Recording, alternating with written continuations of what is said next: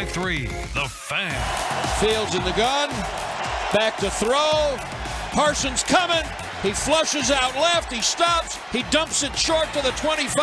Still moving Montgomery. Fumble the ball. Recovered by Dallas.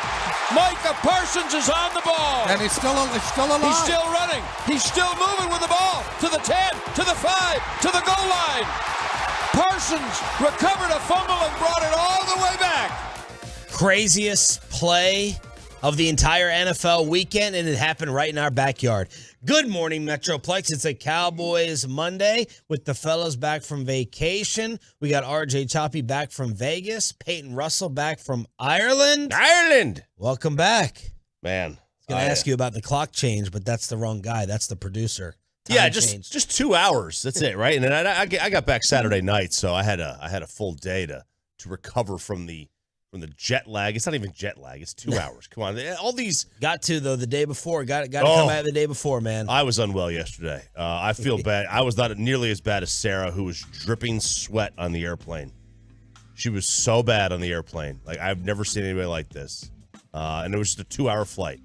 She was miserable. I've never – and yesterday we woke up and just laid in bed and then watched the game and didn't move and didn't shower till about 6 o'clock at night.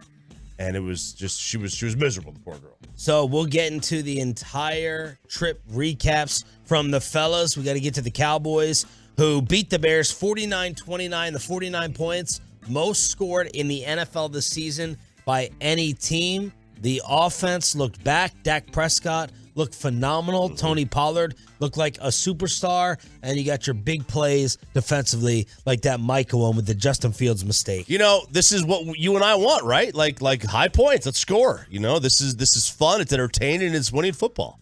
I don't know. You know, when you score 49 points, you ain't going to lose that football game. And if you do, you got bigger problems anyway than worrying about how many points you're going to score. This was exactly how you and I have wanted it. Let's score a lot of points and you know, let the defense has came up with some big plays. Everybody came up with a big play somewhere defensively, even though they gave up some points. But this is how we drew it up. The over under for this game was 42.5. We were at 65 with 20 minutes left to play. This is like an NBA game with runs. Yeah, Chicago went on a 16-0 run to get close, and then the Cowboys went on a 14-0 run to basically put the game away. 28-17 at halftime. After the Dak interception, that was probably the most uneasy point in time in the game, right? Last 3 minutes of the second quarter, and then Chicago making it even closer. But look, this team offensively, I know that they want their identity to be run the football, play to the defense. Hopefully the identity is we can do whatever we want. We can do whatever the situation calls for. If it's an ugly game and cold weather in the playoffs somewhere, if you're on the road, we can run the football. If it's a shootout, we can go ahead and open it up and air it out. That's what I really believe that the Cowboys offense can be, especially if Tony Pollard gets the majority of the touches. Man, a couple of those runs, they were special. Yeah, cool. Yeah, look, he has a home run ability that, Zeke just doesn't have. The ironic thing is even without Zeke, he still got basically the same amount of carries that he gets with Zeke. He got 14 carries. Like that's, I would have thought, yesterday he would have gotten 20, 25 the way the game was going, like the way they were winning and everything. They just didn't do it. Like they have their philosophy with him, their plan, their amount of carries, and they seem like they're going to stick to it. But man, he has that home run ability that most don't. What a start. A touchdown in the first 4 drives. First time the Cowboys have done that since 2014. They were up 28-7. They wanted to get Michael Gallup involved early on. A ton of talk last week while you were out, RJ, about a wide receiver for the trade deadline. That's everything coming from Brian Broaddus and Bobby Belt. Troy Aikman has a clip where he told TMZ this team needs to go out and get another weapon. Of course, there's been a lot of Odell Beckham discussion. Brandon Cooks is a name that's out there. Jerry Jeudy with what could have happened yesterday if the Broncos would have lost, but they wanted to get Michael Gallup involved early. I thought CeeDee Lamb had a nice game. It was a fantastic day for the tight ends overall, and the Cowboys get the win despite allowing 240 rushing yards.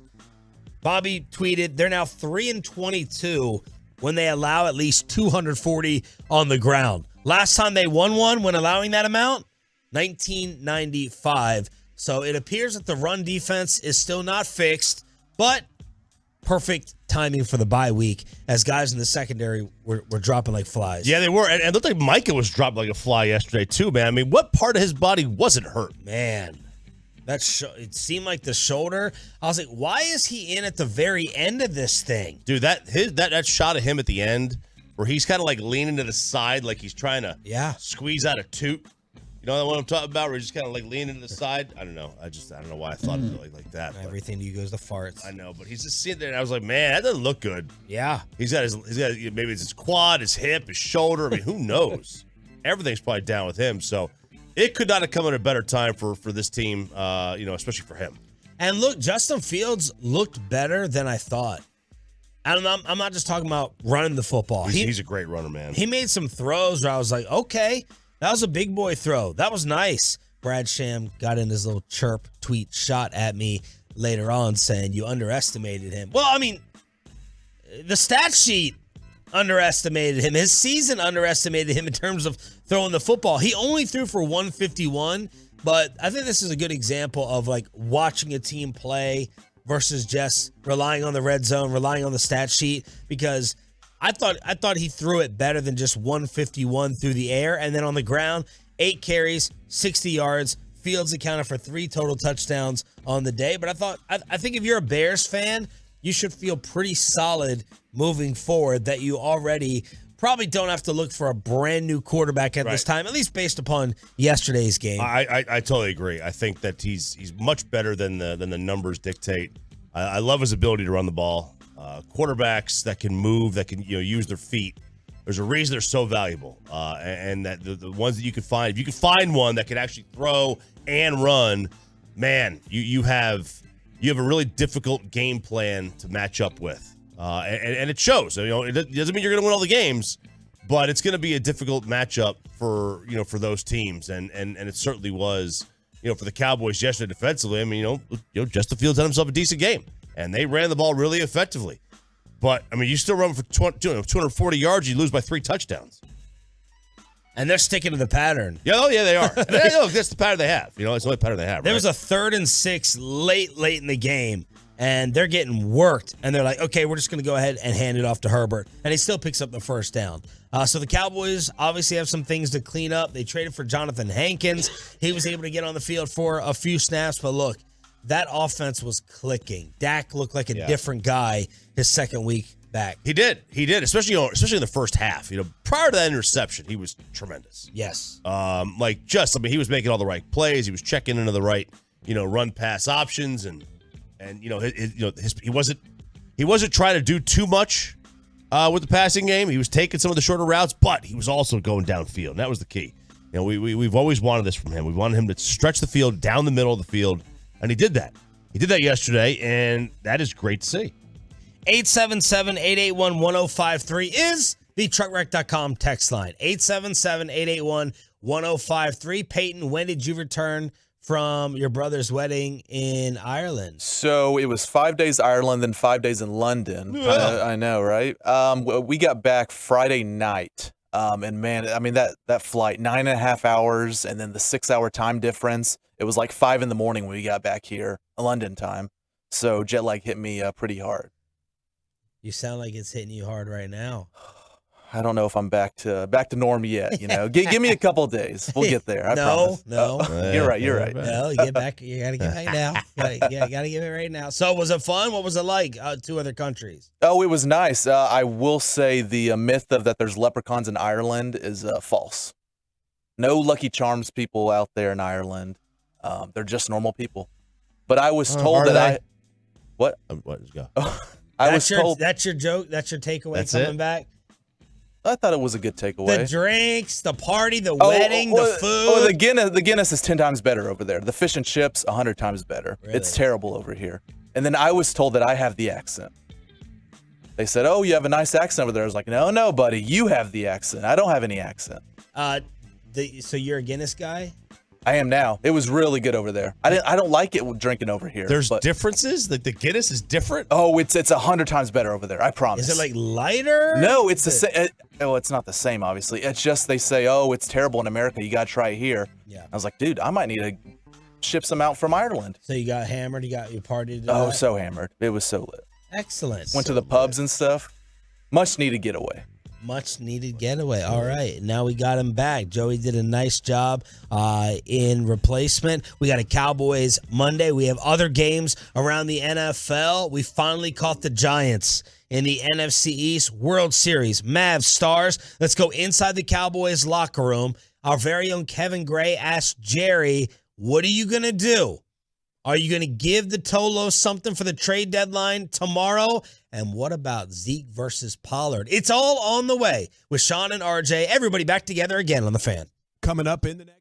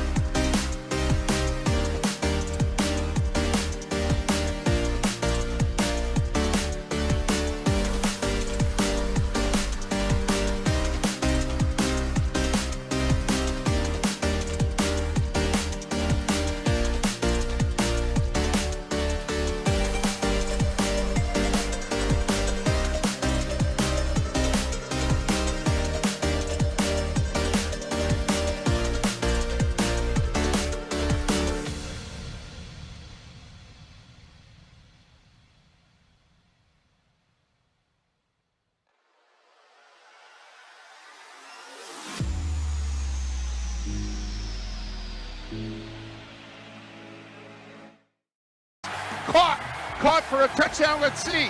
It is Stephon Diggs. It is a Buffalo touchdown. Diggs got behind Rasul Douglas, the guy he was just pushing and shoving with, and it's a Buffalo touchdown, a 26-yard strike from Josh Allen. That was the call on Bills radio, Sunday Night Football. In case you shut it down early last night, the Bills took care of the Green Bay Packers, Stephon Diggs and Jair Alexander going back and forth. And this is the Cowboys' next opponent, a team and a player who has tormented Dallas and Aaron Rodgers, but the Packers fall to 3-5. He didn't have some headline-worthy comment or quote afterwards to call out his teammates after this one. Josh Allen threw a couple of fourth-quarter interceptions to keep Green Bay around, but Buffalo handles the Packers. The Bills are 6-1. Green Bay 3-5. Man, they've lost 4 straight. Are they done? I don't know how they're not. They're 4 back in Minnesota. Woo! 4 back. They're in second place. So Minnesota's going to run away with that thing, right? Something crazy would have to happen. Like you want to talk about an absolute collapse. Kirk Cousins should never play in the league again if they blow this division lead. Then I was looking at the future schedule. So they're at Detroit. It was a battle of the losing streaks right there. Yeah, they're at Detroit where the Cowboys are on their bye. Then they have the Cowboys at Lambeau. Then they have the Titans, the suddenly resurgent Tennessee Titans. That looked like an easier win at the beginning of the season. Then at Philly, you better beat the Bears in Chicago. Then Rams, Dolphins, Vikings, and they finished with the Lions. So you got the Lions twice. You got the Titans. You got the Bears. Mixed in with Miami, us, Philadelphia. I think they're done. I don't think they're making the playoffs. I don't think they're making the playoffs either. I think that team is just going to sit there and they'll be lucky to get to 8-9. They'll be lucky to get to 8-9 this year. I don't see how they make the postseason. Rodgers is not having his best year. They're not having. They don't have the horses. Quite frankly, to have a long streak on the positive side. By the way, there are 8 streaks in the NFL. 8 of 4 or more in a row. Winning or losing. Wow. 8 different teams, and then Washington's won 3 straight. So of 3 in a row or more, there are 9 different teams that have streaks, winning or losing, of 3 or more. We're going to go with Star Up, Star Down at 6 o'clock. We'll have Bobby Belt. We'll have Brad Sham. We'll have Nick Eatman recapping the Cowboys win. Right now, let's go inside the locker room for the celebration from DallasCowboys.com. Take care of business on the bye week. Hey, family, friends, be smart out there. Have a great time. You deserve it. 6-2. Third quarter starts November 7th when we get back. No better time to start the bye than 3:17. Zach is all over that All he watch. cares about, man. He's all my over guy. So, what time is Miller time? That's what he's looking for. He is all over that clock. Meanwhile, Jerry Jones was asked about the running back rotation. What's going to happen moving forward? Zeke out. How Tony Pollard played. Looking like a star out there. Here's Jerry on what happens in the backfield moving forward. Well, of course, we go as Zeke goes, and I really mean that. Zeke's that important to this team, and every bit as important as he was before the game. And it gives me personally, and I want all our fans to feel good about our future because we'll have a healthier Zeke for not using him this ball game. And of course, Pollard, I knew we were going to be conservative with him early because we wanted him for the end of the game and wanted him to really be able to be the center point of the run game and, if you will, even the offense. But, boy, he stepped out there and had more carries by the half than I really thought we were going to give him. And then, of course, some of his big plays.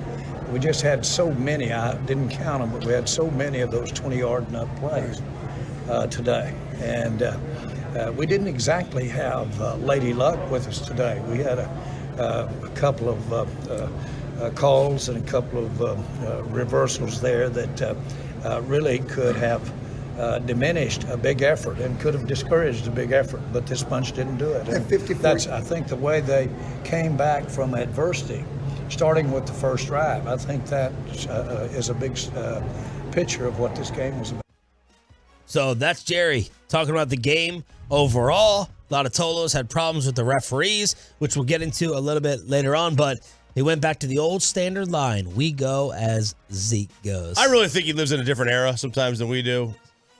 Different, like not just necessarily that he's, like wants to run the ball.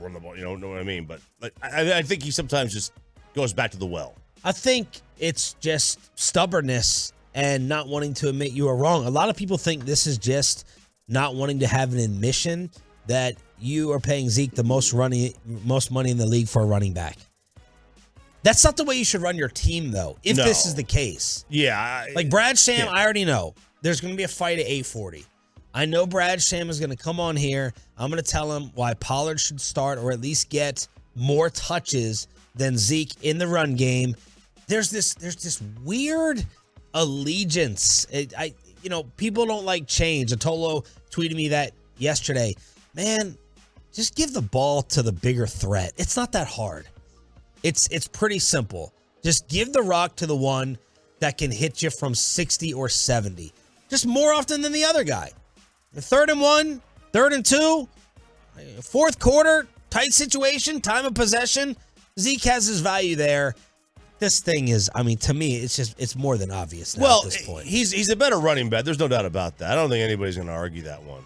The argument is look, Zeke didn't even play, and he only got 14 carries. Like, this is just how they're going to use him. This is just how this is how they view him. Well, I'd like to go back and see, how much of that was, what was the 4th quarter work? Were they just giving it to Malik Davis because they were already up? He only got 8. Dak was also throwing. Yeah. You had a defensive score in this game as well. That whole same carry thing. I know that was a little bit of a debate on Twitter last night. We'll get back into it at 6:20. But I've never seen a local fan base or media talk about blocking more. This is the first time in my 40 years of watching football I've heard so much about someone starting because they're a better blocker. It's never been discussed. It's never been brought up before. And it's this weird tie. It's this weird allegiance to Zeke, and I don't understand it. Yeah, I don't. Look, I will say this. The analytics say blocking as a running back is more important than running as a running back. Because they view the running as the running back as not on the running back, but on the offensive line. Now, some of these breakaways is more on the running back with the speed, but hitting the hole, it's on the offensive line a lot of times. So I understand that, and I agree with that philosophy that, let Zeke take the pounding, let him be in there in pass protection, and let Pollard be the guy that gets the more running back touches. I think you could do both. I think Pollard needs to get more touches than he does, but I also think that Zeke needs to be in more plays than Pollard does simply because he's a better pass protector. Truckwreck.com text line is open at 877-881-1053. We are live on the Fan Cam. We are live on Twitch, and we are live on YouTube. How about Jerry Jones? Kevin Gray asked him, what would you tell the Tolos who think this is an all-in situation? This is an RJ Choppy in Vegas. Push the chips to the middle of the table with the trade deadline tomorrow. I feel the very same way. If I have a chance to do something that would be interpreted, but real meat on the bone of going for it, then I would do that. I feel that good about our chances here. I would do that. Yeah.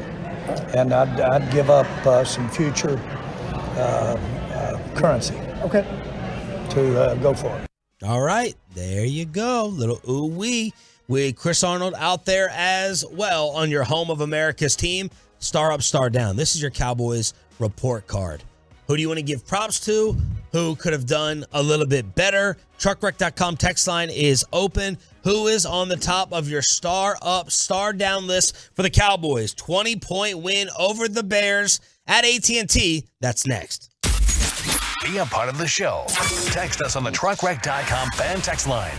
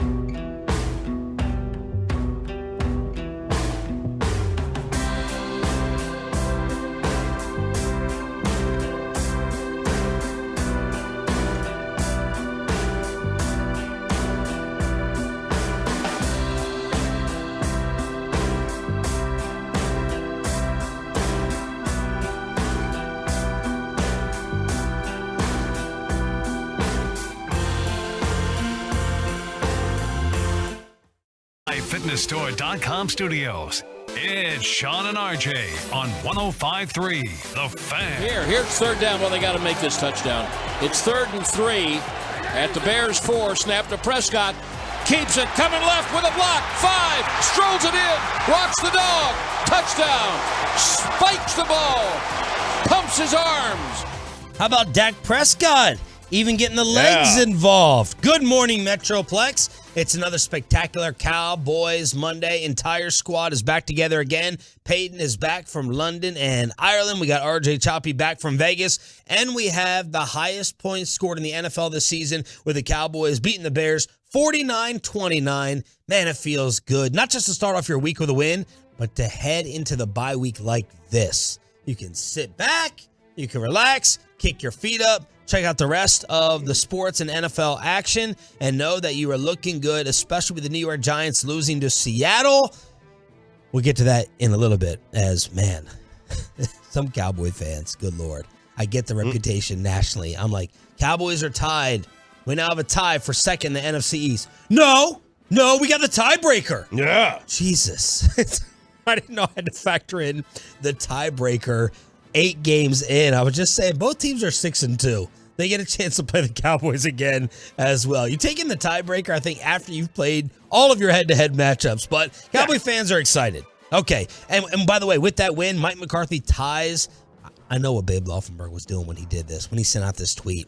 With that win, McCarthy ties Bill Cowher for regular season wins with 149. Up next, at number 22 on the list, Sean Payton.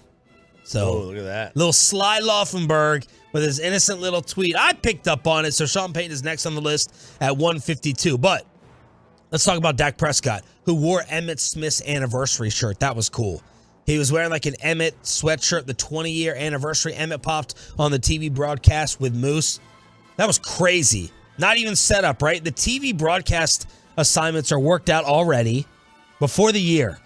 And on the 20th anniversary, Emmitt is here for the Cowboys facing the Bears with the sweetness call, Walter Payton in Chicago, and Moose is still working, and they reunite in the booth. That was a pretty cool moment. Yeah, it was. Like, it was 2 minutes. It was 2 minutes. Like, God, you could have brought him in for a longer time. Keep him through the break?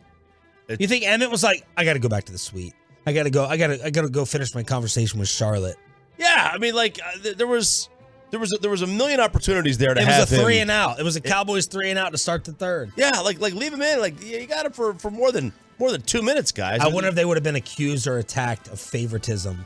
I wonder if there's like some unofficial rule on that. Like Bears fans, Emmitt, just hire Emmitt on the broadcast team instead of just viewing as the all-time leading rusher, you know? Of course they would have. Like, there's no doubt they would have said something about that. But, like, listen, like that's part of it, you know? They were in Dallas. Oftentimes, when you're in the home city, if there's a big event going on, like you're going to have, when Tom Brady retires and they do a game in New England and he happens, maybe, he probably live in New England, but, they may have him in the booth. He'll be in the booth anyway. But, like, seriously, like, this is what's going to happen. You're going to have guys that are in the booth when you go to your hometown. Let me give a star up to Dak Prescott. First half, 16 of 20, 180, 2 touchdowns, interception, 36 rushing yards. That first drive was beautiful. They wanted to get Michael Gallup involved early. First play, Gallup. Because he was getting called out by a lot of people around here last week. Jerry Jones telling KMC, yes, we want to see more from him. 3rd and 6 on that first drive. Gallup converted. Pollard had a run. Pollard had a catch. Now, Dak overthrew Gallup in the end zone, but then on 3rd and 2, you got that touchdown from Brad Sham with that call that we just played coming back. 11 plays, 75 yards, 4:42 off the clock. Dak with the legs. And then second drive, Dak found Lamb for the 21-yard touchdown. That was a sweet throw. Yes. He had a nice rhythm that entire drive. He had a nice zip throw to Gallup. He was 10 of 11 at that point for 107, a passing touchdown, a running touchdown, 14-0 Cowboys. RJ, they put up 149 yards in the first quarter. Their last 3 games total in the first quarter, 104. So 149 yesterday in the first, last 3 games in the first, total 104, and Dak had those numbers. He had a QB sneak. Yeah, he did. The longest ever possible quarterback sneak in NFL history. Moose is up there saying, I've never seen that before. Dak's longest run since 2019 as it went for 25. Star up to the Cowboys QB. Man, I wasn't sure going into this game if Dak had his legs underneath him anymore. He was out there running like a fullback a lot of times. He still looks weird running. Well, he looks slow. There's no doubt about that. But this is we want him to run. We don't want him to run maybe as much as he used to. Yeah. Because he may not be as fast as he was. May not be. He isn't as fast as he was. But, man, he can still be effective. When you don't expect it and he gets that first jump on you, I mean, he can still beat a lot of guys down the field or at least get to the spot that he needs to. That to me was huge. His ability to run the ball yesterday, it was good to see. It was like harkening back to a bygone era of Dak Prescott. I know it's easy to say this, obvious, when the offense scores 42, but I agree with Broadus when I heard him driving in the postgame. It feels like Kellen Moore did everything in this game, right? You had Turpin running around. Pollard obviously got his touches. Michael Gallup involved. CeeDee Lamb involved. All the tight ends involved. Dak using his legs. I feel like a star up to Kellen Moore as he often gets criticized around here. And a star up to the offensive line, man. It felt like Dak had nice protection. Except for at the end, he was in a little bit too late. Almost got his head ripped off. Yeah. That was the only sack. That was it. Sacked once for 8 yards. So star up to the offensive line as well. Yeah, and it looked like the wide receivers suddenly had they were open. I mean, they guys that were wide open at times, and that's key, and a lot of that's because Dak was on his game, and that was big. That's why I got to star up for the top three on the wide receiver, in the wide receiver category.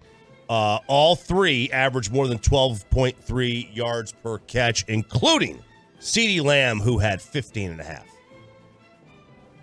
Little two-man bunch split right. Here's one of them in motion to the left. Snap to Prescott. Little play action. Standing. Deep toast. Caught. Lamb. Touchdown. Man, 15 of Dak's 21 completions went to those three. Went to Lamb, Schultz, and Gallup. Those guys are on their game. I got to give it to Dalton Schultz. We've kind of killed him this year and put him in the ground in favor of Ferguson and Hendershot. But Schultz had himself a nice little afternoon, and that was key because that's been Dak's favorite guy. Sometimes to a fault. All right, sometimes Dak will take the easy check down to Schultz, but it didn't seem to me that Schultz was the check down guy yesterday. He was able to go over the middle, downfield, a little bit, 10, 15 yards downfield.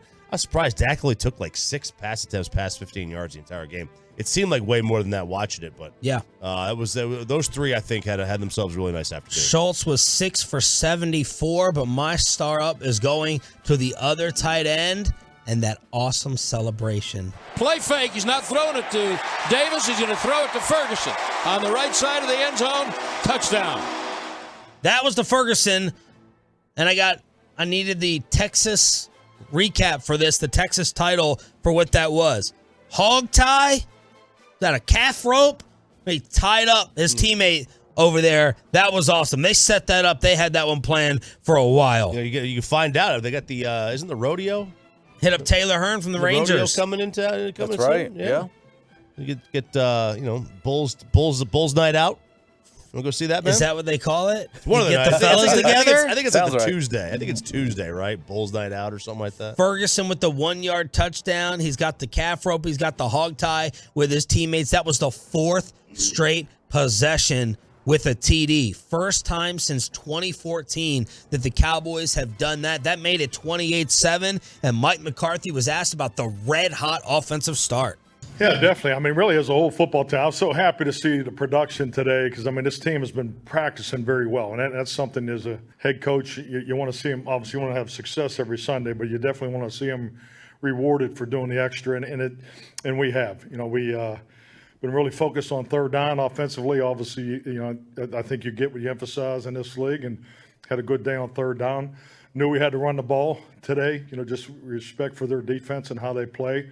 We definitely hit that. I think we had 200 yards rushing. So, it's nice to see these guys rewarded because a lot of positive things. We had the ball out a number of times defensively. Obviously, the run defense will and we know that's the way people are going to continue to really come after us. I thought the Bears had a really good plan, playing a lot of scheme, a lot of different things, a lot of misdirection. So I think that the new direction today established Monday night against New England. We saw the second version of it. So this is definitely a game we could be better for. But I was just happy with the way the game started because that's what the preparation looked like, and I think that's always a sign of a team hopefully starting to catch a little bit of their groove, because it's just like anything, to win in this league you have to have it in all three phases, and frankly we haven't done that yet this year, and today is as close as we have gotten to it. He missed you last week. Yeah. Oh yeah, he missed you. He didn't have his black coffee, brother. I mean, Bobby probably came in here with 7 creams and 4 sugars. Bobby didn't even ask a question. Froze up. Really? Making me look like I was like Carmelo out here gunning, like I was Iverson just gunning. Then we fixed that later on in the show with a couple edits. But yeah, you could tell Bobby felt like the wind came out of Mike's sails when he heard RJ wasn't here. He did seem to know that you would have picked Vegas over Austin and Mexico. He goes, of course, RJ's in Vegas. Of course. McCarthy said he would have quickly gone to Austin. That would have been his vacation choice. But yeah, it wasn't the same. Man, didn't have the chemistry. We didn't have the banter. Man, that's good to hear. I'm glad Mike missed me. I missed Mike. I missed you. Now, Jerry didn't care. Jerry didn't care that you were missing. Jerry didn't even know who I am. I was setting you up. You were here for Jerry. I was here for Jerry. Wait a second. I want to see if you remember that you were here for Jerry on Tuesday. He'll join us tomorrow at 8:30. It'll be NFL trade deadline day. But McCarthy pointed out third downs. Yeah. They finished 9 of 11. Is that good? On third down. That's good. 82%. Highest rate in a single game in at least the past 30 years. He had told the Fox team. By the way, I like that play-by-play guy, whoever that was. Adam Amin. Third down was their blinking light. And they started off 9 of 10, 4.6 per conversion.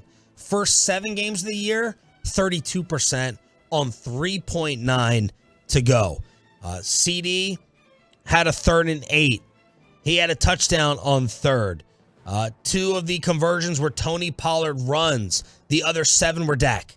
He was 5 for 6, 85 yards and a touchdown on 3rd down. That is so freaking good. Picked up another 2 with his feet, including the rushing score. So 3rd down was a major emphasis, and they knocked it home and crushed it yesterday in that win over the Bears. All right, what else we got? Star up, star down. Truckwreck.com text line, 877-881-1053. I got J-Ron Curse as a star up. Brian Anger hit an 83-yard punt. Yeah, I think it went forever. Yeah. Do we do a star up or a star down for the Micah usage? It was very odd. He was I hope that there was a lot of injuries going on with him, because he was only in for 65% of the plays. Yeah, they were putting him on the running back rotation. Yeah. And I tweeted, I was like, if Micah's not over there gassed and huffing and puffing, why is he on the sideline? He's clearly hurt. And he's clearly banged up. So this seems to be the perfect time. And Broadus was talking about this last week when he was in for you, about why maybe Micah shouldn't be rushing as much here, because the wear and the tear and the pounding can start to catch up to you. And I think we're seeing it. Oh, it might be. I mean, there's no doubt about that. And, look, I just want him going towards the quarterback.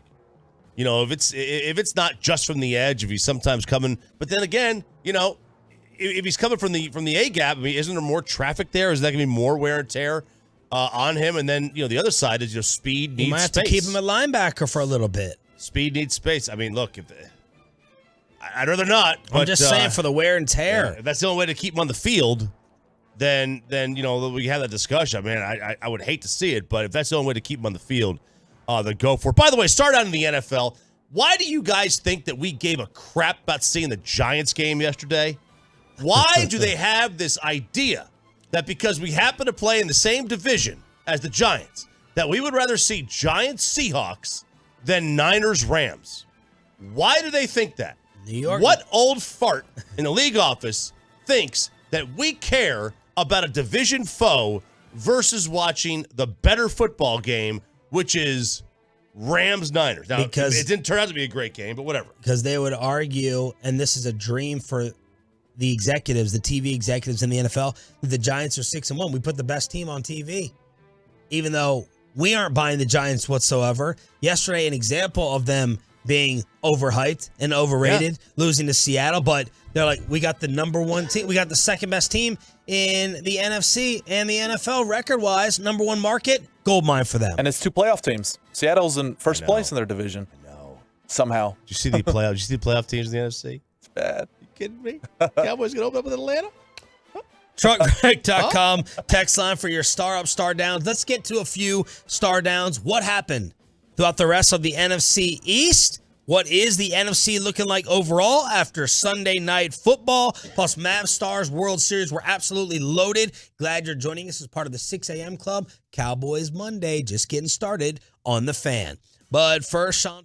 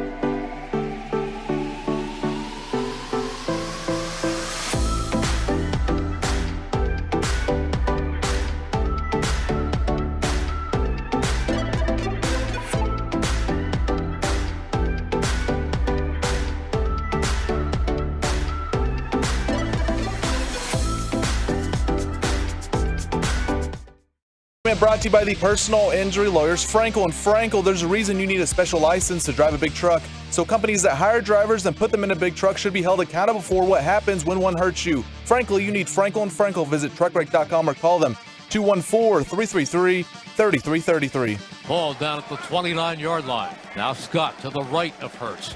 Hurts looks, fakes, still looking. He is going deep down the far side, and it is A.J. Brown again! Another touchdown! 29 yards! Dude, this isn't stopping. No. It's not stopping. Philadelphia is 7-0. Sooner or later. Jalen Hurts, A.J. Brown connecting nonstop. A.J. had 3 in the first half. There's nothing worse than seeing the brand new addition strike this quickly. He had 6 for 156, 26 a catch. And by the way, 2 of those from Hurts, they were beautiful throws. They weren't some RPO, rinky-dinky dunk pass, some little screen set up, Philly special. No, man, they were real deal throws from Jalen Hurts in the corner of the end zone. He had 4 passing touchdowns. He only ran it 2 times for 10 yards. Filthy rolls Pittsburgh, RJ, 35-13. Yeah, man, look, the only real kind of positive I could take from this is that Hurts is not attacking the middle of the field deep. At least he didn't yesterday. Most of his throws were outside the hash marks, which the old hats love, but they've kind of shown that, like, you know, attacking downfield in the middle really opens up everything. And Jalen Hurts' touchdown passes traveled in the air. Oh, gosh. 19, 27, 29, and 42. Oh, man. That's the worst thing possible. That's the worst news possible. These are not 5-yard dump offs that somebody takes to the house. Okay, we've got Jimmy G for that. All right, these were like legit downfield throws, you know, to the sideline. 3 to the sideline, really, and then 1 kind of, you know, halfway between the hashes and the sideline. Like, these were legitimate throws. He is having a tremendous season, and we're gonna have to, you know, kind of just say, all right, like, this dude's got something. Like, this is not just a running quarterback. This guy could throw it. Kenny Pickett was the Steelers' leading rusher at the half with 29 yards. The rest of the team had 22 yards combined. That's the way it went for Filthy. 7-0. NFC East over? Is the NFC East over? No. The Cowboys have a chance to win the division. I mean, Philadelphia will slip up. Like, every team's going to have a loss. Like, they're going to have a loss they don't expect. The Cowboys have Philadelphia here. I think they might be favored in that game. Like, if they were to play today, would the Cowboys be favored at home over the Eagles? I mean, it might be a point and a half, something like that, but I think they will be. And then, you hope for another slip-up somewhere. Look at the Eagles' schedule. Oh, dude, they might be 13-0, though. At Houston, win. Commanders in Philly, win. That's 9-0. They've won 3 in a row, by the way. We'll get to it. At the Colts. That's a win. Green Bay and Philly, Sunday Night Football. Titans and Philly. At Giants, at Bears. All right, look, they could slip up. I could see. Who knew that our hope was going to come from the Giants? I know. I could see Indianapolis pulling some weird upset against them. I could see that. And then obviously you could see, you can maybe see Green Bay, but I would doubt it right now. Meanwhile, we did finally get some help. Finally got some help in Seattle. Jones on 3rd down and 17 is going to scramble. He's going to go down again. And this time it's Poona Ford. The clock is going to tick down. The Seahawks have won their 5th game of the year. A convincing win over the Giants, 27-13. I don't know how convincing it was. I was watching that in the second half, and it was really, really close thanks to Tyler Lockett. I was going to have to sit here and have a Tyler Lockett segment today for screwing us here in the Metroplex. He fumbled on the 2, and then he dropped up. He didn't drop it. The ball hit his face mask. It was a dime from Geno, and Tyler Lockett dropped that touchdown. ended up catching one. He had 5 for 63 in the touch. DK had one, and the Seahawks are 5-3. They beat the Giants 27-13 to drop New York. Thank goodness to 6-2, tied with us. Yeah, I mean that's it. Look, it was a matter of time, right, before they became the Giants again. This is not a 6-1 football team. This was a close game, though, in the second half early on. It was. I think this score is a little misleading. Yeah, it is a little misleading, but it's still Seattle, right? It's still Seattle. Yeah. This is not a world beater football team that the Giants lost to. Seattle's they're better than we expected, and we got to give credit to Pete Carroll on that one and Gino. But yes. This is not some team that you should if you're a 6-1 football team that you should lose to. Is this the end of Carson Wentz already because of what's happening in D.C.? Man, one of the wins of the day belongs to the Commanders. 1st and goal at the 1, 26 seconds to go. Heineke keeps it, goes for the end zone. What's the call? Touchdown! Touchdown! Touchdown Washington! A 1-yard run by Heineke! Commanders radio with the call. Who's the color analyst on that Commanders broadcast? Used to be Chris Cooley. Don't know who it is. Man, what a win for Washington. Heineke finds, so Terry McLaurin is from that area. He had about 75 people in the stands, friends and family. Mm-hmm. Heineke finds McLaurin on a scramble play. Play is broken. McLaurin senses it, just takes off down the field, goes up.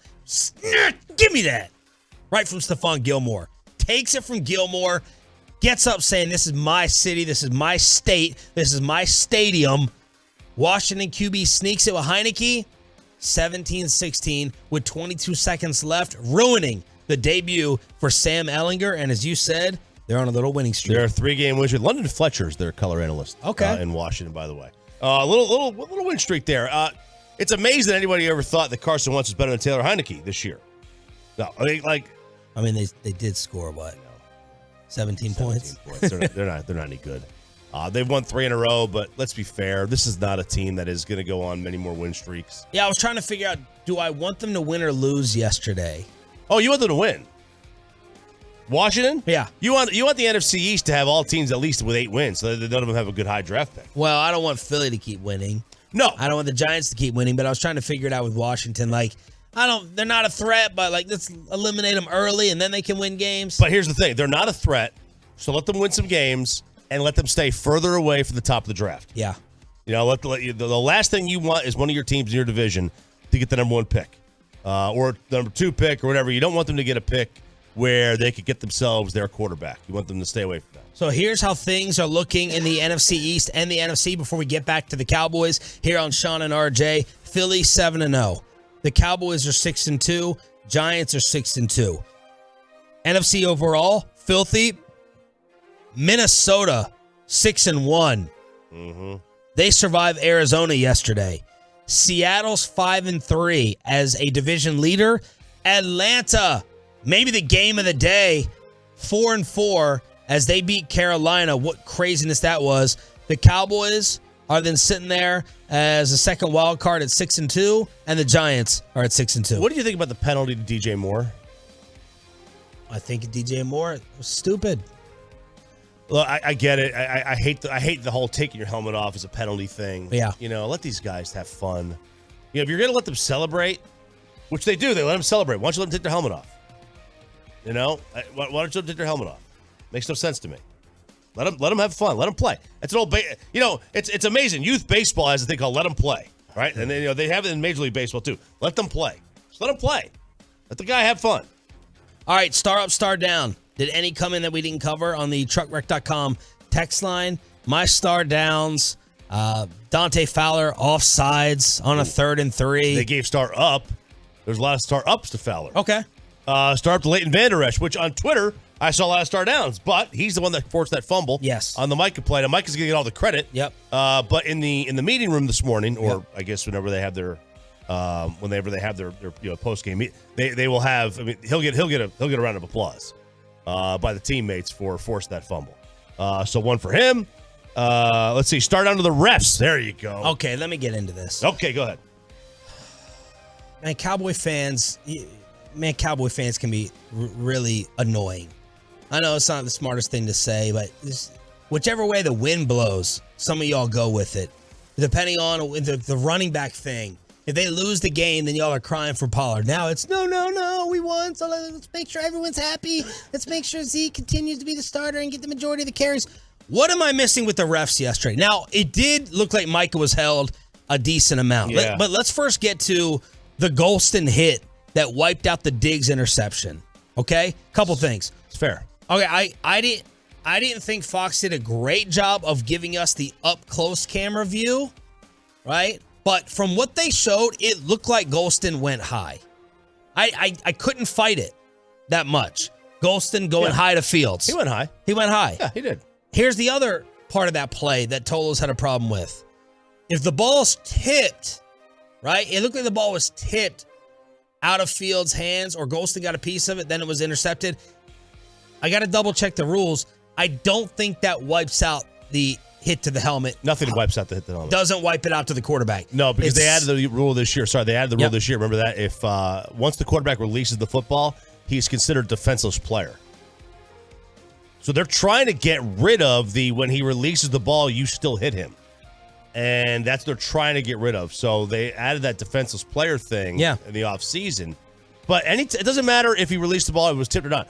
If you touch their head, it's kind of simple. It was. I thought it was the right call. Yeah, it was. It was the right call. I thought. Now, was Micah held a lot? Yeah, I thought he was. I thought there was a lot of Cowboy defensive players that were held quite a bit in this game that the refs missed. They're going to miss calls. They're just going to miss them. The other controversy was the Herbert fumble reestablish. Bears maintain the ball.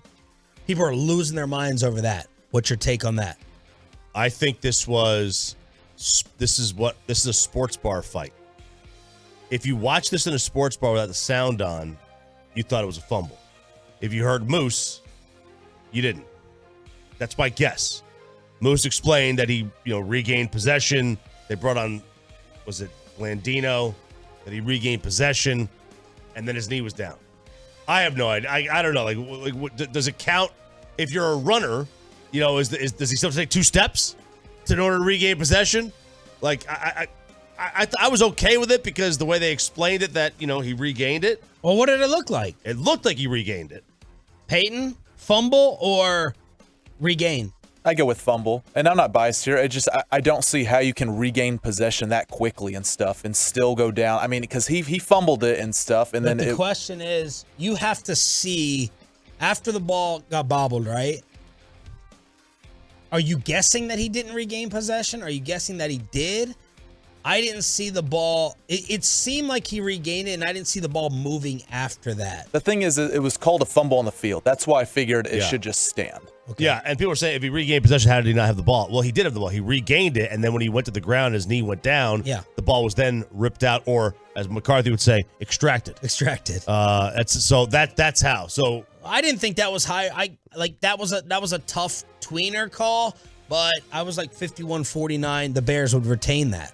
Yeah, I agree. Out. Now I will say this: if it was a tweener call, then they should have let the call. Then they should have let it stand on the field, which is the fumble.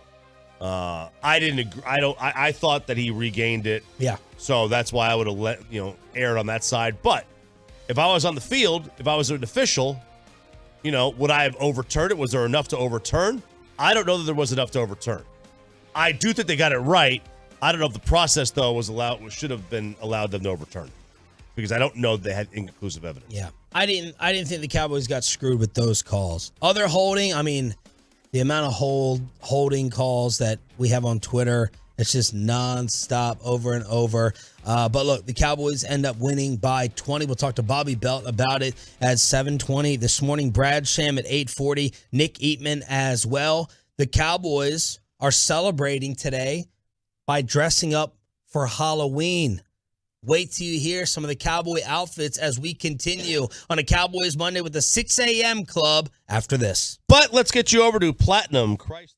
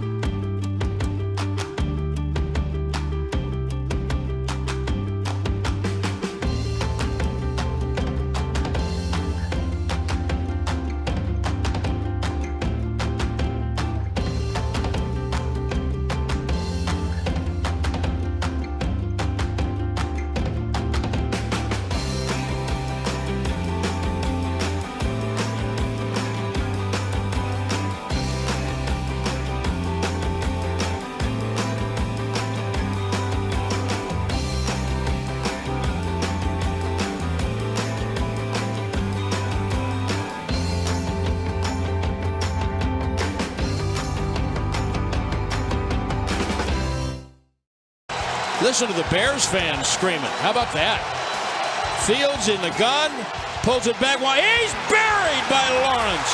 There'll be no 2 for you. Wow. Wow is right.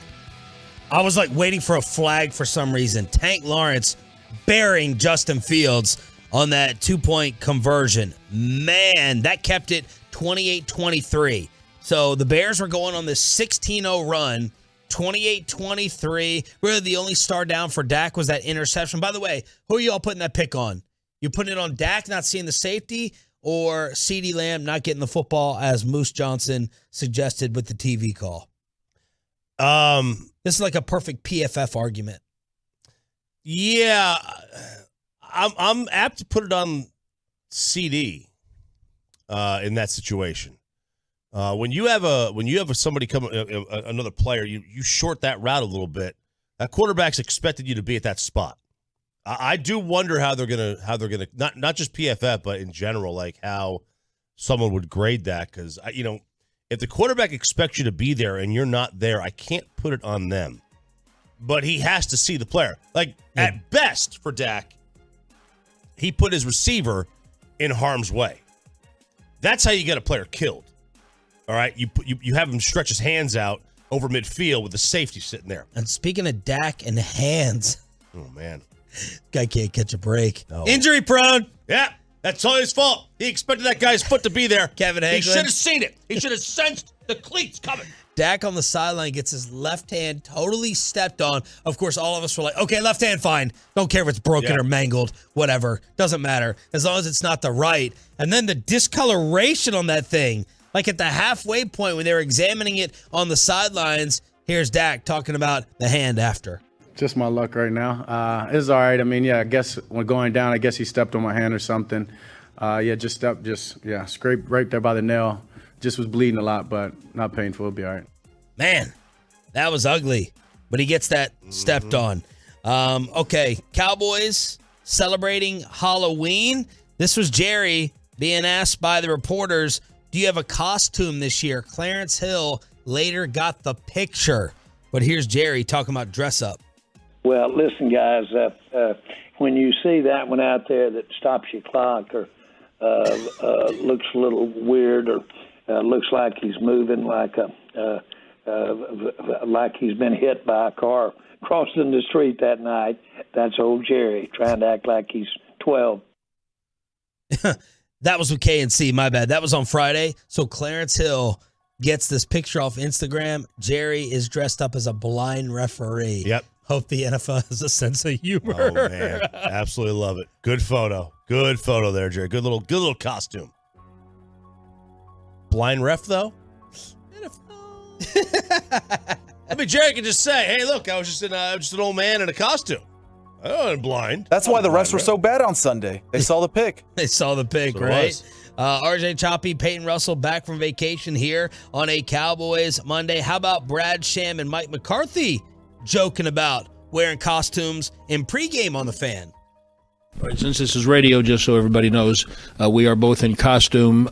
Mike came dressed as a football coach, and I came dressed as an old white sportscaster today. So happy Halloween, and enjoy your noon game. I'll tell you what, you nailed it today with your outfit. Thank you. Happy Halloween. There's Brad. All right. With the Halloween sense of humor. All right. Brad was going to go there. What are y'all going as? Peyton, looks like you got the orange T-shirt. I'm canceling the morning meeting today, so you don't have to go to the meeting. Oh, thank goodness. Because I have, Peyton coming in quick. Peyton coming in quick. I'm just joking. I don't think you know how good of a job Joey did last week, Peyton. So I would walk on eggshells. I saw the tweets. Saw the tweets. Ollie has his little Halloween parade party. Oh, look at that. So I got to rush over to the school to see him parading around in his Spider-Man costume for the first time ever. I need to call out the school district. Okay. Allow me to. It's Halloween. Why are you having the kids play their middle school football game tonight? What? Yeah, so my son has his final middle school football game of the year tonight.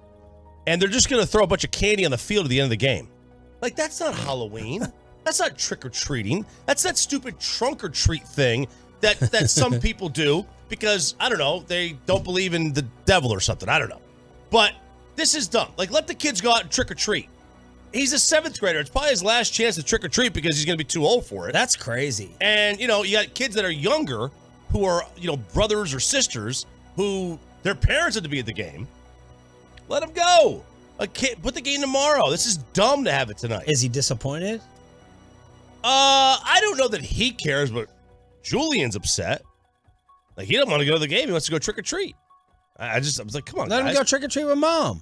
Well, mom will be there. She wants to go to the game. Yeah. That you want to go see your kid play. Drop him somewhere with his friends. Yeah, maybe. That's what you should do. Maybe, but Uber him somewhere. Uber him. Yeah, just send him in an Uber. Toss It'll be fine. him in like I do. Yeah, send him in an Uber. But you're not no dress up for you. No.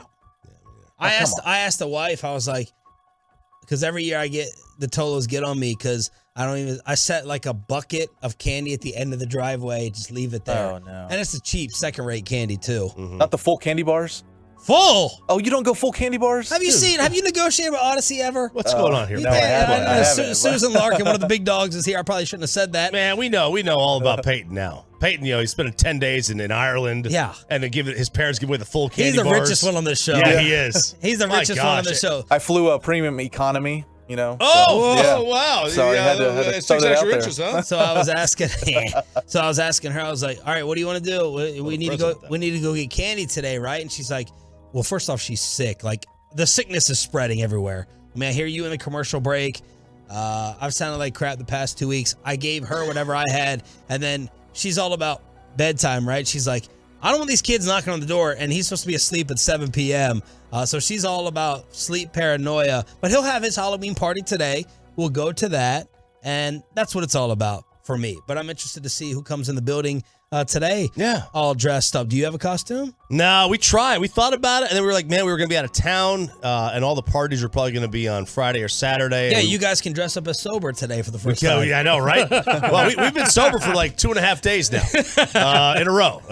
You do not want to know what happened on Friday to me or her. And it was not well. We were unwell. We were unwell on Friday night and on Saturday, but proud to say I have not touched a drop of alcohol in 2.5 days, and I do not plan to. Right. Holy cow, I am done. All right. How do y'all feel? What's your candy setup before we move on? What are you buying for the kids, or you're just not even going to be home, so you don't have to worry about it? I'm going to be at his football game. Yeah. So I didn't sign up to be a candy house this year. Oh, you sign up. So our neighborhood's got like a map, right, of all the homes that are participating. Yeah. And I was like, I'm not even going to bother. What are you doing? You lowering the drawbridge to let people onto your property there? Is Jeeves going to be out there in front handing out candy? The gate to the neighborhood will be open, I guess. So we'll have to let people through. But yes, full-size candy bars.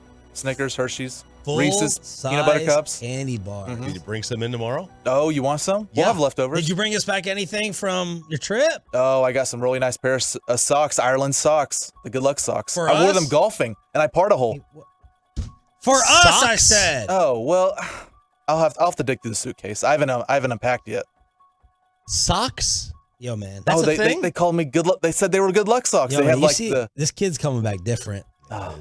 He a little confident, little swag over here. Socks, man. Little swag over. Not for us. No, not for us. And he gave them to us. He said he already wore them. Yeah. Trade deadline is tomorrow. A lot of wide receiver talk around here. They already got Hankins. That didn't work out too well yesterday. Star down to the run defense. And I had some Cowboy fans. What are you telling me? Chicago does this to everyone. You're supposed to have all y'all told me they had this all-world great defense. They had a special defense. They got absolutely shredded on the ground. They allowed 240 rush yards. I don't care that Chicago has done it for 3 straight games now. They sat there and did it to the Cowboys. That is a concern that we all had that we thought got addressed a little bit during the deadline. Troy Aikman on TMZ was asked, do the Cowboys need to add another receiver? I think the more you have offensively, I know the cliche, defense wins championships. I'm not going to argue with those defensive players. But I do know you better have some offense in today's NFL if you're going to win games. And the way you have offense is you have weapons. And you've got to have more than one or two. You know, back when I was playing, I used to say you're only as good as your third wide receiver. I think now you're probably only as good as your third or fourth threat, whatever that might be. So Could they use another weapon? Yeah, I think when they lost Amari Cooper this past year, he was a guy who definitely garnered some attention and coverage, and it opened a lot of other things up. So it would help them for sure. RJ, where do you stand on this? They trade for Hankins, try to help inside with the run D. Odell Beckham, Michael Irvin last week making news, telling us on the show he knows Odell wants to play here. Brandon Cooks, Jerry Jeudy, all these different names that are out there. Trade deadline tomorrow. Where do you stand? People ready to run CeeDee Lamb, Michael Gallup out of here last week. I had to fight with Broadus and Bobby Belt. I'm like, how about let's judge them with the quarterback there? Well, so they've been looking at all the film and all the tape. They're saying that Lamb and Gallup are not getting open with their routes. It's amazing how Dak had a good day yesterday and they got open. Maybe stop blaming the receivers for the play of the quarterback. Maybe stop blaming the O-line for the play of the quarterback. The O-line played great. The receivers played great yesterday. Maybe it's because Dak played great, and that's why they played great. That's how I would look at it. So I'm not going to blame CD and Michael Gallup. You want to give me another wide receiver? Oh, I'm all in. Yeah, this is right down your alley. Oh, yeah. Now, how much you want to put up for it? You know? How much you want to put up for it, and what's the formula going to be? Throw the ball. I didn't say what should it be. Oh. What is it going to be? I told Bobby, like, do you sous vide? Do you cook? You like boil meat, with your fancy water process? Why would I get Bobby that mechanism when he doesn't cook? Why would I get a third receiver, a big name receiver name, if I'm not going to throw it around? Yeah, no, I agree with that. I'm not going to give up. I would like them to. Right. I'm not going to give up Well, Odell's free except for the money. Yeah, I would. You want to bring in Odell? That's fine. But here's the thing. Like, how healthy is he? And once he is there, how healthy is he going to be this week, next week, in 5 weeks? Is he going to be up and down? Maybe stay with somebody who's not an injury prone, but not an guy coming off some kind of major injury. Whether or not an ACL tear in 2022 is a major injury anymore or not. I mean, Brandon Cooks is underrated. He's an underrated player in the NFL. He's 29 years old. His last 3 seasons, 81 catches, 1150, and 6 in Houston. Then he had 90 catches last year for 1,000 yards and 6. And then this year he's got 32 catches for 354 and 1. You want a burner? You want someone going down the field. And he's not as injury prone as I was thinking in my mind. He's not. That was the crazy thing. I looked it up yesterday. Yeah. I thought, man, this guy never plays. I know. He's only missed 2 games since 2015. In my prep email, I initially wrote Mr. IR designated return. And then I went and looked. I was like, wait a second. I know. Really? He plays that much? Right. No way. All right. Back to the Cowboys. But I would not mortgage the future. Okay, what about position-wise? Receiver? Receiver. More run D or corner? Receiver. Let's go around the rest of the NFL. The Mavs got another scare last night. Stars weekend plus the World Series. Is it not going to continue tonight? Headlines on a Cowboys Monday next. Well, let's get you over to Platinum Ford in Terrell, the all-new.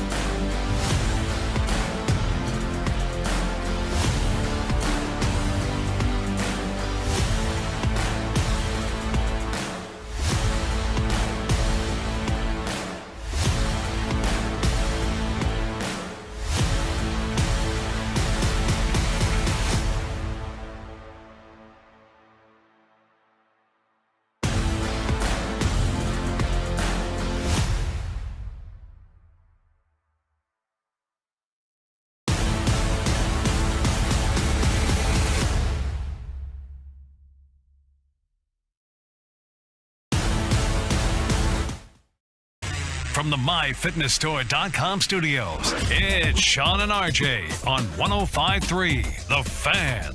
At the 46-yard line, 3rd and 1. Handoff, Pollard coming left. Foot in the ground, first down and more, 50. Good block from the tight end. Sideline, keep running, 10, 5, touchdown, Tony Pollard. What a performance. Are you kidding me? Tony Pollard was special. The Cowboys' offense was special. Dak was fantastic. The tight ends and the receivers all getting involved. Star up to the offensive line. Star up to Kellen Moore. But Tony Pollard, 14 for 131, averaging 9.4 a carry, 3 touchdowns, and that run of 54 yards. I don't know how many running backs in the National Football League could do that. I had to rewind that 3 or 4 separate times in order to try to figure out what he did with all the moves that he put on that Chicago Bears defense. Cowboys win 49-29. That is the most points scored, 49 points, by an NFL team so far this year. And Tony Pollard, Dak Prescott leading the way. Yeah, it was a tremendous offensive performance. This is exactly the kind of offensive performance you and I would draw up. If we had to draw one up, this would be it. They were coming at you from all different angles. You couldn't tell they were going to run or pass. Dak was checking in all the right plays. Whether it was a run or a pass, he was checking into the right ones. They had the Bears so much on their heels defensively, they didn't know what to do. They couldn't figure out what to do. Everything worked. Like, this was a dream offensive scenario. Yep. Everything worked.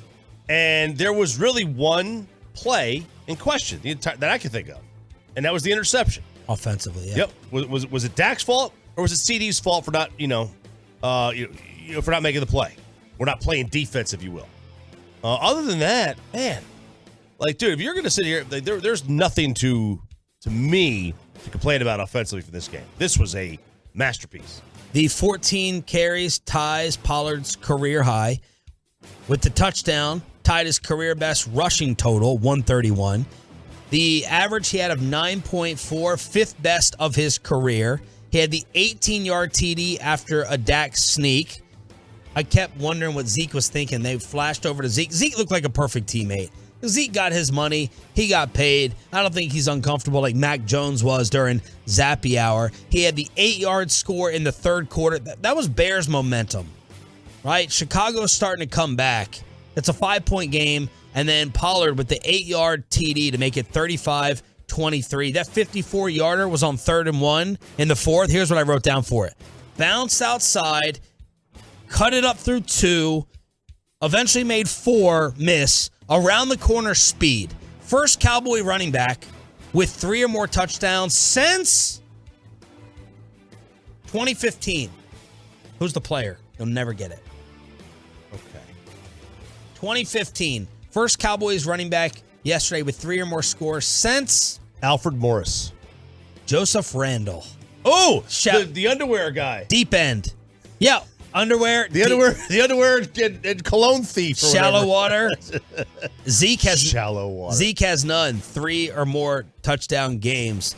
Zeke has none of them. Tony Pollard, Dak Prescott leading the way. Here's Dak on what Pollard gives when he's the lead back. Yeah, he said it early in the week. We call it, he's going to haul it. And he went out there and backed those words up. And that's who he is, honestly. Him saying that statement's not about, hey, give me 30 carries right, so I can show you. It's, hey, whatever coach calls for me to do, I'm going to do it to my best of my ability for this team. And whether that's sparing Zeke in the past and just in the run game, or going out there and taking the starting role and going for 130 and 3 touchdowns, or lining up in the slot or coming out of the backfield for passes, he's talented as hell. And He's not just another back for us. He's a playmaker, and he's a weapon, and we'll continue to use him, and he's just great for this offense and this team.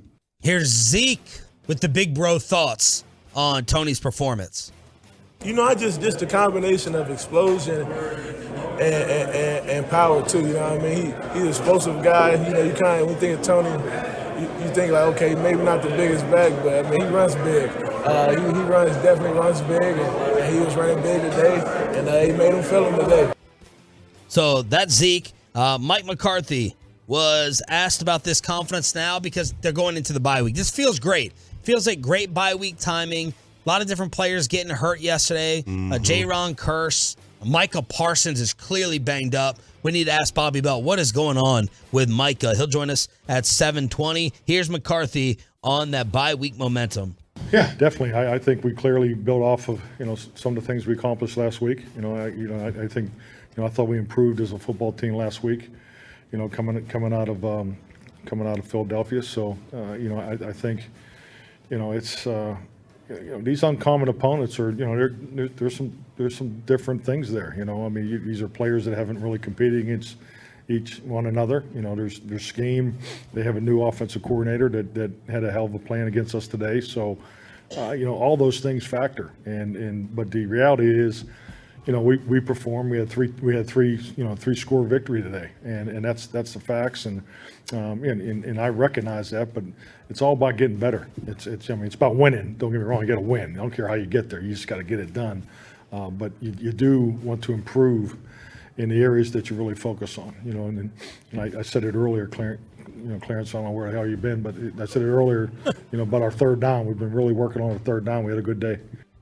And then Jerry was asked by our very own Kevin Gray, are you willing? Does this feel like a chips in the middle of the table move and position that you're in with the trade deadline tomorrow? I feel the very same way.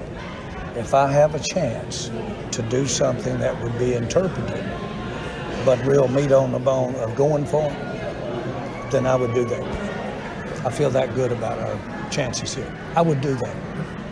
Yeah, and I'd give up some future currency. Okay. To go for it. Can we play this at the beginning of this again? Like, Jerry just throws words together in a sentence that make absolutely no sense to begin with, and then he finally makes sense of it at the end. I know, just like that ding. He makes sense of it at the end. Play that again. Like listen to the first 20 words of this thing. They're just thrown together that make no sense. I feel the very same way. If I have a chance to do something that would be interpreted, but real meat on the bone of going for it, then I would do that. What does that mean to be interpreted, but real? He just throws words together. I think sometimes, and he makes sense of it at the end, and he did. It was pretty clear at the end. But I just thought when I saw that, when I read it and I saw it, I was like, the hell is he talking about? Elsewhere in the NFC East, the Eagles keep it going. They beat the Steelers to move to 7-0.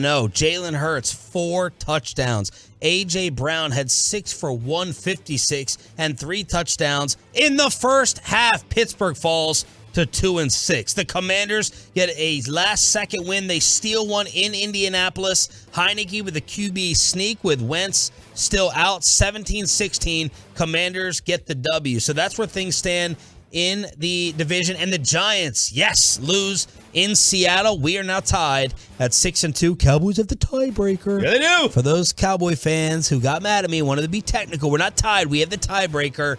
Both teams are 6-2. The Cowboys won the head-to-head matchup, but the Commanders have won 3-0, and Philly is rolling. Yeah, they are. They're absolutely rolling, and they look like nothing stopping them right now. Hurts is playing tremendous. Every part now Pittsburgh's trash. Let's be fair. Pittsburgh stinks. But man, the Jalen Hurts can't throw people. Bobby.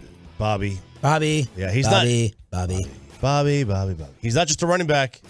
The guy could slang it, man. He's a good player. And he's a nightmare to match up with if you're the Cowboys. The Cowboys have shown this year they struggle with mobile quarterbacks. Their defense struggles.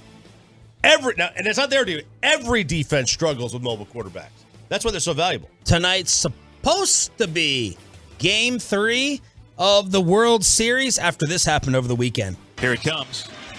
And Bregman clubs it deep to left center field. Going back, Schwarber still going back at the wall. See you later! 2-run home run for Alex Bregman. And the Astros lead is 5-0. They've had 2 5-run leads in this series. They lost the first one in Game 1. As Philly got the W, Justin Verlander getting made fun of everywhere, RJ, on social media. Altuve comes up big with 3 hits in Game 2. We're tied at a game apiece. And tonight could be you're saying probably won't be a madhouse in filthy 7 o'clock on Fox. AccuWeather says there's a 98% chance of rain tonight in Philadelphia. Oh, no, first of all, that's all it does in the Northeast, by the way, after like September is rain. So it's all it does. What an awful place to live. But this is going to, like, baseball can't catch a break. Now, maybe they catch a break. Maybe you're right that they don't have to go up against Monday Night Football. Yeah. But Monday Night Football is the Browns and the Bengals, which, you know, what is that? It still would probably beat the World Series or come close, be right there with it. But, you know, this should be a madhouse. And have some momentum because it's a tied series, and we may not get it. Thoughts on the first two games, the way the series has gone? Huge win for Philadelphia in the first one, coming down from 5. They're completely overmatched. Yeah, they should be down 0-2. They should be down 0-2. Houston is clearly the better baseball team. It's not even close. But the fact they're tied, and now you go to Houston, you go to Philadelphia, that is going to be an absolutely nuts place to be. But, you know, Houston's got such a pitching advantage in this series. Even though Wheeler's tremendous and Nola's very good, dude, they're rolling guys out there like Framber Valdez had, like, you know, a billion straight quality starts in a row. And they got Christian Javier, who's really, really good. I mean, this team just throws dudes out there. But colors, I mean, just throwing guys out there that, dude, these guys are amazing. The Stars got doubled up by the Rangers over the weekend, 6-3. The Mavs blew another one to OKC. They were up again, and Alexander went off on them. There was another no-name that tortured them to beat the Mavericks over the weekend, and then they got a little bit of a scare last night against the freaking Orlando Magic. Luka scored 30 of his 44 in the first half. Mavs end up winning 114-105. They are 3-3 on the season, but Magic and Thunder a little bit tougher than I would have been expecting. That was the Mavs and the Stars over the weekend. What jumped out college football-wise to you? Man, I'm sorry. I am sorry, but there are about 3 or 4 teams that are really, really good, and then the rest of these guys are just crap. And I'll tell you one thing. TCU is going to wind up getting a little bit screwed in the first college playoff ranking, which will come out comes up today. I think it's tonight. Usually they're Tuesdays, that's right. think. Tomorrow it comes out. Oh, it starts this week. Yeah, the first college playoff ranking starts this week. And TCU is going to be behind, and they should be behind Ohio State, Georgia, Tennessee, and Michigan. They should be behind those. I think they're as good or better than Clemson. They deserve to be ahead of Alabama, although they won't be. Because Alabama's got one loss, but they won't be ahead of them. Sonny Dykes' crew goes into West Virginia and wins 41-31. They are 8-0. Yep. And they have beaten, let's see, they had 4 straight ranked wins. West Virginia on the road is never easy, and it wasn't easy. It was a 10-point game. That game was at night. It's even worse. They still have to go to Texas. They still have to go to Baylor. They've got a tough schedule. It's not going to get any easier for them. Game of the day had Ohio State winning at Penn State, 44-31. Ole Miss adding to the Jimbo misery. Lane Kiffin trolled Jimbo afterwards. It was hilarious. RJ's Vols destroy Kentucky, 44-6. Y'all's uniforms were sick in that game. They were. Another Michigan incident. A 10-on-1 fight behind the scenes in the tunnel as a Wolverine gets helmets thrown at him. Michigan State ends up suspending about 3 players. That's another incident, though. I'm kind of with you. Yeah, so look, they got into a fight in the tunnel with Penn State 2 weeks ago. You know, and Harbaugh was going after James Franklin in that game, and now he's going to Michigan State. And look, if you watch the video of this, it was pretty clear.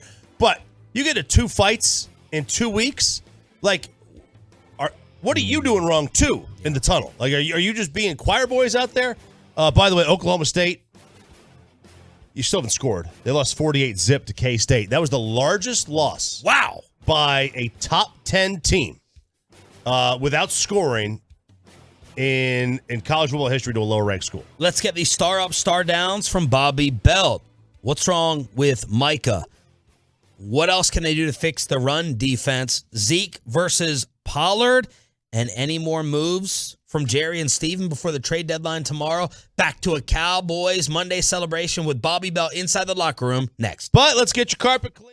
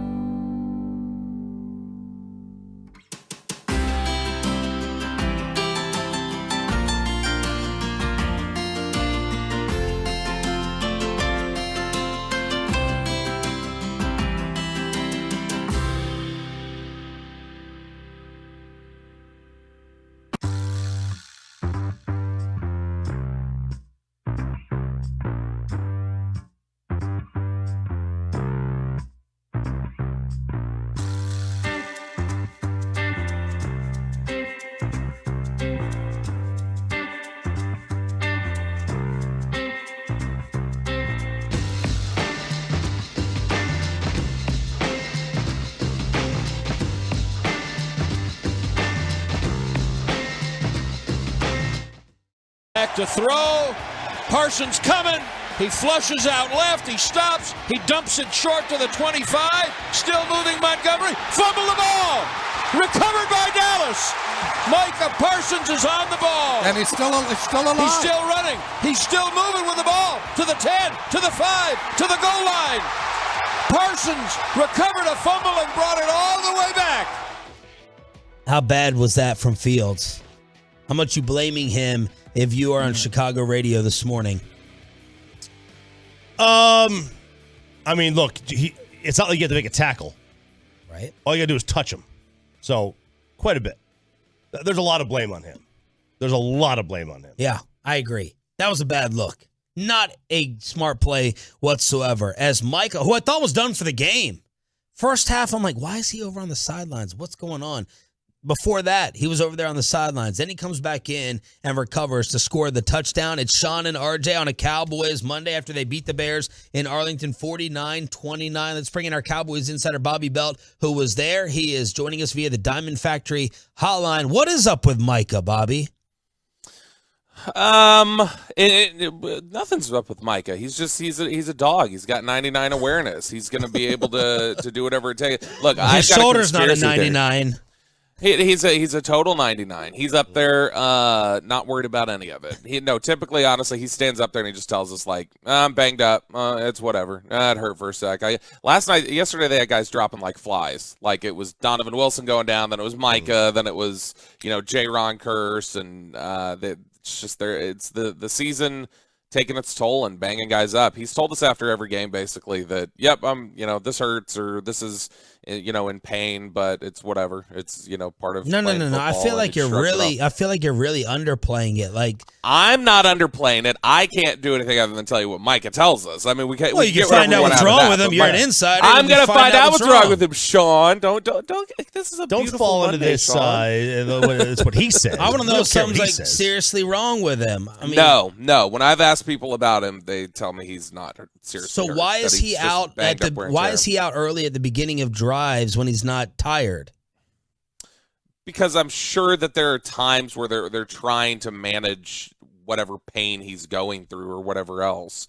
I mean, it's like they've had to rotate out several other guys. The heavy rotation that he's been playing on the pass rush, it basically includes him as a pass rush defender now, and they rotate those guys incredibly heavily. Like I mean, you look at guys who are on that rotation at the pass rush, it's typically max 60% of the snaps in Dan Quinn's system, maybe 70. And so, I mean, I think it's just about management of his injuries and the pain management and partially just the natural rotation of the snaps. But whenever I've asked anybody, how's Micah feeling, it's always just, it's wear and tear. It's, typical in-season pain. But, I mean, the bye week probably comes at a good time for everybody on that defense because everybody was dropping out of the game. Every other snap, it seemed like they were getting a whistle and having to get somebody off the field on defense. But I think it's a good time for just about everybody to rest up and heal up and on offense and defense. And Micah's part of that. But whenever I've asked anybody about it, they say Micah's fine. When Micah's walking out of the locker room after the games, Micah looks fine. And whenever we ask Micah about it, Micah says, nope, just normal banged up injuries. Who was on your star up list for yesterday? Well, I mean, we got to start with the best player in the game, right? Dak Prescott. Right. He was. That's who we got to start with. I'm just no. Tony Pollard, obviously, an incredible performance, and I think you see why everybody's clamored for him, why everybody wants him to get more touches, and why they want him to be the primary back. I mean, we talk about, gosh, he's got 22 fewer touches than Ezekiel Elliott this season, and he's got an obscene amount of yards more. I think he's 200 yards above him on yards from scrimmage at this point. And so when you see that, it's tough to justify, all right, why is Ezekiel Elliott roughly getting 5 touches more per game than Tony Pollard? Why can't we flip those numbers a little bit? Right. Why can't it be Tony Pollard getting those? Nobody's talking about putting Zeke to the bench or saying, like, let's cut Zeke right now. It's more about let's more efficiently use the weapons that we have. And so, I mean, to me, like I was texting Sandler yesterday and talking about it, to me, the excuses for not putting him in, it sounds like Christian Wood excuses to me.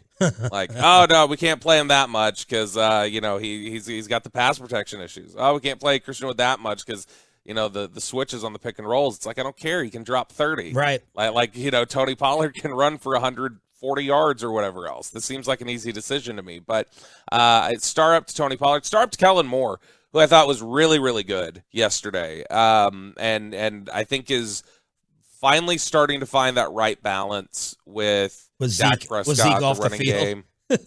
Yeah, it's easy when you don't have to force feed your $90 million running back. But I think that they've found a nice balance on offense. Dak Prescott, I thought, played really, really well yesterday. And you're seeing the return of Dak and how that can impact Dalton Schultz and how he starts making a difference again. Yeah. I mean, Schultz, in every game he's played with Dak this year, each individual game, he's put up better numbers than he put collectively with Cooper Rush.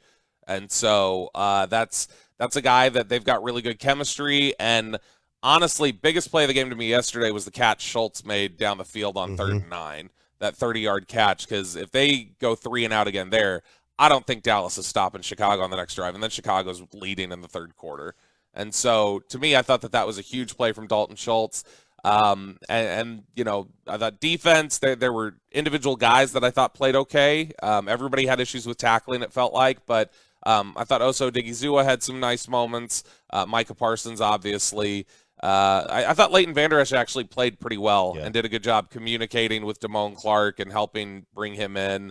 And haven't gotten a chance to go back and watch the tape yet, but my inclination is it looked like Deron Bland played pretty well. And he had that big pass breakup right after the Dak interception, had that big pass breakup in the corner of the end zone. And so those are some of the guys that I think stood out to me. Is it not pretty obvious, though, with Pollard that, like, they just view him as 14 plays or, 15, runs a game, touches a game? Because, I mean, even without Zeke, he's still got the same that he gets with Zeke. Yeah, no, I mean, his career high in carries has been 14, which was this game, and then the San Francisco game in 2020, which is the other game Zeke missed due to injury. So even when Zeke's out, they're giving him 14 carries. That's it. His career high in college was 17 carries. And when he was coming into the stadium yesterday, Jane and I were with him and asked him if he had ever carried the ball more than 17 times in high school, and he said he honestly didn't know, and so he couldn't say he had. And so we're talking about a guy who, like, the last time he carried the ball, he maybe never carried the ball more than 17 times in his career, going back all the way to, like, Pee Wee football. And so I guess there's that aspect to it that people would argue, look, this is a guy that hasn't shown he could do it, going back all the way to, high school football, public school football, but I don't see a guy that couldn't handle it. Like, I see a guy that runs tough, can run inside, can make the third and short runs. The 54-yard touchdown was a 3rd and 1 carry. Sure. And so, I think it's, to borrow the old McCarthy line, I think it's convenient criticism of Tony Pollard. And ultimately, I think that he's somebody who is built to do this, to carry that load. In fact, it's funny to me that the guy that has no tread on the tires, you're worried about being able to handle 20 carries, but the guy who's been run into the ground, you're like, oh, yeah, that guy can carry as many as he wants, even with a banged-up knee. So I think that there's just a little bit of too old school of philosophy when approaching the running back position right now, in terms of here in Dallas, and that, there's a little bit too much deference to the quote-unquote, like, tough running style of Ezekiel Elliott. Cowboys insider Bobby Belt here on 105.3 The Fan. Great day for the weapons, right? A lot of talk about getting another receiver in here. They clearly wanted to get Gallup going early. Lamb had a nice day. Great day for the tight ends as well. I mean, offensive line, everything was perfect for the offense except for the Dak interception right before halftime. Let's talk about the day for everybody in the passing game. Yeah, CeeDee Lamb I thought was really good yesterday and made some tough catches in traffic. And you mentioning there really quickly, before I get into the specifics of each player, when you mentioned there that there was a lot of questions about the receiver room and they had a good day and they stepped up, I think those questions are still there. And like I know the Cowboys are at least kind of doing a sweep across the league and trying to see what's out there potentially. And so they're at least examining what the receiver market may look like out there, both free agents and also any potential trades. I don't think it's anything where they're close on any deals or anything else, but they're at least doing a cursory look at, hey, what might be available out here? What could we potentially add? So receiver is still, I think, the primary focus heading into tomorrow. if they are going to make a trade. And on the specifics of the offense itself, I thought like I said, CeeDee Lamb made a bunch of tough catches yesterday. I thought he was big. It was really interesting when we talked about before the Detroit game, we said, look, Dak Prescott's going to get that play action, boot, roll out, look for a tight end. That's his comfort throw. That's exactly how they'll open the game and bring him in. Similarly, it seems like they drew up something like that for Michael Gallup right out of the gate. Yeah. Where it was like, hey, let's get, Michael a comfort look. Let's find an easy toss for him. Don't really care how many yards it picks up. Let's just put the ball in his hands and get him feeling good. And that's what they did. Just a little quick 4-yard throw to the flat. And I think after that you saw it, it did help his confidence. He had a really nice first half. 4 catches, almost 50 yards, made some nice plays. Obviously quieter in the second half, but, Dak threw 7 passes in the second half. And so it wasn't really much of a focus. But I thought Michael Gallup was really good. We already talked about Dalton Schultz. These tight ends behind Dalton Schultz, the way they block, the way they catch, Jake Ferguson, Peyton Hendershot, they're really impressive to me. I think they've got a really good future here with the tight ends here in Dallas. And so that's encouraging. And then even working Kevontae Turpin in for a few looks. Yeah. The jet sweep that he got for 11 yards. And then you see the impact of the jet sweep and what Kevontae Turpin does as a threat, because the very next play, when they fake the threat, you had the defense start flowing that way, and that's when CeeDee Lamb was able to get open, and they found that 12-yard pass to Lamb. Then it was the 7-yard carry by Tony Pollard for the touchdown. So that's the kind of impact that Kevontae Turpin can have even as a decoy. But in order to be an effective decoy, you've got to give him the ball sometimes, and you've got to let him take advantage of his speed and what he can do there. So I thought everybody really on offense was, had a really great game. And Dak looked really good. Yeah, and the throw by Dak, Brian and I were talking about this. Again, I'll be interested to see it on film, but Brian thought, I don't think he saw the safety. When he says he was being greedy, I think he saw the safety, and it was like Cheech and I were talking about this. I think it was like a depth perception thing. I don't think he thought the safety was going to be able to close that quick. And so I think he thought he was going to be able to drop it in there to CD before the safety could get there. I don't think it wasn't that he didn't see him. But outside of that, you're talking about before that interception, going back to the last throw of the second quarter against Detroit, he was 27 of 30 of his last 31 for 297 yards, 3 touchdowns, and no picks. And so, he was playing incredibly efficient ball for the last 2 quarters against Detroit, the first 2 quarters against Chicago, a full game, and is looking like he's really clicking on all cylinders. And, I think yesterday that performance, I think it's easy to forget and kind of put out of your mind what Tampa looked like at this point. Bobby Belt recapping the Cowboys' explosion against Chicago 49-29 right here on DFW Sports Station. You have anyone on the star down list? I had Anthony Brown. I'll be interested in hearing what the grades are for him. Did you have him on there? Yes, I did. I thought Anthony Brown was bad yesterday. And this is a couple weeks in a row now where he's had problems. You had the throw to Velus Jones after the Dak interception that if he just Anthony Brown was beat. Yeah. If Velus Jones just catches it, we're talking about a very different ballgame. That's 28-21 coming out of halftime. He was beaten badly on that Fields underthrow early on, like that woefully underthrown ball. Anthony, he was beat on that. I don't know what happened with Fields. He looks unsure. Like when I see him in coverage, it just looks like he's not exactly confident in what he's seen and his technique and what he's doing to respond to the receiver. And so he seemed a little hesitant, and then guys just blow by him while he's hesitating. And so I don't know what the issue is there, because he's always been a confident player. He's the one who got the freaking Lay's potato chip tattooed on his shoulder. And so I can't explain it because I don't think he's hurt. I think he's healthy. I think he's, he played really well last year. He's just had a really rough start. He was great in training camp. He was really good early on this season. These last couple weeks, though, he's just not playing well. But I think it also speaks to the lack of confidence they have in Nashawn Wright and Kelvin Joseph right now that they can't get on the field. Kelvin Joseph played 6 snaps yesterday and very quickly got beat. And so, I think they don't have much confidence in what's behind him. They're going to trust the veteran. We'll correct it. But Anthony Brown was a star down for me. Third down defense was a star down for me. And obviously the run defense in general. But third down defense, I believe Chicago was over 50% yesterday. I think they were 6 of 11. And you look at The missed tackles, that was a big issue for just about everybody on defense. There were bad angles taken, over pursuit, just failing to finish plays, failing to finish tackles. And look, the only solace I'll take in that is there's nobody else in the NFL really who has Chicago's weapons. Like, there's no blueprint because you don't have Justin Fields, David Montgomery, and Khalil Herbert to do that.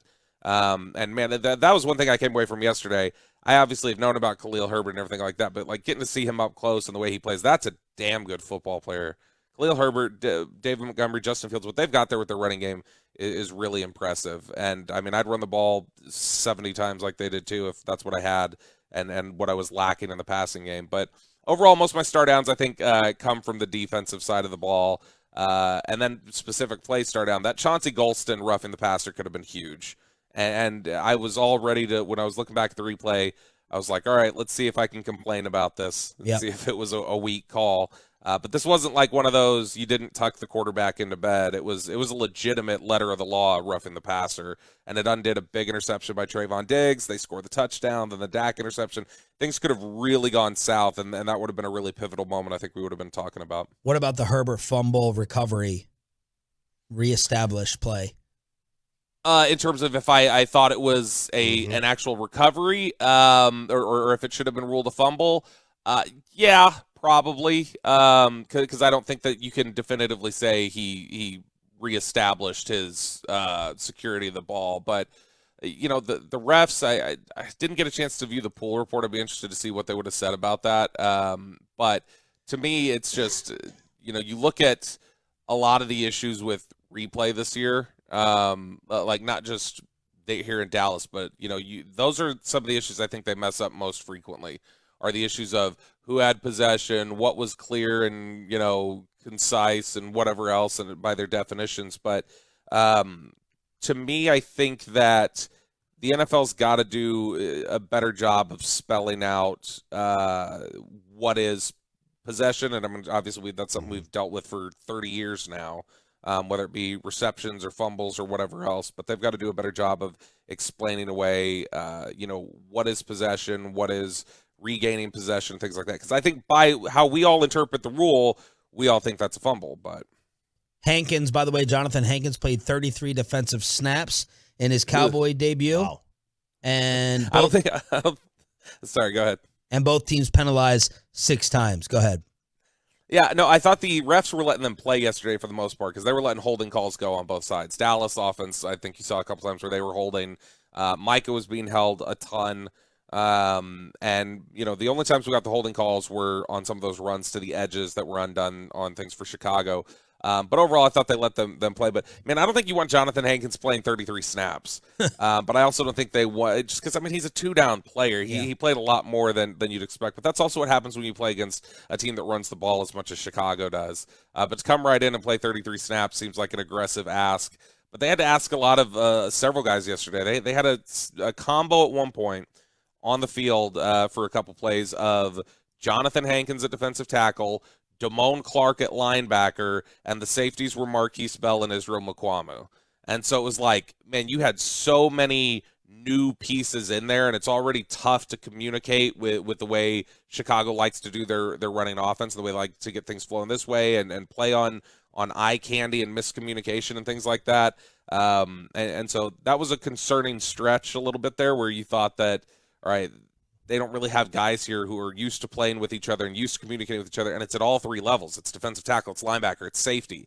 But ultimately, obviously able to weather the storm. But on Hankins specifically, I think he can be a good player for them. I think he can be a good contributor for them. I would be stunned if he has another game this season where he plays even 25 snaps. Because it's just a unique setup against Chicago. Best guess, finally, as to whether they actually make a move by the deadline tomorrow. Oh, man. I'll say no. I'll say they don't. But I still think they add a receiver. Maybe they you know, I don't think it'll be an Odell Beckham. I'd love it if they did that. I think it's a win now, gutsy move to go do that. But I also wonder if their own experiences with Michael Gallup coming off the ACL would deter them from that or turn them off to that. But ultimately, I think they maybe they go add another veteran receiver. They get a workout group in there and and add somebody because they're pretty thin at the position right now, and that was even while they were struggling to find consistency in the group. Get your boy Cedric. Is he cut? Hey, you know what? I wouldn't be against it. I wouldn't be against it.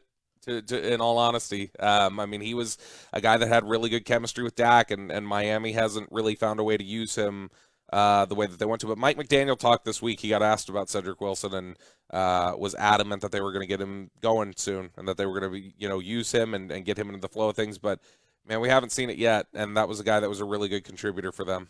So what does yesterday do to the formula? This whole formula discussion of run first defense. With the way Dak played and the way Pollard played and the way the defense played. I don't know that it necessarily does anything to the formula. I think the formula is still largely what they want to do, which is run the ball first. I think they feel like Chicago's a unique opponent, that they're not going to run up against a team that runs the ball like that. Even teams that like to run the ball are really effective at it. You're not going to find a team that's so committed to it that they're willing to run 46 times while being down 3 touchdowns. Like, it's not a common approach from NFL teams. But I think that Dak certainly has as the trust of the team, the front office, the coaches, things like that. I think they just believe, all right, we've seen what happens when Dak's throwing the ball for 400 yards, the last couple of years. Like, let's focus on, can we do it this way? And I think they're just trying to find the combination that works for them to win in the postseason. I think they think that what they're doing now, the way they're winning now, is the way that you win in the playoffs, is their belief. Yeah. And so I think that's how they look at it. But then you also look at the Kansas City-Buffalo game last year in the playoffs. That you're not winning that game with just defense and running the ball. You got to have quarterbacks that can make plays. I think that we'll see it kind of settle into a happy medium. But I don't think you're going to see consistently Dak throwing the ball, just 25 to 27 times. I think we're going to start seeing him get up into the 30 attempts range. And once he gets his chemistry with his receivers down, I think we'll see him return to form. 2019 Dak, 2020 Dak, first half of 2021 Dak. I think you're starting to see how he can look, how efficient he can play. And in a league right now where quarterbacks are completing as a whole, the league average is 62% right now, one of the lowest averages in the last decade. Dak the last 2 weeks, it's 76%, and then yesterday I think it was 77%. And it came against what is a really, really good secondary that the Bears have there. And so I think he's earned the opportunities, and I think he already has the trust with the coaching staff. So it'll be interesting to see when they come back how they choose to attack Green Bay, how they choose to attack Minnesota. But I would expect that we should see more opportunities for Dak Prescott. Thank you for the recap, and thank you for the Jimmy Johnson book and connection, Bobby Bell. Appreciate it. I love you all. Bobby Bell, Cowboys Insider on the Diamond Factory Hotline. This funny perception is that CD had a great game, right? Yeah, good game. Yeah. He basically had exactly what his season average is per game. His season average is about five and a quarter catches and 70 yards. And he had 5 for 77 yesterday. It's amazing what perception will do. Yeah. What about Gallup? I think they're going to make a move. I think they will too. I don't know what they're going to do. I agree. I think it's going to be an exciting headline-grabbing move. I'm gonna guess that. I know it's against Steven's nature, Catboy, and all that stuff. I think Jerry's going to look at this defense and say, "This is an opportunity." Look at the conference. Oh, the conference is terrible. Look at the freaking conference. I think we're going to have something splashy to talk about this week. Yeah. Now look, when you get to the Super Bowl, you're going to get worked. You're going to get blown out by it takes Buffalo. One game, Buffalo baby. or Kansas City. And that's fine. All it takes is one game. Get me there. I'll worry about it. Okay, the formula in sports in today's sports, outside the NBA, because the NBA is so easy. But in baseball and football, the formula should be good enough to get to the playoffs and then hope you run into one when you get there. You got to run into that. You got to run into that lucky run. Yeah. You got to run into some good matchups. Like, the Cowboys right now, let's say the playoffs start today. They're playing Atlanta in the first round. Awesome. Okay? You're going to go to Atlanta, and you're going to win that game by 3 scores. And then you're going to wind up, maybe there's an upset in the second round, and you miss Philadelphia. And then you wind up playing Minnesota. Yeah. Okay, you can beat Minnesota. You beat Minnesota with Cooper Rush the last 2 years on the road. And then you worry about what happens when you get there. Cowboy calls at 8 o'clock this morning. Cowboy calls. What do you want to do at running back now? We know what they're going to do, but should it be Pollard over Zeke? Brad Sham at 8:40. I want to hear a little travel recap from the fellows who just came back. Peyton Russell from Ireland and London and RJ Choppy from Vegas. Sounded eventful. It was very eventful. It started out unbelievably eventful with identity theft. Okay, because you were going to wake up and just decide where to go the day of. Yeah, so like we were thinking of leaving maybe Tuesday after the show. She had to work all day, and they were like, all right, well, let's just figure out tomorrow. So we were looking online that night, and I'm looking at flights, and we're thinking, maybe Austin, but we looked at the hotels for Austin. They were like $200-$300 a night just for the hotels. Anything good, like remotely good. I don't mean like 5-star. I'm talking like a Spring Hill, dude. Like anything remotely good. And then we're thinking of Mexico, going to Cancun, and it was just the way the flights were going to work out. So we're like, okay, I got this deal in Vegas. I know somebody who works for Caesars. Well, so I was able to get a hotel room on Wednesday night for $20. $20? The Planet Hollywood. Where'd you stay? The Spittles place? Planet Hollywood. Oh. And then it was like $100 the next night, and then Friday night was a little more expensive. So we're like, okay, we're looking at flights. We'll book them in the morning. The air miles, maybe they'll go up, maybe they'll go down, but we're just going to use our miles and we're going to go. Well, I wake up the next morning, and I noticed that my air miles account, I had like 100-something thousand air miles in there. And now I see I have like 13,000. I'm like, did I book a flight last night and I just didn't remember? Yeah. Maybe that night you woke up on the couch, you didn't realize why you were there. Yeah. Did I sleep book? I look at my email, and it says award mile redemption ticket certificate. I'm like, huh. And I said, look in here. Okay, I don't know Anton, and I don't know Vasilisa, and I don't know Natasha. And I call up real quick. I call up Mary. I'm like, guys, what happened here? What's going on? I'm like, they said, oh yeah, your account was hacked. Your account was hacked. Your air miles were stolen. So I said, okay. Well, you can get air miles hacked and stolen? I guess they somehow got into my account and transferred them to them. And I said, okay, let's get the bet. They're like, okay, hang on, we're gonna figure this out. Some other lady comes on and says, ma'am, it's 8 o'clock in the morning. I want to book a flight for this 11 a.m. flight. Let's get these things back. She goes, oh, no, you ain't going today. These things won't be back in your account for a while. You got to file a police report. You got to do this. You got to do that. She goes, they booked 3 tickets on Qatar Airways, and they're on the plane today. Wow. And I'm like, so what are you telling me? I'm not getting my air miles back? Like the monetary value of these things is high, right? It's like they're not free. Right. So I had to go through this police report thing, and I had to go do this and that. I've got to go today and do more stuff. And I think police report. Oh, it's identity theft. Yeah, they're like they said we're not going to do that when I call up Bank of America. They refund me. Exactly what I said. They replace it. Exactly what I said. If my bank account was hacked, they would put the money back in my account immediately and then do an investigation. Right. And if something was wrong, then they would take the money out. She goes, well, we don't do it like that. And I was like, so you're telling me that I can't fly today? She goes, not with award travel. Wow. Oh, y'all got to be kidding me. Wow. And you're at the airport? No, we're still at her apartment. Okay. And then so we decided to get in the car. We're going to go. And out of middle of nowhere, she gets a text from her cycling instructor who was just in Vegas and said, what's his name? Yeah, it is. His name's Lucio. Good dude. Lucio? Yeah. Oh, good dude. man. And he's like, gorgeous hair. He said, my wife and I were just in Vegas. These are the spots you got to go hit that are, whatever buffets, whatever this.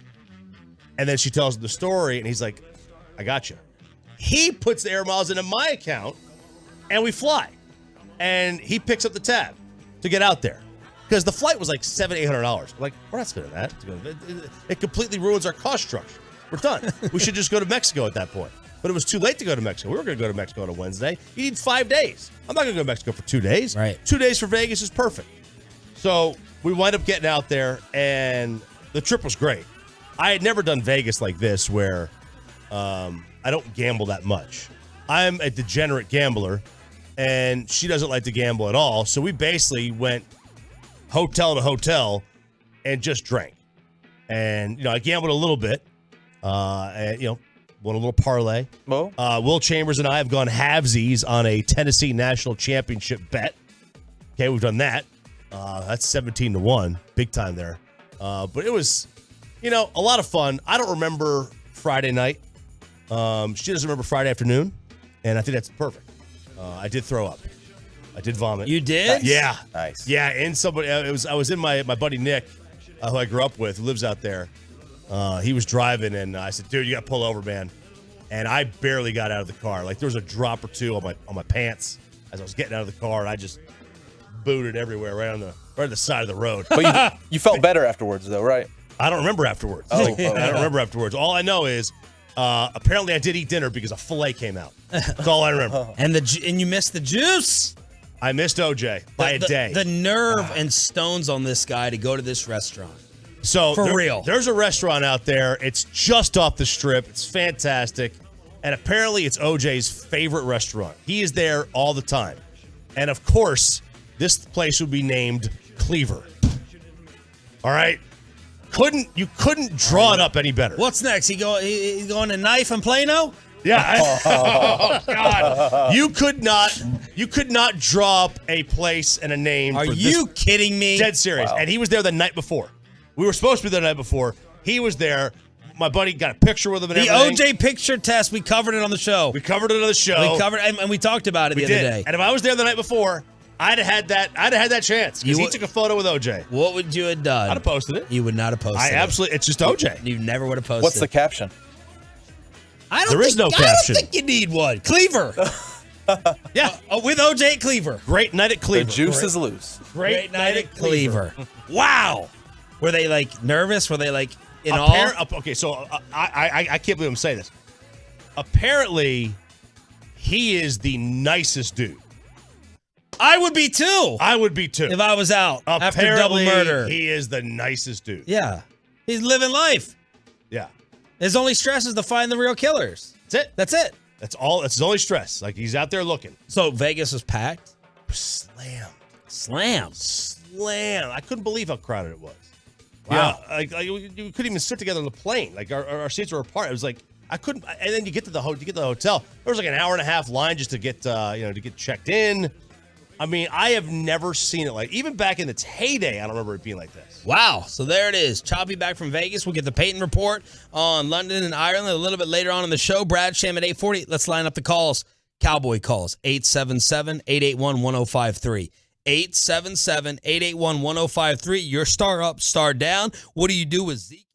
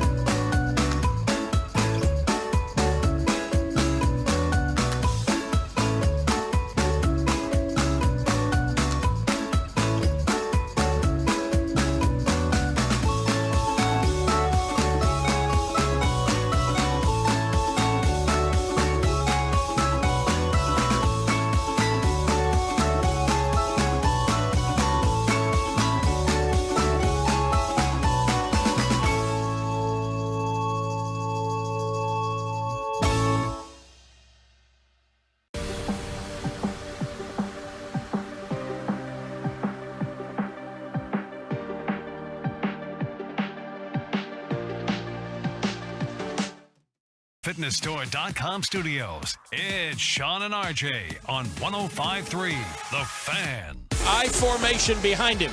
Handoff, Pollard stars a hole on the left side, 10. Cuts right 5. Walk the dog, you Tony Pollard. Walk that dog. Walk it, baby. It's Sean and RJ. It's a Cowboys Monday here on your home of America's team. Thanks for being a Tolo. That stands for turn it on, leave it on. That was the call.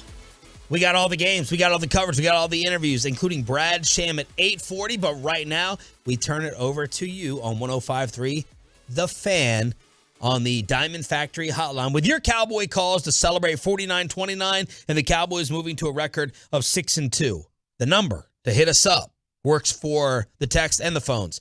877-881-1053. Peyton is taking them. RJ Choppy is back. I'm Sean Sharif. Logan in Denton. Logan, you are up first on The Fan. What's up, guys? What up? Welcome back to Peyton and RJ. Yeah. I will say, star up to Kellen Moore. I thought that was one of the best games he's called, keeping it a good balance, a run, pass, combination of the two. Yeah. And then hopefully during this bye week, he'll figure out a way to use Tony Pollard more. Yeah. That's all I have to say. Oh, no. Peyton got him. Peyton, I think he was trigger, gonna, man. think he was going to say, go Cowboys. But yeah, this Zeke Pollard thing, maybe it carries over into tomorrow when we have Jerry Jones on. Trent Dilfer is going to join us. Michael Irvin, the playmaker, on Wednesday as well. But I agree with Logan, more Pollard. And I think it's pretty obvious to see. Not to all, though. Michael in Grand Prairie. Michael, you're up next on DFW Sports Station. Go ahead, Mike. Good morning, fellas. Morning. And how about them Cowboys? They surprised the hell out of me. All week long, all I've been worried about is, like, Fields and their two, like, prime running backs. Yep. Figured we can't stop the run on mediocre teams. What the heck's going to happen? Well, they didn't stop it yesterday either. Well, I understand, and I'm not a numbers guy. That's choppy. But do you guys know how much did they gouge us compared to the last team they whooped? They have I think I have the numbers here. The Bears are the third. They ran for over 200 yards for the third straight week. All right, so they're doing it primarily to everybody. Yeah. I'm thinking one of the good points I heard, I think it might have been Dave Laufenberg, Babe. He said, "Man, this is the truest test of like what we could do, and if we could stop these guys, nobody's going to come close to running it 50 damn times a game, especially down by 3 touchdowns." Right. And man, their secondary, I think their secondary is at least a tad better than ours, and we still got the ball out when we needed to. So I'm pretty confident. I think that score's not as doesn't. I mean, it looked like a blowout, but if it wasn't for a couple of plays by our defense, I think it's a lot closer game. Yeah. So, thanks for the call, Mike. The Bears have been doing this to everyone, but we're not supposed to be everyone. We're supposed to have an elite special defense who just traded for a run stopper. So that's a little bit worrisome to me. I think it's 3 straight weeks with 200 or more. I got to double check. For the Bears? Yeah. Yes, it is. It's 3 straight weeks. And look, that's why to me. First time, by the way, sorry, Chop. First time since 1968 that has happened for a run offense. Yeah, and look, that's why I'm not upset about the run defense. Well, 2 reasons. One, it's a passing league.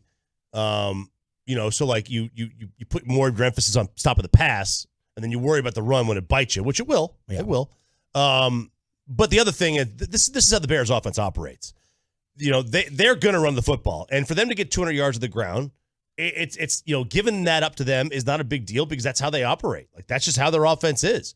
And teams that have mobile quarterbacks, they're very difficult to stop anyway, especially when it looks at least to me that Justin Fields is starting to figure the league out a little bit. He looked pretty good yesterday. Okay, this is not the same guy that was allowed to have 11 passes early in the year. This is a guy they're giving him more on his plate, and he seems to be playing better. So, and I like that. I always liked him as a player, so I'm hoping that he does well. Look, they struggle with Hurts, and they struggle with Fields. A lot, not a shocker. I think a lot of people you're going to see are going to struggle with those two for a while. Dominique in Fort Worth. Dominique, you're next up on Sean and RJ on the Fan. Go ahead, boss. Hey, good morning, y'all. Morning. Hey, I got a little insight. I'm gonna just keep it like this. I'm a security guard at the stadium. Okay. And I seen Zeke. I work down there by the tunnels and stuff, so I seen Zeke yesterday in the game, before the game or whatever. I'm not gonna lie to y'all, man. It looked like bro done gained at least 10 to 15 pounds more. and you can tell the difference between him and Tony Pollard, the way they fit and the way they look. And I'm not gonna lie, man. And y'all know running backs don't last long in this league. Yeah. Especially ones that can't control their weight. And Zeke looks like he's gaining a little bit more than he should. And then I seen Simi Fehoko and what's his name? What's the other wide receiver name that's on injury reserve? Jalen Tolbert. I seen both of them. I talked to both of them actually. Simi Fehoko, I asked Simi Fehoko, was he gonna get in the game? He told me that he don't know that he's still on IR, but him nor Tolbert looked like they were hurt. Or I'm not saying they are, but it didn't look like to me that neither one of them was hurt and they was ready to play in the game. See, I don't know what Dallas is doing about that. Well, the whole wide receiver core and how they gonna fit them in it. My understanding is, I just don't understand is how y'all got all this talent, but y'all can't fit it into the offense. Well, Tolbert, I believe, was on the field yesterday. I thought I saw Jalen Tolbert running around. And look, they invested a lot of the receiver position. They may have invested the most of any team in the league in terms of draft picks and re-signing guys, and you have your tight ends that you're throwing too. That's why, and then the other guys haven't been good enough. Jalen Tolbert has been a disappointing draft pick so far. That's why there's a lot of talk about acquiring a receiver for the deadline tomorrow. Garrett in Grapevine. Garrett, you're up next on your home of the Cowboys. Go ahead, buddy. What's up, guys? I'm going to make a few points. I'll be quick. First off, Jerry, go send them picks off. Go get either Brandon Cooks or DJ Moore. Because, offense look good, but if we're playing San Francisco, I don't think we're winning yesterday's game because San Fran can run, and we're not putting up 50 on a defense like San Fran. And we just got put 29 by Chicago, so that's a little bit of a problem. They need to figure out the run defense. So you want Jerry to trade for defense, not offense with a receiver? I want to do. I don't know. I'd rather the offense. I want either DJ Moore or Brandon Cooks. Yeah. But they need to figure something out with the run defense because San Fran would cook that defense. Thank you for the call, man. Appreciate it. 877-881-1053. Truckwork.com text line and the Diamond Factory hotline doubling up for that number. Logan in Rockwall. Logan, you're up next on Sean and RJ. Hey, gentlemen. So I would like to say that I think that our running back tandem right now reminds me a lot of Reggie Bush and Lindell White back in college, except our feature back is always not starting. So I think that they need to switch it up, let Tony keep doing his thing, and let Zeke get those, go get it yards. And like I say, Reggie Bush, Lindell White-ish. I would also like to say, anybody got news on Tyron? I know before the season, hamstring tear, et cetera, it was like a 10-week process. Like I've heard it's been crickets about him.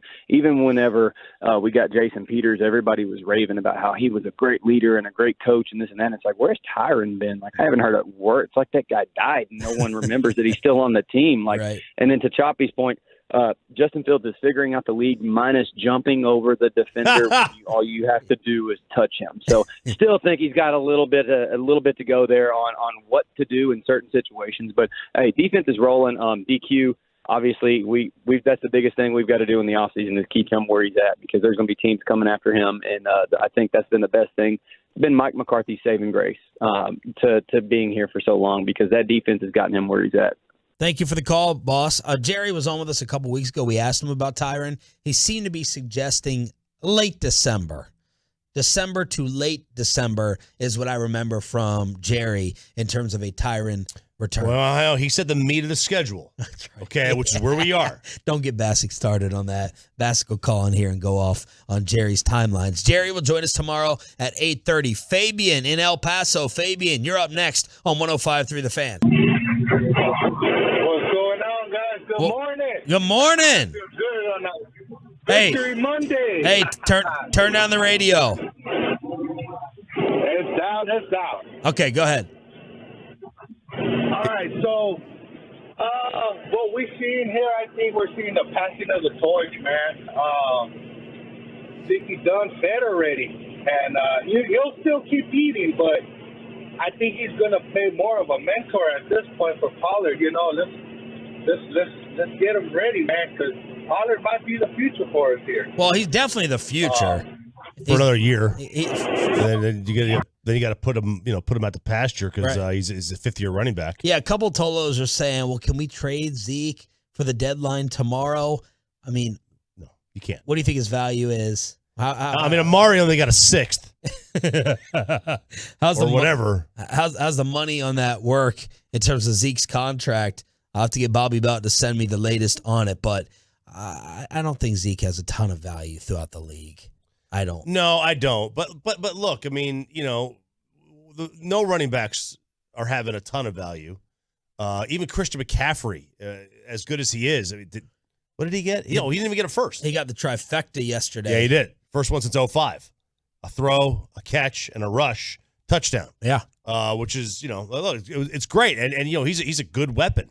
He's a much better weapon than Zeke is. Like, there is no market value right now for Ezekiel Elliott. Zeke's best attribute today is as a blocker. And I could argue that's as good of an attribute to have as a running back as anything. And that's why he's going to continue to get more snaps than Tony Pollard. He's not going to get more rush attempts, or he shouldn't get more rush attempts than Tony Pollard. But you're going to need him in there because he is, Tony is a liability in the pass blocking. Leo in Paris, Texas. Leo, you are live on Sean and RJ on a Cowboys Monday. Hey, how's it going, guys? Going well. Another Victory Monday. It is. Yeah. Let's go. Yep. I want to say something to all these Tolos. I'm a Tolo myself. What happened to just win?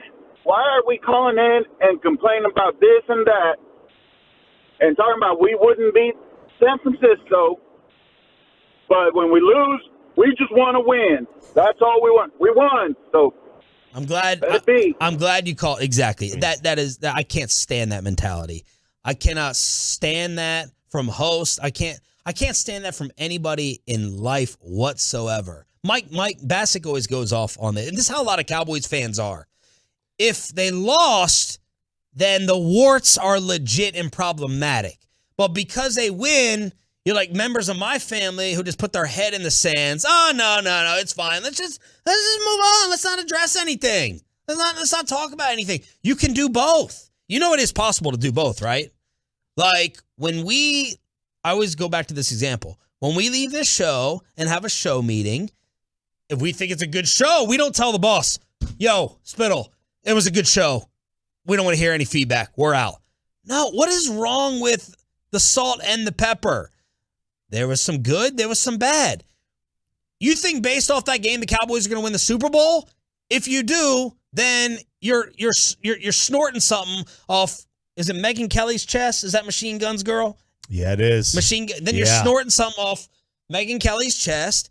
You can be happy with the win and say, I'm still worried about the run defense. But this Tolo, this Cowboy fan mentality of, why you right? It's like Luka last night. I got into it. So the Mavs are getting ready to blow this game against Orlando. They got a really clutch possession late. Luka flops.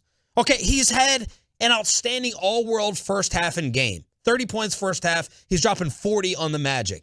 But on a must-have important possession, he flops, and instead of popping back up and arguing with the refs later, he cries and moans and bitches and complains, and thank God Dorian Finney-Smith hit a humongous three. Otherwise, if they go empty on that possession, Orlando ties it as they were cutting it close. It's like, yo, man, you still have to finish the play. Luka can be a Hall of Famer, which he is, and the best player in the Metroplex, and it's not even close, which he is. And we can still say, yeah, but let's tinker here and there. No, well, they won. Everything's fine. Like, you operate in life like that? You operate in life like everything is perfect. Like, I don't want to hear any nah. That's what it is. That's a Cowboy fan mentality. Nah. Why? You can nitpick. That's every fan base, though. Do you style point? I don't style point road wins. I don't nitpick road wins. Home wins, I think you can nitpick. You know, you play at home, you should play better. I don't know there's much to nitpick about this. I'm not worried about the run. Nitpicking. Yeah. It's two legitimate talking points. I'm not worried about the run defense after this game. This is normal for the Bears. Okay. Right? You know, run defense against running quarterbacks is going to be dang near impossible. And Zeke versus Pollard is a legitimate discussion to have. Right. But the issue that Zeke versus Pollard is, Tony Pollard should get more runs, more rush attempts. And he's not. He should not get more snaps. Because, like I said, and I know you hate it, but pass protection is more valuable at the running back position than the ability to run in today's NFL. Because you're going to throw the ball 30, 40 times a game. You can't have a guy out there that's going to get your quarterback killed. All I'm saying, and that's Tony Pollard. All I'm saying is if someone is going to run it more, Tony Pollard should be running it more. There you go. That's all I'm saying. I agree. But people, again, lack balance. It's not putting Zeke out to pasture. It's not retiring him. And who cares? Zeke has no idea who you are anyway. What do you care? Not you, but what do you care whether Zeke gets touches? He doesn't know who you are. Yeah. What, he's going to come home and he's going to cry on your shoulder?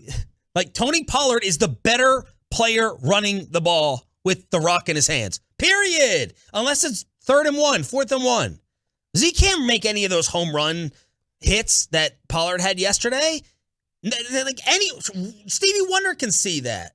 But, like, after you win, it's like you worry about everyone's feelings. But if they lost, then you're going crazy and you want to kick everyone out of town. It's maddening. Let's continue with a few more Cowboy calls than Brad Sham next right here on The Fan. But first, let's get you that brand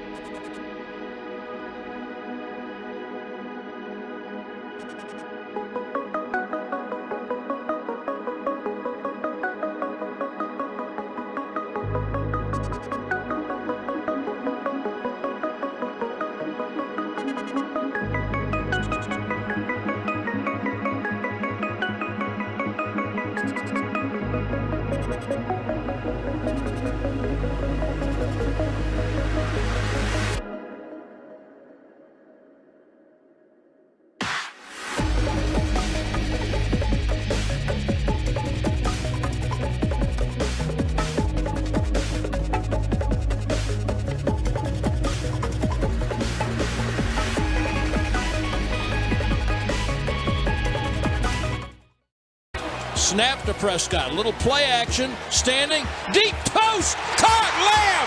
Touchdown. I told this to Newey Scruggs, NBC5 last Sunday. If Dak Prescott plays like that, the Cowboys can make it to the Super Bowl. Once you get there, hopefully anything can happen. Get a great defensive performance. Who knows? Injuries play into it. If Dak plays like he did yesterday, the Cowboys can make it to the Super Bowl. I have no hesitation in saying it. Unless, I guess, you face a team that's going to try and run it down your throat, as Chicago did to the tune of 200-plus yards on the ground. More Cowboy calls. Brad Sham coming up at 8:40. By the way, XFL teams officially being introduced. Arlington Renegades, Houston Roughnecks. Arlington Renegades, Houston Roughnecks. Was there a third team in Texas, or am I screwing that up? Yeah, I think so. San Antonio? I thought it was San Antonio. I'm not seeing it right now pop up. But I think every team is actually here. What do you mean? So there's like 8 teams or something like that. Every team is here. You mean like train here. Based out of here? Yeah, every team's based out of here.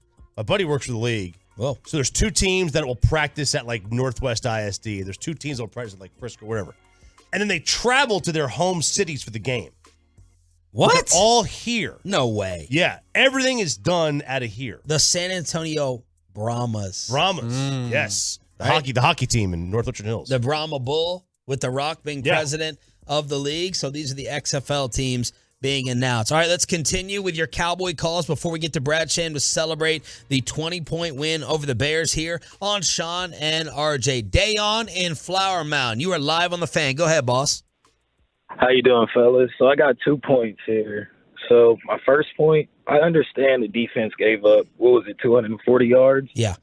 But we still won by 20 points. And it's just like, come on, like we won by 20 and y'all's talking about the defense giving up 200. It's a You don't valid think point. giving up 240 yards on the ground is any issue? Not when you win by 20. Like you win by 3 touchdowns. Like that's not a valid point to me. Okay, I think it still shows you can't stop the run. But the last couple weeks, y'all been talking about the offense ain't been doing this thing. We put up 50, and now it's just, now the defense. Like, y'all move the goalposts every time, like, and y'all never satisfied with a win. Like, come on, just, like, give us the credit. Like, the offense showed out. Defense gave up 29, but we still got the dub. Like, good. There's nothing. There's a process, though, man. Like, right? There's a process that you got to go through. Every Monday, we have come on, especially during the calls, and said, no negativity Monday.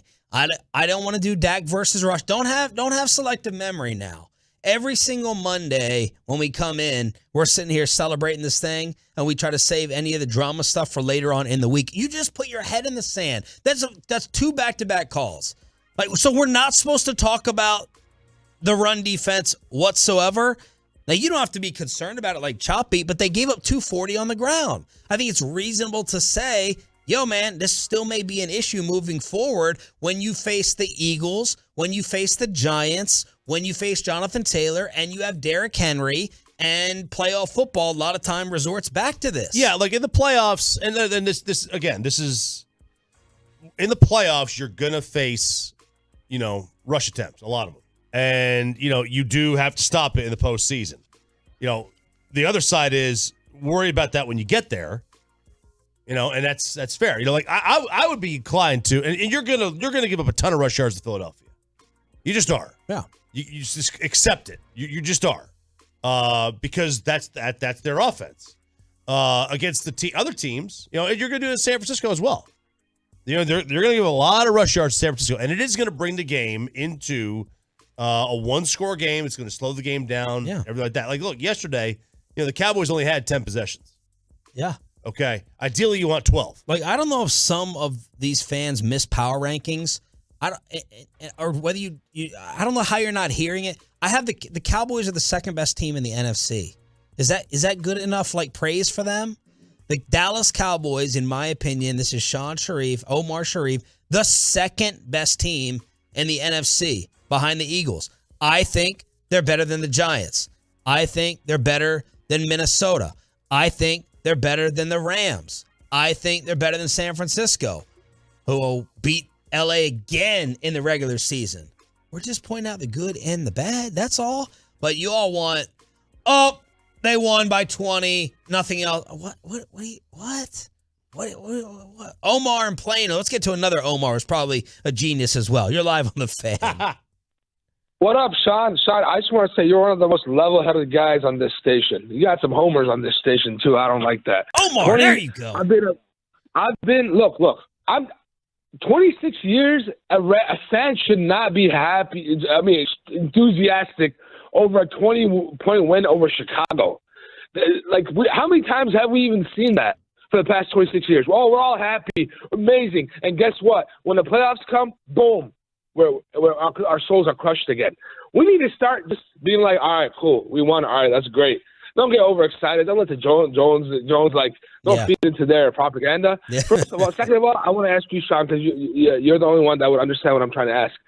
How long will it be till we see a similar Jared Goff situation? How he had that situation that happened in LA? How long will it be till we see that with Dak? Just that question. Thank you, Sean, for taking my call, and have a good one. Well, I think we've already passed that point of worrying about that. Look at RJ's face. Goff is now. This is perfect for Choppy. Choppy is a Goff guy, and of course loves Dak. Dak Prescott is not Jared Goff. I can't stand Jared Goff. I just said if Dak plays like this, they can go to the Super Bowl. Go ahead, Ralph. Let's hear you. We see you on the fan cam. They're not. Why? They're not going to do that with Dak. First of all, if you thought they were, you don't know this organization. No. I think he's talking about like the. Is he talking about getting rid of him or like the drop off? No, he's talking about getting rid of him. Yeah. Goff. First of all, Goff's still having a good year. They're not getting rid of Dak. First of all, if you thought they were, you don't know this organization. This organization doesn't do that. They don't make shrewd moves like that. They would not trade the 8th best quarterback in the league to try to get the 5th best. Right. They don't operate like that. All right. Sean McVay came in there and said, "Look, Jared's a good player, but if we want to get to this, we got to get to that." Right. And while drunk on tequila. While drunk. That they're not even if I seriously think if the Cowboys had a chance to trade for Justin Herbert tomorrow, they wouldn't do it. They wouldn't do it. If you think they would, you don't know this football team and how Jerry operates with his guys. Okay, the old adage is that, Jerry was the GM for Tony Romo and Terrell Owens and Jason Witten and DeMarcus Ware, and Steven was the GM for everybody else. Yeah, just like Jerry tried to tell KMC, I drafted Micah. That was my pick. Yeah, so Jerry is Dak's GM, and Zeke's GM, and Micah's GM. Yeah. And Steven is the GM for everybody else. If you think Jerry Jones he would not have traded Tony Romo for Peyton Manning. He would have done it. They had a chance to get Peyton Manning in 2012. Didn't even make a phone call. Brady was out there. Like they don't operate like that. Yeah. And for better or worse, that's just how it is. Is it Kyron? I don't want to mess up your name, sir. Kyron in Maine, listening to Sean and RJ on a Cowboys Monday. Go ahead, boss. Sean and RJ, what's up? Hello, baby. What up? Yo, I got to say, first of all, your doppelganger there, Omar, he needs some fan Bluetooth, man, because he almost got me depressed. Don't get me wrong, I love the Cowboys, and I go in with a Nate Newton philosophy. Like, I think we're going to win every game, right? But I know inside, too, that, I'm a realist in heart. You know what I mean? Like, I know something. I may not admit it, but I know it. You know what I mean? But I do want to give some star up and star downs, man. Star up to everyone's giving star up to Tony Pollard. When you run for a buck of some change and 3 touchdowns, you deserve that, right? Yeah. I mean, there's no ifs, ands, or buts about that. My star down, obviously, run defense. They got sliced like deli meat, right? I mean, that's what happened there. So we can't change that. I mean, we tried. We put Hank in there, and that didn't work. So we got to come up with something. Another star down goes to my mama, man. Like, your mama? My mama came over, and she's a downer. You know what I mean? Yeah. Why? What happened? She's one of those people who live by every play. So, like, in the beginning, she was, like, riding high. She's like, oh, yeah, we're killing them. And then we get the penalty after with the pick, and things started going a little downhill. She left before halftime. What? Yeah, I'm like, Ma, where you going? She's like, it's over. She turns into your boy Omar, where she's all defeated. Hey, look, I want you, if they win, if they beat the Packers, I want to connect it. We'll set it up to put your mom on the phone for the 8 o'clock segment, which she needs to call in, all right? Oh, for sure. We'll do that. And, hey, I want you guys to hit me up. I've been throwing stuff at RJ. I got a tag. It's Keep On Killing Them, kid. I know it's a lot, but I make videos, and I've been putting videos out there. This week it was about us completing the Wiz, which is we beat the Lions, the Tigers, and we had to beat the Bears. We did it. Okay. So we're completing the Wiz. We're going to skip down the Yellow Brick Road to Green Bay and whoop that butt, too. Keep killing them kids? That's the hashtag?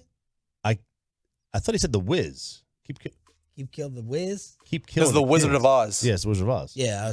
We got that. We got that, Peyton. We've seen the movie. Yeah. 877-881-1053 to hit us up here on Sean and RJ. The voice of America's team, Brad Sham, joins us next. But only one thing.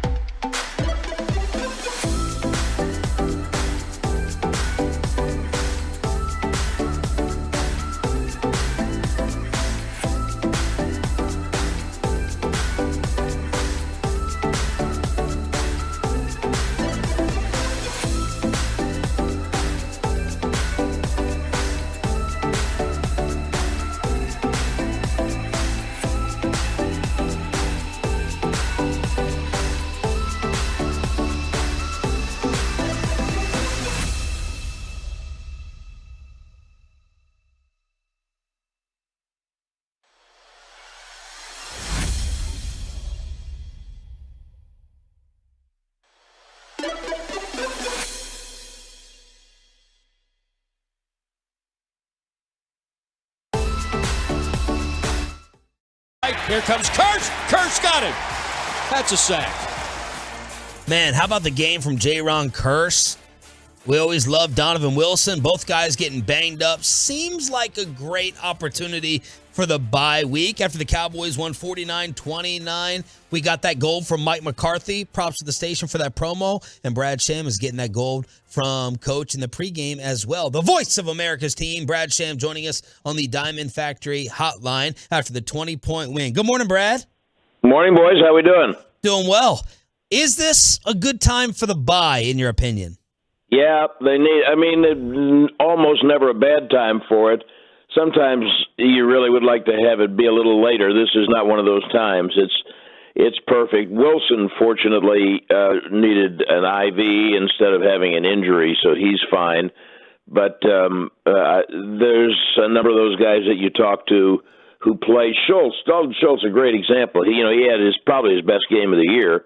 He hadn't been healthy. And I asked him afterwards if he was feeling the best that he's felt, and he said, "I'm feeling the best I've felt, but I don't feel good." And the bye is a perfect time. I think he kind of speaks for a lot of guys. How about the stable of tight ends, man? Like all the weapons yesterday seemed like they wanted to get Gallup going early on. CD did his thing, and then you had Hendershot and Ferguson stepping in along with Dalton Schultz. What'd you think of the tight end group? Well, I think I've been talking about the tight end group since the very beginning, especially before Gallup was playing, and when Jalen Tolbert's still feeling his way. I mean, those guys are weapons, and I'm not sure that they couldn't have been used more. And I hope going forward, as Gallup gets a little bit more into his flow, and don't forget they didn't have Noah Brown yesterday, so that was another reason to use those guys. But I frankly hope that they will look at particularly Schultz and Hendershot as guys they can get down the field a little bit. Ferguson can also get down the field, but in a little different way. But I think the tight ends, and McEwen is another one who can move. I think they can use those four in ways to supplement the wide receivers and broaden the arsenal that's available to them in the passing game. What did you think of Dak's performance? He was good. He made. I'd have to go back. I will go back and look at the interception. He made what looked like a bad decision. Possibly didn't see the guy. I don't know, but I mean, he was what you had to have. There was always, doesn't matter how good the defense plays, it's a long year, and there's going to be a day when something unusual happens, and Chicago and their offense is that something. It's unusual. It's a different kind of running attack, and it's designed the way it is partly because they don't have the offensive line to support a conventional drop-back passing attack. So there was always going to be a day when the offense had to step up and play. And yesterday was that day. And that doesn't mean they can't continue to do it. And for the offense to take that step, the quarterback has got to make some throws. He's got to make some plays, some reads, get out there with his legs and take advantage of things that are there. And I thought he did all those things yesterday. I think he looked like the guy that you want to have running it. You mentioned you're going to go and look at that interception a little bit, but typically, how much of that is a lot of times on those routes where the like a safety may jump in front? How often is that on the receiver? It's very frequently, RJ. It's not on any one person more than the other. And a lot of times there's a little bit of it that's on the receiver. And when did he break, and how did he run the route exactly, and did he see the safety, and did he clear the way he's supposed to? There's way more than people want to know. There is a lot of it that's on the receiver. Brad Sham, voice of the Cowboys here on the Diamond Factory hotline. So going back to the run defense, are you to a degree dismissing the run D against Chicago because of what they do, or are you kind of concerned about it moving forward even after they traded for Hankins? Well, I thought Hankins did okay. I mean, Sam Williams is a pretty good player. They didn't have him yesterday. The Bears were the number one running offense coming in the game. It's not like they were chopped liver and all of a sudden turned into foie gras. They'd been doing that to people, and they'd obviously did it to New England a little bit.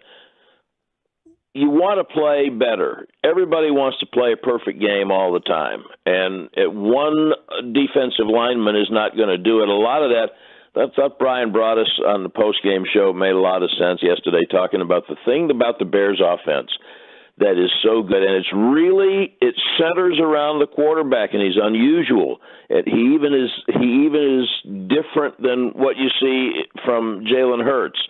But they get you looking the wrong way. And in that kind of a game, in that league, one step will make a play go badly. Because if you take those offensive linemen and you just put their names on a board and you say, today we're going to shuffle everything up, we're going to repick all the teams. We're not talking about drafting out of college. We're talking about right now. I'm not sure how many of those offensive linemen of the Bears would go very high. And the whole is greater than the sum of the parts because the runners are really good. The scheme is exceptional, and the quarterback, it makes it all deceptive. So do the Cowboys have to play better going forward in run defense? Sure they do. But the most important thing is that you win the game. And they were able to make enough plays. That's why turnovers are important. That's the takeaway that changed the game was in the running game. So you don't want to play like that all the time, and I don't think they will, and I don't think they have. And I think that as to label it a concern, I'm not concerned. I'm concerned that they win the games. That's all. Did yesterday show you that Tony Pollard should either start or get more running back carries than Zeke? I thought you'd lead with that from your Twitter feed, actually. Well, I wanted to, they told me to be nice with play-by-play guys. I should have softened up Jim Nantz, so I was softening you up first. Yeah, stop that. I'm not in favor of him starting. Okay. I think it's clear that they haven't used him enough going back to last year. Thought one of their issues down the stretch last year was not using Pollard or Lamb enough. But last year was last year. I mean, it's clear that he needs to have the ball more than he's been getting it. I think this is a big picture thing, Sean, that I think is really important. I think one of Mike McCarthy's real strengths is that he knows his team. And you can have the right people playing at the right times while you're taking care of the chemistry. That's an important – Ezekiel Elliott's an important player in that locker room. Yeah. He's still a good player. He's clearly not as explosive as Pollard, and one day Pollard won't be either. But right now, they are who they are. Elliott does some things better than Pollard, and Pollard does need to have the ball, in my opinion, more than he has had it, and I would still be starting Elliott and giving him his share. And there are times and places when the weather changes, and you see that you play the game that's in front of you, not the one that you've plotted out, but the one that's unfolding in front of you. And there are going to be times when Elliott's going to be better suited for the occasion, and there will be times when Pollard is, and they would probably be well advised to be more open to letting Pollard be that guy when it's those times. See, that was very productive and healthy. Good answer. Thanks.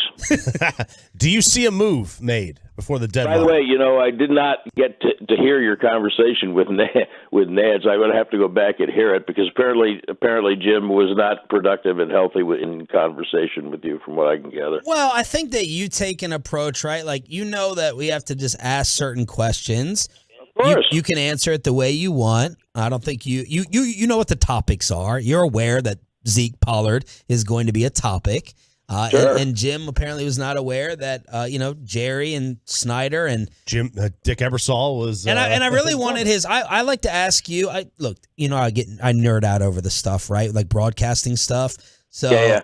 But that's maybe that's not so much for the audience. I wanted to ask him about Dick Ebersol and Romo, and Jim was not happy that I asked. I will say this, and I have a little something more somewhere between a casual relationship with Jim and a friendship, but we get along great.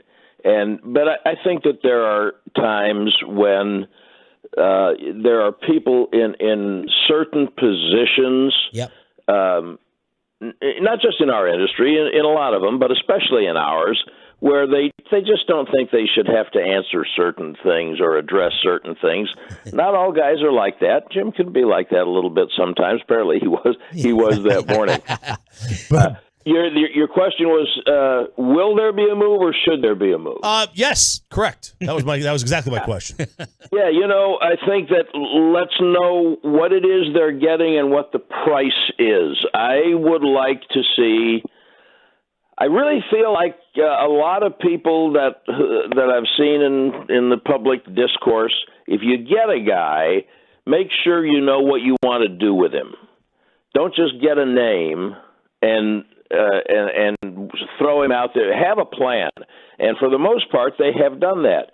I still think that if they can find a threat that opens up the passing game a little bit more, that would make them even more explosive going forward, for whom the price made sense, then I would be very much in favor of that. Player show tonight?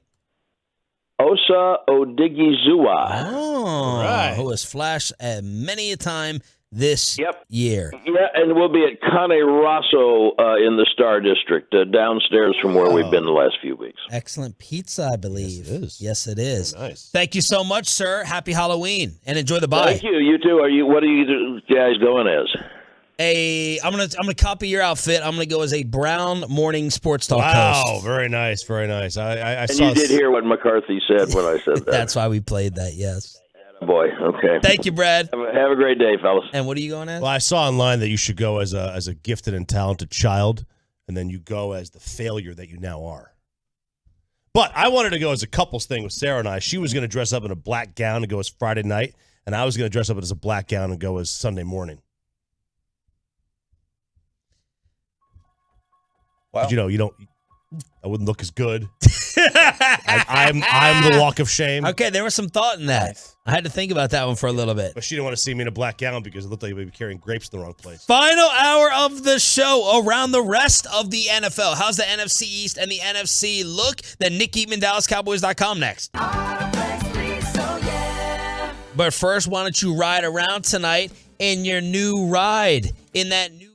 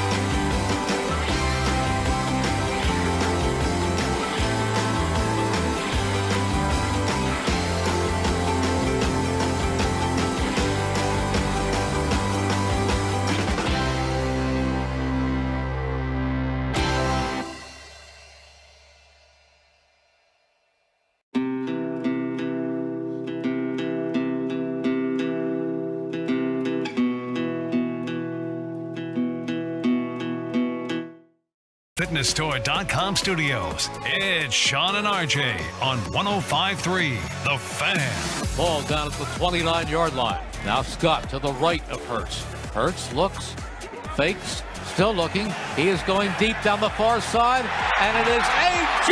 Brown again! Another touchdown! 29 yards!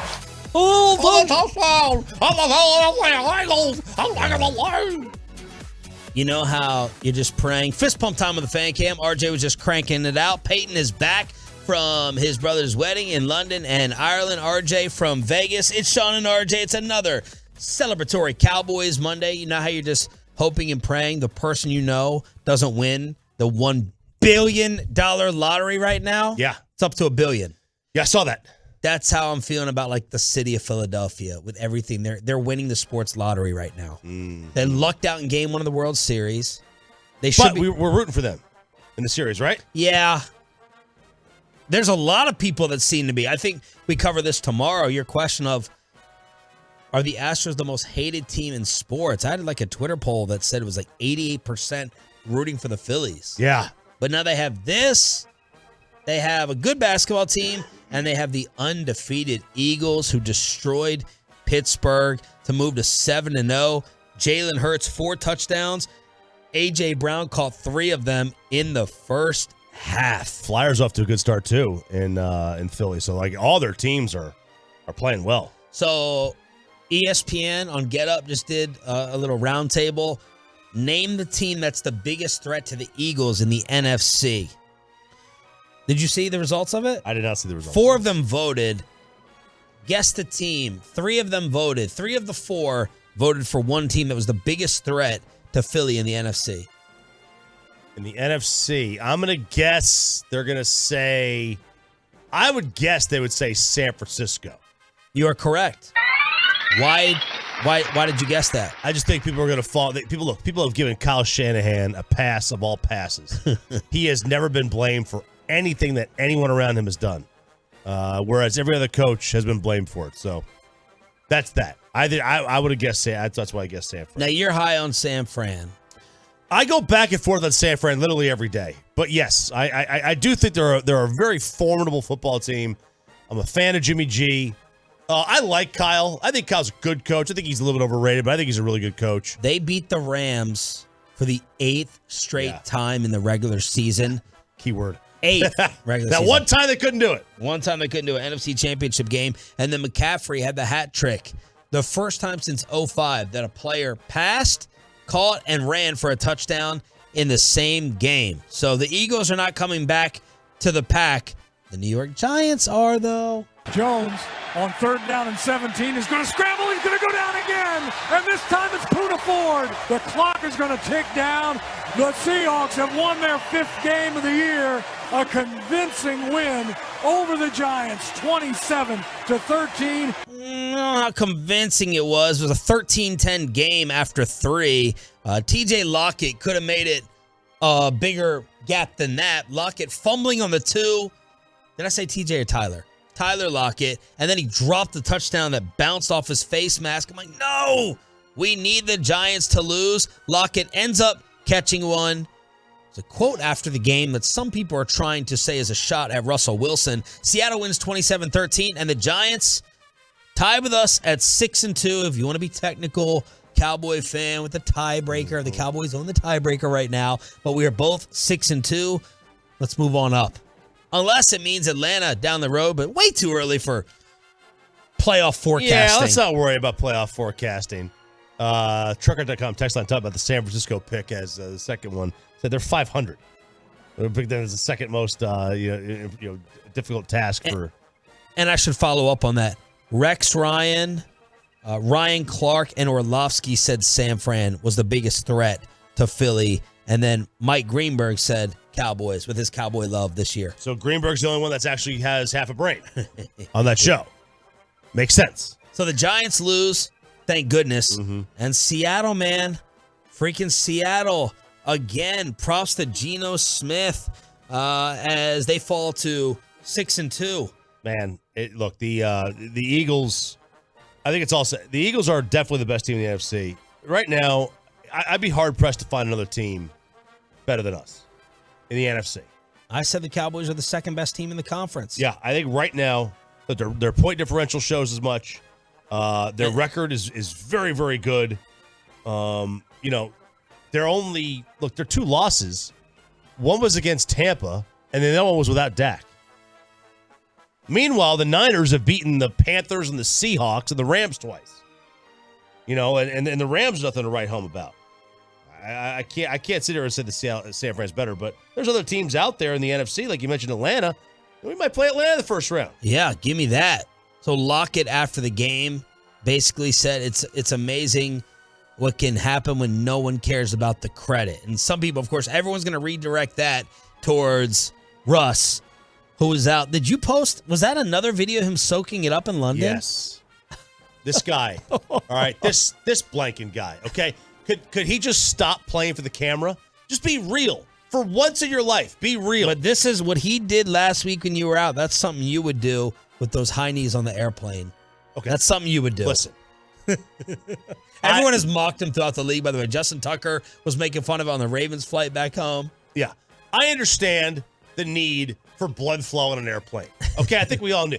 Wear some compression socks, bro. You don't need to be going up and down, between row 23 and 31, doing your high knee pulls and soldier kicks and calf scoops. Okay, we don't need to see that. And neither do your teammates. Okay, you've got some giant dude out there who's just trying to get through a 9-hour flight or however long it takes to get to London, Mr. Sham. It's 9 hours, by the way.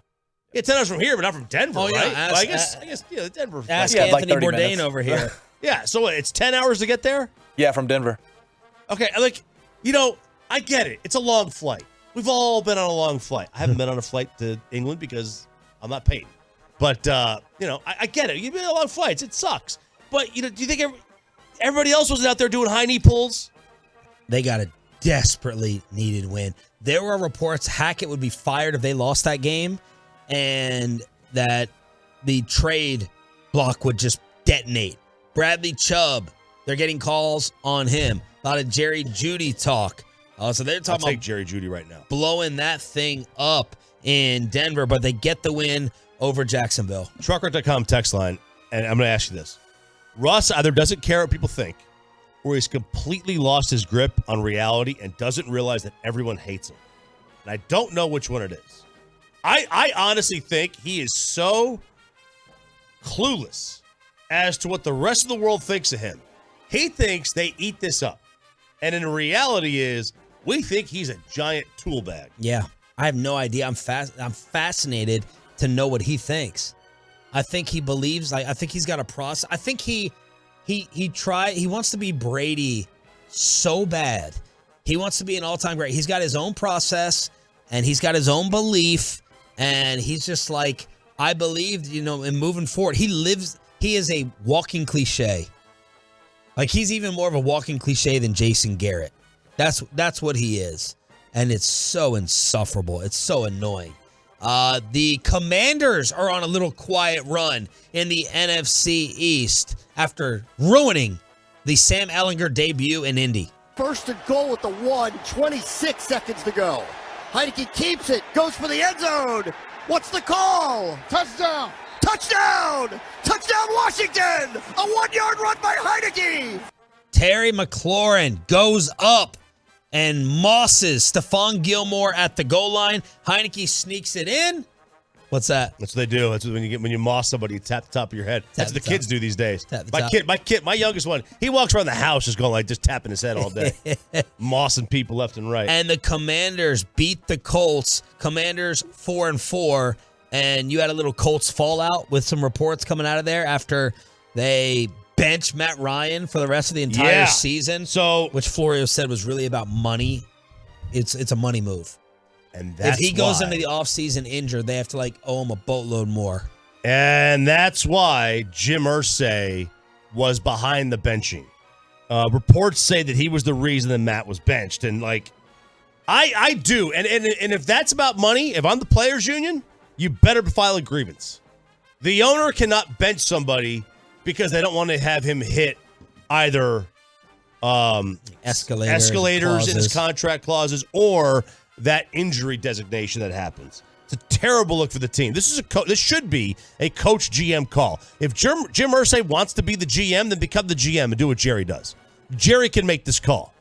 Other than that, you hire a GM and a coach, let them make the call. Otherwise, it looks really, really bad because, as Florio said, it looks like you're doing this for money reasons.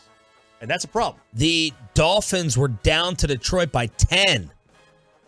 And then Tua and his receivers got going. Miami wins 31-27. Tyreek and Waddle combined, 294 yards for that Miami offense.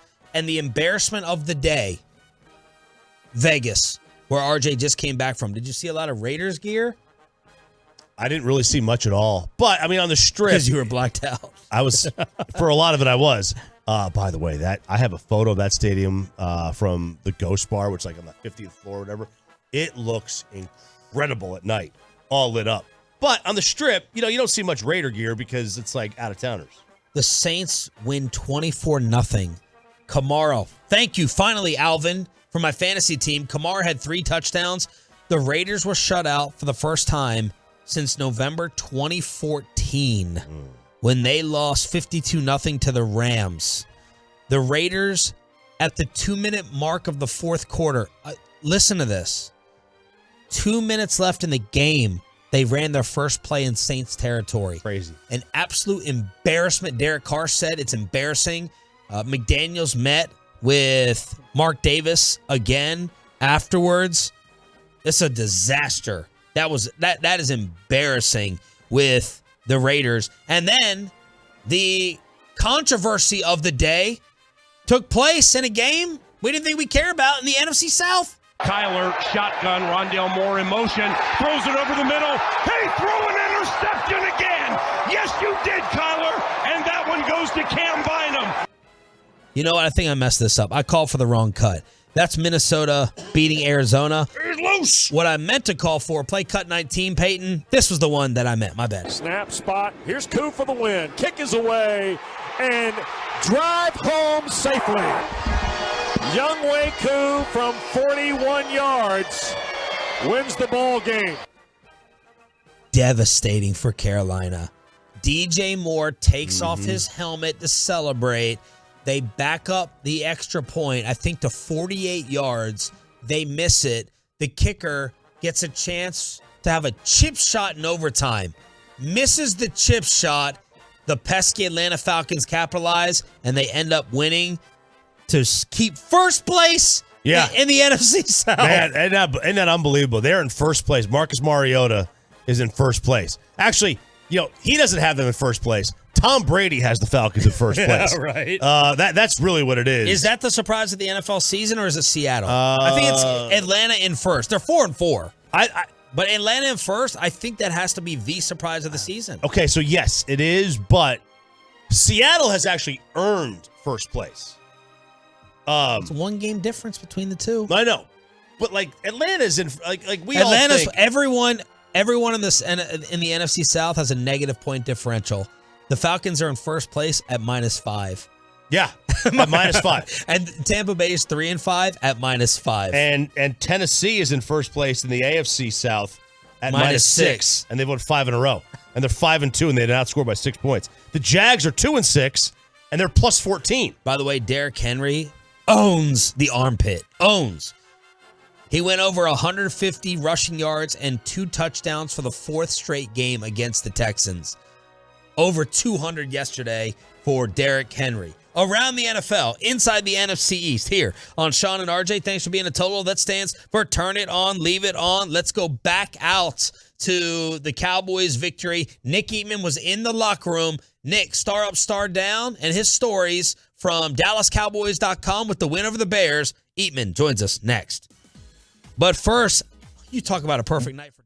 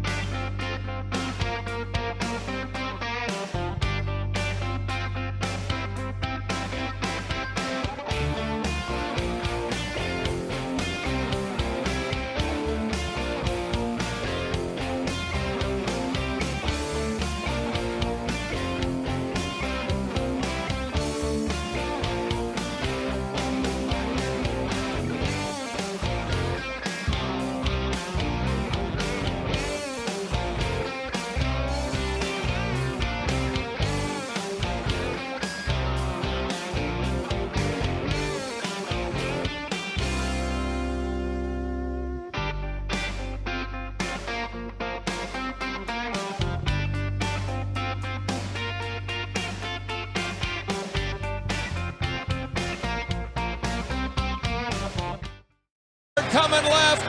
Foot in the ground. First down and more. 50. Good block from the tight end. Sideline. Keep running. 10, 5. Touchdown. Tony Pollard. Special ability from Tony Pollard yesterday as the Cowboys run for 200 yards. Pollard going for about 9.5 a carry, and the Cowboys beat the Bears by 20. It's Sean and RJ here on your home of America's team. We'll crosstalk with KMC at 9:40. Nick Eatman, DallasCowboys.com, about to join us. Brought to you by Ford, built for Texas, built for you. But first, the celebration inside the Cowboys locker room. Take care of business on a bye week. Hey, family, friends, be smart out there. Have a great time. You deserve it. 6-2. Third quarter starts November 7th when we get back. No better time to start the bye than 3:17. Nick Eatman from DallasCowboys.com with the lead story. So, yes, this team can win with offense. Good morning, Nick. Good morning. How are you guys doing? Doing pretty well. I'm reading the first sentence. The reason sports talk radio exists is because of games like this. I'll read the second one. The reason why the TV is filled with talking heads that will have various opinions about the same game is because of games like this. Please explain. Yeah, I mean, I just think these games are perfect, and I don't know how you guys how the show has gone this morning, but I just feel like because you can look at games like this in different perspectives, and if you go down and read, I mean, I'm not talking bad about it. I even mentioned I have our own podcast. I'm on this regular show, so it is what it is. I mean, but my point is that like games like this can be looked at from different ways. You can say, all right, well, what's wrong with this defense? Oh my God, they gave up 29 points, or what's up with Zeke and Pollard and all this kind of stuff. Or you can look at it for other ways and say, man, 6-2 at the bye. I mean, there's just so many different ways you can look at this and slice it up, and that's why I think it's fun that we can sit and debate about things like that because, it's just different. It's just different ways, different perspectives on the same game. And which way are you looking at it from? Well, I mean, I don't look at it. The run defense thing doesn't really bother me yet. I mean, what it bothered me, the Philly game. I mean, they needed to get off the field and they couldn't, and Philly ran the ball and won the game. I mean, a really good team, the best team in the NFL at the moment, and they couldn't get off the field on them. I don't look at this game and go, man, what's wrong with the run defense? Because the Bears were down 20 and they said, we're going to run. Yeah. And then they got down 20 again and they said, we're going to run. So, I mean, like, if you want to lead the league in rushing, you can. I mean, like, you just run. I mean, that's fine. And so that is a little bit skewed to me. Running quarterbacks certainly give this team an issue. And if they could throw, that'd be great, And the thing about it is that sometimes an athletic quarterback can hurt you. I mean, how many quarterbacks in the league can actually jump over Micah Parsons? I mean, like other quarterbacks just couldn't do it, and they'd be like, "Oh, well, you know what? I'm just going to touch him down." But no, this guy is like, "Watch this." Yeah, the Bears won time of possession by 13 minutes, and the Cowboys said, "Thank you." Thanks. Yeah, just go ahead. I think this is, I think this is a really good team. I do. I think this is one of the better teams we've seen in a while.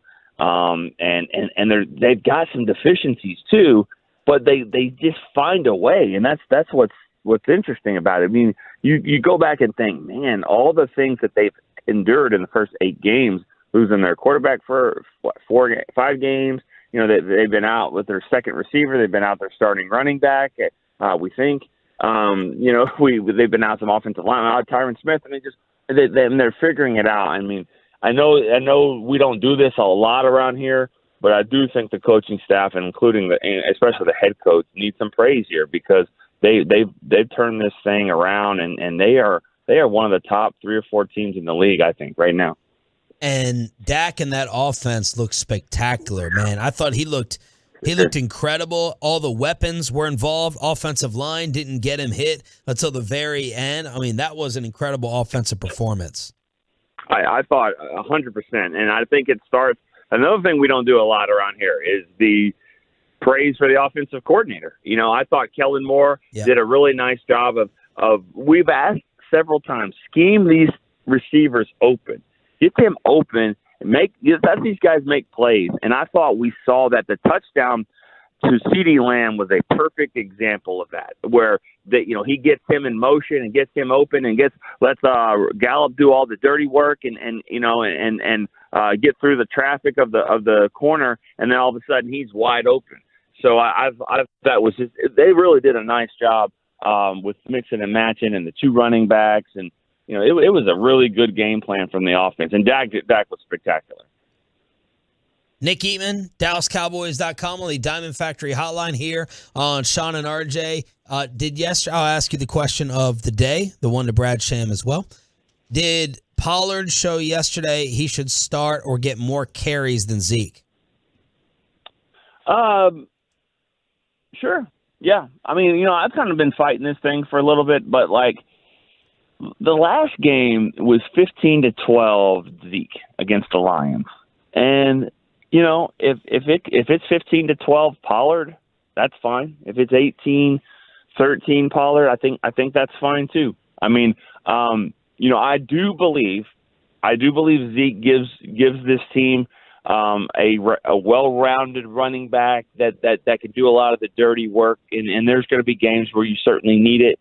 But I don't think you can deny what Pollard is doing, and the 55-yard run at the end of the game. I mean, that just shows that, you still have some juice there. Now, they didn't run it a ton. I don't think he's going to make his living getting 3rd and 1s and goal line runs and things like that, but he does hit the hole with quickness. I thought his touchdown run, the 17-yarder, was probably the best run of his career. I thought that one was just amazing. Just two cuts in the hole and just making moves like that and getting free for a touchdown. That was a really spectacular run. So I just don't think it's that. It doesn't need to be a big issue. I mean, I look at the Bears are running 2 running backs, and I mean, one of them doesn't make $30 million, the other one doesn't make $1 million, probably. But I just think there's 2 backs. They're both working together. They don't have any issues with each other. There's really not. I mean, if Pollard gets a few more carries now, more than Zeke, I think that's fine. He's younger, he's quicker, he's fresher, and he's pretty tough too. He runs through the line as well as you would think a smaller running back would run. What did Brad say? What was his answer? I'm curious. He's a Zeke guy. He's a Zeke. He's got allegiance there. I don't know. It feels like, I know they'll never do it. I'm just trying to figure out why. Is it Jerry admitting he made a mistake with the contract? I think Brad did bring up a good point. He said locker room could play into this a little bit. Like, Zeke is a very important guy in there. And if we're talking about, 50-50 carries anyway, then just go ahead and let Zeke keep that title, maybe for, an impact in the locker room with what a great teammate he is. Yeah, I mean, I'm with that, and that's great too. But I think, and I've been on that road. I mean, I've been there. I kind of think, Zeke does so many things too. But you also wonder when you can go back and take that same point I just made about the Lions game and go, all right, but it was 10-6 in the fourth quarter. Maybe if you flip it, maybe if it's more Pollard than Zeke, maybe he breaks one of those runs. Yeah. Earlier on. So, I mean, you can make the case either way. I just think Pollard is doing a lot of things where you've got to give him more touches. I don't even think you can. I don't even think you can make the case. RJ will make the case, but if I simplify it and say I'm going to give all 3 of us, one is going to get 20 carries. I would think it's Pollard if he could do it. Who would ever pick Zeke? If you were to, I got no chance of a 60-yard, 70-yard run with Zeke. I have no chance of a home run play. I have less chance of ripping off a 20-yarder. Just in terms of running the football, it's not even really a conversation. Well, I mean, if he's got to also prove, and also what you don't really know, and I don't think you would know this. I don't. Is just what the defense looks like, and as far as blitzing, are they going to blitz more? Right. Do they know what's happening a little bit more because Pollard's in the game and this is what they do from tendency standpoint and all that? But it did not hurt them yesterday, and I thought, I think Pollard's got to get some touches. I agree with all that. I think Zeke's very important for the locker room. I think Zeke's got some plays where you're really going to love his toughness. I think he's playing well this year. I mean, I think he's had some good runs it's working. It's working. Yeah. It looks 60-40 Zeke. If it's 60-40 Pollard, I think it's fine as well. I mean, I really do. I don't think that's a big issue. What's up with Micah? I had to get on Bobby a little bit. I thought he downplayed it. Like I'm a little bit more concerned about Micah, I guess, than others are. In terms of just what, not getting a sack? No, what am I? No, his health status. Oh, after the game? Yeah. During the game. I mean, he's on the sideline multiple times like he's in a Pollard-Zeke rotation. He's standing up looking at the video board. He's clearly banged up. Otherwise, why isn't he out there playing? He was out there way too late, in my opinion, along with Dak. And then he's on the sideline like his shoulder got separated. Like, is this being underplayed during the week by all of them? I didn't get that sense. I didn't get the sense that it was a big deal ever. I know they do rotate them at times. I mean, we all think they rotate them too much.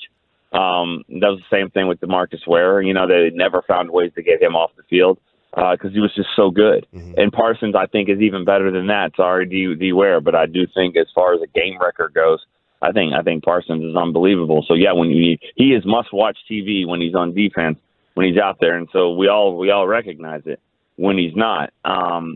But, yeah, I don't think it's that big a deal. I mean, he's a few yards away from getting in the conversation of Zeke and Pollard. I mean, he runs the ball like that. It's like, wait a second, now we're going to get the ball. I thought it was funny what Dak said about, now I got to hear about it. Now I got to hear, he's going to want some carries too. But like, there's really not much this guy can't do. Right. I mean, he really, it's amazing. I just don't think, especially with the bye coming up, I'm not as concerned. I haven't heard anything. If Bobby's heard something more, that's, I wouldn't be surprised, but I don't think it's a huge deal. I think Micah seems okay. And he played the third highest defensive snaps of the game. Diggs, thanks to John Machota for this, Diggs played 79, Kearse played 76, and then it dropped down to 57 for Parsons. So Parsons played 57. Deron Bland played 49. What a great pass breakup by him. Tank destroyed. Very big play. Yeah, Tank destroyed Justin Fields. He had 48, but it went 79, 76, and then dropped to 57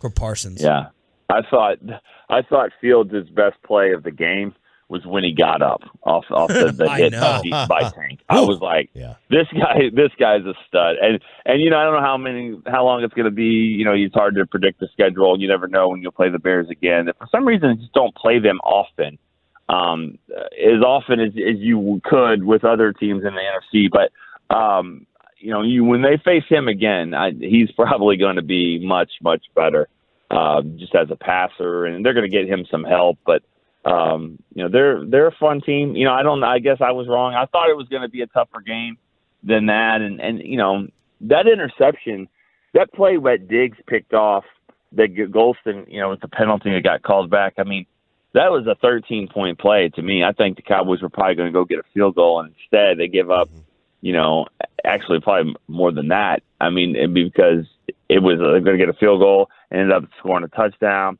and then another field goal. I mean, it was unbelievable how the tide turned with one play, one penalty there on the Cowboys. Real quick, do you think they make a move before the deadline?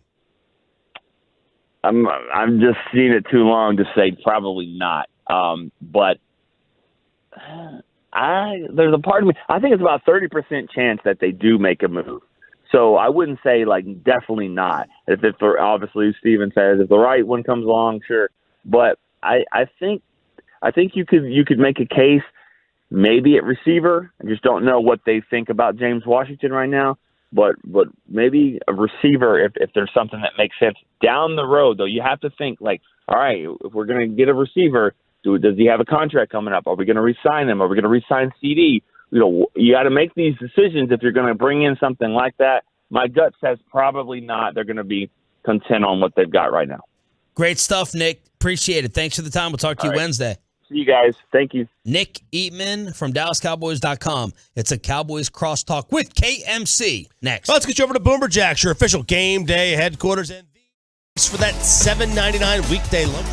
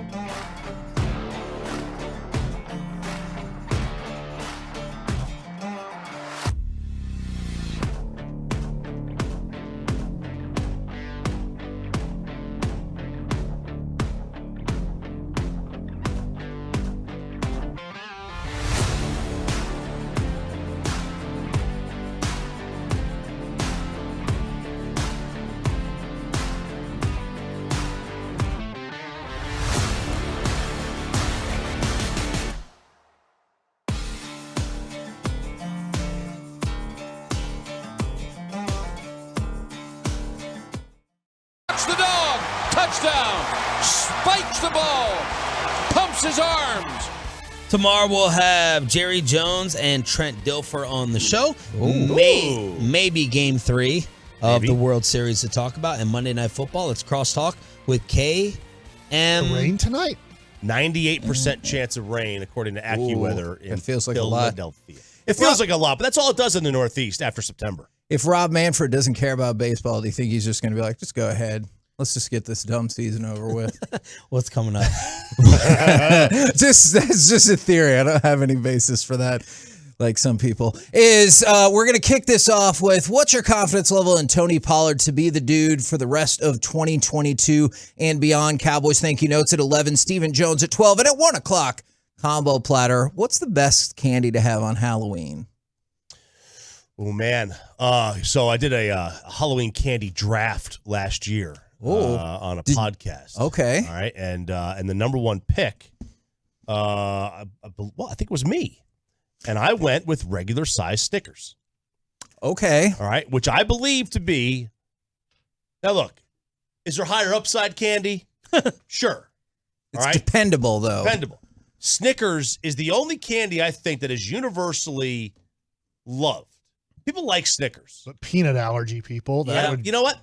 I don't care about weakness, okay? Oh, I don't my care about gosh. that, all right? If those allergies didn't exist when we were kids, Mike, so I don't care about that. Oh, no. In all seriousness. Is a Kit Kat more universally loved? Kit Kat's very loved. Very loved. Twix, too. Reese's Cup. Reese's peanut butter A cup. lot of peanut butter in that. Love it. Yeah, I feel like Twix doesn't get the attention it should, because I think you're right. If somebody gives you a Twix, you're like, yeah, that works. Yeah. But I don't feel like it gets talked about in that category. And like the Snickers, it's got nougat, caramel, nuts, and chocolate. Like, it's got everything in it. So, like, to me, that is the one candy that encapsulates everything. It's got all of it. I think everybody if you can eat it, it's got generally everything that you like. And now I don't think King size is too much. Uh-huh. And I don't know if the bite size is enough. I don't know if it's enough. Interesting that Jerry did not tell you guys on Friday that he was dressing up as a blind NFL ref. I was surprised about that. I took solace in the fact that he told us Zeke wasn't playing. Yep. And then everyone was like, Zeke's not playing? And I was like, yeah, that happened on our show on Friday. I was surprised about that. I want to ask Steven at noon, does he think the NFL has a sense of humor? Because sometimes I get the sense that they do not. Be careful with that running back topic. It's dangerous. What's the debate? Cowboy fans, a lot of them like to only have the discussion when they lose about things like this. If they win, they want you to just pretend like they won 140-0. Yeah, that'd be neat. That would be neat. So like having, a discussion off an angle is going to make you a hater and someone who's starting trouble and creating ruckus for the team chemistry. Ooh, okay. So even our opening segment of just even asking, what's your belief level in Tony Pollard, dare I say, beyond 2022, and what kind of decision will be made? Will people jump on us for being haters? Well, that's an interesting way to phrase it. Someone was asking what you do with Pollard's contract in the offseason. Good question. On the fan text. He's an unrestricted free agent. Yep. He's 25. Yep. He'll be 26 in April, which is like, that's just entering your prime for a Major League Baseball player. For an NFL running back, you're winding down. Yeah, I mean, you're like a tennis guy at 20. If he doesn't give you the discount, then bye-bye, see you later, on to the next one. That's the way it works. Yeah. Did you like seeing Malik Davis here and there because of that? You're like, all right. Or are you watching Bijan Robinson highlights over the weekend? Or like, I guess not this weekend, but other weekends, and you're like, that's the guy. Mike, I think will appreciate this. There's a weird deference or allegiance to Zeke here, especially from the media. And I saw this growing up around Cal Ripken's streak. Everybody knew at a point in time that, why'd you look at me like that? You're not about to hate on Cal Ripken's streak, are you? Everybody knew that like they wanted Mike Bordick to play. Okay. They wanted another project. Cal's not that guy anymore. But Cal, Manny Alexander. Yeah, but we can't bench Cal because he's Cal. We just can't do it, even though we know there was a deference, there was an allegiance, and I've never seen more talk about a running back ability to block way heavier on a conversation like this than this one. It's insane. It's crazy. It's like everyone who talks about what a special teams ace Kelvin Joseph is, like that's the reason we drafted him. Right. It is weird. I don't know what to tell you. I think that's a thing that matters. But fans are so worried about you don't have to bench Zeke. It's simple. If you gave both 10 carries, who would you trust to get more yards Tony and Pollard. score? And there's not a debate. Right. There's no debate. The issue is that, if there's let's say there's 100 snaps in the game, 100 plays, there's not 100, but just making it easy. You want Pollard to get more carries, but I want Zeke to play more because you're going to throw the ball more. And he does need to be in there for blocking, which is a massively underrated aspect of the running back's ability and his value is that. But yeah, I mean, there's a lot of comparisons that you can make with Cal and with Zeke. Because, I mean, for one, Zeke doesn't really, run the ball very effectively. And Cal Ripken didn't play baseball very effectively. Here we go. 270 hitter. Oh, my God. He was under an 800 OPS. I mean, he's like a poor man's Nate Lowe. What the hell did you just say? If he had Nate Lowe's career, he'd actually be a good player. Mike, didn't you name a family member after Cal? Yeah, my son. And you're going to sit here and just How did he win the MVP twice? Because what's old funny people is vote for the MVP. What's funny is I feel like Choppy, because he's a big numbers person, really appreciates the war of baseball. I do, and I don't know if Cal's got good WAR, but WAR also is cumulative, and he played like 148 seasons. That's kind of why it's cumulative. All right. So you don't think? So do you think only old people would reflect on Cal Ripken Jr. as being a good baseball player? I think most young people would not reflect well on a guy with a 788 OPS.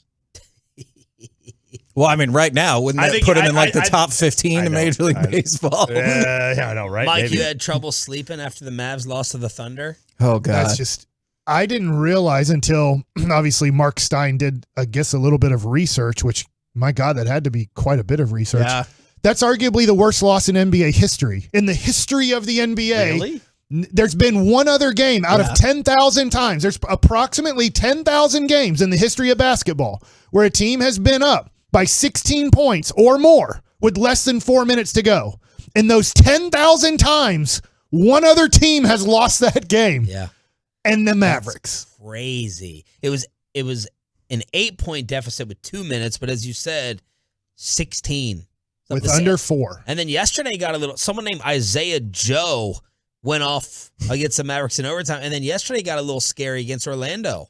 Got a little worrisome. Remember, this was a major issue the first few years of Luka. Yes, I do. And last year it was finally reconciled. And we're like, all right, we're good. Now when the Mavericks are up by 10 points with 3 minutes to go, we can breathe easy. You should win this game. 95% of the time you're going to win these games. It was less than a 50% proposition his first 3 years in the NBA, but now it's back. What has happened? Were we wrong about the start for Christian Wood? 25, 25, 23, and then 11, 11, 5. What do you make of it? They're treating him like Maxi Kleba on the court. We had some conversations, and He still has not played 30 minutes in the season. And I feel like we talked about this Thursday or Friday, maybe, is that the defensive deficiencies that he carries are what's keeping him out on the court. You saw that after Saturday's game. Jason Kidd straight up said he's making mistakes on defense, so we have to take him off the court. That's sort of a playoff thing, though, right? Like regular season, you score 120 points a game. What's amazing to me, and I get it because they maxed out Porzingis. I mean, Porzingis came in weeping every day that things didn't go his way, and they're like, look, we got to get him the ball 47 times. And we got to, hey, Porzingis, when do you want to play and when do you not want to play? Because as much as people like rag on Carlisle was like, look, the dude wants to play the first 9 minutes of the game. I'm going to play him the first 9 minutes of the game. The dude wants the ball here. We're going to give him the ball here. Jason Kidd begged and pleaded with Luka, please just get along with him and give him the ball when he wants the ball. We're going to try our best to move him, but if you don't get along with him and you don't give him the ball when he wants, we can't trade him. Nobody in the NBA wants this guy. You got to get along with him. And so Luka did for approximately 40 games, and then they moved him as soon as they could move him. It's just interesting to me how they treated Porzingis and said, whatever you want, we will give you the whole world. Just please get along with Luka. And now with Christian Wood, they're like, hey, MFer, if you don't play better defense on the next possession, you're never going to see the basketball again. And it's just interesting. It's two interesting extremes. that anyone cares about defense this much in the NBA. Not the Warriors. I feel like there's this unfair or rare expectation of defense with this team.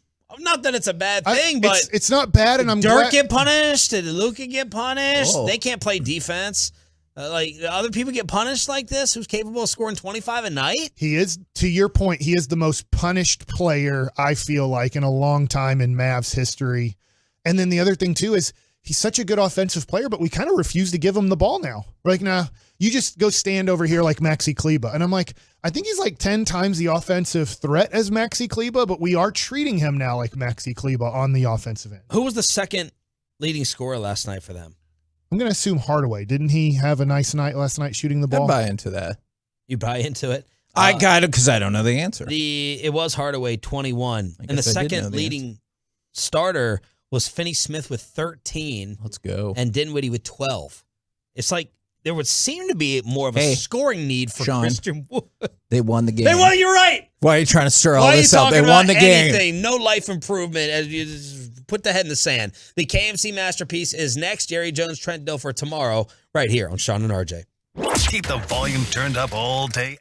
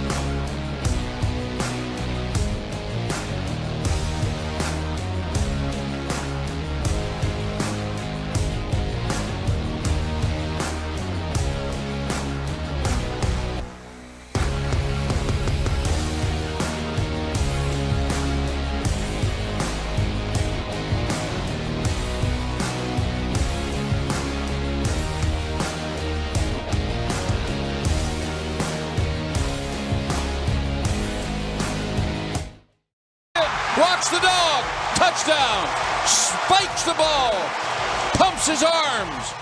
KNC Masterpiece right here on 105.3 The Fan for everybody that is a big fan of that audio clip. My question for y'all to start things off, what is your confidence level in Tony Pollard to be the dude for 2022 and beyond? I know it was just one game, and we talked about it going in. I almost felt kind of bad for Tony Pollard because I was like, man, if this doesn't work out, I feel like people are going to crap on his ability to be the lead back. Only 14 carries, but Lord knows his numbers look like it was a lot more carries than that. He was phenomenal by, I think, pretty much every conceivable definition yesterday.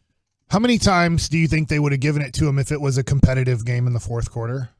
I do think they would have given him the ball. Is your concern that maybe they would not have? No. I think they would have too. Because at 14 carries, that's his maximum in his NFL career. I think he matched his career amount of carries. And when the game was, 6 minutes to go and you knew it was over, unless the Mavericks all of a sudden took the field, and then you knew you're in big trouble. I almost cussed right there. I thought, gosh, I wonder if, let's just say the game would have been 30-22. Right. I wonder how many more carries they are willing to give him. To your question, I don't know how many carries they're willing to give him because, I think I know he's the best running back on the team. But I'm just wondering how many carries are they comfortable giving him? 14, I know they're comfortable with. Are they comfortable with giving him 18 carries a game? 20 is kind of, I think, the max they would go to. But to your question, if they're not willing to ever give him the ball 20 times, I don't know if you can call him a lead back. You can call him the guy that gets the majority of the carries in a shared operation. Right. Now, we got some Jerry audio. I can't pull it up on my computer, so I'm hoping that we have this clip. Is Jerry talked about how Zeke goes is what leads this team, and we'll try to get to that in just 1 minute. But there's lots of things to like about about Tony Pollard. There's plenty of things to like about Ezekiel Elliott as well. This was the craziest stat from the game, though, because I can't believe that this is true. And then it also brought up a person whose life has gone on in a very different direction since then. Tony Pollard, the first Cowboys running back with 3+ rushing touchdowns since Joseph Randle in 2015. How crazy is it that Zeke has never done that? And then, unfortunately, how long has it been since you thought about Joseph Randle? Well, I haven't thought about him in a long time, unfortunately, and that's life. Yeah. As a professional athlete, we all think we're going to be remembered, and You're not. Unless you are Emmitt Smith, you're not going to get remembered. But, gosh, I didn't know that about Zeke until obviously. I couldn't believe it. I went through all of his game logs, and I was like, I'm sorry, I'm not going to trust this statistic. I was amazed to learn that. Yeah. But, it's, opportunity. The other thing, too, is somewhat after Zeke's rookie year, in a weird way, he started getting worse. I know that, the whole thing laying over him in 2017 with the Ohio State incident that he had, that he ended up getting suspended 6 games. He was never really super focused in that season. And then 2018, still a really good running back. But when you watch yesterday, Tony Pollard, I hate taking shots at Zeke this way. Zeke is a good running back for what he does. But he's only scoring probably 1 touchdown yesterday. Sure. Zeke, he can't. He's not getting the last one. He's going to make positive yards on those plays. He's going to have a positive run. So you're not going to go and go, God, he looks like Eddie George on the Dallas Cowboys, where you're like, do your feet get higher than 1 inch off the ground? I mean, Eddie George was completely finished when he showed up as a Dallas Cowboy. And Zeke's not Eddie George, if you're old enough to remember Eddie George on the Dallas Cowboys. But at the same time, you know that a couple of the cuts and the moves and in and out that Pollard can do in traffic, Zeke just can't do. He's going to look at the guy and go, here's the deal. Me versus you, I'm going to carry you for 4 yards. I'm going to ram my head into your chest, and we're going to go on a ride for 4 yards, and then I'm going to go down. That's That's good. That's who Zeke is. That's how he runs now because he knows I can't elude people. So if they're in my way, I'm just going to find them and I'm going to throw my body into them. I wanted to address this is an astute text, so I decided to do the research on this ahead of time just in case this came up. So thank you for texting that in. From the 405, the Bears don't have a great run defense. I need to see Tony Pollard versus a team like the Eagles before I go, let's cut Zeke. I decided to do that research for everyone in advance. Tony Pollard has run the ball at least 10 times, 19 games in his career. Now, I get it, the variety of opponent and everything like that, but I wanted to take a broad sample size across the 4 years in games when he gets at least 10 carries. Now, to your point from just a few minutes ago, 10 carries does not make you a lead back, but as we established, 14 carries is his ceiling. So I had to work with the possible information that I could use. This is amazing to me. So in the 19 games where Tony Pollard had at least 10 carries, he ran the ball 226 times for 1,324 yards. That is 5.9 yards per carry. So if you go back and look at, and you should look at the fan cam right now, is if you go back and look at the games in which Tony Pollard got at least 10 runs, he's averaging 5.9 yards per carry in those games. So it's not just against this year's Eagles team, and I get that in terms of like, how does he do against awesome defenses? But over the span of his career, when you give him the ball, he makes things happen. Yeah, I like Tony Pollard, and I think that he's the guy that you need to give the majority of. If there's 25 carries, I would like to see him get 14 of them or 15 of them, and Zeke to get approximately 10. I think that is a good, if we're trying to do the mathematical thing on this, and I think with Tony Pollard, not that he's small, not that he's a scat back, but I do think that in today's game, for the most part, if you want a guy to somewhat be healthy at the end and give you the most at the end of the season and into the playoffs, giving a guy a ball 20 plus times a game over a 17-game season probably isn't the best formula. And I know there are some guys that can do it, but it's probably not the best formula. And here's the next part of it.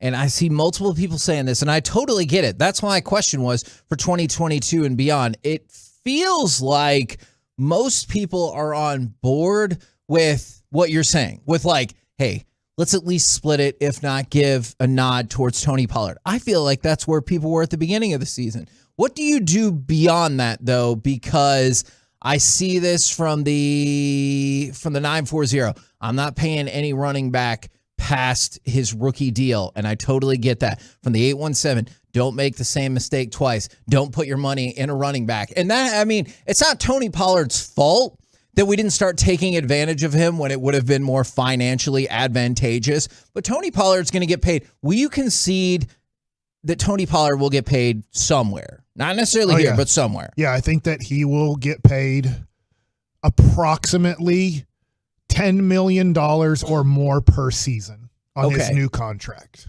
Okay. Now, then my question for y'all was going to be, do you want to pay that figure, or are you of the opinion that, hey, Tony Pollard, thank you very much for your service. You might end up being great, but we've got burned on this before. And not just the Cowboys. Lots of teams have gotten burned on paying running backs. I would lean towards letting the season play out, see how you feel he did, and then probably if you're making me lean in a no matter what, I would lean towards I would have loved to had a second or third round guy that I really like right now. Yeah. That's a rookie. And Malik Davis is not there yet. Right. So I will probably I will say in general, you shouldn't pay running backs. In general, you should just let them go after their fourth or fifth or possibly even sixth year. If you draft a guy in the first round and you want to franchise tag him and they say, well, I'm sitting out, you can say, all right, well, I hope you sit out. I mean, you're going to sit out the rest of your life.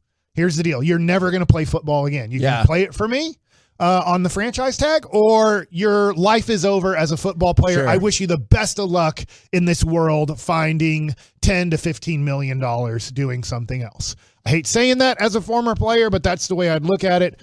So with Tony Pollard, I lean towards letting him go, not because I don't like him a lot, but I think in the philosophy of salary cap, you have to always be churning a running back. Every third year, you need to be drafting a guy you like to take over as the lead back. And I don't know. I've only seen this twice, so maybe this is a vocal minority or just a minority, is some people are like, this feels like a retread of Emmitt Smith against Troy Hambrick, but surely nobody thinks that Zeke is as good as Emmitt Smith, although at that time, clearly Emmitt was slowing down. And people would agree that Tony Pollard is better than Troy Hambrick. I would hope people realize that. So. All right. In a weird way, it is. I can't believe this, that I randomly, early in the season, watched a 1977 playoff game of the Chicago Bears versus the Dallas Cowboys and watched Robert Newhouse and Tony Dorsett. And I thought, gosh, there's a little bit of Robert Newhouse as Zeke Elliott, and there's a little bit of Tony Pollard as Tony Dorsett. Now, Tony Pollard's never making the Hall of Fame, won't even come close. And Tony Dorsett was a Hall of Fame running back.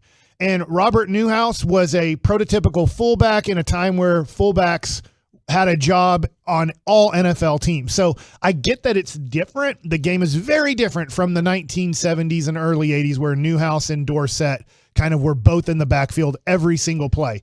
But they do make sense together that we have somewhat of our Newhouse and Dorsett combination here. And I look, this is probably where I fall on this as well. It's kind of in line with you, Mike, from the 682. Zeke was the same type of running back as Pollard before he got paid. From the 817. Do not pay another running back. We're drafting Bijan Robinson. I actually would not rule that out whatsoever. I've been thinking that for a while. But if you want to look at the logistics of the dollars and cents of it all, because I know that's what it means for a lot of people.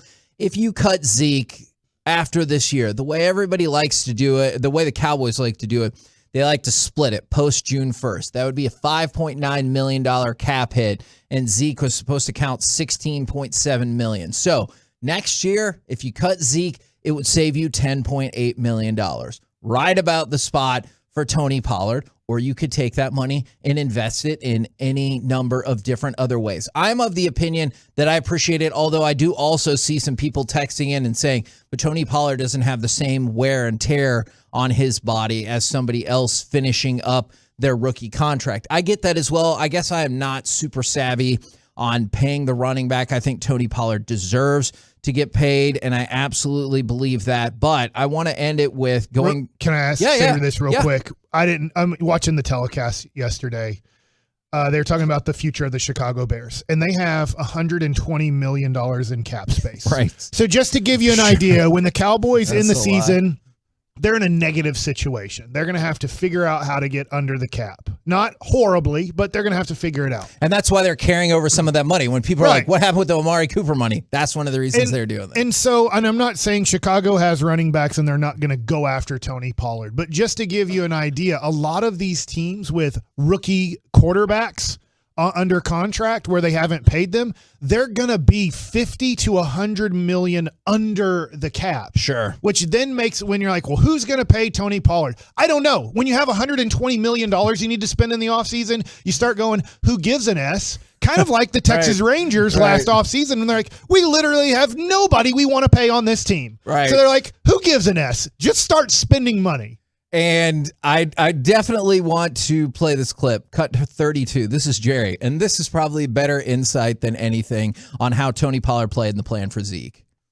Well, of course, we go where Zeke goes, and I really mean that. Zeke's that important to this team, and every bit as important as he was before the game. And it gives me personally, and I want all our fans to feel good about our future, because we'll have a healthier Zeke for not using him this ball game.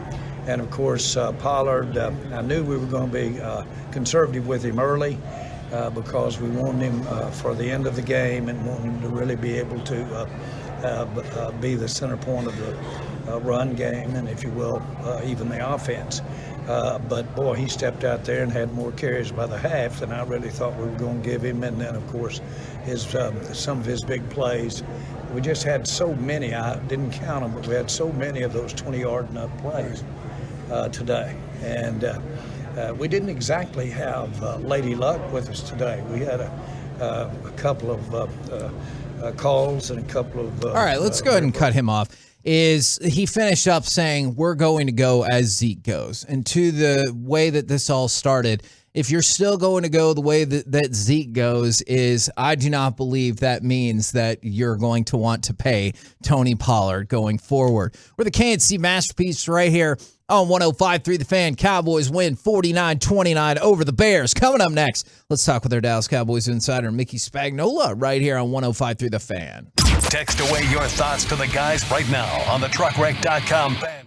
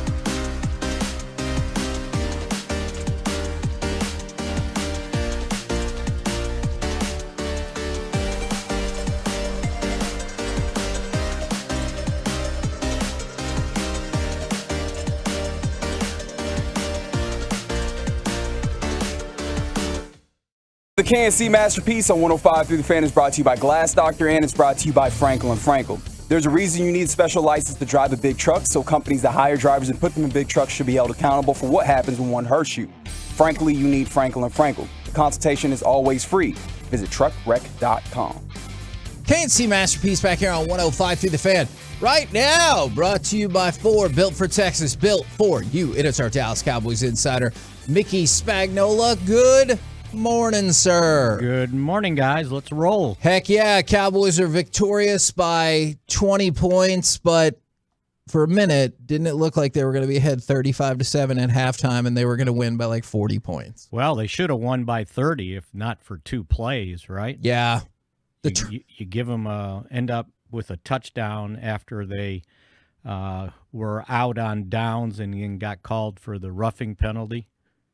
It's like, come on, let them play football. And then there was no need to be throwing the ball at the end of the first half like that. They got intercepted and gave them another 3. So that was 10 points. It should have been 49-19. Right. But anyway, a win is a win is a win, right? A win is a win is a win. Now, and I know we've talked about it, and I know the Bears are very stout at this, and you told us about that. We talked about it going into the game. Concern level, it's a dominant victory. Any concern about the way the Bears were able to move the ball on the ground? It's still a concern, I think, yeah. the way they do. But here's the deal. Even after they were behind by that much, they were still running the ball. I was fascinated by that decision. They're doing the Cowboys a favor, even though the Cowboys couldn't stop them, right? But they're grinding out the clock on their own, and they only throw for 151 yards. So, yeah, you don't want to give up 240 yards rushing, but you got 200 yourself. So it was like the Cowboys' offense was better than the Bears' offense, and that's why we got the score that we got. This is a random non-Cowboys question real quick. If people are watching on our fan cam in the last segment, Reggie, I believe, going as BoJack Horseman, came in and dropped off our cut sheet, which was a little jarring because I had not seen the horse head earlier. Do you dress up to go to work, and do other people around you dress up, and is it jarring to you? It's not jarring to me. I don't dress up to go to work on Halloween. I think I've seen maybe a few people do that. I don't remember when or how far back. But, yeah, I mean, I think we might mess around with the desk on the podcast set, but other than that, yeah, no, I think it's Monday. Is that terrible? No, I was just curious. Are you guys dressed up? I am not dressed up, but I support. Corey is? I support Reggie dressing up. I just wasn't expecting him to walk in with the horse head on, and it caught me off guard for a second. The Bears dressed up as a bunch of looking morons on a football field with those dumb butt helmets. I hate those hate the whole you were thing. there. They looked horrible on TV. They were like glowing on TV. It was like one of those creamsicles, dreamsicles. What did they call them? That were orange and white. Yeah. Yeah, and you know what? And I think I mentioned this last week, something about my college roommate was a very big and still is Bears fans. And so I said, I had texted him before the game, and I said, oh, the Bears are in those orange outfits, right? So he gets me, right? He sends me a text back during the game, and he goes, what's the deal? I thought this game was on TV. I got some Clemson game. Yeah. And he got me. I said, no, it's supposed to be on national television. And he goes, gotcha. Because they look like Clemson. Right? I felt there was a little bit of a Cincinnati vibe going there as well. So, no, I definitely get what you're saying. Well, I guess they can wear those things since they are no longer the monsters of the Midway, right? Yeah, you can't give up that many points. And like we talked about, I think it should have been even more when you talked about 49-19. I also think that, the Cowboys scored on their first 4 drives, and when Trayvon Diggs made the pick and advanced it, that's why I was thinking it was going to be 35-7 at half. Well, it should have been. I just, a guy's rushing the quarterback. He jumps up in the air to block the pass, and then he comes down on the quarterback, and that's a personal foul. I mean, he didn't like hit him in the head. He got him on the shoulders with his hands, it looked like to me. And it wasn't late. It's like, I mean, what are you supposed to do? And it was a pick. You're right. And it looked like a really easy interception as well. Well, because of the pressure, yeah, and he couldn't step into the throw. Absolutely. Is there I liked what DeMarcus Lawrence said after the game, because he's always trying to be better. He said, I missed 2 sacks today. And At least. Yes. And I was glad he got credit there towards the end, because he was in Justin Fields' face, but Justin Fields, very agile, was able to swoop around him. He said Justin Fields exposed some areas where he can get better. Is that something about this team that you think they reflect even in a dominant victory, and they're like, these are spots where we can get better? Yeah. I mean, they knew that going in, that you can't take an inside pass rush on him when you're the outside guy, because then he gets outside of you and there's nobody there. And we saw it, time and again. And that was one of the things that when they were preparing for the game that they had to be cognizant of. When they rush him, they got to keep him in the pocket. You can't go inside seeking sacks, and then he pops outside and runs for 12 yards on a 3rd down and just breaks your heart. It's got to be like Lawrence did on the 2-point conversion. You're coming in from the outside, and stay out there and make sure that you don't let him step outside of you. Force him back in the middle. Unfortunately, I think on the 2-point conversion, you don't get a sack on that. Right. I mean, you sack him, but you don't get credit for one. Do you think, going back to the interception, do you think if Troy Aikman was on the broadcast again, he would not say, take the dresses off? Probably would have, yeah. I mean, it's like, come on. It was just a football play. And there's the flag. And it's like, okay, fine. But yeah, I just think you got to let them play football at that point. I don't know if you jumped on the conference call, and I know it happened Friday. I'm just really curious, because Kelvin Joseph talked to the media for the first time on Friday. I'm curious if you participated in the conference call, and if you think that still needs to be addressed, or the fact that the team talked it over, or he talked it over with the team, and then that's not something that's going to come up anymore, or is that something that's just going to stick with him throughout his career? Well, I think it'll always be a question. No, I did not take part in the conference call, but I, read all about it and what he had to say, and and I'm sure his folks told him there's no need to talk about it or address it, and he followed the orders. I think I don't know if it ever goes away. Let's put it that way. Right. The way the legal system runs, even though there was at some point someone from, inside the police department said he was clear. I had somebody that knows more about that than me says, well, you're never clear, because you never know when somebody's going to bring something up against you. So, but I think the team has talked about it, and and it seems like he's walked the straight and narrow since then, and we'll just kind of see where that goes, and and hopefully he turns into a better cornerback than he has been. Yeah, no, absolutely. Because as much as I respect the job he's been doing on special teams, that's not why the Cowboys drafted him. Like, I appreciate that he's finding a role on the team, but whenever people say that, I'm like, right, but this is not the 2009 draft where we were just drafting backups, or that was the plan. Like, we thought he was going to be a player on this team. Well, just remember that he didn't draft himself. No, you're right. So, and sometimes you hit guys that were drafted in the 4th round. Sure. Is that where Pollard was drafted? I believe that is correct. Yeah. And so, that's good on Pollard or good on the team finding somebody in the 4th round. So it depends on, how you look at those things. Mickey, I have a big question here, because we're somewhat at the halfway point with a bye. Yeah. Has the offensive line been the biggest pleasant surprise this year on how well they've played, especially after the Tyron Smith injury? I would say yes, especially after the Tyron Smith injury, when you had to reorganize what your plans were, which had been Tyler Smith playing left guard, and Tyron at left tackle, and Connor McGovern kind of your backup swing guy, fullback, and then all of a sudden Tyler Smith's out at left tackle without any training camp practice at left tackle.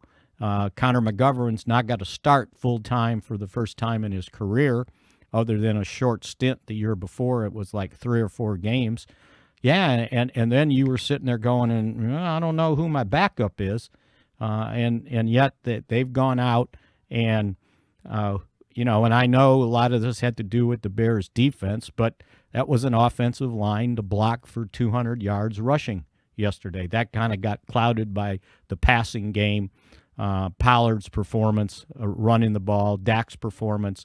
But they did, they ran for 200 yards as a team, and you got to give the offensive line some credit. So, yes, I would think that was a huge question mark when you consider that, the kind of the starters, you got 3 guys starting on the line with no more than in their 3rd year in the league. Yeah, I'm looking at it right now. I saw this courtesy of StatMuse, is the Cowboys are tied with the Jags for the 3rd least sacks given up this season, and the 2 teams ahead of them, or I guess behind them, however you want to put that, have both only played 7 games.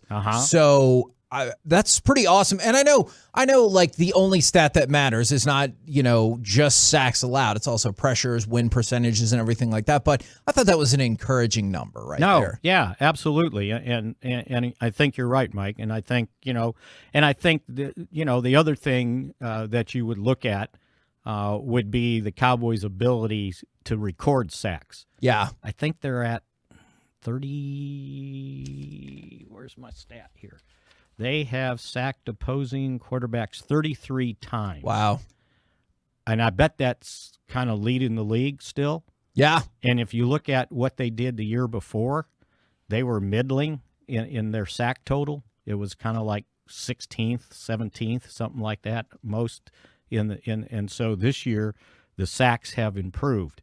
Now they don't have as many takeaways, but the sacks certainly are almost like a takeaway, because usually if you get a sack in a possession, that's ending that possession, right? They're not getting a first down after the sack. So that's been pretty impressive and something they needed to improve on, and they certainly did improve on it. Appreciate it very much, good sir. Let's chat again tomorrow. I'll be here. See ya.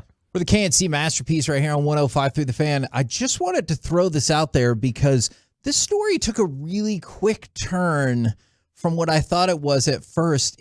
Were you shocked before we heard the information about Josh Primo being waived from the Spurs? Yes. Okay. Before we knew why. And the first statement I saw I thought it was from Primo himself, who said he's taking time off and he's working on his mental health. And I thought it was and maybe it is to a certain extent, but I thought it was a case of what we had talked about in terms of anxiety, depression, things like that. I thought he was stepping away from sports because he's like, I have some mental health issues. And maybe that's true to a certain extent, but also then you found out he had exposed himself to at least one woman, if not more. I guess it is mental health that he needs to. Like he's not wrong in what he's saying, but it's not like he needs serious help at 19, 20 years old. If you're whipping out your thing all the time to just say, hey, something's wrong with you. Something's wrong with your brain. Something's really wrong with his brain. So he's wired wrong, and hopefully they can get it fixed and he can get it fixed. And they said that he's going to focus on seeking help to deal with previous trauma. I have to admit, I'm not familiar with like his family backstory and everything like that, but I do think that was shocking for somebody who was like the 12th pick last year. Maybe if he was, I'm throwing out stuff. I don't know. But I do know that there are a lot of stats that say if you were physically abused or sexually abused as a child, then you are more likely in a weird way to do it later in life. And so maybe he had this done to him, or, something obviously might have been done bad to him. Because when you use the word trauma, you assume it's like you said, something pretty bad. Yeah, that somehow I learned this when I was a kid, and it was, I'm just throwing out, like, maybe it was done to him, so then he's all of a sudden barely an adult. Yeah. And now doing it to other people. We're the KNC Masterpiece right here on 105.3 The Fan. Coming up next was Michael Gallup getting separation, the spark that got the offense going yesterday. We'll do it next right here on The Fan. Coming up in the next G-Bag Nation. It'll be a Cowboys Monday. We'll react to Cowboys-Bears out of the gates.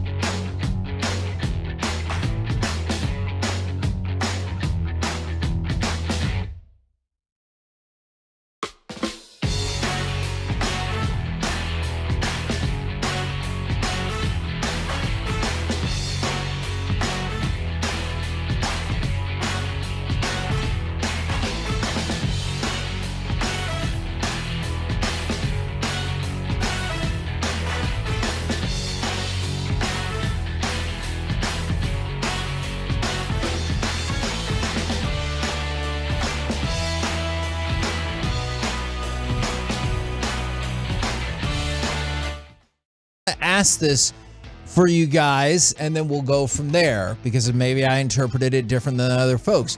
Did you notice Michael Gallup in the game? Did you notice him early in the game and think this guy's making an impact? I noticed him early in the game. I wish I could say I remember a late play, and if they're probably there is not one. Okay, good, because I'm like, maybe I forgot maybe a play he made later in the game, but I thought he had an impact early because if your second guy like that is catching a couple of first downs and a couple of bigger plays, I do think then you go, hey, how much can we help on CeeDee Lamb? How much do we really want to take him out if right now it looks like Michael Gallup looks like the Gallup before he got hurt?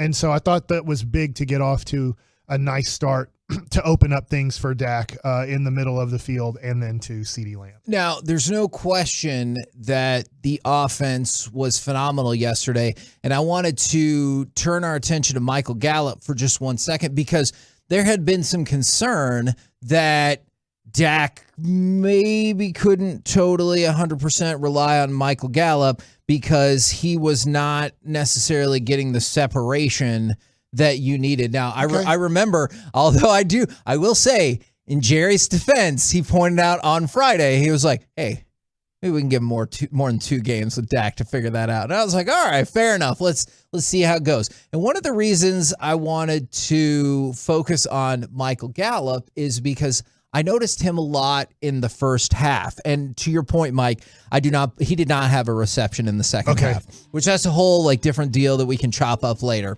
But he caught a 4-yard pass on the first play of the game, and then he registered 4 catches on 5 targets for 49 yards, and they all happened on the first 3 drives, which were all touchdown drives. Okay. And that is one of the things that I thought was a big deal. Is it's kind of like I know when we cross over sport to sport, it gets frustrating, but it kind of felt like the person that you needed to get involved. I don't know if we want to compare it to KP or anything like that, but if somebody is struggling confidence-wise or otherwise and you feed it to them early, he caught 4 of his 5 targets in the first 3 drives, and every single one of those drives were touchdown drives. And I thought getting him involved early, and a couple of those plays, there was no doubt. There was no second, third, fourth read, whatever. They were like, this play is going to Michael Gallup. Although you did see that with CeeDee Lamb as well. Thought it was amazingly effective from Dak when they had those plays where they were like,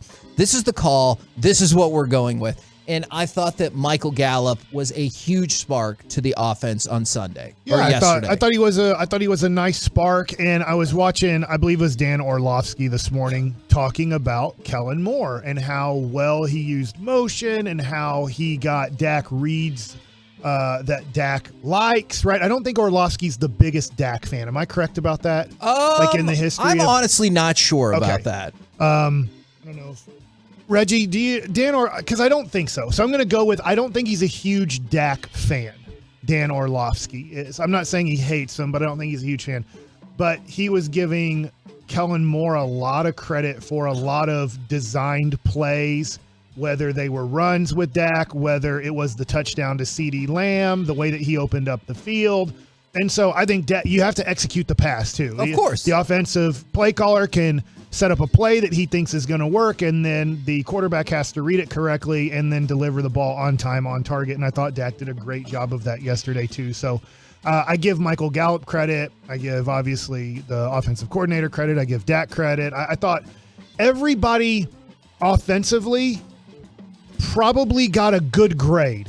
I don't follow Pro Football Fart, but I do. Is that what the other F means? But when you watched yesterday's game as a Cowboy fan or even a non-Cowboy fan, you had to watch that game offensively and go, nobody really had a bad game. I can't even say the Kevontae Turpin run worked. Right. I mean, there was the bad play. Mickey pointed it out. It was a little bit scary at the end of the second quarter when Dak threw the interception and gave them a free 3 points at half. And you're like, son of a gun. And then they go ahead and make it 28-23. And they're like, there's only about 100 hours left in this game. Let's go ahead and go for 2 right now. That was a great decision. Thank you. And I just felt like that was really the only time where you felt like, that was the only time offensively where I was really disappointed with it. And there was really Dak's decision, unfortunately, there. And the one target in the first half. There was another one in the second half because I really do like to say this from the 817. Gallup was the ether that got the engine to crank. Once they started, then he evaporated. All right. That is harsh. They obviously only went to him one time in the second half, but the only target that he didn't catch in the first half was when, I know it's a difficult throw to be sure, but when he was wide open in the end zone, just kind of like, hey, throw me the ball, and then it went way over his head. Throw. But I wonder if he would have waited. Maybe Gallup needed to run a little bit harder, and maybe Dak could have waited 1 or 2 more seconds. I remember on that play going, man, that was a horrible pass. I understand he didn't want to throw an interception like T-Law did in the early game, dummy. And then I just felt like, gosh, maybe if you give him another second, he clears the guy in your throwing lane, and it's a much easier throw. And so that is one of the things that led to an offense that was spectacular across the first half. Cowboys with touchdowns on their first 4 possessions for the first time since week 16 of 2014 against the Bears. This is the one that got me. The Cowboys scored a season-high 28 points in the first half. That is more points than they had scored in any game all year. So by halftime, it should have been 35. Like, if you, after that Trayvon Diggs pick, I tried to combine those last 2 words, do you have any doubt that they would have just marched back down the field and scored again? Like, I know it was a roughing the passer. Right, because then I was like, it didn't count, right? Because Trayvon celebrating, and then you're like, oh, man. But after that, do you have any doubt with the way the first half went that they would have just marched right back down the field and scored again? It felt like all the momentum was on the Cowboys side, even though I know there's a guy that might be listening to this show right now who doesn't believe in momentum. But it did feel like Chicago was ready to fold up a little bit there, and they got the break that they needed to keep them in the game a while longer. I have a feeling, though, we can convince Reggie, probably not at all. We can convince him more of momentum from play to play, drive to drive than week to week. I know the momentum concept on a week to week basis is something that bothers Reggie for sure. I agree with that. I mean, I get it. That's more fair. Reggie, the way I agree with you is I feel like the momentum of obviously the Jets and Patriots didn't carry over. I know it's not around the NFL right now, but I mean, you'd have thought the Patriots, after getting smoked by that horrible team, the Chicago Bears, was on a downslide, and the momentum of that didn't carry over to playing a bad game, and you'd have thought the Jets had momentum going into that game, a home game, and didn't have the momentum there. So I totally get going from game to game. It's very tough. The World Series tonight, I don't feel like, well, Houston has all the momentum in the world. No, it's a brand new game. We're going to start all over at zeros. I fall into that trap too, Reggie. Go ahead. I'm sorry. Because this conversation is rarely fruitful, allow me to go backwards. I was very intrigued by what you said, Kevin, about the idea of you thought it was kind of trying to get Michael Gallup the ball just to kind of get him going in some ways. Yeah. I viewed it differently. Michael Gallup obviously oftentimes is a deep play type guy. And you could see that the Bears were playing him with a big cushion. And I thought that this was, just to give Gallup more credit again, a smart decision of seeing the way that they were going to play him and knowing that you were going to have that slant available to you and making a smart decision based off of what the defense was giving. I think there's at least 2 receptions where you're 100% spot on. I thought at least one of those, if not 2 of those, felt like they were going to him no matter what. Sure. Because I agree. And I think some of that is the understanding your personnel and knowing Michael Gallup is a big body guy, probably the biggest that you have right now, that can be able to box those guys out, which they did very well. Absolutely. And the throws, like we talked, there was another CeeDee Lamb play that replicated the Gallup slant the throw was spectacular. And if you're a defender, I look at that and I was like, you literally had no chance to stop that. Like, unless you could have predicted the future and like moved around, you had no chance to stop that. And this all feeds into how good the Cowboys offense was throughout, but especially to start the game. They had 149 yards in the first quarter against the Bears. Did you know in the previous 3 first quarters combined, they had 104 yards?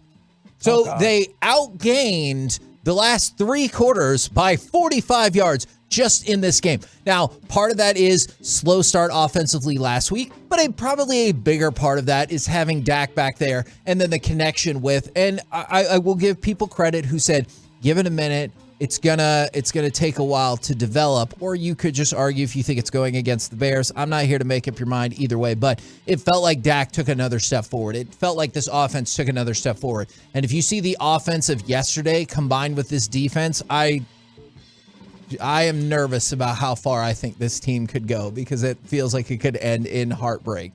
We're the KNC Masterpiece right here on 105.3 The Fan. Coming up next, Dallas Cowboys thank you notes. Who gets your nod of appreciation from the 20-point win? We'll do it next. 877-881-1053 right here on 105.3 The Fan. All right, today is Halloween.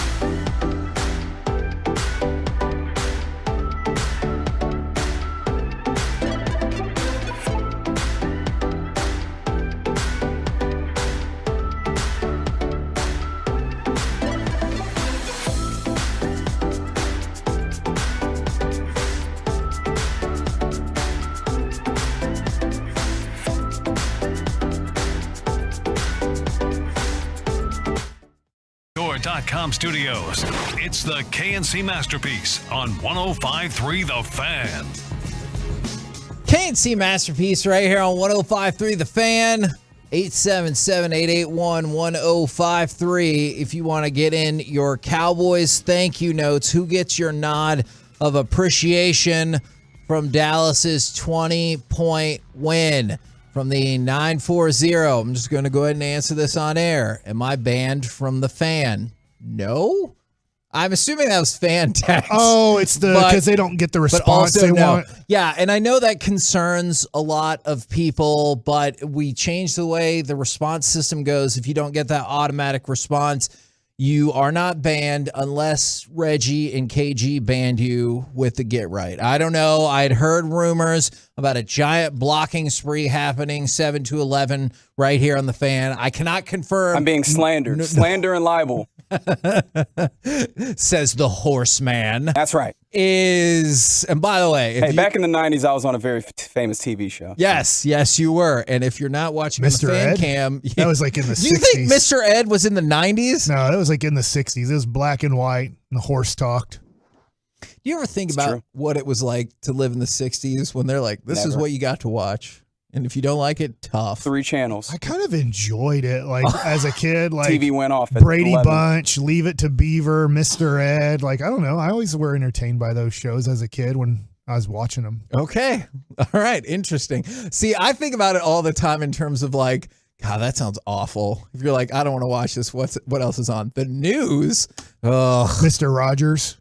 Yeah, I mean, there's elements of things that I would enjoy. But Walter Cronkite. Yes. I'm so impressed that you know that. I'm very proud of you. Can I do a thank you? Sure. You're part of this show. Please do. Oh. I think I'm going to go with the most important one. And I'm going to go with Dak Prescott. And look, I think he had a really good game yesterday. Yes, he threw an interception that caused a little bit of insecurity in are we going to win this game really easily or not. And in the end, the Cowboys did. But I felt like, okay, I'm looking at the NFC and I love RJ Ochoa. He's a total, he's over the top. I feel like on social media, he's trying to say Dak's the greatest quarterback in the history of football. I don't know if he's trying to go that far, but it feels like it. You can see that. I don't want to go that far. But when I look at the NFC picture and I get where the Minnesota Vikings are record-wise and I get where the Philadelphia Eagles are record-wise, I wonder, when watching Green Bay last night and watching Tampa Bay, if the Cowboys don't have maybe, when he's really on, like yesterday, the best quarterback in the NFC. Yeah. And I think there's quite a few better than him in the AFC. And I want to just kind of give a thank you letter to Dak Prescott because it got me thinking last night, is he going to make it to a Super Bowl? Which I had pretty much given up on. Yeah. Is that he's good, just not good enough. And I know that upsets a lot of people that I say he's good, just not good enough. But now I'm looking at the picture of the NFC about at the halfway point for most teams and going, gosh, is he maybe the best quarterback in the NFC when he's healthy? I'm really intrigued at the progression in terms of moving the team down the field. I'm well aware of the statistics that say last week he was the 3rd best quarterback in the NFL and like rock on for that. Well, did you see the efficiency this week? If he's not at least 3rd, I don't know what we're doing. 2nd. Okay, fine. No, I can accept that because it shows progression. I also feel like maybe the quarterback play was better this week, which makes the 2nd look even better than the 3rd last week. Like I get how that all works. I took that game last week, and I'm not saying for the weekend it's impossible that he could have been the 3rd best quarterback. I just looked at that as quarterback play that wasn't going to get the job done in the bigger picture. And I think you saw progression from Dak, even if not all the stats make it look like progression. I don't think anybody who watched that game had any doubt that Dak was largely in control of the flow of the game and moving the offense. And that is something that if you can work with this defense, that has unbelievable potential for where they could go. I'm talking about a place I haven't been in 27 years. So I'm Where's excited. Can't say it. You're going to jinx it. Oh. No, I'm just kidding. To the NFC Championship game and hopefully beyond after you beat the Eagles. And so I think you saw that potential. That game yesterday, that's a team that I think can win a Super Bowl. Like, that doesn't mean like, oh, the Cowboys are going to win the Super Bowl. But you look at that team and you look at the progression of this team, that's a team that I think could win the Super Bowl. I'm with you. Obviously, they probably wouldn't be the favorite in the Super Bowl. Agreed. But, and, you know, I mean, they're probably going to have to go on the road for 2 games in the NFC. Yes. But to your point is, if you're looking at, or maybe it's my point, if you're looking at Kirk Cousins, Jalen Hurts, and I think everybody knows my feelings on Jalen Hurts. If you're looking at Jimmy Garoppolo, if you're looking at Geno Smith, which I do love that Swaggy Booties and Hook'em 7-2s brought up Geno, like I'm underrating Geno right now instead of, you know, he might be the best in the NFC. And I get that Geno's having a heck of a year, and I will give all the credit in the world to Reggie. God, that one stings, but he's right. I can't believe it. But I feel like come playoff time, out of the teams that look like they're headed towards the playoffs in the NFC, I'll be damned if you might not look at it and go, hey, maybe Dak's better than all these guys. Yes, no, absolutely. From the 585, thank you to Justin Fields for not touching Micah Parsons. Okay, so this is amazing to me. I think it was the play of the year in the NFL. My thank you note for that was Justin Fields. Thank you for having amazing agility, but not amazing football IQ on that fumble in the third quarter. That doesn't mean that he doesn't have broader, amazing football IQ, but in that moment, he did not, because he jumped right over him. It was astonishing. And even Micah Parsons, I thought this might be one of my favorite quotes that I can recall. And Micah Parsons is a tremendous quote machine. He said he thought he was down after the fumble, and he was going to celebrate, because you'll see them frequently, obviously, run down to the end zone and everything. But then he said everybody was like, go, go, go, and I just went. That's an incredible quote. I wondered that originally at first, too. I was like, is he going to... I thought he was going to celebrate, but then when I saw him dodge a tackler, I was like, did nobody touch him? Because, like, watching in real time, I could not fathom that nobody touched him. What's amazing to me is not just Justin Fields, is how many times should coaches remind NFL players, and especially, let's say, their first 3 years in the NFL. I know when you played, pee-wee football and middle school football and high school football and even college football, when a knee is down, the play is over. But in this league, please tell me you've played Madden before. I know you played Madden 7 million times in your life. I feel so angry about that. Is that, well, because it seems like one of the most basic rules. I get some of the crazier rules where it gets a little bit confusing on, oh, wait a second. But it's almost like, oh, I have to have 2 feet down when I catch a ball in the NFL? Yes. Like, they know that. Yeah. But it seems like, how many guys have you seen in NFL history? Justin Fields just being the next one. Justin Fields was amazing how he avoided it, though. A lot of times, a player the ball be intercepted, and the wide receiver will be like, screw it. It almost looked like a box jump, sort of. Yeah. Except he was usually in that situation, you might touch the guy to be like, oh, I'm just trying to not get hurt when I'm, running full speed at you. I forgot that there's a rule in the NFL, but I bet 33%. This is going to be my bet. Correct me if I'm wrong. Okay. I'm on Twitch right now. 33% of guys that are in the first 2 years in their NFL don't know the rule that you're not down until you're contacted. They still think it's the middle school, high school, college rule of when your knee's down, you're down. That's an interesting question. I'm not sure about the percentage. I want to see what the Twitch folks have to say. I also want to get y'all's ruling on this. Do we read a thank you note if it says thank you, but it's actually a negative? Oh, that would be a Corey question. Oh, well, Corey's not here right now. Well, I don't know what to do. He'll be tomorrow. We'll see. All right, Mike, do we read a thank you note if it's not positive? It does say thank you. I guess you've teased it into that. I'm intrigued to hear it. From Tyler at Lake Tawakoni.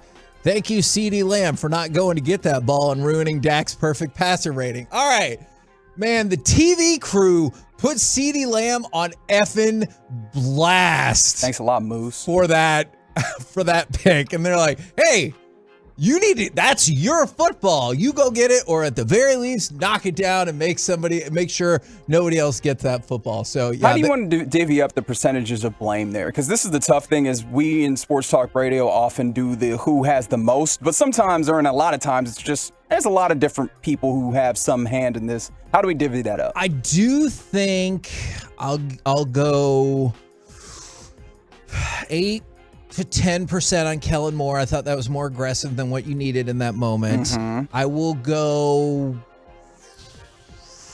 35 to 40% on CeeDee Lamb, because I do think he could have turned into that at the very end a little bit more aggressively and maybe knocked the ball down. But I did also think it was an overthrow by Dak. Like, keep in mind, I'm not privy to like how the route was set up and everything like that, but it did still look like it was an overthrow, maybe Dak's only, or maybe one of two like real mistakes on an otherwise fantabulous day. So I guess I would put the rest with him. So the 50 to 57% remaining, I believe, would go to Dak then.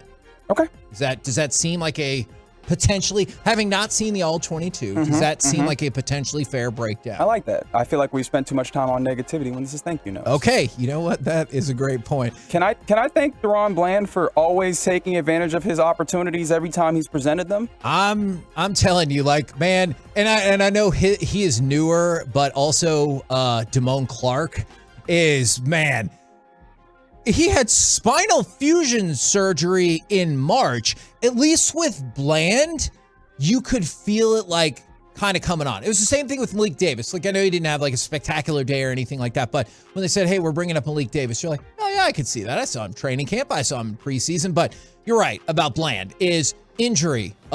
We could be screwed. Nah, we'll be okay. And that is an impressive aspect of the depth of this team that I feel like frequently you have not seen. Well, as long as we're going with that, can I give a thank you note to LVE? Okay, yeah, sure. It feels like... I mean, if you just put a O in there, you love him. That is true. You know what? In that moment he stripped the ball out, I think I might have loved him. It feels like he makes a play that matters in every game. It's not always a forced turnover or a sack or whatever. Sometimes it's just an open field tackle. It feels like he makes a play that matters in every single game. And this time it was forcing the fumble that led to the spectacular Micah Parsons touchdown that we just talked about. Thank you notes. Sorry, I got distracted because I'm just kind of confused at some of the takeaways from like the 702 and the 817. Are they not happy? Y'all beat the Bears and they suck, but we beat the freaking crap out of them. Like, I don't really know what you're supposed to do with that. And oh, by the way, just as long as you're talking about the Bears and they're terrible. Hey, they lost to the Giants, who are 6-2 by 8 points. They lost to the Vikings, who are 6-1, I believe, by 7 points. They lost to the Cowboys by more than that combined. Yeah. I think that That's a weird take today. You beat the crap out of them. And I had the Cowboys by 14. That's why I bet on them. And we'll get to betting, with Bassick in a little bit. But maybe I'm trying to avoid it.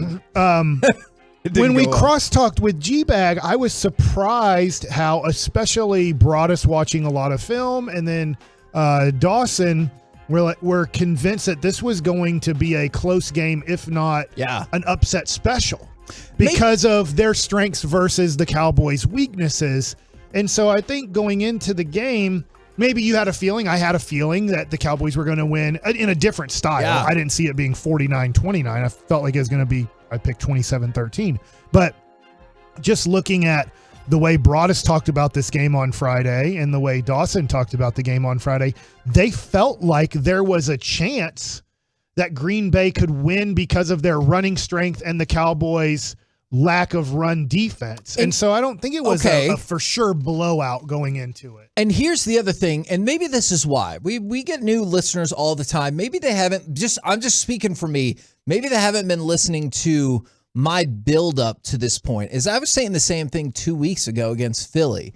You lost to Philly by 9 points on the road when you didn't have your starting quarterback and you were -3 in the turnover battle, and that's the only undefeated team in the NFL. I looked at that game and I was like, you played pretty bad and you were still within 9 points. And I look at that and say, there's nobody that can tell me after that Philly game that the Cowboys couldn't hang on the same field as Philadelphia when all was said and done. And so that's where I started to kind of have that belief, and plus what you've seen with the defense. So it's not just about beating the Bears. I'm not saying, oh, you beat the Bears, you're going to go to the Super Bowl. This has been building for a while. And you saw another one of their shortcomings yesterday, and they were able to flip the script, and I thought that was super cool, is the thank you note I want to write is to the third down offense.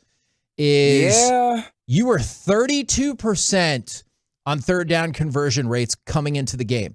And I know people are making a lot about the final number, and I'll get to that in just 1 second. But they had more third down conversions on the first 3 drives than they had in any game, period, all season. They went 3 for 3 on third downs in the first drive. And when the day was over, they were 9 for 11 on third downs. That's 81.8%, the highest third down conversion percentage by a Cowboys team since the stat could be tracked in the last 40 years.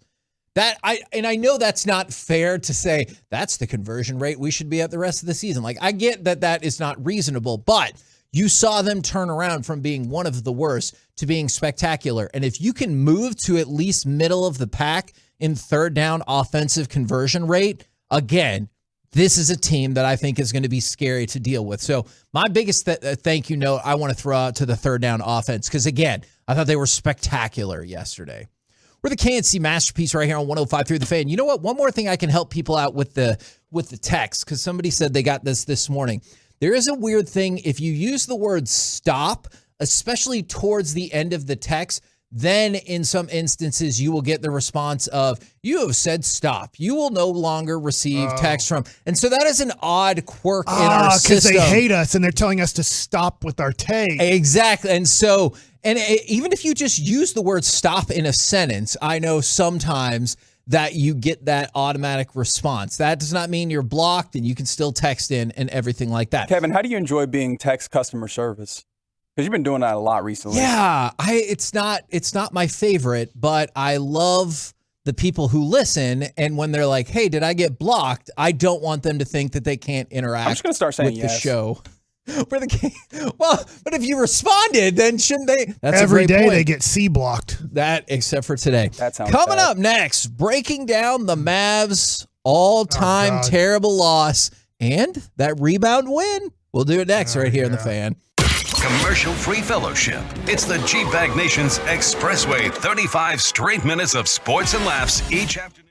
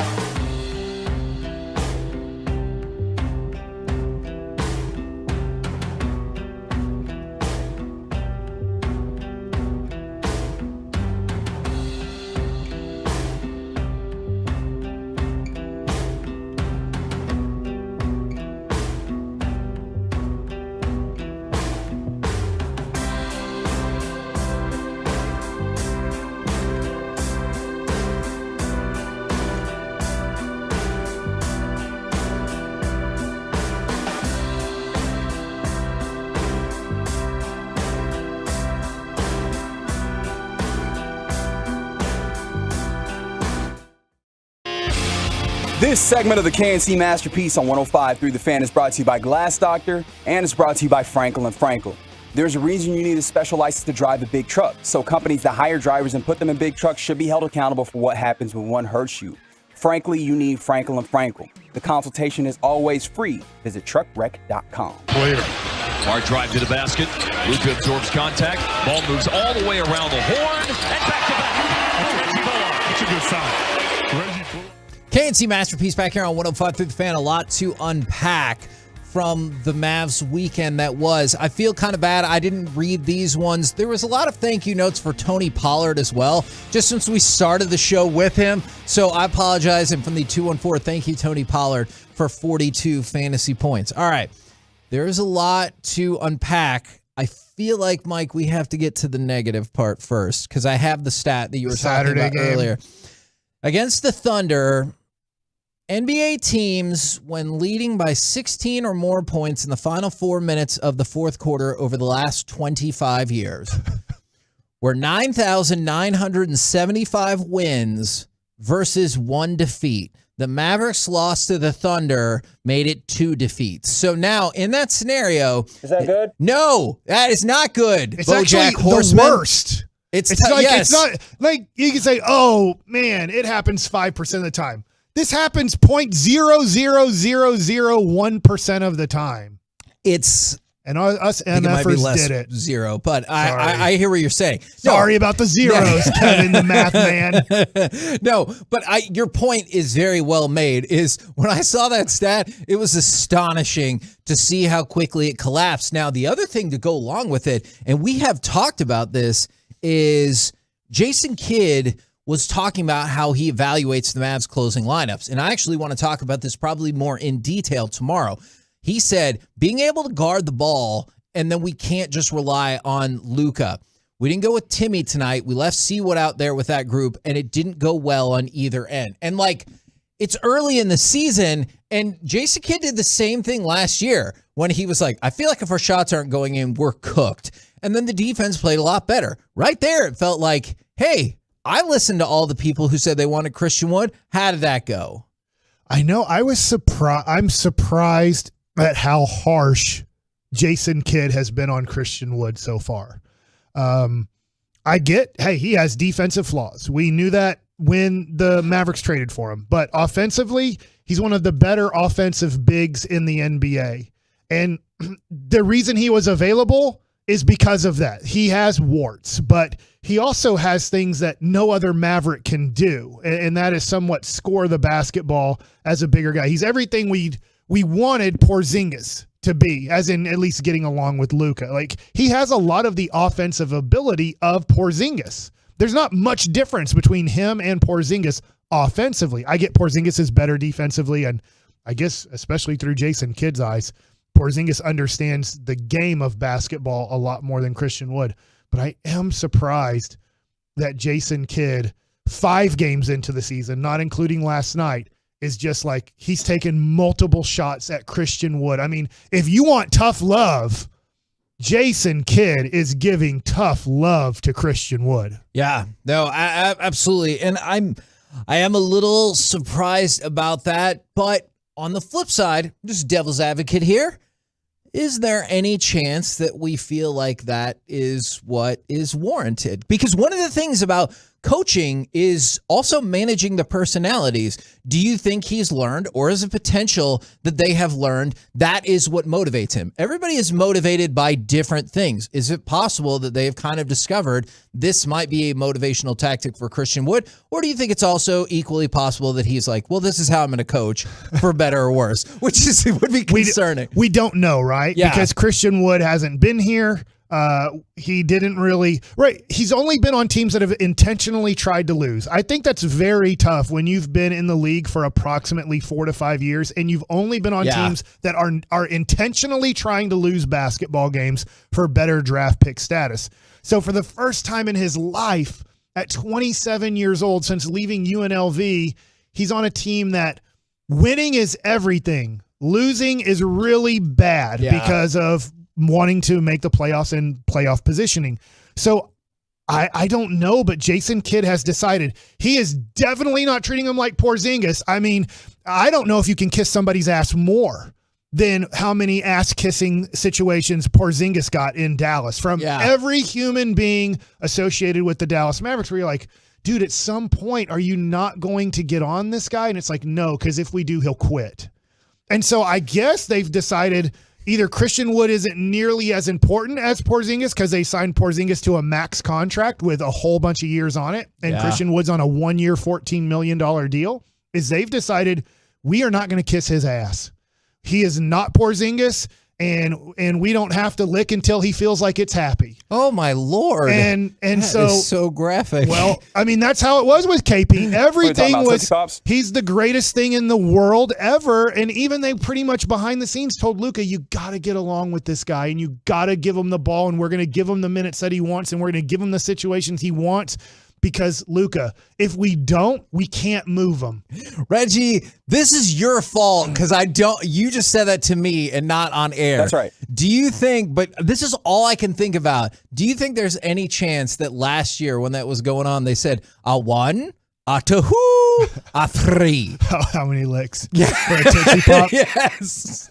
Because that's all I can think about, because if freaking Reggie put that into my brain is, and now there's what do you think? Do you think this is good for Christian Wood? Like overall, 25 games from now or 40 games from now, we'll get the best out of Christian Wood because we're treating him like the way we're treating him. Dude, I'm serious. And but this is, we've talked about this before. Sometimes I think everyone gets shaped by their own personality or worldview, and this is something that could work for me and does work for me in certain situations. One of the things that we were told by someone within the organization is Christian Wood needs to learn how to play winning basketball. And so part of me wonders if this is the method by which they're like, hey, do you want to do what it takes to play winning basketball? This is what it takes. Yeah. Not saying that could not backfire and backfire spectacularly. But for now, especially just 6 games in, I choose to believe that it's not going to be the end of the world. I know Mavs Twitter is very frustrated. That's why I want to dive into what the final lineup will look like tomorrow. But I think this is going to be a good thing. I wish I'm fine with Jason Kidd coaching him the way he is. I'm going to trust Jason Kidd. I think Jason Kidd deserves our trust and respect from what he did last year as the Dallas Mavericks coach. At the same time, I feel like they're not putting Christian Wood in the best places to succeed either. So it'd be like asking Dorian Finney-Smith to dribble and pass. Well, he can't. And so they're not asking him to do that. Hey, go stand in the corner, make great cuts when you're off the ball, play great defense, try to get, some loose balls, try to get a rebound here and there that are contested. Hey, we know what you're good at, and we're going to put you in a position to succeed.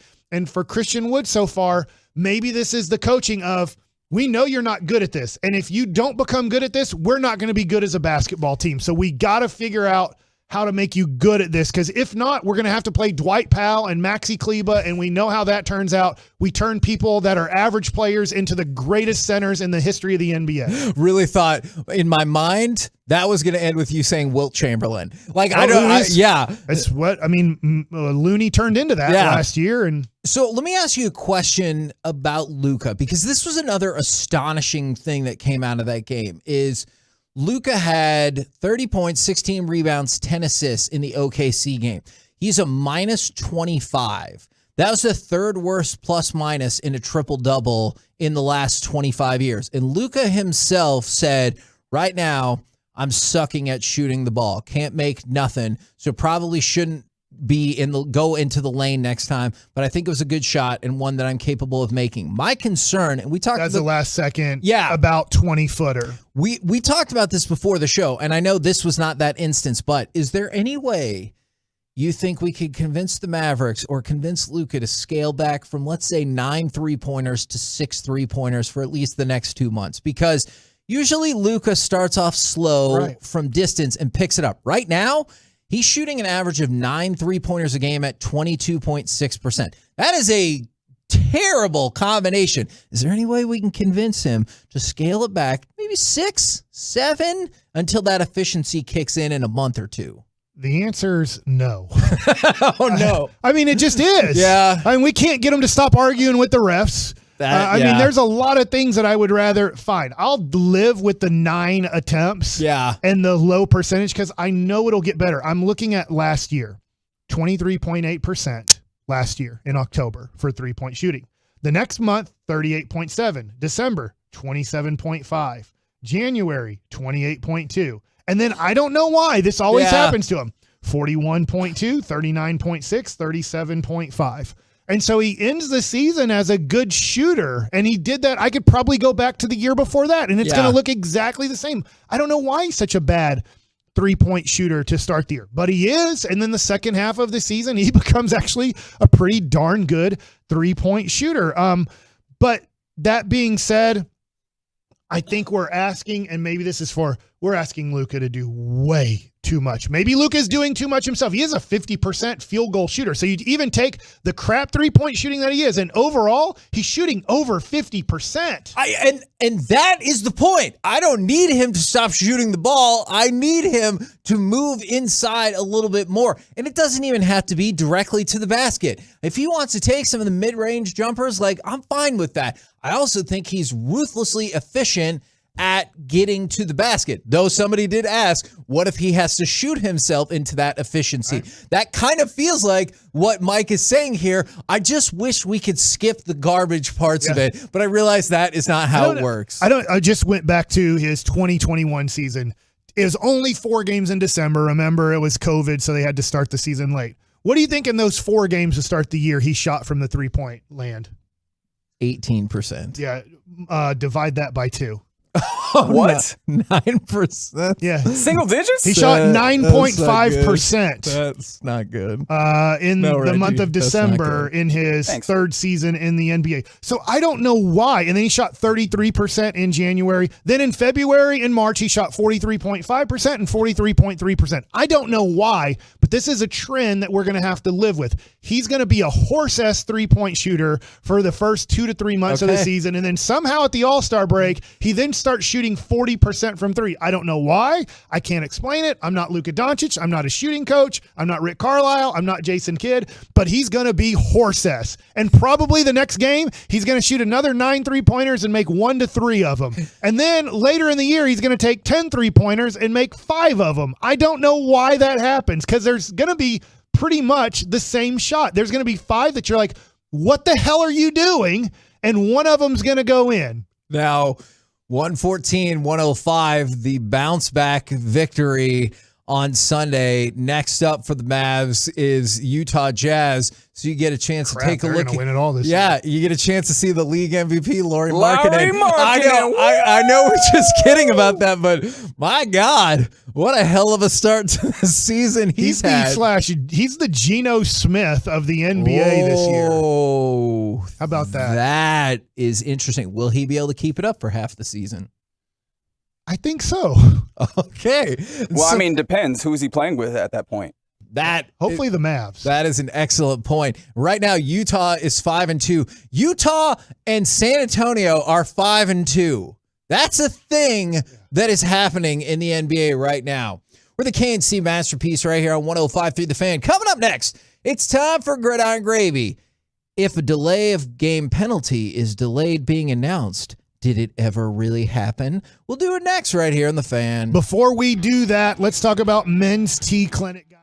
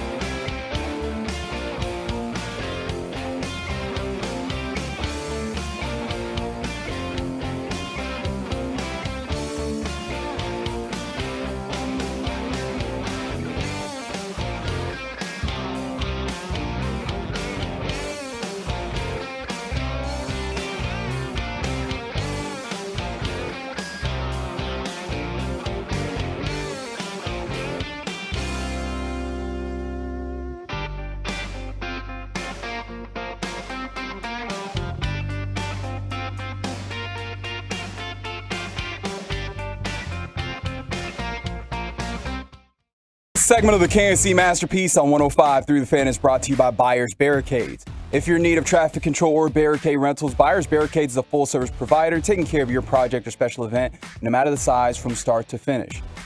The Texas Authority in Barricade Rental, buyersbarricades.com.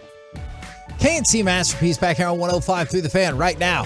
It's time to go around the entire NFL and dip into some gridiron gravy. Happy Halloween. And we're going to start with... What candy has the best dip? Fun Dip. I hit it. All right. That's a great point, Mike. You're on fire Nobody today. gives away Fun Dip anymore. That is true. God, I want to tell Is that because it's easy to tamper with? When I went to... Brandon had a Valentine's Day party back when he was in elementary school. This kid got a whole bunch of Fun Dips. He poured all of the sugar together, and it looked like this weird brown mix of, and he was like, would you like some of my Fun Dip? And I was like, what was that voice? What'd you just do? That's how that kid talks? Yeah. What a weird voice. That's my recreation of that. It might have been a little Say, bit where are your Uter parents? Did from they The not teach you how to Simpsons. talk right? Oh my God, that's so mean. And he was like, would you like some of the Fun Dip? I was like, oh yeah, no, I'm good. All right. I'm going to start with it. Oh my God. Did I hear Fun Dip? You did hear Fun Dip. It is Eric Chiafalo from the G-Bag Nation. Eric, I don't know if you've heard this audio, but I'm glad you're here. I want to play cut number 28. At what point do you think this official didn't quite understand what he was supposed to be saying? Delay of game. Defense number 55. For making a move that's not necessary in like football. Okay, so here's what happened. It's a half a distance penalty. Making a move that's not necessary for football. I just saw this actually on Twitter like 10 minutes ago. I don't even know what the play is. I don't know what the move was. I believe it was Brandon Graham of the Yes, Eagles. it was. But this is a veteran. This isn't even like a rookie. I don't know this guy's name, so maybe he's not that veteran like a John Hussey or something like that. Cleve Blakeman. Okay, He's been an Blakeman. official for almost 15 years. Thank you. He's a face I'm familiar with, but I guess he's not one of the big name guys. Right. But I'm like, he just total brain fart. I guess you're once every 15 years, you deserve a good old fashioned brain fart. I will say I do this all the time, messing up names or teams or whatever. I know this. My sons, Jake and Cal, can say if I ever call them by their correct name, it's a miracle. Did you? And I don't know if you have the audio of this. I didn't check all the cuts. Were you guys watching the Seattle Mariners game after the Cowboys game? The Seahawks game? Well, the referee called a penalty on the Mariners. Oh, no. So I did when not. Seattle Seahawks had, I can't remember the exact play, but I remember, I think Mark Sanchez was on the call. He's like, he said Mariners, right? Okay. Like, yeah. What's the most captivating quote from that game? A penalty against the Mariners, or Tyler Lockett saying it's amazing what we can accomplish when nobody cares who gets the credit. I was hoping he was just going to leave it right there and just kind of walk away from everything, but he kind of continued on with some things. Because otherwise you felt like that was Russell Wilson 100%, right? Guaranteed. 10 out of 10. There's a rumor from one of my buddies who has access to the Seahawks. And this is only a rumor, cannot confirm it. Obviously, I'm not a former Seahawk that played with Russell Wilson. Because this is tough to believe, but the Seattle Seahawks could not talk to Russell Wilson without going through his agent. Okay, we played the sound the other day. It was insane. Marshawn Lynch, it is insane, was on Richard Sherman's podcast. And Marshawn Lynch is former teammate of Russell Wilson, who's like, I've been in the trenches with this guy, and I feel bad that it seems like everybody is kind of collectively coming after Russell Wilson right now. And Beast Mode's like, I want to just reach out to him and touch base and see how he's doing and just be a bud to him kind of deal. And he's like, but I got to go through his manager in order to get a hold of him. I can't even hit him up on like a direct line. So he's like, how am I supposed to hit up my friend if I can't even directly hit him up? I got to schedule a time to talk to him for 20 minutes. That is sad. It's weird. Who would have ever thought? Like, you get like Kobe, you watch the Redeem Team, and like Kobe didn't have a friend in the NBA. I think Derek Fisher was probably his friend through everything. But like, I mean, it was just kind of like, hey, this is Kobe. This was his attitude, and Kobe didn't care. But Russell Wilson comes across, and I hate saying this because I've liked him for the most part his whole career, but he comes across as a little bit of A-Rod fake. Yes. Like, because he's presenting himself as this very friendly, likable person, and yet Then you hear from all his former teammates that are either still playing or retired, and they're like, no, he wasn't friendly at all. Nobody had a relationship with this guy. And now we're finding out Tyler Lockett, then another shot saying, yeah, this dude needed all the credit for everything. Yeah, inauthentic is the word that sort of comes to mind. Like Kyle Brandt on NFL Network had his thing on that like a month ago. And especially once he got with Sierra, it seems like, okay, his status changed, his wardrobe changed, his everything changed. And then they started doing those weird photo shoots too, and I was like, who's that for? Like, do that for yourself. So Don't weird. release that to the public. All right, let's go to cut number 25 right here, because there's a lot to take away from this game. Did you see the catch that DeAndre Hopkins made for a touchdown against Minnesota?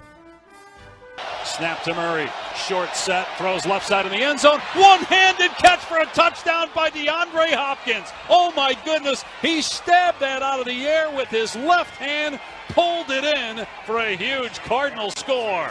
It was incredible because it also felt like it was not a great pass, like just in terms of where he was going to be. Or maybe he was just like, doesn't matter. I'll throw it up there. Hop will catch it. It's like he's got 10 fingers on his one hand. Yes. And he's got like this superpower where he can like extend his shoulder out to where, I mean, that didn't make sense to me. Yes. No, well, I'm with you. Because it was a rifle shot too. Are you more impressed by that, or also in the same game, Cardinals defensive lineman Leki Fotu blocked a field goal with his face? Now, the audio does not display this properly because they're like, it is. That is a heady play. But if you go back, we got a damn horse in the bib. BoJack Horseman if you go back and watch that, he blocks that field goal with his face. And it counts all the same, but I was really disappointed that the broadcast didn't note that in real time. They're like, holy crap, did that dude just block that with his face? I'm disappointed in myself for not having known about this or seen this. I guess I want to have a thank you note to you, Higgy, the same way we do to the Cowboys,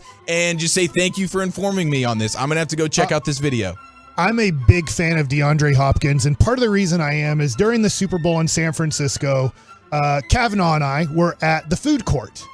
And we're waiting to we're getting like, whatever it was. Chicken tendies. Chicken tendies, Chinese food, whatever it is. And we're just waiting in line, and we're having a little bit of a football conversation. And the guy in front of us is like, what about DeAndre Hopkins? I think we were talking about Dez. And he just lobbed the Hopkins bomb in there? It was DeAndre Hopkins. And he just had like a conversation with us. Oh, no way. Yeah. And so anyways, I became a big fan of his after that. I was like, what a cool dude. Did you shake his hand? Like, how big are his hands? Do you distinctly remember? They did have 10 fingers on them. Yeah, he did have 10 fingers, right? No, yes. I mean, don't you remember certain guys, like especially you, Mike? You've been around plenty of athletes. There's dudes. I remember shaking Troy Aikman's hand one time, like years ago, when I ran into him randomly, and I was like, holy smokes, this is a different kind of handshake I'm not familiar with. He's going to end up, we don't think of him this way. At least I don't think many people think of him this way. As long as he doesn't do steroids again and stays primarily healthy the next 3 to 4 years where he's still somewhat in his prime, he's going to end up being easily top 10 in receiving yards and easily top 10 in receptions. I don't think people see him that way because he's been on somewhat such bad teams in his career, the Texans and now the Cardinals.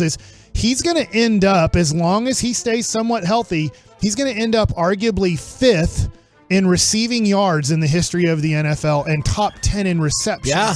So when we talk about Hopkins, I don't think people see him that way. For sure. No, it's fair. And it's like an Andre Johnson for the Texans, who we all know is a great receiver, but his name somewhat gets forgotten sometimes just because you never saw him in big moments, in big games. And because of that, I even felt like contemporarily, people were like, oh yeah, I know him too. Like, I don't ever feel like he led that conversation, even when he was playing, is you would do that list, and then Andre Johnson would walk up and be like, what about me? Yeah, and you'd be what's like, the deal? You too. Yeah. No, yeah, you're definitely part of this group. Theirs is even more impressive when you consider the quarterbacks that were throwing them the ball. Like, we just saw our receivers disappear when they had a backup quarterback in there. Now, I'm going to suggest, especially since you're here, Chiafalo, you might just want to plug your ears for this one, Mike.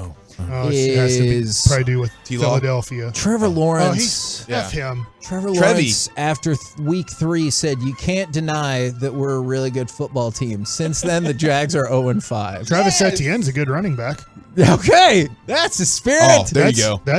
I tell you what, that There's that glass half full mentality. It's first and goal on, I believe, the 1 yard line because they get a pass interference in the end zone. And he's like, hey, let's roll out to the right. Nothing's really there. I have effing 3 more plays to get a touchdown. Let me throw a bullet into traffic here and see what happens. You know what happens? It gets intercepted, you moron. That was pretty disgusting. He deserves everything he just got from Mike there. I hope he was listening. There's plenty of time. There's a minute and 40 seconds left approximately when they get the ball back. And I know they have to go down, the field and score a touchdown. I believe they have 1 or 2 timeouts left to do this too. So it's like they have no timeouts. First play, up a little bit too inside. Touchdown. It wasn't a horrible pass, but it wasn't a good pass either. It was an interceptable pass that you had to make a good play on, and Denver's cornerback did make a good play on that. But I'm just like, God, Trevor, you should be getting better. You with your talent, you should be getting better. And he's stuck in this I'm average at best. How annoying was it for Mike, though, that he had to start his day that way? It couldn't even be the nightcap where he could enjoy his day. Well, and hopefully you didn't have ESPN Plus and you just couldn't watch it. No, I did. I used yours. Okay. I flipped my computer screen down. I just took the computer screen when he threw that interception and just flipped it down. And all right, my computer's off. I'm going to direct this specifically to Reggie because it feels like a subject that's near and dear to his heart. You think that's a smart idea? Yes, I do. Did you see how Jared Allen made his entrance for his Ring of Honor ceremony? I did not. He rode on you, Reggie. I was going to say, he rode in on a horse. The horse did not have a business suit, but he rode in on a horse for his Ring of Honor ceremony. When is the last time you rode a horse? Never, because I am a horse. That is a fair counterpoint. All right, let's go from that to potentially good news for players that we believe are elite. Is the Bills apparently tried to trade for Alvin Kamara. They said no deal. Alvin Kamara responded, had 0 touchdowns all year. 0. And then he had 3 yesterday. And then we talked a lot about Jamar Chase's injury. He's not going to play tonight, of course, but Zach Taylor said he's not going to go on injured reserve because of his hip injury. There is concern that he would be out 4 to 6 weeks. I know sometimes when you don't put a player on injured reserve, that does not necessarily mean they will play in that 4-week window, but the Bengals are not putting Jamar Chase on injured reserve. What are you talking about there, Kevin? Did you? Oh, you didn't hear Reggie? Or did you? I did. I mean, the horse that's in there? Yeah. I don't know. They're claiming that Jamar Chase is built different, that he can recover faster than the average human. I guess they've done the science on this. Okay, and they feel like, as long as they get made fun of the same way that we got made fun of around here, is we'll see if he actually plays in the next 4 weeks. He'll probably be back next week. Just a broken finger. Thumb. Hip. No, shoulder. But when Dak. Talking about Dak. When he had the surgery on Monday, and then Jerry comes on Friday with us, he's like, he might just miss 1 game. And we're like, wait a second. He's like, I never said that. I'm like, yes, you did. Literally right on this radio station. He also said, but if you remember what I said all along was we just want him out there for the meetings. And I was like, that does not sound right. And 1 + 1 = 3. Thank you very much for jumping in with us, man. Coming up next, we will talk with Dallas Cowboys Executive Vice President Stephen Jones right here on 105 Through the Fan. Download the Odyssey app and keep us with you. Everything you need. Listen to your favorite shows, get podcasts, and much more. Yes! From DFW Sports Station, 105.3 The Fan.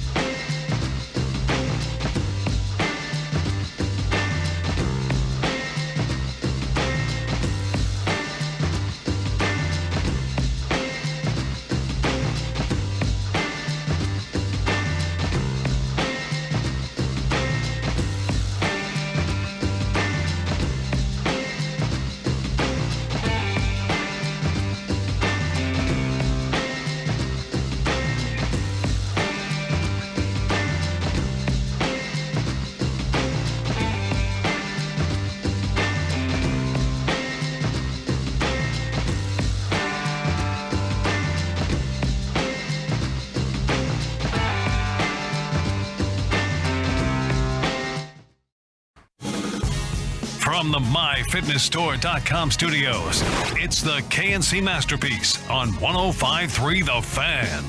KNC Masterpiece right here on 105.3 The Fan. We will talk with Stephen Jones in just 1 second. But for people that were asking, 49-29 was not a scoregami yesterday. It had only happened once before in NFL history on November 14th, 2010. So not a scoregami. And then Cole Kmet for the Bears scored his first touchdown since December 2020 as Anthony Brown fell down in coverage. Now, brought to you by Ford, built for Texas, built for you. It is Dallas Cowboys Executive Vice President Stephen Jones. Good afternoon, sir.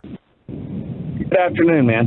How are we? I know I've asked this a couple of times now, but I got to know, going all the way back to after the first game, if I told you y'all would be 6-2 going into the bye, what would your response be to me? Probably right after that game, I'd be where can I sign up? So, right. Obviously, that game we didn't play well. Let's start with that, and played against a good Tampa team that really beat us good, and then to also think, right after the game we might lose Dak for, 8+ weeks. And certainly we were having to check our hold card, but this team's been resilient. Our coaching staff, the whole organization's been resilient, and, we've really come around. I think this team actually should only get better. I think we saw a little bit of that yesterday with Dak and the offense as he really starts to get back in rhythm with what he knows he can do with this offense, what he's done in the past with it. And I think we saw signs of it yesterday. And, obviously we got to keep working on the run game in terms of, stopping the run game on the other side of the ball. But also you got to give Chicago credit. They had a really great game plan. They weren't going to throw it around much, and had a good design for their quarterback, as well as they've got a couple of really good running backs, and certainly was a challenge to us, but we were able to make the plays when we needed to. Stephen, when the Chicago Bears came out of the tunnel, were you like, who in the hell are we playing today with those helmets on? I've had that happen twice this year. I think we played the Redskins with the brown and black and gold, and then, of course, looking over there to yesterday, it felt like maybe the Bengals were coming out, but certainly it was a unique look, and I'm sure a lot of right now everybody likes to give the fans a little something extra, and certainly they got that yesterday. Good news is if there was no sun or no lights in the stadium, you still could have played with their glow-in-the-dark helmets. Well, it was, like you said, very, very unique, but certainly anytime you get a chance to play the Chicago Bears and you come away with a big win like we did, it's a big day.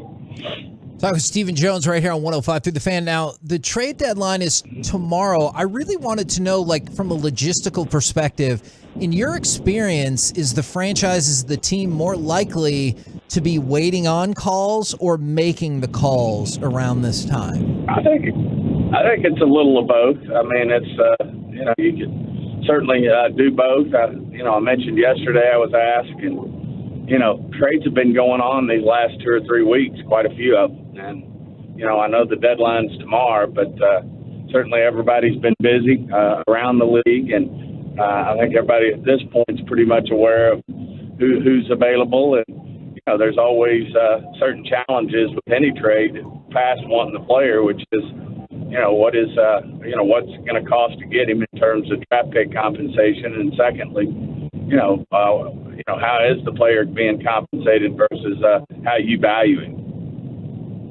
Now, in terms of Tony Pollard, made a big splash with everyone yesterday, and I know y'all have Zeke, so it hasn't been an issue, but I was just kind of curious, does the organization, do you view Tony Pollard as someone that could be that lead running back? Well, I think, he ended up getting, just under 20 carries and did a great job. I think Malik came in there and did a great job as well, backing him up.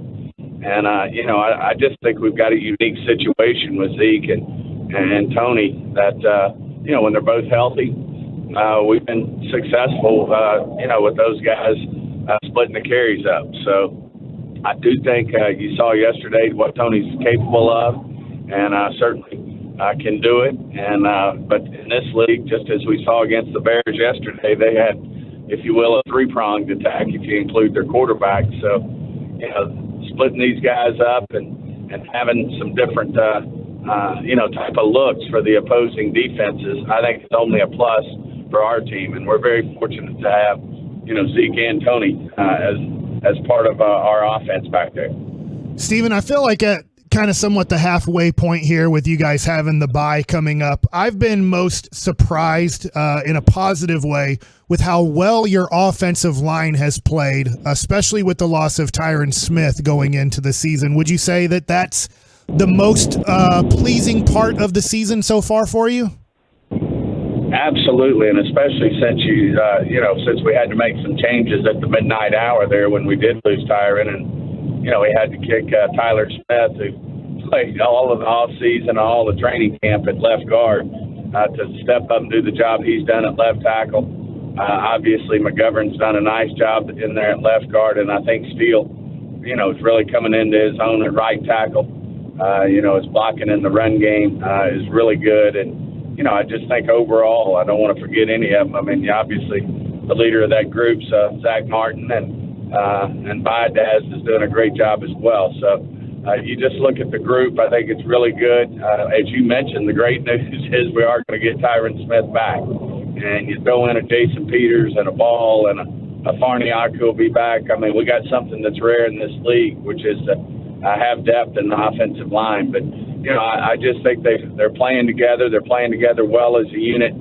They're getting the job done in terms of the running game, and they're getting the job done in terms of protecting Dak. This might sound silly for somebody who looks like they could be a future Hall of Famer, but I'm seriously curious how that would look. Does Tyron Smith, when he's healthy, automatically get his job back? And have y'all started talking about then this person goes there and how that would all look? Because he's 3 or 4 weeks out, we really hadn't had that discussion. We've been so focused on each week to week, game to game, getting these guys better week in and week out as a unit. I'm sure, as that time nears, I'm sure Coach McCarthy and Kellen and Joe Philbin and that group will all have some discussions about what gives us the best chance to win when Tyron gets back. Did you get this? He's an all-pro, Hall of Fame type player, and if you're going to put your best 5 guys out there, I'm sure he's one of them. I know Micah, if it was up to him, would play every play on both sides of the ball, special teams and everything like that. It did seem like he was on the sidelines maybe a little bit more than usual yesterday. Was that just part of a planned rotational pattern as far as you know, or are there any lingering injury concerns there? No, I just think, when you look at it, Coach Quinn, goes through the game plan every week. And, I've mentioned before, this is a long season. And, some guys are a little more beat up than others and at certain times of the year. And you want to, you certainly want to be aware of that. And certainly Micah made, just as he always does, he checked another box here yesterday with the amazing play that he made on the fumble recovery and have the awareness to get up and run the ball in the end zone. But he's special, and I know Coach Quinn and along with Coach McCarthy, we've got good thoughts as we go into each game in terms of the health of each player and what's in the best interest, for our team to win the game that day, as well as also protect each player for the full season, if you will. And Steven, you played high school football, you played college football at Arkansas, and every time you took the field, when a guy went down on the ground with the football, the play was over. You couldn't touch him anymore. And I've seen this happen a lot. It happened, fortunately for the Cowboys yesterday with Justin Fields forgetting it's pro football instead of college football. I know you're not a coach, but how many times do you have to remind young players in the NFL that the rule is you have to touch the guy when he's on the ground? Yeah, I've seen our guys work it nonstop. Still instinctive from some of these younger college players, as you said. They played the college game where, when you're on the ground, the high school, what you're used to is they're down. But I have heard Coach Quinn and them every time a player's on the ground, be sure to touch him. And if he slides to catch a ball or any type of situation, make sure you at least touch him. I mean, you don't go over there. You got to be cognizant in the days of play. Now that we're so focused on player health and safety as well, you don't want to go over there and gore the guy. But if the guy's on the ground, you do need to touch him. And I'm sure, on Fields' part, that was just instinctive.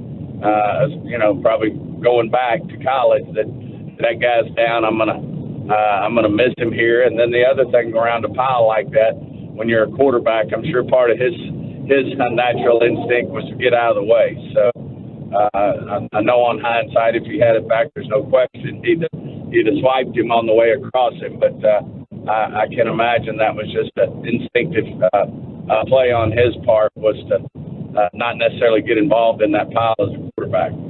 I think a lot of Cowboys fans around here supported Jerry's Halloween costume, especially when we don't get more holding calls against opposition against Micah Parsons. But do you think the NFL has a sense of humor when it comes to Jerry's blind referee Halloween costume? Oh, absolutely, because I know our officials, I think it's rare that I've seen anything Jerry would have said or made that would be critical. They have a very difficult job, game in and game out. And, in terms of how these guys grade out game in and game out, most of the time you jump up and down to have a player making that same grade. I mean, it's a full three hours plus of officiating. They have a very difficult job in real time.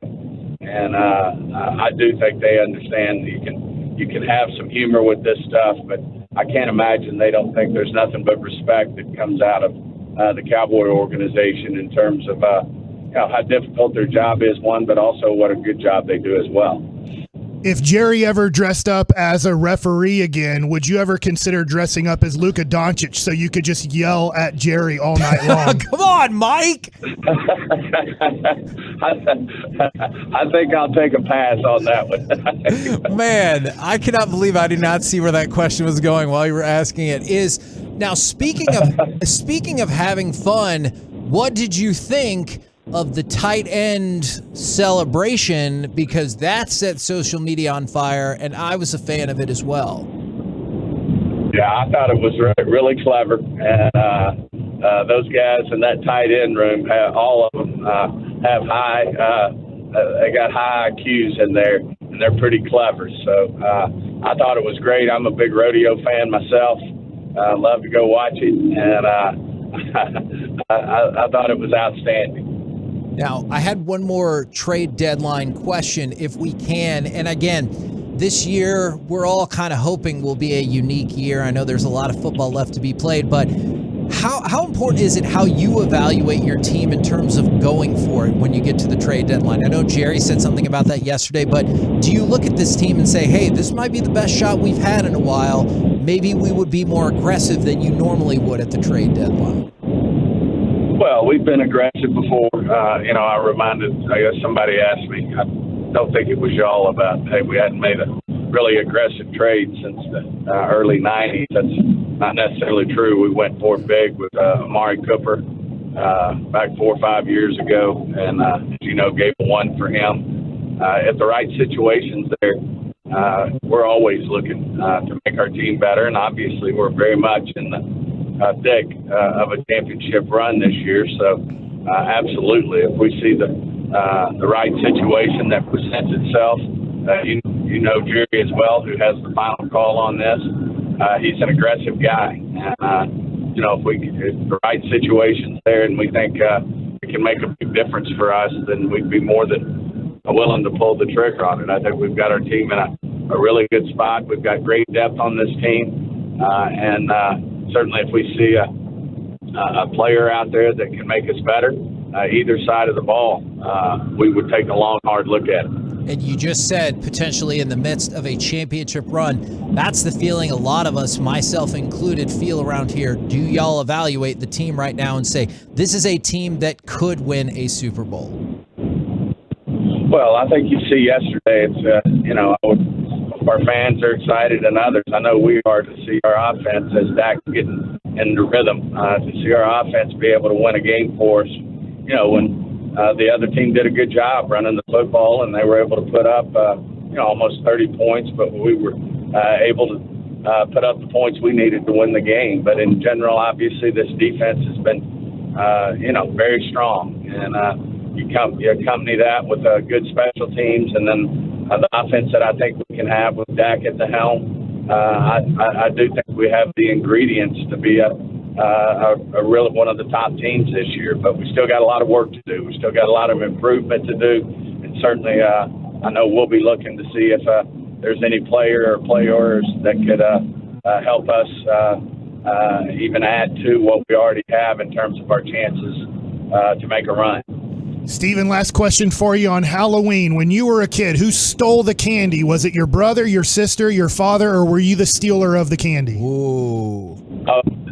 It's not even close. It was Jerry Sr. It was my father. He'd go into the bags and look for his favorite candies, and he'd look up and say, some of my stuff is missing, and there's no question it was him.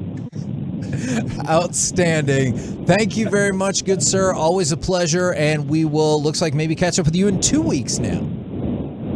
Well, sounds great, guys, and I hope y'all have a great Halloween tonight. Happy Halloween to everybody out there. Take care. Absolutely. There you go. Stephen Jones right here on 105.3 The Fan. Interesting.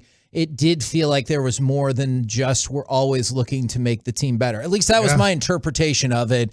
And that, he's in Lubbock right now scouting the Raiders, it sounds like, with the 47-mile-an-hour winds in his phone. Yeah, I don't, that is definitely possible. Either that or he's flying a plane without windows. Well, I'm going to go with the first one as being more likely. And coming up next, and you're going to hate this tease, it's time to go around the NFC East where Jalen Hurts is chasing Dan Marino and the Giants match a team from 80 years ago. We'll do it all next right here on 105.3 The Fan. All right, let's talk about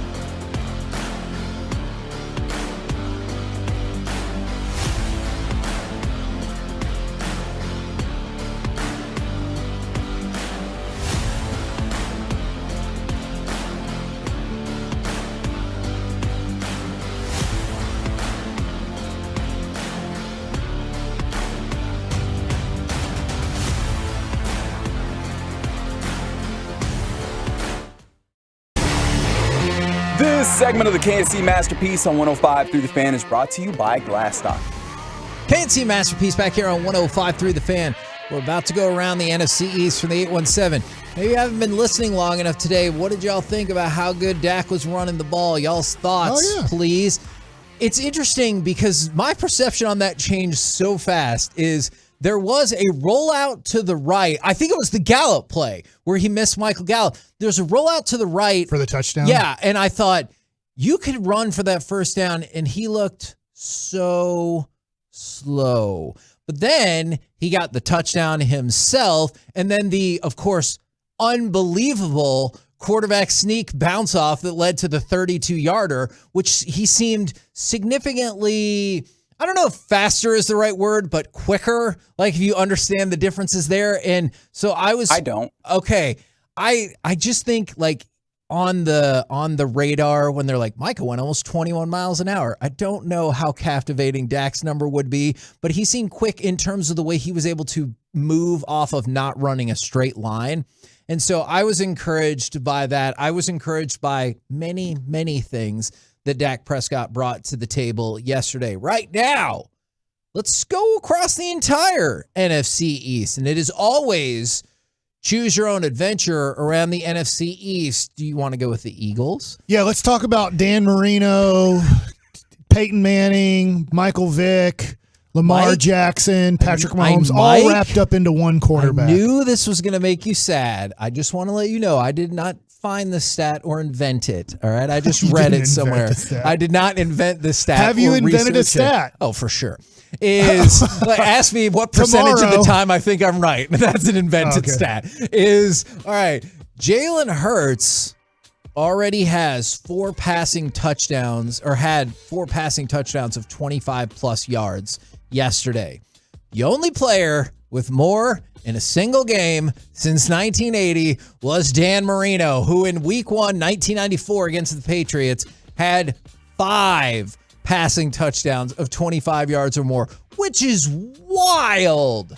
Mike, how we feeling about Jalen Hurts today?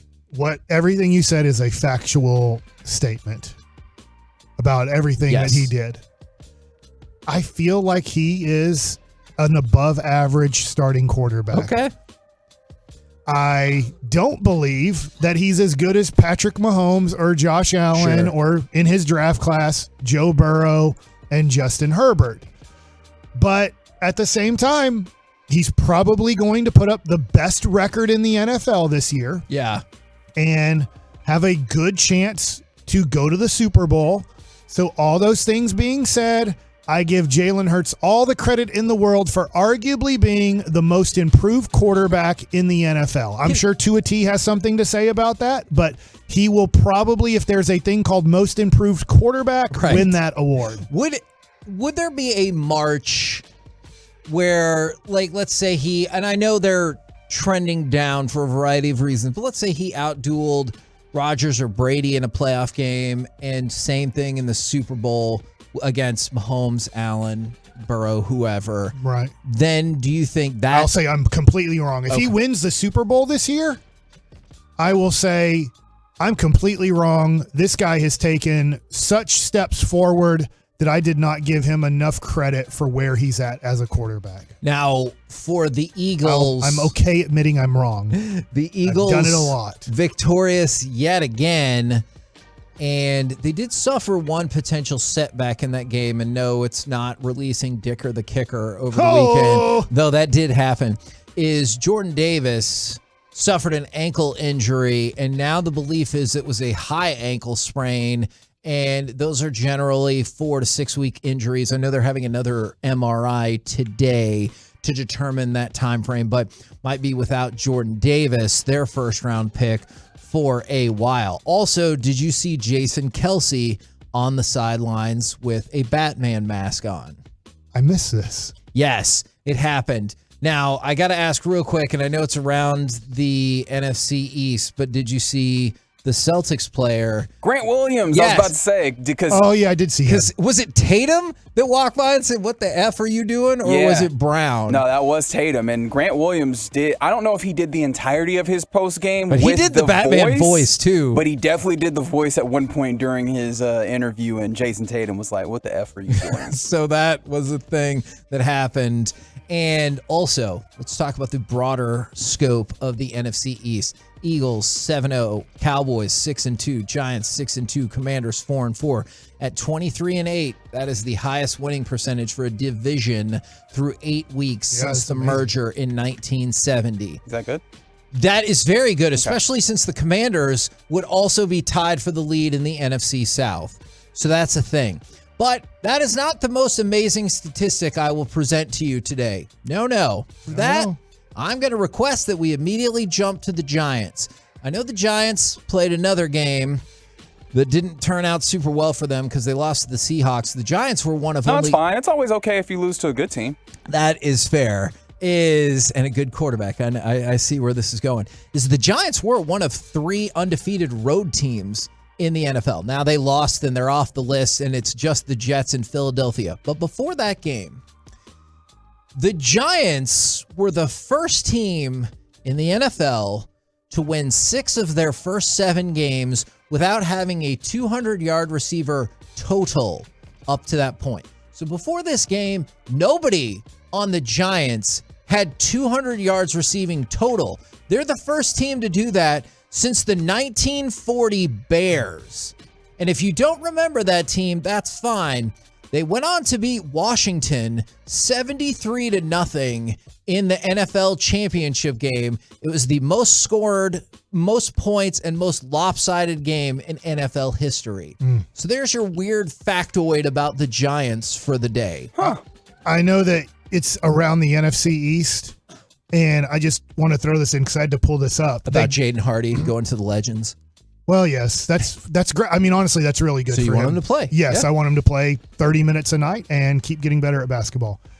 Is right now, San Francisco has the tiebreaker over the Commanders, and that's all that's stopping the NFC East from having all 4 teams in the playoffs. As there's 7 playoff spots right now. Philly's the 1 seed, Dallas is the 5 seed, New York is the 6 seed, and Washington is the 8 seed. And what's stopping them is San Francisco wins tiebreak over Washington based on best win percentage in conference games. I'm legit asking, would you have taken a 10,000 to 1 bet at the beginning of the season that all of the teams in the NFC East would make the playoffs? Yes. That's what I thought. By the way, I don't know if it'll ever happen, as in not NFC East, is that all 4 teams from one division can make the 7 spots. No, absolutely. That'd be incredibly difficult, yet here we are. Now, speaking of the Giants, I know they lost yesterday, and we talked about Seattle and how offensively prolific they have been this year. The Giants, not so much. In the first half, they had 46 yards of offense. For the game, 225 yards of offense. So not a spectacular night for them. Do you want to go with the Cowboys or the Commanders next? Cowboys with the win. Mike McCarthy tied Bill Cowher for the 23rd most regular season wins among all-time NFL coaches. Congratulations to him for that. Here's the astonishing part from the betting perspective. Did you know that all 4 of the Cowboys' previous home games were under the over-under total? Yesterday, it was 42.5. Those teams combined for 78 points. So they destroyed that over-under for the first Cowboys home game of the season. Cowboys also placed linebacker Devin Harper on injured reserve. The rookie 6th-round pick has been dealing with an Achilles injury. And CeeDee Lamb had 5 catches for 77 yards and a touchdown. His 195 career receptions are the most by a Cowboy in his first 40 games. Yet why does it feel like that's not in the space that we are? I guess because of the way the game's changed a little bit. Which is fair. That is very And he's fair. good. He's really good. But I guess when you compare him to contemporaries, when you compare him to the group of wide receivers, and now that DeAndre Hopkins is back and what he's done in 2 games, you'd be like, well, yeah, he's still a top 5 receiver in the game. Is I guess you just look at whether it's Chase, and I know he's hurt right now, or you look at Justin Jefferson, you look at now what DeAndre Hopkins is doing, and I guess you just would want or hope. It doesn't mean that you would win more or lose more, but you would, I guess, want him to have those type of performances. Yeah. Where he is having better performances than a lot of the Cowboys of yesteryear. Now, we're going to transition to the good use of yesteryear. We're going to transition to the Commanders. Let's hit that audio right here. First and goal at the 1, 26 seconds to go. Heineke keeps it, goes for the end zone. What's the call? Touchdown! Touchdown! Touchdown, Washington! A 1-yard run by Heineke! Washington is, in fact, victorious 17-16 over the Colts. They are now 4-4, and as Mike just brought up, a viable playoff contender. Who would have guessed? Now, I could have told you that Washington was going to win this game because this was the... Well, you should have bet on it. I probably should have. What was the point spread going into this game? Who did they play? They played the Colts. I want to say it was like Colts by 3, but that might have. I can't remember. I might be way off on that. I'm sorry. I definitely dropped the ball because you should have known the Colts were going to lose. Because remember, I presented the stat to you. Now, since 1970, Colts quarterbacks making their first start with the team are 1-16. So you can add another loss to the stockpile of debuting Colts quarterbacks. We'll see how it goes from there. Also, speaking. By the way, real quick, the Commandos, since we're talking about them, their next 2 games are versus the Vikings and Eagles. So even though they are 4-4 right now, they are taking on the number 1 and number 2 seed in the NFC in their next 2 games. What if they're up to 5-5? Like, I don't know where the win would come and who they would lose to, but Vikings. What if they... That's fair. But if they're 5-5, aren't we all going to be sitting here being like, what the actual F is happening? They just beat the Vikings. Yeah, honestly, yes. We might have the best 4 teams in the NFC, which I do not believe. But, I mean, maybe if they did beat the Vikings, you're like, I don't know. It'll be interesting because at the end, and this is talking about the NFC East, is eventually you start eliminating one of the teams because you play each other so much. Because they coming up at Eagles, and then they haven't played the Giants yet. So they have 2 against the Giants and 1 against the Cowboys. So you just start looking at everybody's schedule going, you would think that one of these teams, and you would think it would be Washington. I don't know who it's going to be, but think it'd be Washington, is just going to start losing a lot of in-division games. No, you're absolutely right. It was interesting is Washington... They put out a statement because Jim Irsay is still talking about the Commanders. And so the Commanders put out a statement, quote, "It's unfortunate that Mr. Irsay continues to behave in a way that clearly is in violation of the Constitution of the NFL." Not the American Constitution, the Constitution of the NFL. We look forward to playing his team on Sunday. So at least they did get a little bit back right there by being able to win that game. And now I believe for now, I said that word twice, you're all caught up on the NFC East. But we have a second. I have an NFC East question on the Cowboys. Sure. You mentioned the injury to Harper, the linebacker. Yep. Is Jabril Cox just a healthy scratch right now? Yeah, I mean, I want to say yes. I know when we talked to Steven about that a week or 2 ago, he said he's been dealing with some stuff, but that was also the line that we got about Neville Gallimore. Who is healthy. Yeah, when the more you ask people, they're like, he's banged up in terms of football players are banged up at this point. Am I wrong about Jabril Cox? I really liked that pick. And look, I'm not the best at I know this out of this. I just don't know if he's acclimating to special teams, how they want him to, and that's the holdup for getting him as part of the active roster more consistently. But it was my understanding that while he might not be 100%, he was enough to if they needed him to go, he could go. Right. Now, as much as I hate to do this because I know now I'm losing, I do feel like we need to get some betting with Bassick updates going. And I want to tell you this. Where's my thing? One of the Mike looks for it. One of the things that's stinging me right now is the Jets lost by 5 points, and they had a pick 6 go off the board by a legitimate but just really dumb penalty the way it went down. And I can't help let my mind wander about if that pick 6 would have happened, if the Jets win that game, and I would not have lost both of those games. Well, but that's not what happened. Ready for betting with Bassick? Yes. Holy cow, what is happening? Dude. So Corey's not here. So let's talk about Corey first. Okay. So I did pick the Tennessee Titans -2.5. And I will say this. Did you know that spread did go down to even when they had no Ryan Tannehill? When I bet on that game, I didn't know that Tannehill wasn't going to play. I'm going to tell you this, Mike, and I will take some credit. That is the game that I desperately wanted, despite no Ryan Tannehill, because guess what happened? I told you that Derrick Henry whips the crap out of the Texans every single time. And guess what he did?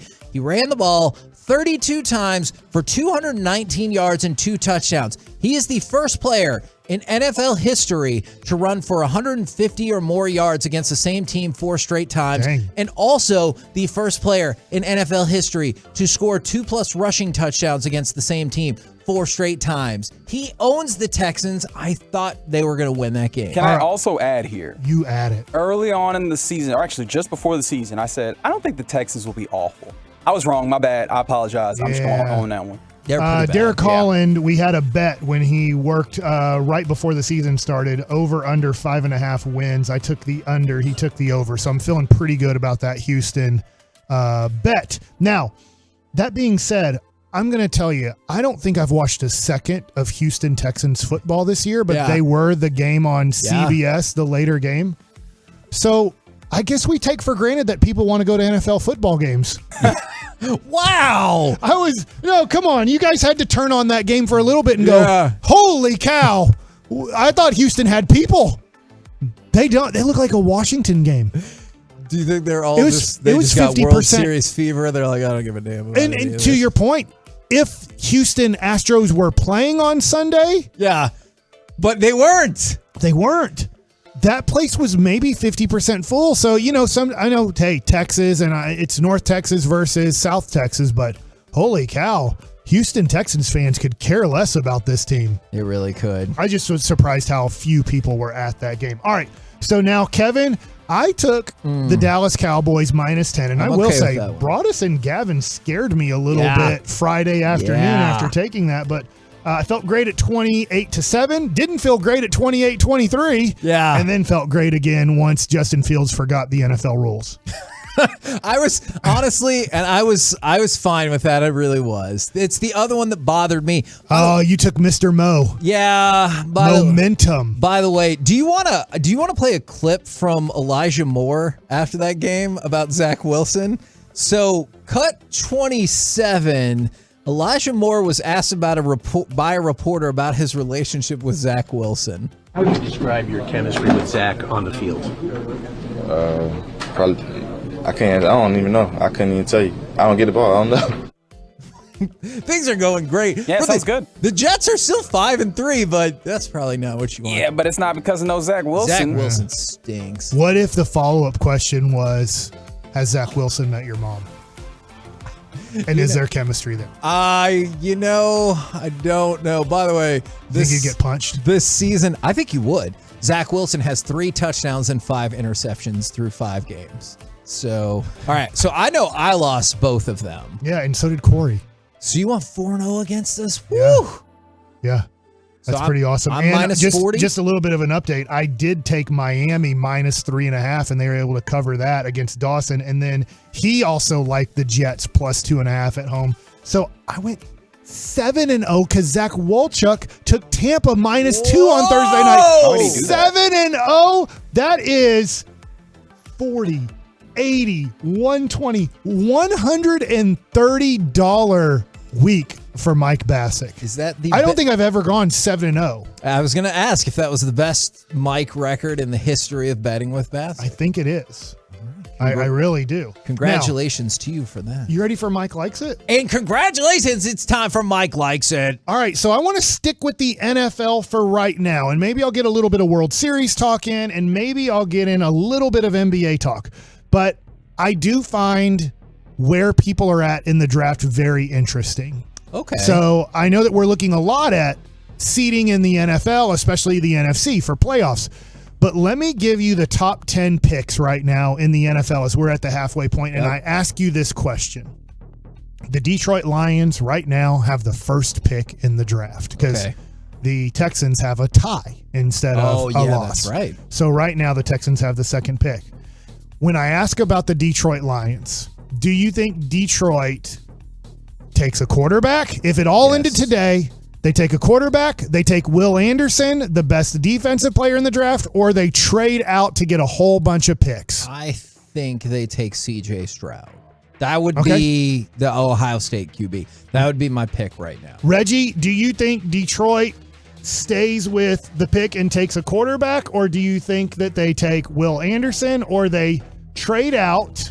Let's just say, I'm going to give you a little bit of a hint here. Ooh. They trade back down to number 3 because Carolina is desperate to take the top quarterback in the draft. I do like that as an option, trading out, especially because it feels like the Dan Campbell experiment isn't working the way that you wanted. Like the hope was that they'd be bad, but the quarterback is the reason why, and everything else looks kind of like it's getting better. And it's not.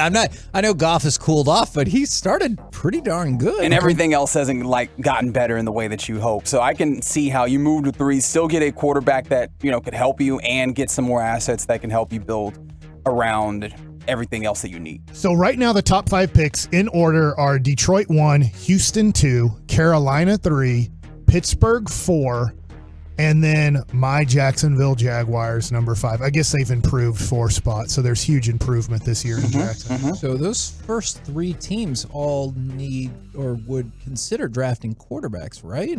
I strongly think so, as Davis Mills is starting to show that he might not be a franchise-changing quarterback. And it's depending on who you believe, and I don't know how everyone's quarterback hierarchy is, but I know there are a lot of people who believe that Stroud, that we mentioned from Ohio State, Will Levis from Kentucky, and Bryce Young from Alabama could all be those guys. So you could see 3 quarterbacks go off the board. I'm not saying it'll go 1, 2, 3 just like that, because that would also be disrespectful to the monster that is Will Anderson. But yeah, maybe 1, 2. Will Levis definitely feels like another step down. I understand he's gotten a lot of love, but it seems to be this weird thing where you watch the games, and I know Kentucky just got smoked, but they have been good this year.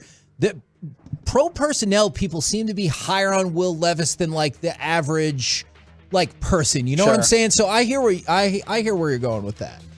Number 6, Las Vegas. They sticking with Derek Carr? I can't remember his contract. Did they give him a big contract? Yeah, I think they are sticking with Derek Carr. I don't know if that's the move that I would do, but I think they are sticking with him. Sorry, I'm trying to look up what his dead cap was. Actually, if they decide to move on, not a problem at all. Okay. I still think they stick with him, though. Number 7, the Houston Texans, because they have the pick for Deshaun Watson. Yeah. So right now, Cleveland, who has the 7th worst record or has the 7th pick, they have right now the Texans pick 2 and pick 7 in the draft. I feel like they're pretty stuck, right, with what they're doing at quarterback.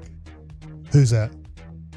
Oh, did you say the Houston Texans? Yeah. Oh, sorry. Cleveland doesn't have the pick. You know what? Because of what you said, I was thinking about Cleveland. Yeah. No, yeah. Well, then it would so make... Houston, in a good way, in where they're at, sense. Right now they have pick 2 and pick 7. That can help you change things around in a hurry. And if you became obsessed with C.J. Stroud or whoever your quarterback of choice is that's going to go number 1, you could make a move. But I also wonder if they would try to make a move for Will Anderson at 2. Well, right now, the mock draft, I'll give it to you in a second because I want to get to the top 10 picks because you're not going to like it. Okay? Oh, okay. Number 8 right now is Tampa Bay, who would take Will Levis. But I'll get through the mock draft in a second. Number 9, I bet you'll never guess who has the 9th pick in the draft. Jackson. Did you already say Jackson? Yeah. You already said Jacksonville. Yeah. I don't know. I don't know. Who's undefeated? Oh, my God. The Eagles. You know what? They have New Orleans pick. But it's better because remember last week it was 4. Okay. So at least come on, New Orleans, go on a freaking winning streak. Number 10, Seattle, because they have Denver's pick. What a genius trade that looks like. I mean, it already looks like a genius trade, but I wonder the further out we get from that, if it will look even more genius. All right. Right now, just real quick, the Cowboys have the 27th pick. They do have in this mock draft, which doesn't really mock perfectly at all. And by the way, I guess they have the 26th pick because the Miami Dolphins have the 24th pick, but it's forfeited. So they actually have Miami at 24, but not picking anybody. Okay. They have the Cowboys in this mock draft taking Clark Phillips, the cornerback from Utah. Okay. If you were wondering, the running back Bijan Robinson is going 20th overall in this mock draft. I'm depending on what the Cowboys would decide they want to do with a variety of things. Look, I know some people felt like I'd been harsh on Quinn Ewers. It's not that. I don't understand why Bijan Robinson isn't getting more attention and credit for being awesome this year. He's been doing, like, it's almost that we've become somewhat numb to it in some ways. Like, that's the expectation of him as a grown-ass man. I know this is really early in mock drafting, but this doesn't look out of order too much to me. It has Stroud going number 1, Will Anderson going number 2, Bryce Young, quarterback, going number 3. I'm going to say his last name wrong. It's Peter Shorninsky. He is an offensive tackle for Northwestern going is to... It not, I think it might be Skoronski. Thank you. Number 5, Jackson Smith Njigba. Oh, yeah, the wide receiver from Ohio State. Yes. That kid is awesome. Sorry, I keep saying kid, but, he's awesome. Yeah, I understand. We're getting to the age where 22 years old or 20 years old is kid. I have a kid, and so do you, who's about to be in college. Yeah. So Jalen Carter, defensive lineman from Georgia, 6th. Bryson Bursey? Defensive lineman for Clemson. I think it might be Breesy. All right. Will Levis, number 8, quarterback. Number 9, Miles Murphy, edge for Clemson. And number 10, Keely Ringo, cornerback, Georgia. So those are your top 10 picks in a mock draft. By the way, I don't know if you'll care this weekend, but we talk about college football. 1 and 2 are facing off, Georgia and Tennessee. I know we'll have the chance to talk more about that this weekend or tomorrow, but yeah, Georgia, Tennessee. All right. Weekend. That's good. All right. So now going to the World Series as it resumes tonight. Did you say World Series? Yeah, because this is no joke. It's for a championship. You got him. All right. I guess I have you not. walked right into it, too. I have not checked the weather lately in Philadelphia. They say it's always sunny in Philadelphia. No. But I guess it's not today. Yeah. I've definitely heard that. So it could get postponed till tomorrow. But I have enjoyed the World Series so far. I was very surprised in game 1 that Houston got up 5-0 and then Verlander blew it. I forgot. I don't know. Did you guys remember how bad Verlander is in the World Series? Yes, and I think he had mentioned about how important it was for him to get something going there, and whoops, not so much. So let me ask you this real quick. If you're the manager of arguably the best pitcher in the game today, because I do think Verlander's going to win the Cy Young. I'm putting him back out there. Would you have done the same thing? Would you just said it? Because that's the interesting thing is when you're Dave Roberts with Clayton Kershaw, or when you are managing Justin Verlander, is sometimes do you look at how great they are? Do you look at how much they've struggled in the World Series? I 100% understand your question. I think it's fair. I'm sticking with him. Okay. And it would have ended just like that, but I'm sticking with him. Houston, I will next time too. Houston had a 5-0 lead. They lose it. They bounce back the next night, and they get up again by 5. I will say this.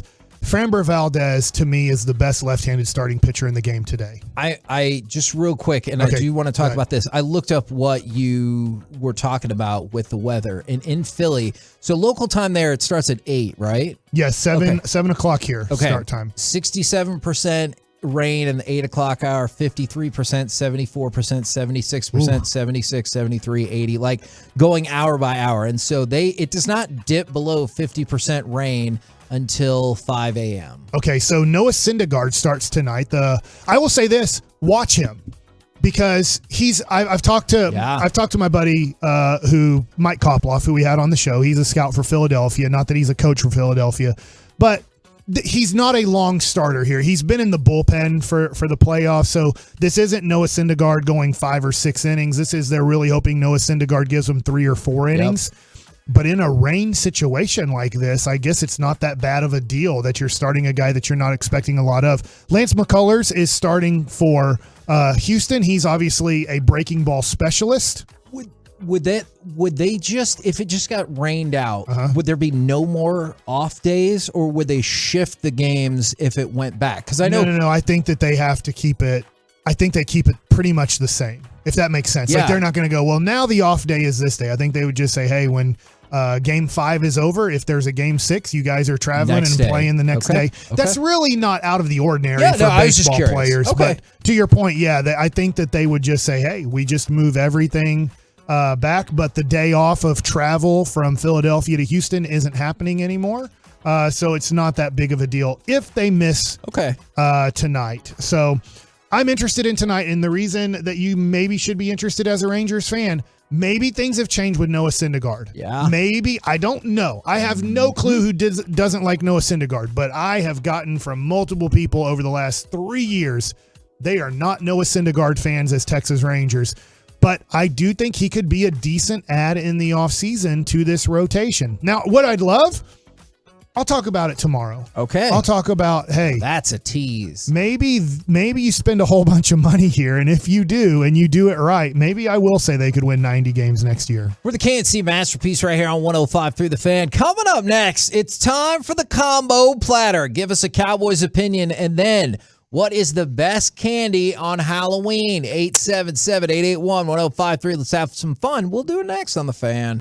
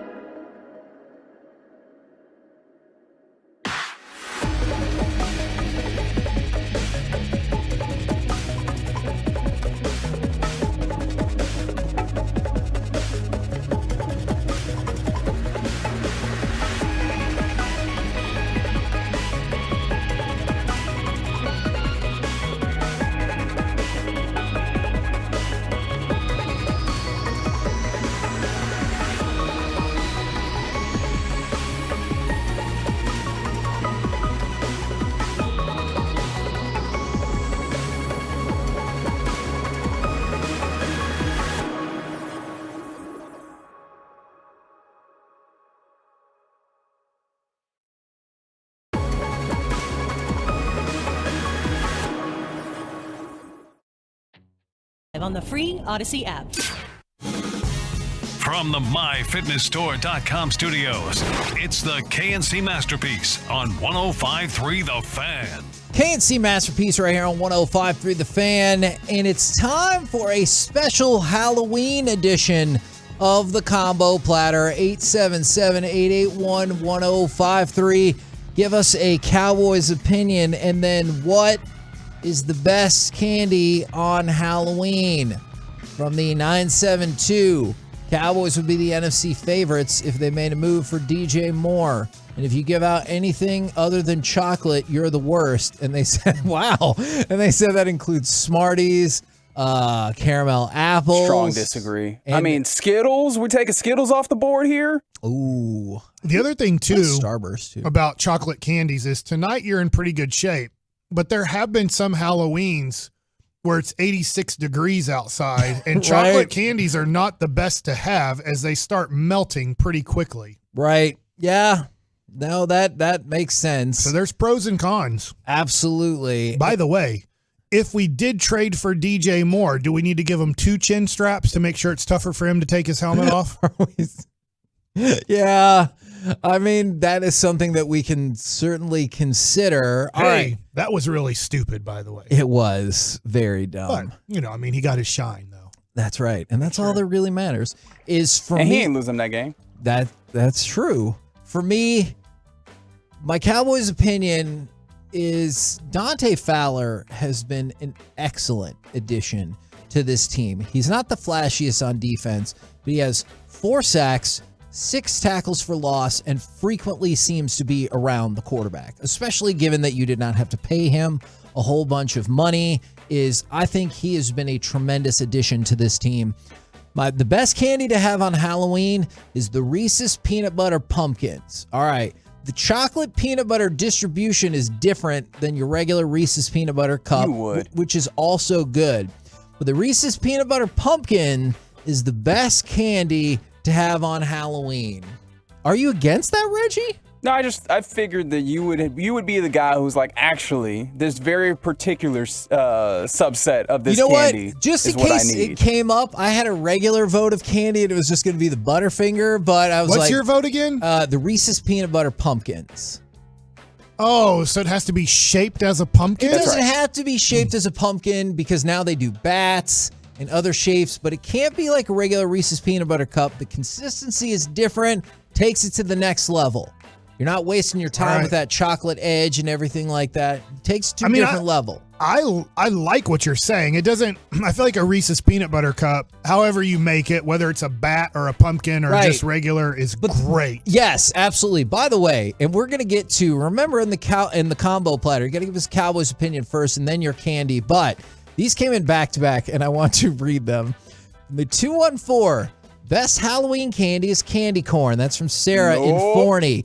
From the we had a discussion on this. From the 972, if you give out candy corn, you're worse than Hitler. Now, clearly, they are. My apologies. Clearly, that is hyperbole. I got more caught up with the Hitler comparison and then forgot how words work. That's clearly hyperbole, but people are so divisive and divided on candy corn, just like I feel like sort of with You like candy corn? I like candy corn. I like candy corn. I don't love it, but I like it. Reggie, do you like candy corn? No, thank you. Okay, here's the deal though about candy corn. If it was so great, it would keep selling year round. That's it. I do like candy corn. You like candy corn. I'll probably have a candy corn or 5 or 10 tonight. Nobody eats a candy corn. Yeah. Okay. That'd be weird. You're like, I'll take one. Except unless you get like one of them oddly big candy corns. Like they have the large size ones, which is, I feel like that's masochism to the highest degree. Wow. But I feel like candy corn would be higher ranked if it actually was a candy that people liked all the time. Okay. Interesting. Very interesting. I have to have a Cowboys take, huh? Yes, you do. Which one's first? That Cowboys take first. Oh, son of a bee. I don't know why we find ourselves in this spot with the combo platter. The game is every the same single every time. Yeah. All right. From the 817, the Cowboys' opinion is that the defense was as good as they were due to necessity. And now that Dak is back, they'll regress. And we did have a conversation about our concerns with that. And give me a Butterfinger all day. Well, are you also going to have a drink or something to pick all that stuff out of your teeth? No, give me this background song all day. Let me ask you this. What do you do with the stuff that you pick out of your teeth? On the Butterfinger. Oh, because this is me and Ghetto Boys went trick-or-treating. There you go. Reggie! A+. Do you eat the Butterfinger pieces that you pick out of your teeth? Why would you not? It's okay. candy. I'm just making sure. Just the way you said it, I was like, oh no, am I a monster for doing? No, the point being that when you eat a Butterfinger, there is a 0% chance that you will eat it cleanly and not have to do additional work. That is to fair. Get stuff out of your teeth. I always view that as a bonus. It's like I'm done with it, but there's still more candy. I know tomorrow's not Halloween, but I just want to put in this vote. One segment a day. This needs to be the background music. Just this song, not Ghetto Boys in general. Well, it can be, but I don't know. I just really like what we have going on here. Okay. This is a good vibe right here. Okay. Now, have you come up with your Cowboys take, or did you get distracted by the excellent music selection? It's supposed to be positive. I didn't say that. No. I mean, the Cowboys had a great win, but I am thinking ahead. I'm just thinking ahead. And the one thing about this Cowboys defense that is a little bit concerning, and I think we'll talk about it later in the week and probably next week during the bye on where the Cowboys need to improve, and they're trying to through trade, is I do worry about certain matchups in the playoffs because it looks like you can run the ball 3 times for 10 yards pretty easy on the Dallas Cowboys. How much do you want to stick to that? I think Philadelphia is going to want to stick to that. I think it, and then look, they do have 2 awesome playmakers on the outside, but I just feel like I'm just getting concerned about come playoff time. Can the Cowboys figure out how to make teams pass? I think that's 100% fair. I have a segment for you tomorrow that might kind of attack that, but also, does yesterday give you hope that the Cowboys could get more in a winnable 30-point game. Whereas before, you're like, if you give up 30, you're cooked. Are you hopeful that you can get in a 30-point game that you can win? Or do you still think that's most likely to end in defeat? I worry about that, but then I go back to my take last night or thinking about it. Is Dak Prescott the best quarterback in the NFC playoffs? Yeah. So do I want to get in a shootout? I worry about that. I'm thinking real quick.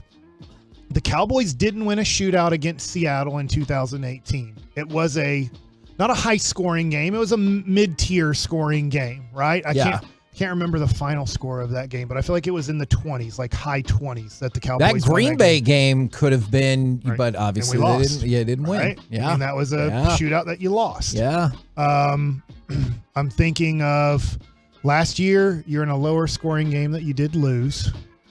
So that might not be your choice. Right. I don't know. I feel like the way I always look at this, Kevin, is I look at it with 3 minutes to go. Would I like to be up by 4 with the ball and having to go 75 yards? Or would I like to be down by 4? Yeah. But I have the ball with 3 minutes to go and I got to go 75 yards. Man, I love this situation because we're awesome on offense. Or would I go, man, give that ball to Jalen Hurts and we're up by 4 and he has to go 75 yards against us to beat us? I think I'd rather have that situation. Okay. I still think I lean towards the Cowboys' strength is the defense over the offense, even though yesterday was a great offensive performance. Candy take? All right, so this isn't a common candy, but I'm with you. Boston baked beans. It's not. He's not going to say Boston baked beans. No, person. Those are stupid. Those. By the time 1977 came around and I was born, we had better candies than Boston baked beans. Those were out of like Mike. It is they made peanut M&Ms at some point in the 70s, I assume. Mike. Because what they did is they took a peanut, they put the candy coating on it, and they said, "Hey, you know what? Let's put chocolate on the peanut and then candy coat it," and we eliminated Boston baked beans as a candy. I don't want this to negatively reflect on me because my son usually has better food taste, but he tried the Boston baked beans and he's like, I don't think they're too bad at all. They're not bad, but there's so many better things we can do. All right, what is your We even have a chocolate-covered raisin. Yeah. That's better than a Boston baked bean. What is your choice instead? Take 5. The Take 5 I love is those. top notch. That is a Reese's peanut butter cup with pretzel in it, which takes the Reese's peanut butter cup to another level. Top You get crunch. notch. You get salt. You get everything you need from a Reese's peanut butter cup on top of it because you threw a pretzel in it. And to me, Take 5 wins as the best Halloween candy, but yet it is rare that you find the Take 5 in your kids' Halloween candy. And I'll take it a step further. There's a lot of people who might not have tried the Take 5 that I think will like it because you know what I found in the house? If you bring home some Take 5s, everybody wants one. And that is not a common occurrence in our household is be like, oh, what do you got? So the sample size you're using is your house. That's right. Let's not Reggie pretend, even had a Take 5? Let's not pretend. Never, not once. Try and it. part of that is because I feel like if they were so good, I would see them more often. You know what? I guarantee you, if I'm gonna buy a Take 5, you will like it. I'm going to buy Target. me a free candy bar. I will be so mad. I'm going to Target. Is it 33% off yet? That'll be tomorrow. It's 30% off. All right. Well, I'll spend the whole $7. Wow. You could just get like a smaller. They're probably sold out. Okay. But I need to find Take 5 and I'll bring you some, Reggie, because they're amazing. I need to use this bit more often, just like dare people to prove that things are delicious. Yeah, so I can that is a good bit. Around this time last year, I think Corey and I stupidly talked about rolls way too much and how many we could eat. Yes, you did. And we came in with a whole pile of them from the 214. Don't forget, Peace-a-thon's coming up in about 3 weeks. Should I bring rolls again? Yes, you should. From the 214. Unless you're bringing gravy with it. Fine. How many could you eat then? We did it. We might have done it. It's not healthy. I didn't that many claim rolls that. with that much gravy. I agree. But I feel like more. Because part of it was dry. It was just like, It helped when we started heating the Hawaiian rolls in the oven, or not in the oven, in the microwave. And so I just feel like if I could dip it into gravy, and because it's around Thanksgiving, brown gravy is Thanksgiving gravy, right? Yes. Cream gravy is great, but brown gravy is Thanksgiving gravy. All right, we're going to figure this out. From the 214 Halloween combo platter, Cowboys will lose in the first or second round. Unpopular opinion, but Mounds and Almond Joy rule. I feel like I do like that feels those like an because older timey candy. a lot of kids don't like coconut. And I kind of like chocolate and coconut, and I do like it when I feel like a nut. Because the commercial is sometimes you don't. Yeah. Almond Joys have nuts. And Mounds don't. So you didn't care about making an actual point there at all, did you? No, I do like them. But then now, after thinking in my head of what I said, I feel like I have made, once again,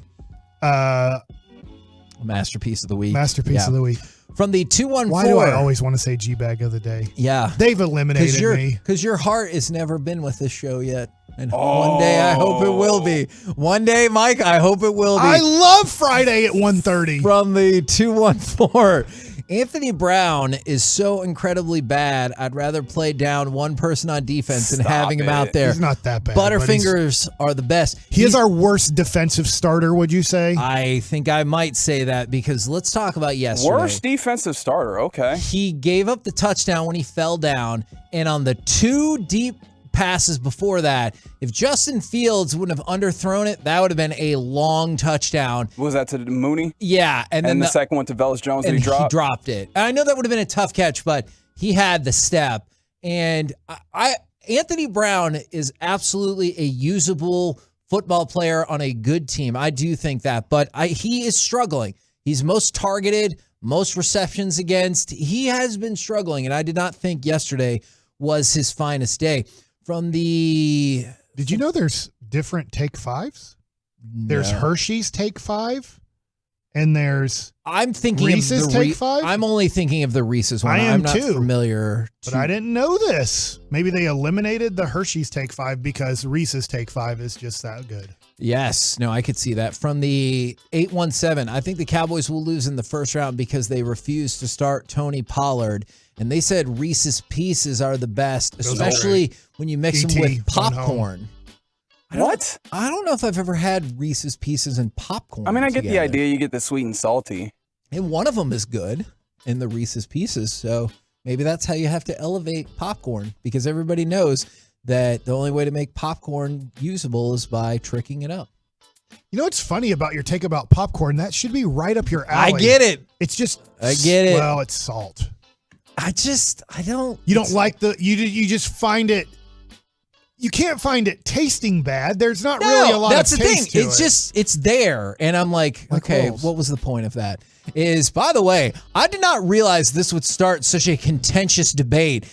Somebody said Take 5 is trash. And then from the 817, I do love the Take 5. From the 325, I've never even heard of the Take 5. From the 469, I agree. Those Take 5s are so damn good. From the 972, Take 5 forever.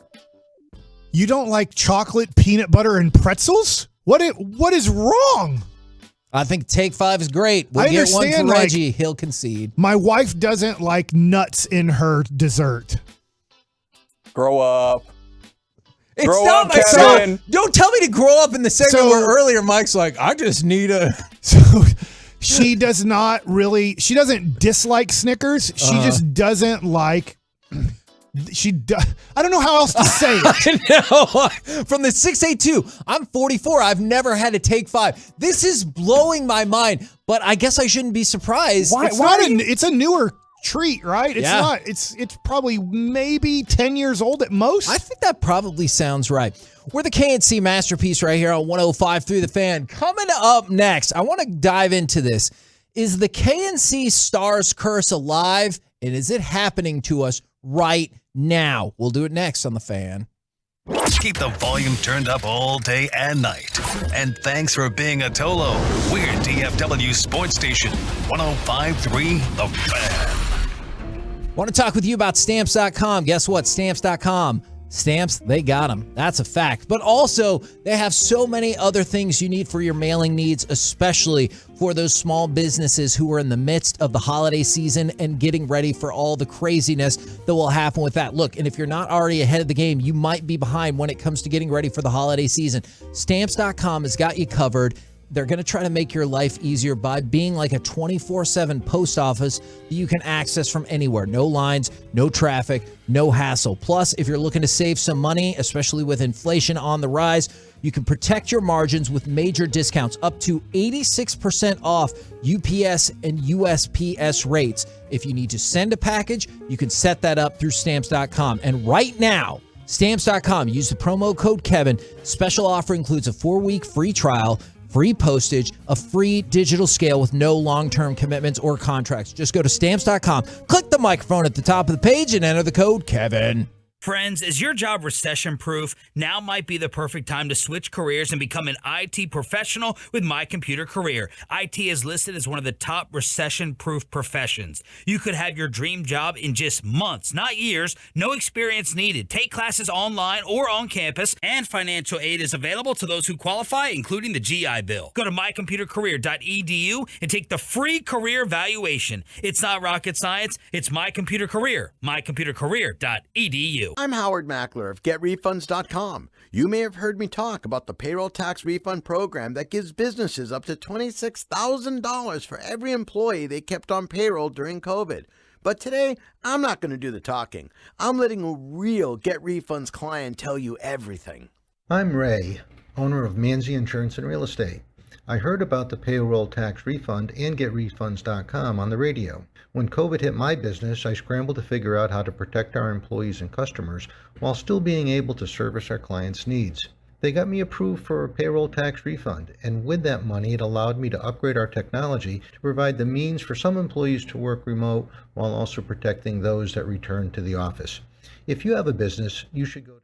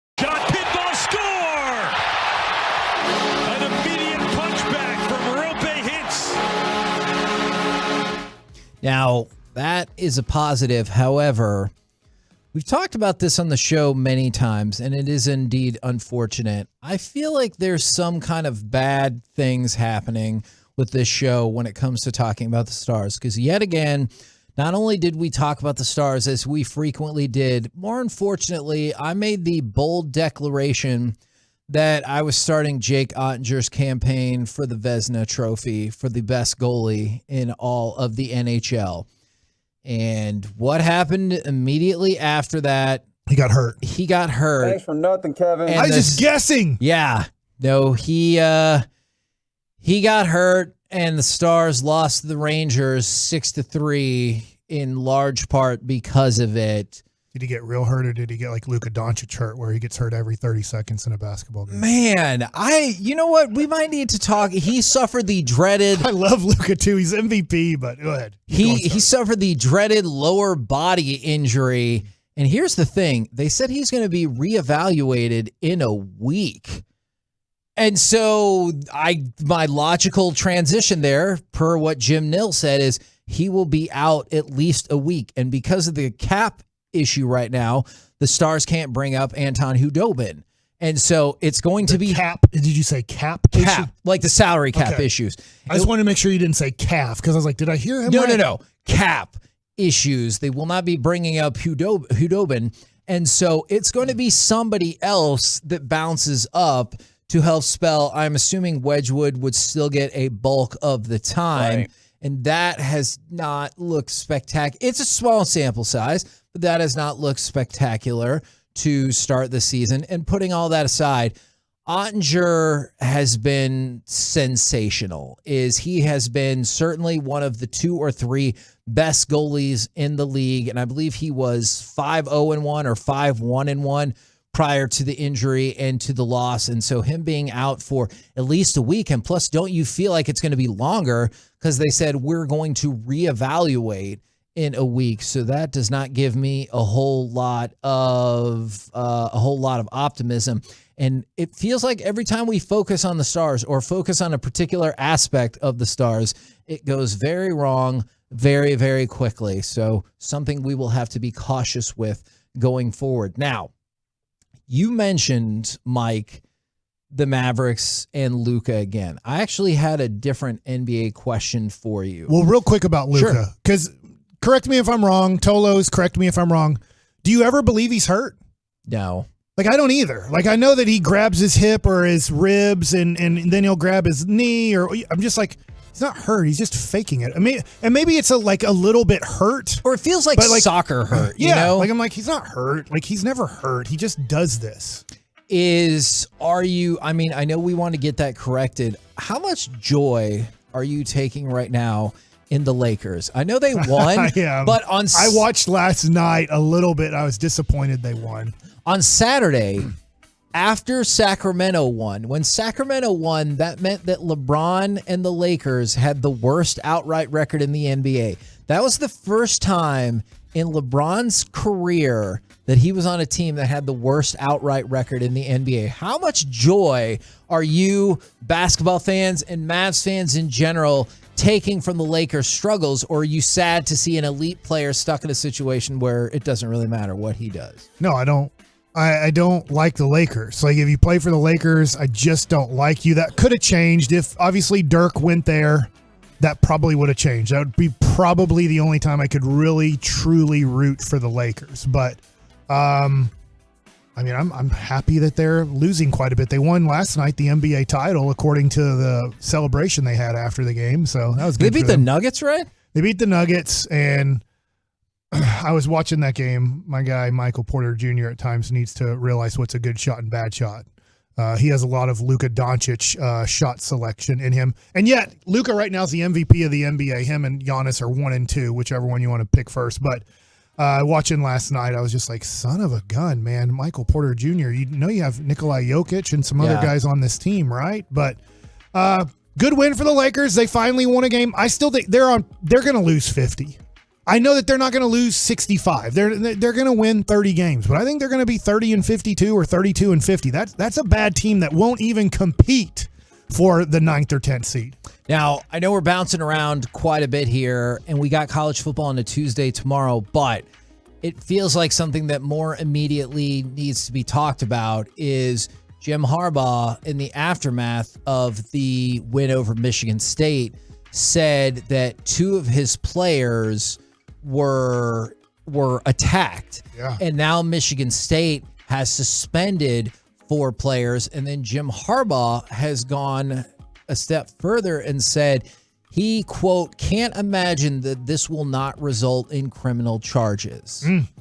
How bad of a look is this for, I was going to say Michigan State, but honestly, it might just be college football in general. And were you surprised to see the kind of like tunnel beatdown, or however you want to describe it? Yeah, because out of all these years where it's not the only stadium where you have to go into the same tunnel. Right. I mean, there's plenty of old college football places where you don't enter and exit from different tunnels as home and visiting teams. So you see this happen all the time. And hey, there's been pushing and shoving, but never like a gang beat down of a player like that. And so I know that they won't punish Michigan State that harshly. I know 4 players have been suspended. I feel like there's more than 4 people beating the crap out of that guy. But yeah, I don't know what to do. I'm assuming for Michigan State and Michigan, at least the next 3 years, I would say, because there's going to be a lot of players that were part of this, that you almost have to make sure you give them the same time. When a game's over,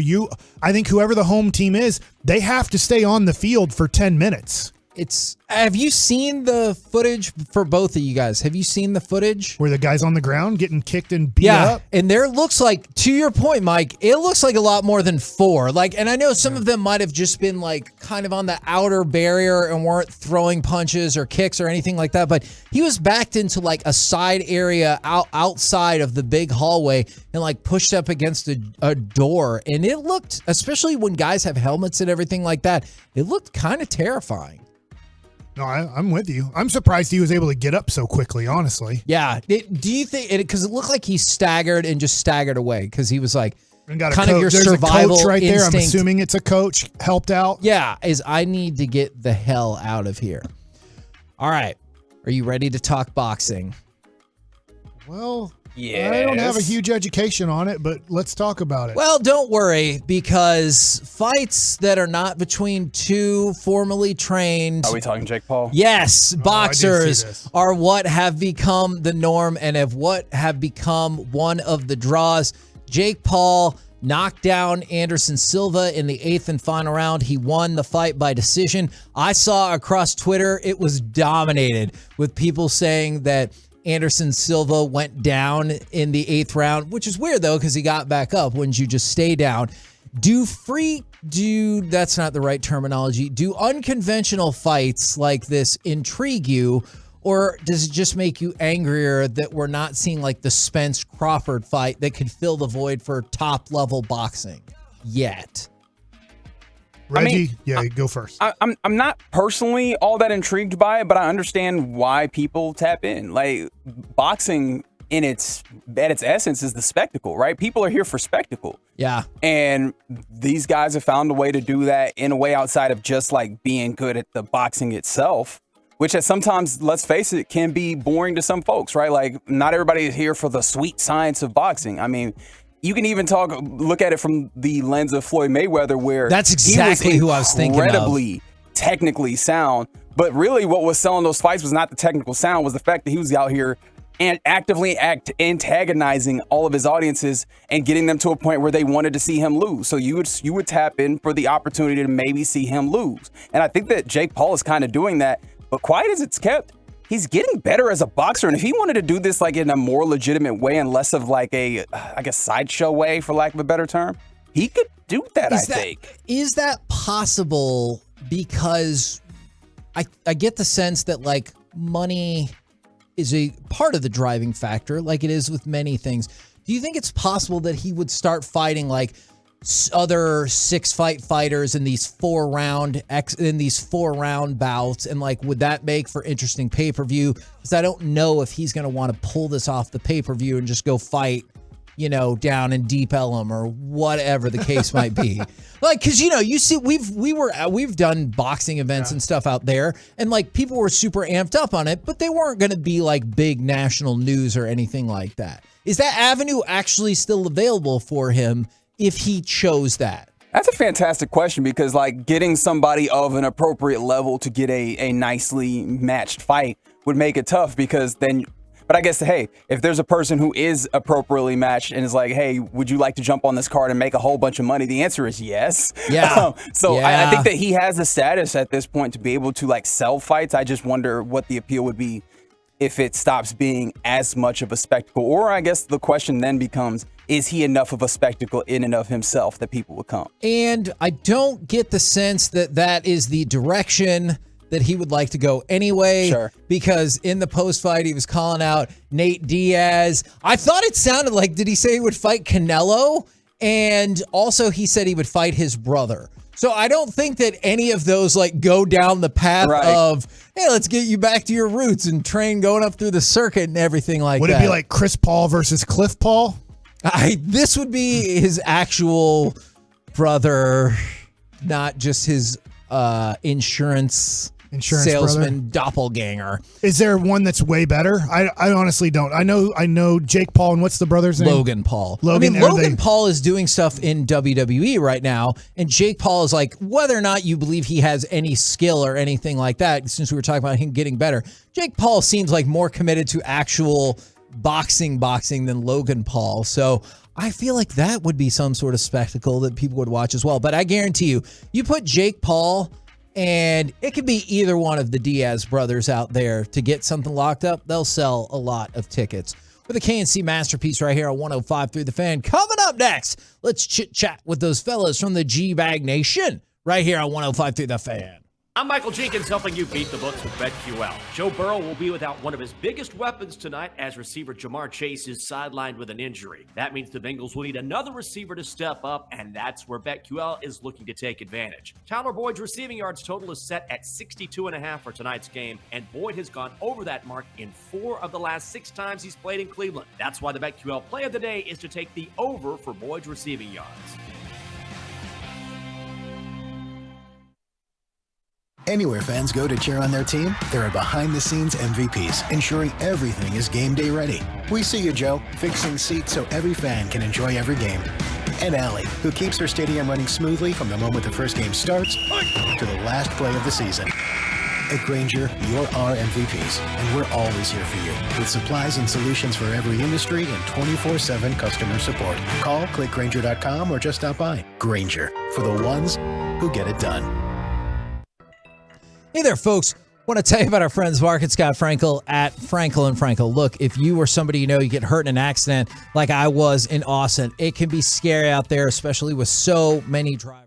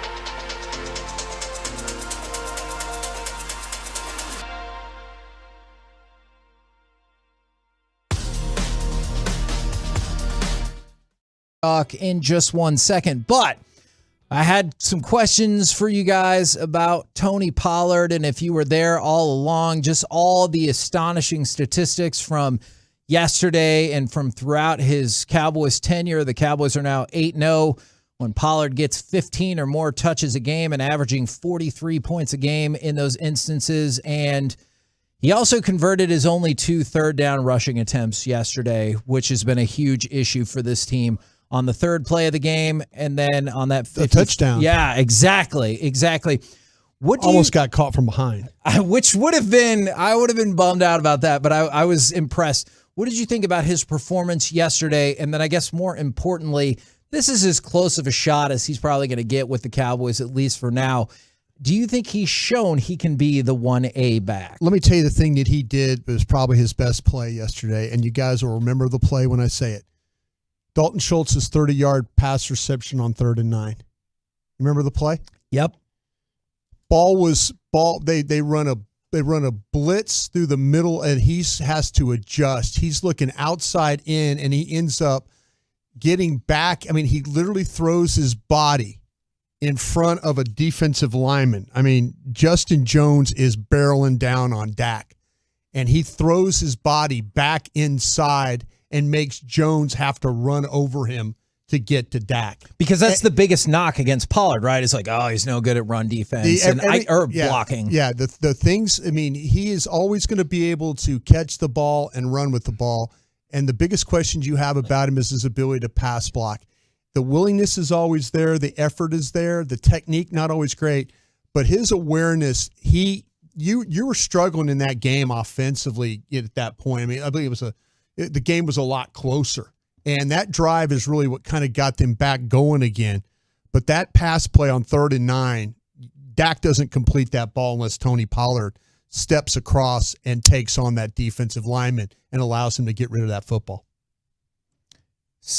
But then in the post game, the quote is, as Zeke goes, so goes our football team, or I might have inversed that. And that's the part that I'm like, I get it, man. We like Zeke and stuff, but that feels like too bold of a statement given it feels like every time Pollard gets a shot, or most of the times he gets a shot, he does something with it. Yeah, we played that sound in the post game yesterday, and that was our big takeaway as well. Like, really? We're still going to throw that line out there? I thought that myth had been busted, and if it hadn't, it certainly did yesterday during that game. And the pass protection thing with Pollard, I think that's the only critique, really. For the most part, he's a pretty well-rounded player, and you think of him as a finesse guy. He's underrated in the physicality in which he runs and being able to break tackles and shake tackles. The touchdown, just the 7-yard touchdown run, and the cuts the dude is making, very, very impressive. And it's like you really can't overstate just how impressive it is, the efficiency at which this dude is just constantly running off massive plays. It's not like. But then again, you have the game where against the Commanders they ran for 0. But yeah, and that's that's what I'm saying. That's what I'm saying. You know, are there going to be games where they're going to run for 0, and is he going to be a part of them running for 0? You know, that's the reason. Was that to blame it on the backs game or blame it on the line game? I tell you what, when you have running game, I mean, it's about blockers and it's about the ball carriers. It really is. It's about the young tight ends. It's about everybody doing their jobs. But, you had a game where he was part of a deal where they ran for 0, and he had carries. That's where he's had a game where he had 6 carries for 8 yards and 8 carries for 8 yards. And that was both those were in the first month of the season. So, I think you need both. I think the balance is good enough. I would add like 15% more Pollard carries or Pollard opportunities. That's my only adjustment I'd make. The eye test will tell you that he's a better runner when it comes to making people miss and the quickness he plays with. If Zeke was letting you down, go back and count runs of Zeke, the physicality runs on 3rd down and runs like that where they're converting. I think they're better with both of them. I really do. Have you felt like that's fallen off? I mean, I might just be thinking about the last 2 games, but it feels like Zeke the game that they tried to tendency break was when they were flipping the ball outside and they had Zeke as a fullback and all that stuff like that. Yeah, though they did some tendency breaking in that game against Detroit, But yeah, I mean, yesterday it was back to running. I mean, heck, they got, Malik Davis had a couple of runs that, they had a third down run with him. I went back and went through all of his game logs, and there's been 19 times where Pollard has run the ball at least 19 games, where Pollard's run the ball at least 10 times. And in those games, 226 carries for 1,324 yards. That's 5.9 yards per carry. So there are. You're Sounds right. like as Pollard goes, so goes the team. There are. I mean, look. Oh, no, they're 8-0 when he gets a certain number of 15, carries. Yeah. 15 touches or more. They're 8-0. And in those games, they average 43 points. And so you're right. I was looking down the log. There are the rogue 10 for 32 or 11 for 31 or whatever that you're going to get. But also, by and large, he delivers when he gets the chance. No, the eye test will tell you that when you he's the better running back. Yeah, when you start to talk about in this day and age, but you also, I just think they're a better, if Zeke was like last year's Zeke, where he was banged up, it's 3 yards a carry or whatever, there's no explosion. I think there's been times where Zeke has run the ball and been super tough. He's shown balance. It's not, he can't break it like Pollard, but I think you need to have a certain amount of physicality. You've played against a team yesterday that ran two backs against you. Yep. And throw the quarterback in there running too. I think there's a place for multiple players to be used in that way. Concern about run defense in that game, or just respect to the Bears for saying we're not changing our game plan regardless of what the score is? They're down 20 and they're still running the football. I was fascinated by that. That is, and they should probably. That's Aaron Rodgers like on Sunday Night Football. They should probably trust their quarterback a little more than they do, and because he made some decent throws for you. But yeah, that team that team, the way they run the football, and it's very simple the way they block. And at 240, because I watched the All 22, I'm going to tell you why. Why you were able to, why you struggle a little bit with some of that dealing with the running game. It is impressive, though, because they have already a bad offensive line, and they were without like 2 or 3 starters yesterday. Three starters on that O-line. So that's the part that makes you a little worried. Like, dang, these were kind of a bunch of jobbers on the O-line. But I do have a ton of respect for that three-headed monster and the way they go about that. It's very simple the way they block. And I could see absolutely more teams playing this way against the Cowboys and trying to block them like this. Now, we have reached Halloween. I got questions. Are y'all frequent dresser uppers? And are you familiar with the Take 5 candy, which has caused quite the uproar among the fan texters?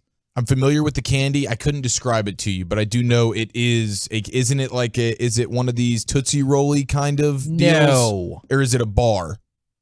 Mike? Reese's Take 5 is a Reese's peanut butter cup, pretty much. It's chocolate and peanut butter. It's kind of flattened out a little bit. Yes, with a pretzel inside of it. Sounds delightful to me.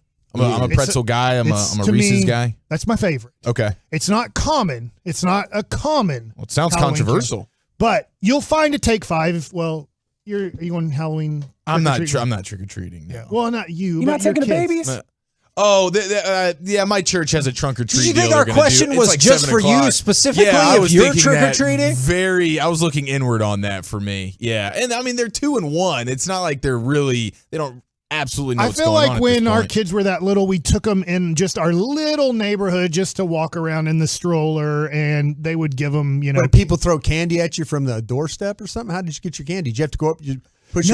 They'll sit by the mailboxes. Yeah, that's kind of how our neighborhood more is. I thought maybe you're having to bring your glove and you're catching candy from the porch. But then all the candy's for you. A 2-year-old can't eat candy. Yeah, no, for sure. I'm hoping they bring back some goodies tonight. But by the time I get home, it's going to be about their bedtime. They're still young enough to where like 8 o'clock and it's wrap it up time. So I don't know what the protocol is on the Take 5 to this point, Baskey, but I am excited to try it. Hopefully they snag a couple. I'm going to right after this. I'm going to Target, and I'm going to go buy. Hopefully they still have a bag of Take 5 for like Halloween candy because Reggie's never had it, and I'll bring Take 5 tomorrow here, and you can have a Take 5, and then you can give it like on a 1 to 5 scale. This is how we do scouting in baseball. I don't know, broadest. What is it on? What's the scale for football on a scouting report? Like high is 9, low is the 1. Okay. So yeah, the higher the number, the better. I always thought there should be more numbers than 1 through 5 on baseball. Yeah.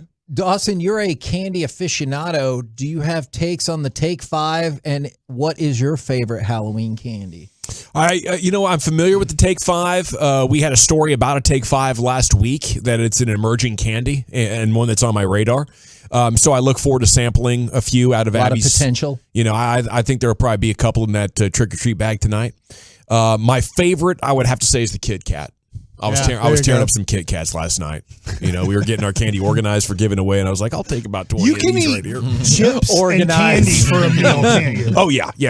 As long as you wash it down with a Diet Coke. Out of 21 meals in a week, how many of your meals don't really include like a protein or vegetable? You're just going with kind of chips, cereal, or candy. Or donuts. Or donuts. Yeah. Donuts. Yeah. I would say 5. Wow. 5 out of 21? Okay. Yeah, like instead of breakfast, I'll have 3 chocolate chip cookies, no doubt about it. Yeah. Fantastic. At least a couple times.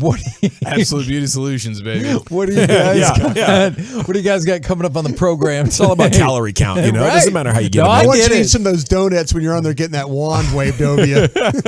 Okay, Pure Gold as always, thanks for asking. We do have the Mike McCarthy press conference coming up at 3. We'll talk about some of the great things Stephen Jones talked about with you guys in the hopes of a trade tomorrow. All right, roll home with the G-Bag Nation. We've been the KNC Masterpiece. Make your way back with us tomorrow, 10 a.m. to 2 p.m. right here on 105 through the Fan. Say happy Halloween, Kevin. Happy Halloween. Now do a horror laugh. Coming up on The Fan, get ready to enlist in the nation. Awesome. The G-Bag Nation, starting at 2 o'clock on 105.3 The Fan. This Odyssey Sports Minute is brought to you by AutoFlex Leasing. This is Jim Rome with an Odyssey Sports Minute. Why don't we start with yesterday's best game? A battle between bitter divisional rivals. A battle for first place. In a game that literally nobody had circled on their calendars. Of course, I'm talking about the Falcons and the Panthers. Seriously, though, that turned out to be a classic. Well, a classic bleep show. I'm Jim Rome. Where can you deck the halls and the front yard? Lowe's, actually. Decorate your holiday home with pre-lit artificial trees, starting at only $99.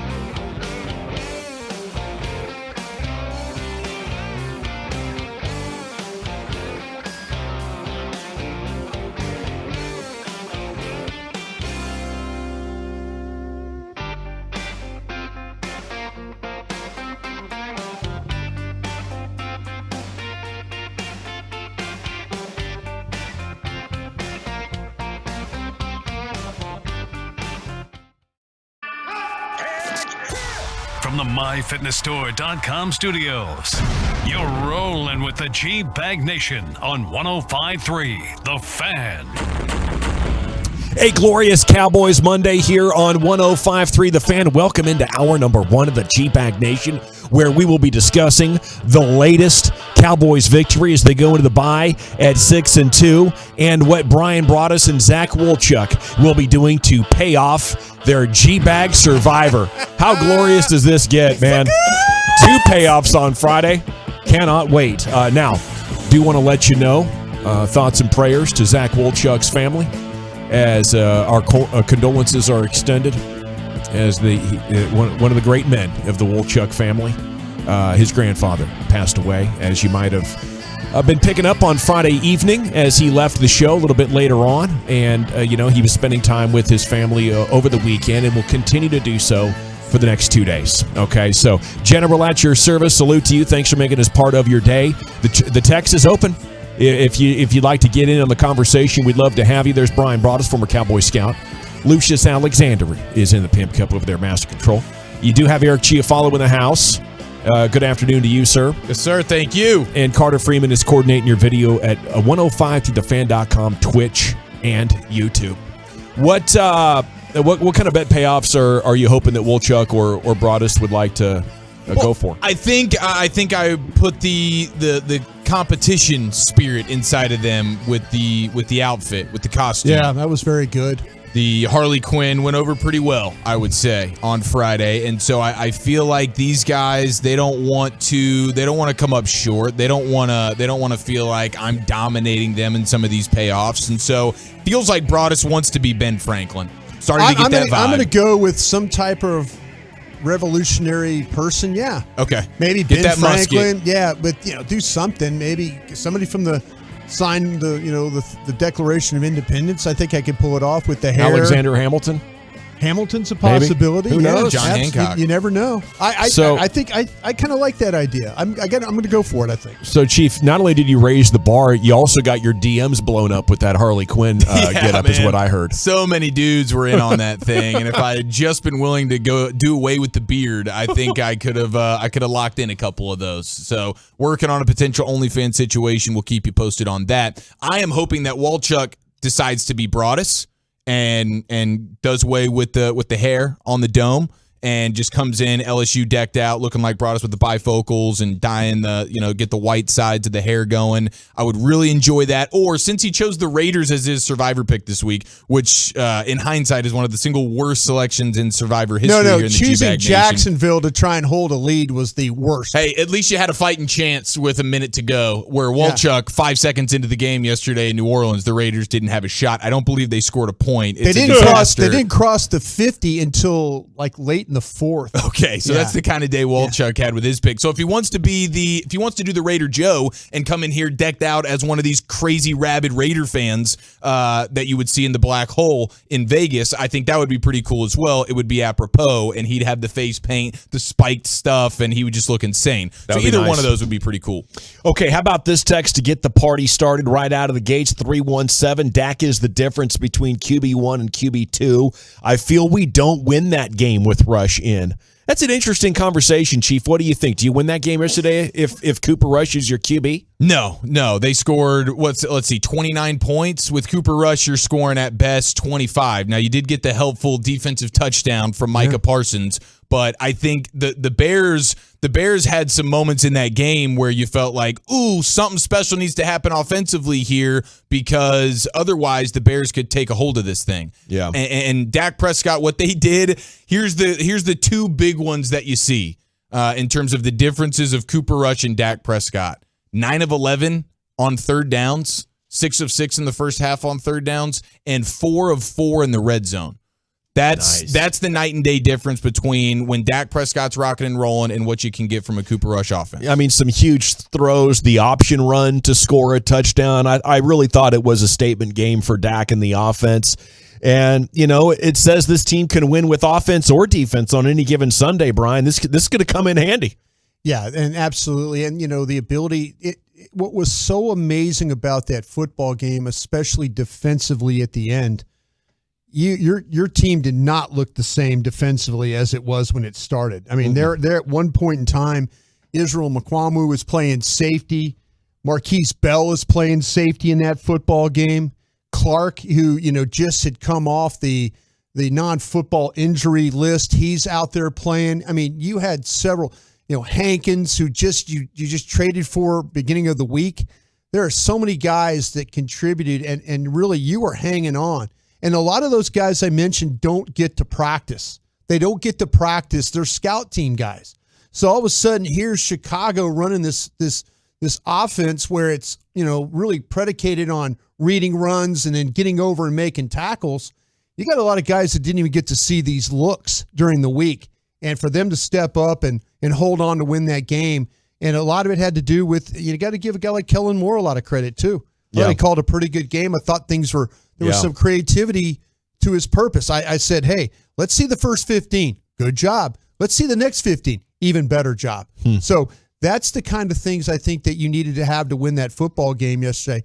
You're not going to see an offense like the Bears when it comes to running the football. And now people will say Philadelphia and all that. No, Philadelphia is not as committed to running the football as the Bears are. Yeah, well, Philadelphia can actually throw the football. Yeah, they will. This team, the Bears, will stress you out having to play the run, and that plays against everything that's the strength of the Cowboys. I do imagine this is the worst physically that the defense, all those guys are going to be feeling. Like this Victory Monday physically feels worse than any Victory Monday prior and any one for the rest of the season. That was a physical game. They were on the field for 36 minutes. You have Micah Parsons at the end just like laying on the bench, just fried like his tongue's out of his mouth, exhausted. Guys are dropping like flies. Donovan Wilson's catching cramps. It was one of those games where the defense is going to feel that for a couple of days. Thank God for the bye week. Yeah, no doubt about it, man. We could all use a bye week. 469, I see Dawson is dressed as a crusty sports talk host for Halloween. That's fact. Killing it. Hey, General, how concerning is it that the Bears put 30 on the Cowboys defense? I do think it's legitimate. The way they lost their last two playoff games against the Rams and against the 49ers was getting gouged with the run, and you're not going to be able to count on that offense. While that offense is great, and hey, here it was a damn near 50-point game, we saw that last year. And when you come up against good defenses, it appears to be like, I don't know, it's like you're not a good offense anymore. You're an amazing offense against below average teams. Against good defensive teams, you're not a good offense. And I don't know how you explain all that. But so if you combine those two things, you're not a good offense and the other team is running it against you. I think right now, honestly, you got to believe we're heading for a divisional round loss against Philadelphia or San Francisco, where you put up about 22, 23 points and they score 26 or 27 and they have 200 yards on the ground. So before we go any farther, save your text of why can't you enjoy a win? I'm enjoying the win. It's great to be 6-2 at the bye. It is difficult to win. That ain't a good team. They ran all over your ass, like a handful of teams have over the last 10 Cowboys games. So, and the other reason you bring it up is tomorrow's the trade deadline. So, to me, if I'm Steven and Jerry right now, I'm like, okay, this is great. And they both have talked about it. Jerry last night, Steven today with KNC. This is a championship type of opportunity. In the past, we won our championships going out and getting guys to push us way over the top like Dion and Charles Haley. We don't want to be in competition. We want to be clearly the best team. And now's their opportunity. So as much as you want to sell, and I will celebrate with you today, Cowboys Monday is awesome. What a terrific offensive breakout. Oh, my God. A texter out there at the 469. Incredibly alarming that a team like that could run against you. Because even if you're not a running quarterback team, you are going to be against the Cowboys when you get in the playoffs. And it is a big problem with this championship aspiration right now. You know what wins. They even talk about it. Like Jerry said, we're practicing for the playoffs. Well, guess what? Your defense is getting practice, getting run all over for the playoffs. That's why Jerry Jones explained one of the reasons they've gone to such a run-heavy approach is that's what wins in the playoffs. Well, guess what? You're on course to give up another 220 Another 220 on the ground, just like you've averaged the last 2 games. Am I being an alarmist right now, gentlemen? You have the floor. I get what you're saying. I do. And you're going to go up against teams in the playoffs when you look at the top dog teams right now. We were talking about with Baskey in the break at one point during KNC earlier. Like, yeah, you're going to get a Niners team or an Eagles team or even a Falcons team, or if somehow Green Bay makes it in, they can run the ball a little bit. You're going to play against teams that can run the football. And so there is that alarming situation. I would just say I think it's more likely that you could find a way to, in that game where you score 23 points and the other team scores 26, you're more likely figuring out a way, especially if you're trying to do a Hail Mary at the trade deadline, to get something to help you to score 27 in that game. I don't think you're trading for something that solves your run defense issues. It's hard to just say, hey, one guy come here and fix it, because the run game is everybody working together with each other. 10 guys can be playing right and one guy screws up his assignment and now it's off to the races, and that can happen over and over on you. So I don't think you're solving the run defense issue at the deadline. You just tried with Jonathan Hankins. If that ain't going to work, you're probably just where you are. But can you go get a receiver, or can you do things offensively and continue to ascend with Dak at the helm, and by the end of the season you are rocking and rolling offensively? Because it's a lot to ask from your defense to say, hey, well, you do a ton of things well, but the one thing you do wrong is going to be the reason why we lose. I'd like to look over at the offense and say, hey, in a one-game sample, can you score 26 points? Can you score? I'm not asking you to score 45, because these teams that are running all over us, they're not going to be able to put up that many points. The Bears were awesome yesterday. They scored 29. Can't even get to 30. So, hey, offense, for a game, let's go ahead and let's put up 30. Let's put up 28 and win a football game. I think you're more likely doing that, especially trading at the deadline to add a piece to help you do that, than you are fixing the run game. Yeah, to me, when you watch this team play run defense, it's pretty simplistic, the problems that they have. For me, though, and the way that the Bears ran the ball yesterday with all the movement and stuff, teams have figured out how to control your edge. They figured out how to block your safety, and they figured out that your corner's not going to be active. On the 4th and 1 play yesterday in that football game, they had a chance to stop it. They slant the front to the strength of where the Bears were running the ball. And a toss going to the left. They slant that way. They're all there. If Diggs steps up and makes the tackle, it's Dallas's ball, and they hold on downs. Fowler one time spins to the inside on a run play that goes to the outside instead of staying outside leverage, spins to the inside. He gets hooked. The ball's around the corner. Now it's a big gain. A lot of it is they get shield blocked. They get down blocked. They get blocked at the point of attack nobody's taking them on like nose to nose. Teams have figured out, though, if you angle block Micah Parsons, you pin him to the inside, or you pin Kearse to the inside, you can get blockers around the corner in order to get on the perimeter in order to have success. Can they fix these things? To me, it's technique. It's completely technique. Right now, if you told me if I could add a player or them play with better technique, I would choose to play with better technique. Because now there was one play early in the game where they absolutely played the toss the right way. And you saw it. Anthony Brown stepped up, made a tackle for no gain. But that's everybody doing their job. Diggs is making too many business decisions on the Fourth edge. And 1. And you look at where teams are running the ball. They're running to the direction of him because they know they're going to get a soft corner. But they're also figuring out how to crack the edge, and I mean crack it with wide receivers, tight ends. You're getting outflanked on a lot of plays. And that's the real big problem. Do you need a different player in there than Parsons on the edge? You want to drop Parsons to inside linebacker on 4th and 1? Parsons figured out that you got it when they get in a heavy formation to his outside, just to jump the block. Just jump it. Just go ahead and jump around. Just go ahead. See, that's what I'm saying. When you play, you keep outside leverage, at least you have the opportunity to turn the ball back inside. Very interesting. So to me, it's really simple what the Bears did to you yesterday.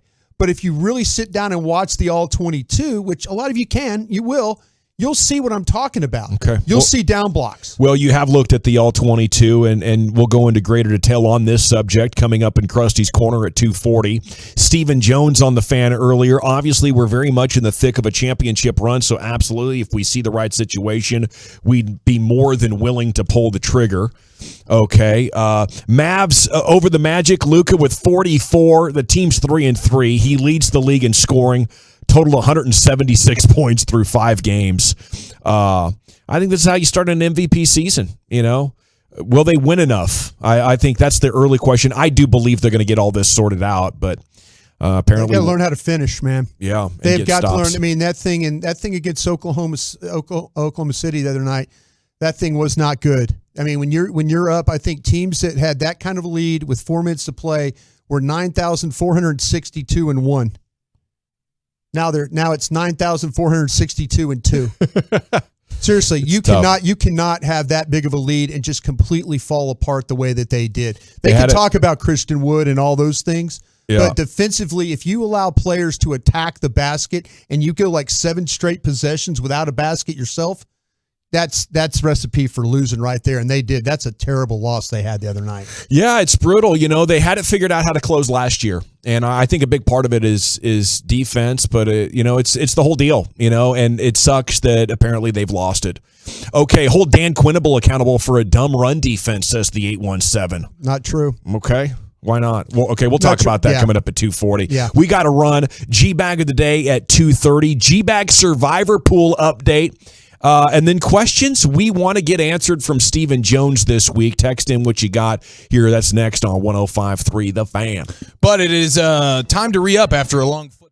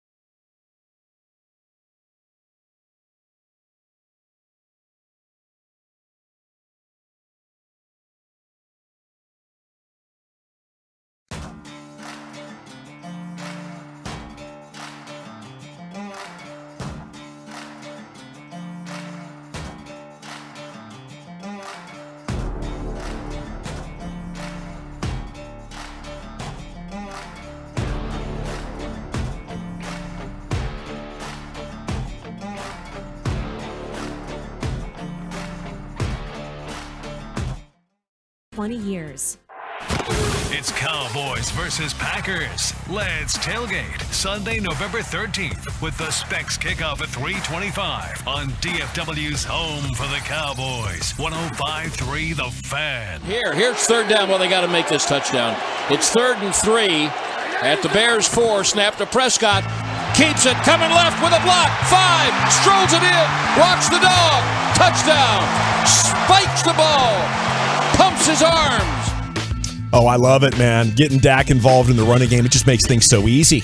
That was amazing. Segments brought to you by the Frankels. If you are hurt in an accident and it's not your fault, call the Frankels, 214-333-3333. Go to truckwreck.com. Yeah, I thought yesterday it really showed you the Cowboys' goal to go, or maybe they could have got a first down right before the end zone. Either way, they were close to the end zone. And right after they do that, the Bears kind of flip to an all-running or more of an aggressive running posture, it looked like to me.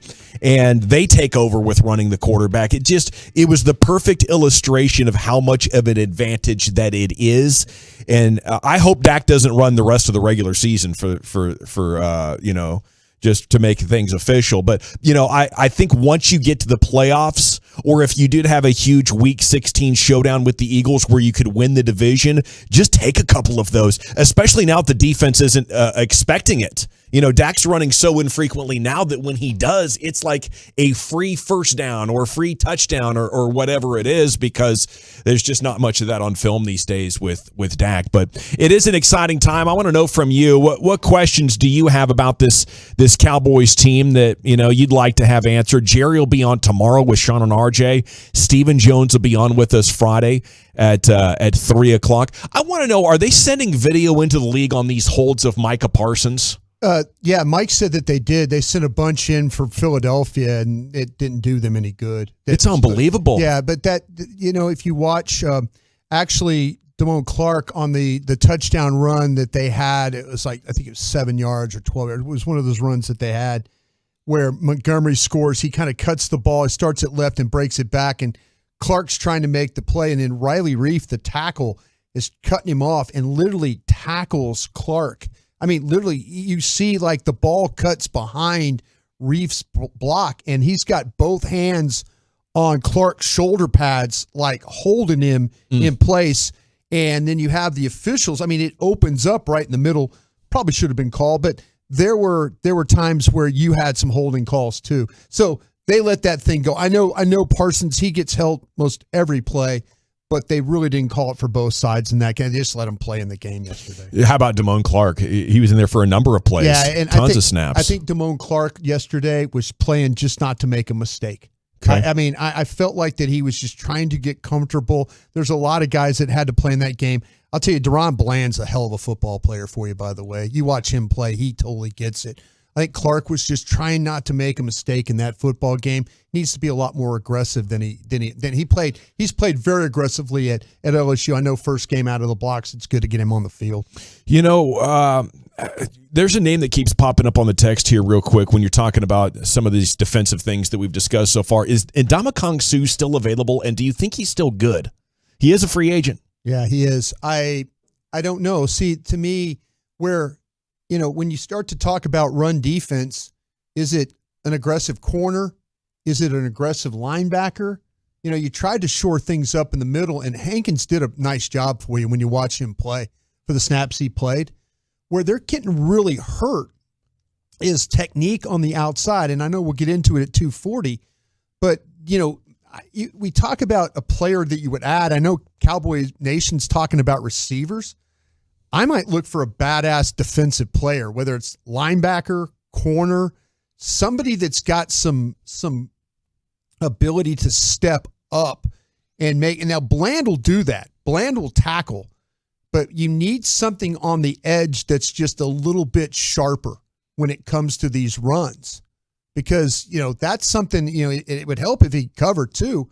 But that's the thing. If you gave could me a you get that with the right linebacker? Because if you get the right corner and you take Anthony Brown off the field, they're still going to go after Diggs. It's taking Brown off the field. He in the run, he's the one guy that I pointed out that actually made a play for you on the toss sweep. So would you take Diggs off the field on 4th and short? I don't know. I mean, it's No, I mean, you got to play. I mean, they might pass. They called the right defense. They completely, Dan Quinn called the right defense. Your edge wasn't good enough. He just did not. He fainted right at the point of attack. He fainted. He cuts that guy down. He cuts the ball carrier down. It's your ball going the other way. That was a huge, it brought it within 5. Yeah. Those are the kind of plays you absolutely have to have. He makes a lot of great plays when you throw the ball, but playing the run is not his strength. And you could tell because after he gave up that play, they ran a ball to the outside the other direction, and who came running across the field to make a tackle? Aren't there other ways to get this done, though? We're talking about a cornerback in your run defense. If that's the problem, you're also talking about getting blocked. Parsons getting down block. That's tough. Nobody's taking him on head on. I mean, you shield him, you keep him from the play. If the ball's going outside of him and you make the defender or make the defender run over the blocker to get to the ball, you're still keeping him from making a play. Well, hopefully we're talking with Jerry tomorrow about a trade that breaks tonight or maybe tomorrow morning. He did say back in the 90s we had a Dion to a pretty stacked deck that got us over the hump. Chief, what do you got? All right, great producing on the fly. Lucius just pointed me in the right direction of the Twitter account of Ian Rappaport, NFL Insider. There you go. The Bears are going to be trading their linebacker Roquan Smith, not to the Cowboys, though, but to the Baltimore Ravens, whose defense has struggled a decent amount this year. So nice pickup there. He was certainly available. I cannot wait to see what the compensation was back to Chicago, because we don't have that now. But Roquan Smith, it looks like he's going from Chicago to Baltimore.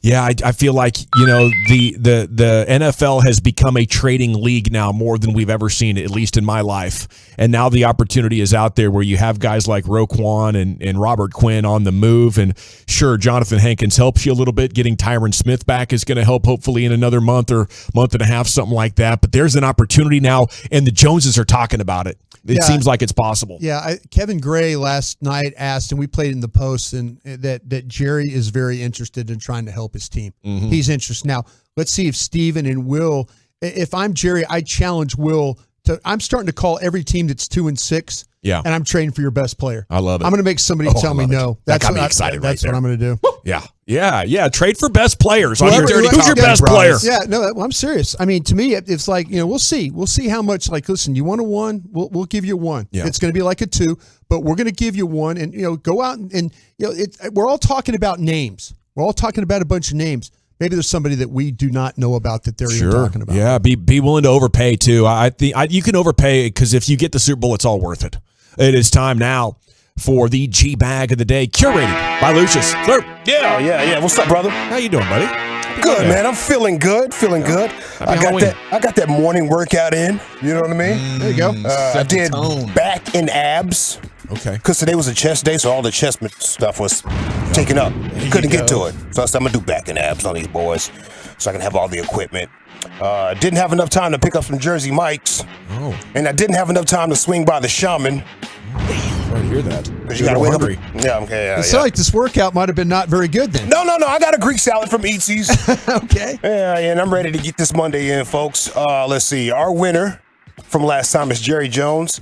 I think he's talking about Emmitt Smith's running style or his days at the Cowboys' White House. I'm not for sure. He could keep his center of gravity. He could move it over like that a little bit. And with those powerful legs below the waist, you would have thought he was a 300-pounder with his calves and his thighs. And a huge man below the waist. And, boy, I'm telling you right now, he knew how to use it. And he would hit that hole. He'd be the first to tell you that he had a lot of holes. But that's not the end of it, boy. Then he would efficiently make a little zig or zag, and then he'd put all of that power to it at that particular time. What was that word he used in there? Efficiently? Efficiently. Oh, man. Efficiently. Ain't getting there efficiently now. He's a hell of a man below the waist. Yeah, 300-pounder. It's an SNL bit. Really you would think he was a 300-pounder. You would think he was You would think. If you close your eyes, you would know. Feel of it. Daryl Sutter, head coach of the Calgary Flames, Yes, sir. He was asked why a player left the bench during the game. My man kept it 100% real. What do they call it? A foul wow? He kept it a foul wow, right? Nice. Wow, yeah. Huberdeau left the bench for a little bit in the first period. Are you able to say what it was? That kid go take a shit. That's it, man. Yeah. That's a different kind of lower body injury in hockey there. I admire him for giving the details of this, because most of the time they would just deem that a lower body injury of sorts. Was that Rocky Balboa? It sounded like that. Hey, Adrian. Keep ringing the bell. I can't concentrate. There you go. I'll tell you what. Huberdeau left the bench for a little bit in the first period. Are you able to say what it was? That kid go take a shit.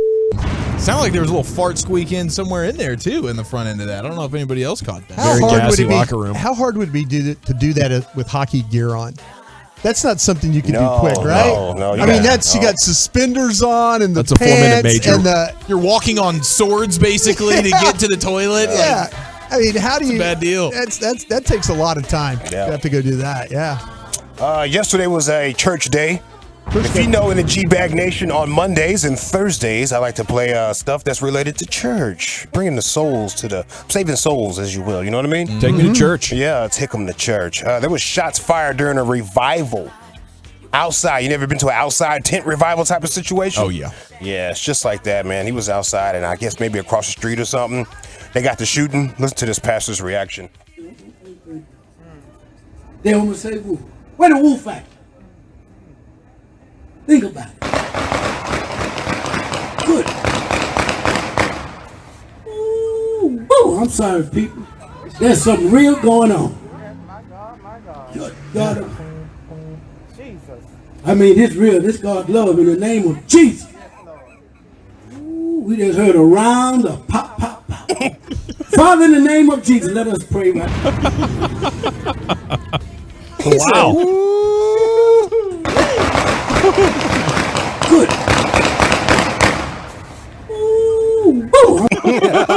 Thought CA was the pastor there for a second. Oh, man. Y'all be safe out here, bro. Man, that would be terrifying. Y'all be safe out here. That's why I don't go outside much. Even though I did go to Scream's Halloween theme park. It's got like 5 scary houses, food trucks. It's like a big old party. It's still like you're halfway scared the whole time. Yeah, it's cool. It's cool. Let's see. How about Victor Villalba? Micah Parsons, touchdown. Tras busca Justin Fields. Sale de la bolsa buscando. Tira el pase, centro el campo completo. Ah, caray, se quita una. ¡Ah, balón suelto! ¡Balón suelto! ¡Recuperan los vaqueros! Ahí está Micah Parsons con el regalo prenavideño. Y sigue Parsons, móvido silbato. Entra las diagonales. ¡Anotación de los vaqueros! Parecía ser detenido. Primera anotación de Micah Parsons. So good, man. That's that old ESPN NFL bit they did when it was the fun guys, when they'd be like, come on, man. Like the Justin Fields jumping over the guy. Yeah. When all you had to do was lean in with your knee or touch him with your hand. Yeah. He had a flashback to college right there. Cost him 6. Hell of a play by Micah. Huge brain fart. Wow, that was awesome. All right, any of the nominees, Lucius? Yeah, I got another church clip, actually. Okay. How about this? Back to church. First lady. First lady is like the pastor's wife. Okay. This is her testimony, if you will. God saved her life from an armed robbery. Oh. Yeah, the man put the gun in her belly and was asking for some money. And pay attention to what happened to the guy that had the gun and was robbing her. Pay attention to this story. He said, don't call Jesus no more. He put that double-barrel shotgun in my stomach. Hallelujah. And he pulled the trigger one time. And I said, Jesus, Jesus. He said, don't call Jesus no more. And he pulled it the second time. The gun wouldn't shoot. I said, Jesus, Jesus. Hallelujah. He pulled that trigger the third time, and that gun wouldn't shoot. Hallelujah. He threw that gun down, fell on his knees, and said, tell your God to save me. Tell your God. Hallelujah. And there he's saved. And now where my husband at? Where my husband at? Now he's saved. Where is my husband? He's saved, sanctified, and he's my pastor, and he's my best friend. Glory! God saved him! Saved him! Oh my gosh, what an epic story of forgiveness. You didn't see that one coming, bro. You talking about a twist. You was talking about a plot crazy. twist. Wow. This man was robbing her. Now he's the pastor, lover, and friend. Bro, that's coming to the big screen. That's coming to the big screen. That's crazy. Just right? Yeah, it should. That's a movie. That's a bro. good story right there. At least a made-for-TV movie. How about Jerry Jones, our one-time champ? I thought there was nothing standing in the way between him and five-time status and probable G-Bag of the Year. But in comes the first lady of the church with one of the greatest church stories you will ever hear, and it is time to vote. Is it one of those two? Is it Victor Villalba? Is it something real going on at a different church service? Or is it the coach of the Flames on why the player left the bench? I'm still going to vote for Jerry, Chief. How about you? I have to go with Jerry, but gosh dang it. That's a good bunch right there, Lucius. Yeah, I'm giving honor to the first lady in Paso. All righty. Right now. By a score 2-1, Brian, it comes to you for the fourth vote. I'll tell you what, I am going to go with Jerry Jones. By a score 3-1, and still your G-Bag of the Day champion, it's Jerry Jones discussing Emmitt Smith being 300 pounds from the waist down. All righty. Still unreal. That's legendary right there. We're going to be talking about that answer for years. Brian, where are we heading next with this corner? Yeah, let me see if I can get you some answers from the All-22. We'll do that next. Coming up Tuesday morning.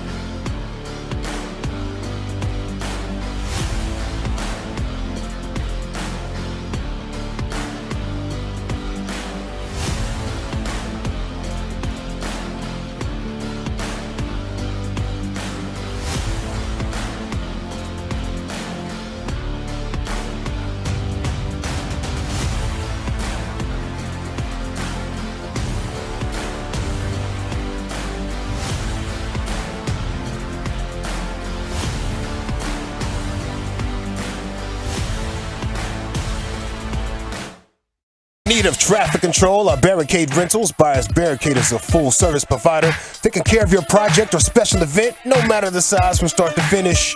It is the Texas Authority in Barricade Rentals. BuyersBarricades.com. Well, thank you, Lucius. It's a 2 and a 5 for Roquan Smith. He is going from the Bears to the Ravens. So that's tough. You know, I think for the Cowboys, the thing to keep in mind is it's not only the draft compensation, but the salary that's going to come after. And if you don't have enough slotted to pay an inside linebacker, you make a trade for Roquan Smith, it'll become like a rental player situation, or you give $20 million. You got to pay Diggs and Lamb. It becomes complicated. I'm going to keep my fingers crossed that the Cowboys didn't go all in for Smith because there's a better player or a better fit that they're interested in. Here's Broadus with Krusty's Corner. Yeah, I thank you very much, John. I appreciate that. To me, if I know after what I heard Jerry Jones comment to Kevin Gray last night, if I'm those guys driving home, I'm now trying to find the best player. I'm going out. I'm like, okay, we got a GM that's interested in moving and getting this thing done. So I'm all for that. That's what pro personnel guys do. Go come up with 10 names. Come up with 10 of the best names you can. And maybe it's not even guys we're thinking about right now. Yeah. Maybe it's not Odell Beckham and the guy down in Houston at wide receiver, or it usually goes that way. You talk about a group of guys, and then like Jonathan Hankins shows up. You're like, well, I hadn't even really considered Jonathan Hankins, but this is perfect. If the owner and general manager is willing to go, let's go, let's do this. Let's go hit a home run with this thing. And I can't give you the name right now. I'll call around and try and find names, but if I'm all in with him. If that's what we need to do, let's go do it. You want to go make a splash now? I want to go help this team, because I see what's going on in the NFC right now. I think he does too. I think he sees what's going on in Green Bay and Tampa and places like that. Yeah, there's opportunity. There's opportunity. Go find a way to get in the tournament the way you need to be. Jerry Jeudy. You know what? After watching Kellen Moore manipulate offense yesterday and use some guys, I didn't think he had it in him, but he did. He did a good job of calling that game. Jerry Jeudy would make some sense to me. But, that's one of those things that, like I say, you saw creativity yesterday with the offensive coordinator. Put CeeDee Lamb in the backfield, fakes some RPO stuff with him, gets tight ends in bunch formations, throws like 4 straight plays, 2 of them screens. Mm-hmm. You saw what Gavin was talking about, the running play off the goal line, where he had, by the way, Dak had Gallup open. I think he was afraid to throw it. There was a linebacker that you couldn't tell really by the end zone copy where he was. I mean, how close it was. But I think Dak felt like he just didn't want to throw the ball on the line because he might have had it intercepted. But, was that on the rollout where Ferguson falls down? Yeah. And he just kind of throws it away? Well, he threw it to Lamb. He threw it to Gallup in the back. And then the next play, they ran Dak on the different. play. Okay, different. Yeah, they had, he boots out to his right, and he's got Gallup running the back line, and he's got separation. Yeah. And he didn't probably feel like that he could fit it to where he needed to fit it. And by the way, if I could talk about his interception, that's not on him. That's not really? on him. No, they're running. It's on. Lamb's got to come in. Lamb. With the way the combination of the routes are, the tight ends hold the linebackers in place, and then you have a safety that's playing deep. If the route is designed for him for Lamb to run through the middle, and he went too wide. He never got back to the middle of the field, and that's what Prescott thought he was going to be. So Prescott's going to try and throw the ball between the linebackers and the safety, with the in cut coming with Lamb. He hesitates, he holds up. It's like he's not really sure, but his responsibility is to get through the middle of the field right there with the combination they had. And get more flat because he keeps it too vertical. Kept it too vertical. He needs to get flat on the route. Okay. I guarantee you, McCarthy, we'll see. McCarthy will maybe say something. Maybe Kellen Moore. They have the OCs talking today. But if you look at the route combination the way it is, Dak threw the ball where it needed to be for the route to where it was supposed to be run that flat. So yeah, it seemed like he was almost like it felt like he was borderline giving up on the route because he felt like I'm running right into a safety. Yeah. Like from CeeDee Lamb's perspective, it's like there's no way I'm getting the ball here. Yep. And then he sees it's in the air and he tries to speed up. It's but too yeah, late. he didn't take it flat enough, Yeah. and the safety's easily just able to step up there. Yeah, I thought that Dak might have not seen the safety. There's no way in hell he didn't see that safety. Yeah, I mean, bright orange. Well, right in the middle of the field, too, at depth. He's trying to throw the ball underneath him. And if they run the route and he catches, that's a huge play. That's a huge play in the game right there. And that one, quarterback makes some questionable reads sometimes. I don't think he sees always great all the time, but that one's on the receiver for not getting inside. I can see that. Yeah. Well, there's been a number of those plays where right at the moment it seems like his energy is going down and he's not paying enough attention. Yeah. There's like an awareness question I have right now about Lamb. Yeah. And to the adding talent thing, when you look at the box score, you had 2 wide receivers even get targets yesterday. And the offense looked good and the passing game looked good. Like, you're depending a lot on throwing to the running back, throwing to the tight ends, and that's really, really nice. But do you have another wide receiver? I know when Noah Brown's in there, he's somebody you trust to an extent, and he would have probably had some targets yesterday. But for as good as the offense looked, you have 2 wide receivers that you even targeted yesterday. So you're telling me You have when 3 tight ends that can catch too. No, for sure. Yeah. But when you're talking about helps. making it definitely helps. But when you're talking about making a move at the deadline and bringing in some talent, you could probably use a wide receiver here. Yeah. Me personally, I'll take somebody that's a difference maker on either side of the ball. I seriously, just give me somebody that's a difference maker. And I mean, I'm willing to pay for it. And I can't tell you the position. I can't tell you, but give me somebody that I know with the running game stuff. It's, to me, the running game issues are not talent based. I do believe, and I don't believe they're scheme based. I believe it's playing with technique based, because too many times I've watched now with teams that have been able to run the ball, especially perimeter runs, and whether it's a corner, whether it's a safety, whether it's a linebacker, Dallas is too easily blocked at the point of attack. And they also make some huge mistakes when it comes to play and run defense. And whether you like Fowler, I mentioned him, he gives up a run to the onto the quarterback where he's responsible for contain, and he spins inside instead of outside. And when he spins, it opens up the whole outside. Too much freelancing. There's too much. Yeah. He's trying to get, I understand what he's trying to do. He's trying to get to the ball. I get it. But you know, when you're responsible, it happened yesterday too, to Dorrance Armstrong. Dorrance Armstrong is responsible for the width and, the width on the rush. Yeah. And what does he do? He starts upfield, and then he veers all the way down to the inside. And then now Fields is running on the outside. Gets a first down, gets like 11 yards running to the outside. The sacks are worth too much money. It's like paying a kid for every home run he hits, and now he's just swinging for home runs all summer. That's the problem that they have with the run game. And that's why Tank comes on our show and talks about this. He starts to talk about lanes, playing in lanes. Don't get out of your lane when you're playing this run defense. That's the great example of when you guys got like Armstrong going down inside when he's responsible for the outside. When you got Fowler spinning to the inside when he's got the outside, And I say this, when you watch this on tape, when you see this game, it's nothing mind blowing that the Bears were doing to you in the running game. I mentioned the crack toss where you bring the receiver down, you block down with the tight end. They have got to figure out how to not get blocked on the edge and fight those blocks. That's a huge problem for them right now, because teams are just going to they're going to outflank them, and they're going to down block. And it's not like you could down block Micah Parsons and control him, because you're not having to completely drive him out of the play. You're just keeping him from getting to the ball. You're making him have to go through you. So you're with me that this is going to be the thing that prevents them from getting to the Super Bowl? They need to figure out. I will say this. I feel like that offensively they're going in the right direction now with that. Oh, yeah, it's great. But the thing about it is, though, the run game stuff, if they're going to allow teams to down block them all day and they don't fight back across the face, they did it. I mentioned on the toss early in this football game, the first 3 and out the Bears had, ball was tossed to the outside.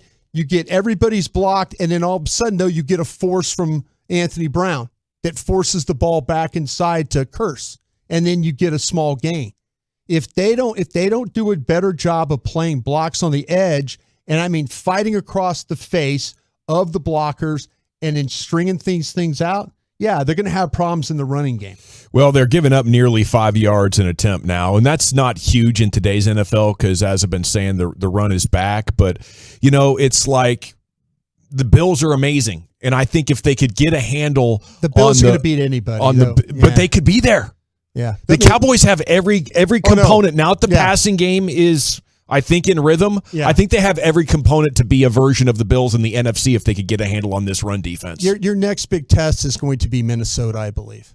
That's going to be the big next test to see, and we'll see if Minnesota is good enough. But Dallas is getting beat on guys on blocks that they should be able to handle. The down blocks, they've got to do a better job of crossing the face of blockers and keeping that outside shoulder free. So I heard Heggy's tease already for tomorrow, and it's, you know, he's the KNC masterpiece. Could the Cowboys' run defense be solved by trying less hard for sacks? They lead the NFL in sacks. Everybody's hunting them. Of course, you got to step up if you're Trayvon Diggs, and you got to set the edge better if you're the. Especially on the 4th and 1, they could have got off the field. You know, they could have got off the field on that 4th and 1 if Diggs was just a little bit more aggressive going to the inside. He just does not want. There's times where it's like it bothers him when he misses a tackle because you see the next play he's able to make. He made a nice running across the field tackle, but on 4th and 1, Quinn called the right defense. They slanted right into what they needed to do to play the defense. They were ready. They had a guy. Diggs was the unblocked guy on that defense, and if he steps up, they make the play. They're off the field. That's the difference between winning in a playoff game or not. Yeah, absolutely. If all of a sudden they don't run the ball inside on a 4th and 1 and they try and toss it, and you have a chance to play the edge and set the edge, and you don't. All the Niners do that. Every single defensive back on San Francisco will do that to you. The defensive backs, the safeties, the linebackers. I'm just saying this is not just Micah Parsons' problem either. You know, you've got to figure out how to get across the face of these blockers when they're down blocking you and trying to shield you out of place. Let's see how big of a deal Mike McCarthy thinks it is, and if he will want to advocate for a trade as the Mike McCarthy press conference is coming up next right here. It is the G-Bag Nation on a victorious Cowboys Monday here on The Fan.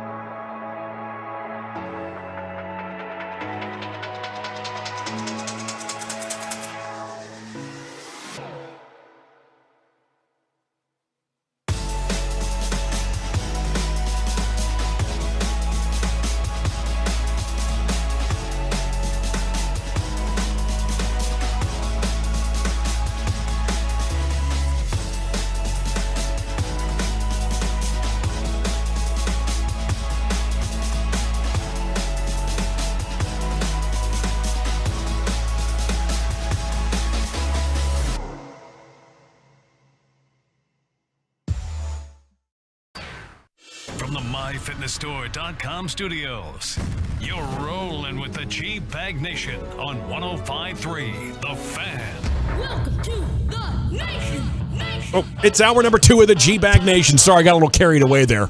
Brian gave me some good news before the hour started. Told you how we're going to play the Brisket run game, right? Sandos are coming? Let's go, dude. Yes, Brisket Sandos on Brian, baby. Yeah, Victory Monday. Yeah, you want any sides or anything? It's on Brian. That's what he told me. I can go for a little mac and cheese. What about you in there, Lucius? A little mac and cheese treat you good? I can't do it. Damn! See, Lucius is He doing worked out abs. today. He worked out today. I worked out Feeling today. good I had a himself. salad, you know what I mean? Uh-oh, so I got a pear sitting next to me, a gallon of water. But I will have Jersey Mike's for dinner. Let's go. I was wondering what we could do for lunch this Friday then, Lucius, if we're in a workout program. Oh, no, you can get nasty with lunch. It's all right. Okay, Yeah. I can still get just to have the to plan meatball this. sub and all that? Yeah, I have to plan this thing. You know what I mean? Gotcha. Yeah, he's eating good today, so he can kill it with you on Friday. Exactly. That's the move. I'm a man of a certain age. I can't play around out here. Big picture thinking at all times.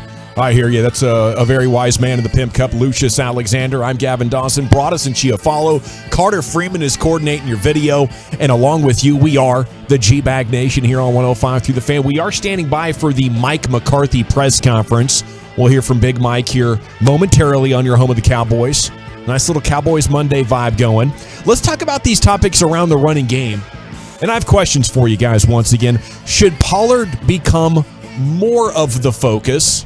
And to what extent? If it's 50-50 right now, how would you divvy up the carries moving forward? Eric Chiafalo. So I'm cool with regular season. It's working, and we can split this thing up thinking, once again, big picture, the same way Lucius thinks about his eating on a weekly basis, thinking about the season and keeping your guys as fresh as possible heading to the playoffs. But big games, big moments, much like Dawson, you say about Dak using his legs. Yeah. Hey, I don't need to see this every single week here. We're going to take care of a lot of these teams without needing that dimension. But big moments, big game against the Eagles, playoff games, I think it's clear that Tony Pollard is the better of the two. I don't think there is any argument to say otherwise. And so pick your spots when you really need it, turn to the better player. But the way they're doing it right now, it's working for them. I'm okay with it. But playoff time, big moments, Tony Pollard's the guy. I think you nailed it. Yeah, the eye test will tell you that Pollard is clearly the better player. The way that they're running the football now, though, I think is You need more, to? You need to. Yeah. And to me, it's not. I'll tell you why Tony Pollard had success yesterday. Okay.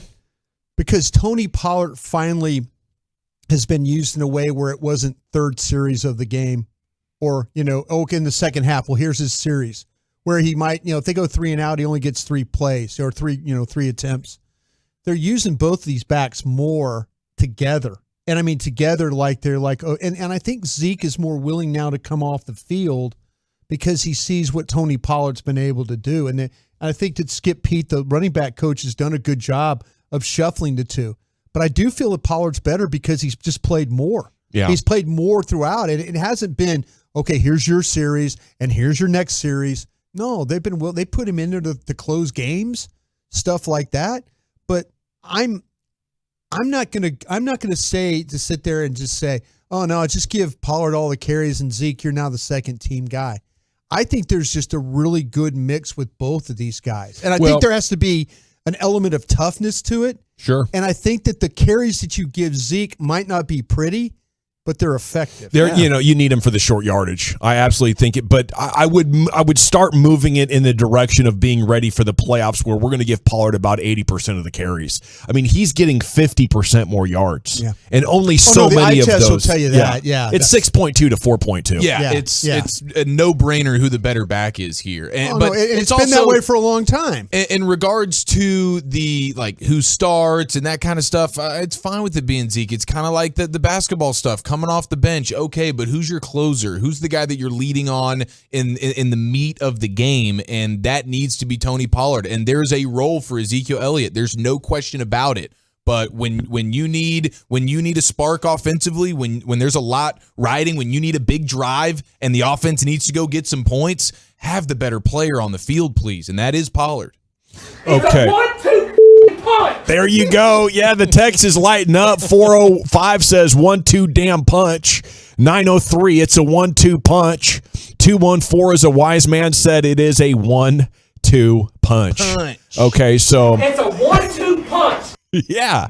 And salute to Matt and his buddy there in the garage. They were multiple-time G-Bag of the Day champions last week. We are standing by for the Mike McCarthy press conference here on 105.3 The Fan. And speaking of healthy eating, it was mid-first quarter yesterday when the Pizza Hut melt commercial came on. Did you capitalize? I did. I called up. Yes. It was so hot that Pizza Hut was out of delivery drivers because people saw that commercial and just started, ordering it like crazy. Mm-hmm. So they put DoorDash on the case for me. Nice. Okay, got standard delivery price, but DoorDash brought it after about an hour, it seemed. And I can tell you, the Pizza Hut melt, it's essentially a flat crust pizza without the end of the crust, 2 slices just folded into each other. Yeah. And there you have your Pizza Hut melt. I'd give it an A+ for $6.99. It's like you got to have pizza sitting there. Yeah, because was it really $6.99 or did you pay $37.50 for it? With all because Dawson will pay for some food now. No, it was reasonable. It was reasonable. Okay. I didn't have to pay the extra. No, I will pay for the convenience of a delivery. And yes, there was a moment in Oxnard, California, where I considered ordering a delivery of a bottled water from 7-Eleven instead of going down to the lobby. For $17. The laziness can kick in. So this is a pizza without the crust. Yeah, 2 slices and just flip the together. thin crust just sandwich. It's 2 slices on top of each other. It's not a round pizza folded together. No. You're getting it's a 2-for-1 special. I missed this commercial yesterday. Yeah. I missed that. Well, I did a whole segment on it a couple of weeks ago, but I'm sure you were paying attention. I wasn't really paying attention at all. You got lost in the thanks for asking. Yeah. I'd give it a solid B. Absolutely, I was. Yeah, on a Cowboy Victory Monday, man, anything goes. Yeah, I was not paying attention. I'd still say I'm more of a Pizzone guy than a pizza melt guy. If you remember the Pizzone from last year. Oh yeah. But I think the pizza melt definitely has a spot in my rotation. Okay, maybe with the Zeke and Pollard thing, you just go with like the strength of the opposition and whoever's having the better game, because like hot hand 4 times Zeke's been under 4 yards per carry, but twice Pollard's been under 1 yard per carry. Yeah. So I think you have to be a little bit flexible. Like, what kind of defense? Is it a defense that you exploit in space, or is it a defense that you can exploit, more inside the box? Just taking the ball at him, yeah. Yeah, and so I don't know. Jerry Jones on TP becoming running back 1. There's no argument. Zeke's ability to punish, Zeke's ability to deliver it, Zeke's ability to do what he does for us in pass protection, and frankly, Zeke's ability to make big plays are there. I think this is the organization as a whole not wanting to talk about something that is uncomfortable. And, they have their guys. And whether it was Witten or now it's Dak and now it's Zeke, Zeke has become one of the organization's guys that nobody wants to acknowledge there's a better player that you could go with. And it is kind of weird, but I think based on the evidence and the track record of sort of how this season's gone, I think they're thinking about it fine. They're just in an awkward spot publicly when it comes to talking about it. What do you think, Brian? There's probably so much love there in the player, and they just don't want to admit that the other guy's better. We're not going to talk about it. We're not going to make a story out of this. That SportsCenter is going to be talking about Zeke's being washed up all day. Well, I think they got their guys back because Zeke's been good to them. Yeah, I me personally though, and I'm not in that building any longer when it comes to personal, as everybody knows. I hadn't been for a long time, but I think they're going to need both. I just do think that they're going to need both, and maybe you do ride the hot hand guy, and maybe going in that both these backs, as long as they keep using them both. You know, I mean, that's what I want. Okay, show me who the hot hand is. Let me see the eye test, as I always like to say. You know, if one guy's really got it going, keep that guy in there. Keep handing him the ball. The other guy then becomes the backup guy. You know, I think it should be a game-to-game type of a thing. Next running back question for you here. The truckwreck.com fan text is open. Please leave your name and city you're texting from. We'll make you famous. They won't do that. Would you? Some of them do, and I appreciate it. Oh, yeah. okay. Yeah, you know, like, anyway, would you re-sign Pollard at the end of this year, Chiafalo? For my number, like, this is where I would be agreeing with Steven on, hey, whatever my number is, I'm not really much willing to budge. Now, this is a different kind of scenario because this is not the same type of tread on the tires of a running back that's been in the league as long as Pollard has. They haven't been running him to death, and so that's one of the benefits when you think about longevity for Pollard. He should be able to have a few more years of his prime, if you will, because he's not getting beaten up on a regular basis. In fact, we've been wanting him to get beat up a little bit more over the years because they've avoided giving him the proper touches. And even yesterday, he's the lead dog, and he's got 14 carries. So it's not like this dude's really had to shoulder a bunch. And it goes back to college for him as well. So he's unique in terms of projecting out how much longer he can be productive for you. You're probably thinking a little bit more positive for Pollard than the average back his age. But Wear and tear factor. I like it. Yeah, but it is still a running back. And so I'm very comfortable with going and finding running backs in a multitude of different places. Sitting there telling me how great this guy is, and then you want to get rid of him. I'm not saying I want to. What's your number? Like 3 and 20? Gavin, did he just say you want to get rid of him? Well, he said he wanted to be careful and sign up for his number. Yeah, like careful. He just said he wanted to get rid of him. What I'm saying is I'm not going to break the bank for him. Yes, he is very, very good, but I also understand the position and how quickly they can age overnight, you know? And so, and especially what happens if Zeke is banged up for real this year and Tony Pollard does end up having to carry a significant load. I still have to respect my hierarchy of positional value, and I'm not going to bend too much for a position that I feel like I can find almost anywhere. Malik Davis looked pretty good. He looked fine. The box score, it's not overly impressive for him, but he looked fine. It's a first game for a rookie running back, and he was serviceable. You can find these guys. I think the thing is like Derrick Henry is one of the only, if not the only, running back taken in the last 8 years who's played well into a second contract. You know, and they got into this situation with Zeke, giving him market-setting money. I want Tony Pollard back big time, but you know, is he going to be like, well, I played for nothing as a 4th round pick for all these years. I want to go play for the most that somebody's going to give me, and somebody's going to give him a lot of money. I don't want the Cowboys to match. You know, we're talking about having to make business decisions on a number of players, and running back should be the easiest one. Like, they messed up big time not getting more value out of Tony Pollard the previous 3 years. Right. Now you're at the end of his contract. You heard me ask the owner that question. He didn't like me too much for that number. Yeah. But, okay, if that's the case, if you guys have no plans for Tony Pollard going forward, you want to move on from I do. I hope the market is softened that we can keep him. Okay, but the way he's playing, I think I just heard you say that you think he's going to get paid. I do. He's getting paid. If that's the case, start him and use him up. Yeah. Start him and use him up. Don't if you guys have no plans to sign Tony Pollard back, use him up. Yeah, I don't. You can't put so many carries on him at this point. If you want to just take the second half of the season and ride him through the playoffs and have no intention of bringing him back, use him up. The closer I get to the playoffs, and especially in the playoffs, I'm 100% with you. That Eagles game. No. You're going to need to. Zeke's gone too. We're not keeping anybody fresh for next year. Am I asking this? Did I read this right? Zeke's dead money, $18.2 million. Did I read that right? For next year? Yeah, dead money on that. Am I wrong about that? I would have to look and see. I'm looking at it over at cap.com, and I sometimes I read these numbers wrong. Gavin, you're really good with the number things and stuff like that. I'm sorry I'm not being No, you're good. My internet's freezing right now. Okay, let me see. Dead money for next year. 11. So $11 million. Yeah. Okay, yeah, so this was this year. Yeah. $11 million. Okay. It would be the same to have him or not have him next year. And so cut him pre June 1. Yeah. You save $11 million. We're gonna eat that, right? I think so. I think we're starting all brand new at running back next year. Now, if they bring back Pollard, I'll be excited, especially because it would have probably been a percentage of the salary cap that made sense for Stephen Jones and made sense for the market. I don't know how much the running back market has come down. It's not $12 million a year, but I would expect him to get like $4 and $40 with like 20 or 25 guaranteed. So you're saying $10 million. $10 million a year. So if we let Zeke go, that's 11 dead there, and then we're paying Tony, so it's $21 million. That'd be a lot for your running back. 10% of your cap. And you're going to do something with Tyron Smith? You're going to do something there too? You probably got to move on from Tyron. That's this season is so dang important. And if I'm the Cowboys, I'm like, guys, let's make trades. Let's go for it. Let's push all of our chips in because we got a bunch of tough decisions coming up on the other side, and our offensive line is not young. You know, we got to go, and then we'll come back with the Mike McCarthy presser here on the Fan. Blasting out 100,000 watts.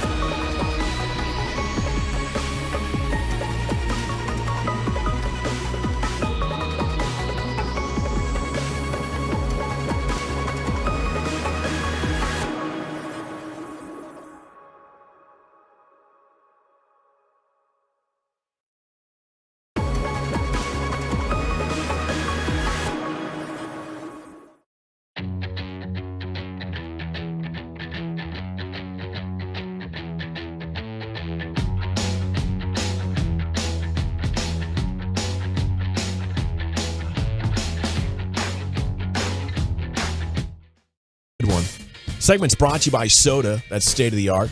We are standing by for the Mike McCarthy press conference up there at the Star. Okay.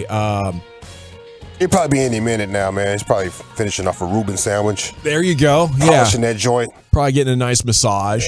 Can't do that with an empty stomach. It's a lot of pressure, the media and everything. I hear you, dude. Mike McCarthy's got to get all things lined up. And I'll tell you, we're going to take calls on this a little bit later on. It's amongst the questions I wanted to ask for the Tolos. Is Mike McCarthy now your coach? I mean, we were very critical of him for the first 2 years. The first year was a disaster. I thought Jerry should have fired him at the end of last year, the way he was so lazy and not fixing the offense. But they haven't made the playoffs in back-to-back years since 2007, and damn it, Mike McCarthy's about to do it. He's built a more sustainable roster, I think, Brian. Yeah, he has, and he, really not very much involved with the roster in Green Bay, but him, Dan Quinn, they've done a nice job of putting together a roster. That thing was deep yesterday. I mentioned it, man. There are guys out there playing that are basically scout team players trying to end a game, with McQuamu and Bell and Clark, those guys out there, trying to get him out of the game. But you do have to give Mike McCarthy credit, and especially you have to give him credit for, maybe reeling Kellen Moore in when things were going on with Cooper Rush. Like, hey, listen, bro, we got a really good defense here, and I don't need you throwing the ball all over the yard. Figure out a way to play run. Figure out a way to run the ball. Play run defense. We'll be all right on special teams. We've got a good kicker. We've got a great punter. Let's try and win games that way. Yeah. And so you have to give him credit. As critical as I was of him, I think that he deserves some consideration for the coach of the year. There you go. And sitting at 6-2, I mean, if the Eagles go undefeated, it'll be Nick Sirianni's award. But you have an opportunity to do something about that.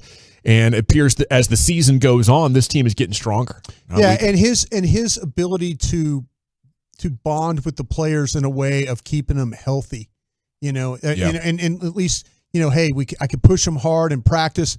He said it yesterday after the game. He says he's so proud. He gave them the responsibility. He told them what their schedule was going to be for the bye week before they even played the game. And he says it's about trust. And he goes, you have to trust these guys. And I think that they trust him. He trusts them. And, he even talks about how proud he was. He's like, listen, these guys practice hard. They play hard. They practice hard. And I think that's something you could tell it by the way he's talking about his team. And just, hopefully they'll take this week off, heal up, and be ready for the second half. Yeah, I mean, he's doing a good – there's going to be another turbo mode moment that's going to make me want to punch him in the ear. But he's done a pretty dang good job. He has. And hearing J-Ron Curse with Brad Sham a couple of weeks ago on the Cowboy Hour, which we'll have a little bit later on tonight with Brad Sham, I believe, unless the bye week is changing things up a little bit. But J-Ron Curse was just speaking as glowingly as I've ever heard a player talk about their coach, just the respect they have for him and how much they want to play for him. And so these guys do respect and appreciate Coach McCarthy. Mondo from the 214, no, I still hate Mike McCarthy. He challenged the Dez catch. Well done. Okay, I got to tell you guys, I feel like I played a game yesterday or like I ran a half marathon this morning. I feel like I'm going to need a bye week to recover. I don't know. Maybe when Wolchuk gets back on Wednesday, we'll see how my energy is. But a little soft tissue injury? I need a double men's T clinic or something. No, so Abby'd been bugging me to paint her room, okay? And I've been putting it off, but finally we had nothing to do this weekend. I was like, okay, let's do it. So yesterday we got up. By the way, salute to the guy who works at the paint store, probably late 20s or something like that. Salute to him. Big time Tolo and G-Bag National. He belongs. He subscribes to our Facebook page and everything. So he got me all squared away with some good paint. We get home and we paint the walls and everything. I tape up everything. Oh, I got to conclude the story after Mike McCarthy. Here we go.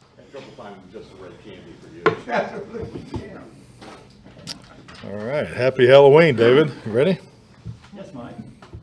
Let us be the first to wish you a happy Halloween as well. Thank you. Sir. Was he the first? No, he wasn't. David Moore, Dallas Morning News. Just 6-2. How do you assess where you are right now, especially given the injuries you dealt with to get to this point, and how does it set you up for what you want to do?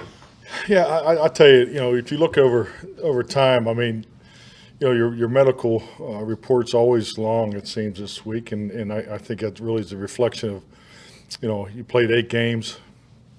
A lot of guys are nicked up, so it could not come at a better time for us. And so, I mean, it's, just waiting for the final report here from down below. But, it'll be good to get healthy. I mean, you could see, the defense, the number of plays that they played yesterday, and, the stress that they were under, had some guys go down. So this will be a good week for us to recover. Clarence, if I was talking about this, what do you know at this point about McGovern and some other guys? What's that? Oh, Anthony Barr. Yeah, Barr. He was helping me. Trying to help him. Teamwork. Yeah. Barr, and I know Curtis keep winning and out. Yeah, definitely. I think J.K. was pretty good so far. I just saw Jim briefly. I don't think Anthony's is going to be long term. I couldn't tell you if he's projected for Green Bay yet or not. Who's the other? Connor. I think he's going to be fine too. But this is what this week's for. And some of the other guys that were held out of the game. How is Zeke, and what does he look like going forward? Zeke's getting better. So we don't have a projection yet. So hopefully he has a really good week. And I think the Wednesday's practice. What's that? The 9th, November 9th will be. A big day for us. Christy Scales, Cowboys Radio. Damon got thrown into the deep end of the pool when Anthony went out. How did he look on film? What should I looked good. He had the highest, mile per hour, score, over 22 mile an hour. So I think it shows you his ability. But it was good for him. Actually, chance to visit with him this morning, and got in there on a couple special teams, felt good and so forth. And then all of a sudden they called his name, and it just, was it clean? No, it wasn't clean, and he knows that. But we thought he did a lot of good things, and but it was really good for him to get that experience. Mike Toddart with ESPN. When you look at the run defense from yesterday, what do you put Beloved on your end of it, not just they're running team? One of the things that first thing we always talk about, is you go through the grading, watch the tape, have the conversations amongst the staff, but. You look at the preparation. Did we do a great job, getting our guys ready?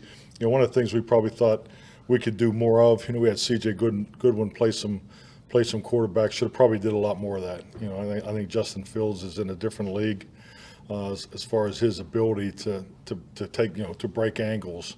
Because we had angles on him a number of times, and he just clearly outran it. So, that's the first thing that stood up. And I just think, the third down, I think we had a combination of 20 third and fourth downs in the game, and I think was it nine of the runs, we were 7 losses. So we just, you look at those things, you look at specifically what they were doing, but their stress of their quarterback run game, started in New England, and then, well, like I said, we talked about this earlier in the week. We got the second version of it, and it was a challenge for us.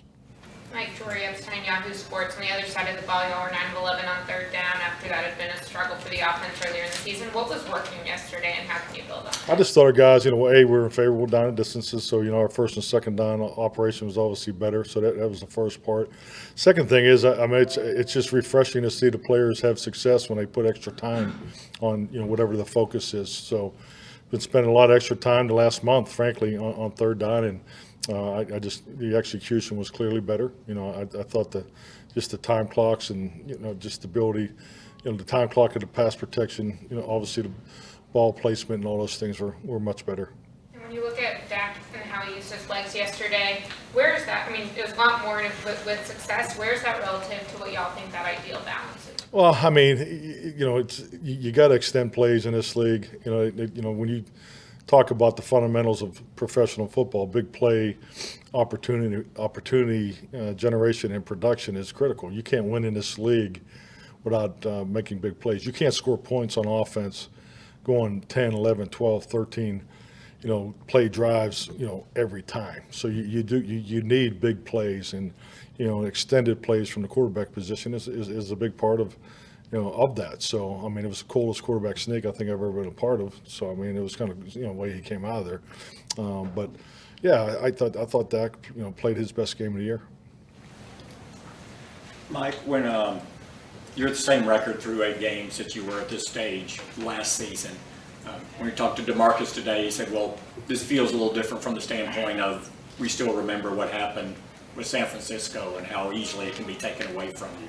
Is that a message you've given to the team, or is that just something that they kind of reinforced over the offseason going into this year? I mean, it was the first message, and it's a continuous message. You know, handling success is the biggest challenge in this business. I think it's the biggest challenge in life. So it's, you know, it's up on the wall in a team meeting room for a reason. So, you know, you got to find ways to win every week.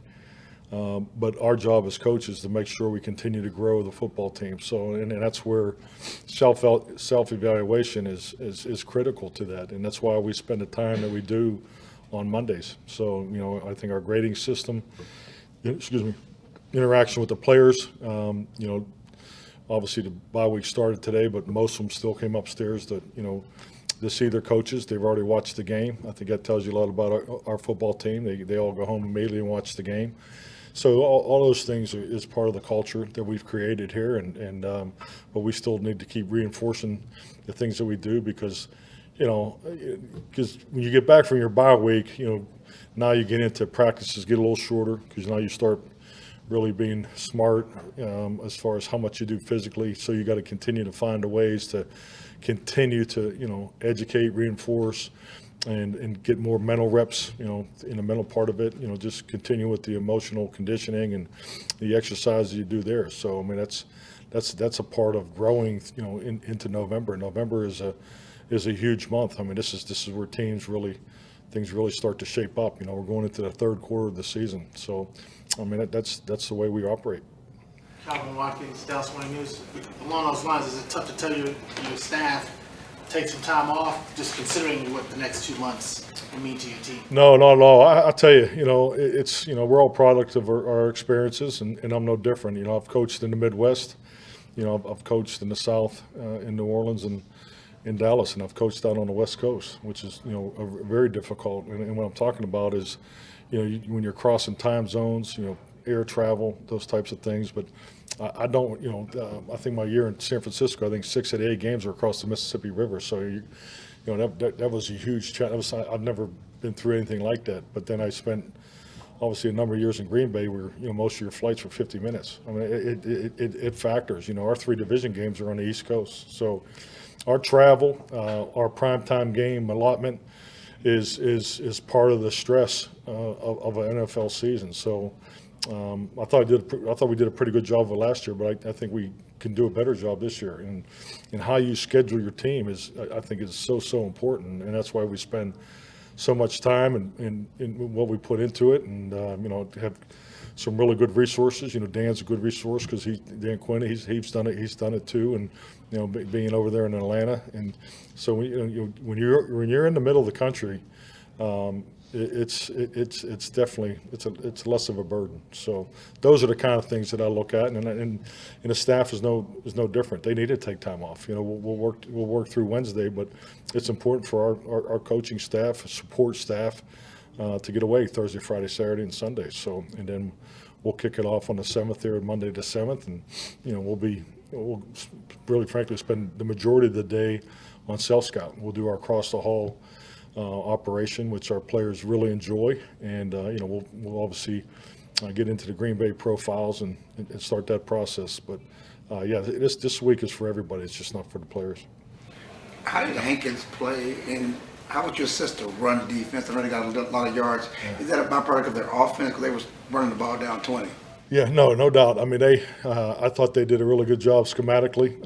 I thought they put us in some really stressed plays. And you know, and frankly, you know, we were on the field, you know, a lot, and you know, particularly their ability to convert those third down runs. So, but I thought Hank played well. I mean, he played more than we projected. So he's obviously in good shape, and you know, stays squares. He graded out very well, and he's everything we thought he was. Is there still a concern about the run defense? You're always concerned about it because you know that's the point of attack. I mean, you know, I know I've said it in here over and over again. I tell the team a lot. If I was competing against our defense, you know, if I was putting a game plan together, I would try to stress every C gap potential that you possibly can. And you know, and Justin Fields he's a weapon. Obviously, I felt like we gave him plenty of respect and recognition throughout the week, but obviously we didn't hit the target. Skyler Dixon with the AP. You mentioned the primetime stress, and you thought you did pretty well last year. Could be a little better. How could that be a little better? How do you improve? Well, just frankly, just time efficiency. You have to. I've always had a standard schedule and a winter schedule, and there's been different times in my career I've had an intermediate schedule. We'll definitely have an intermediate and a winter schedule. Our winter schedule won't kick into Indianapolis week, but just how we operate.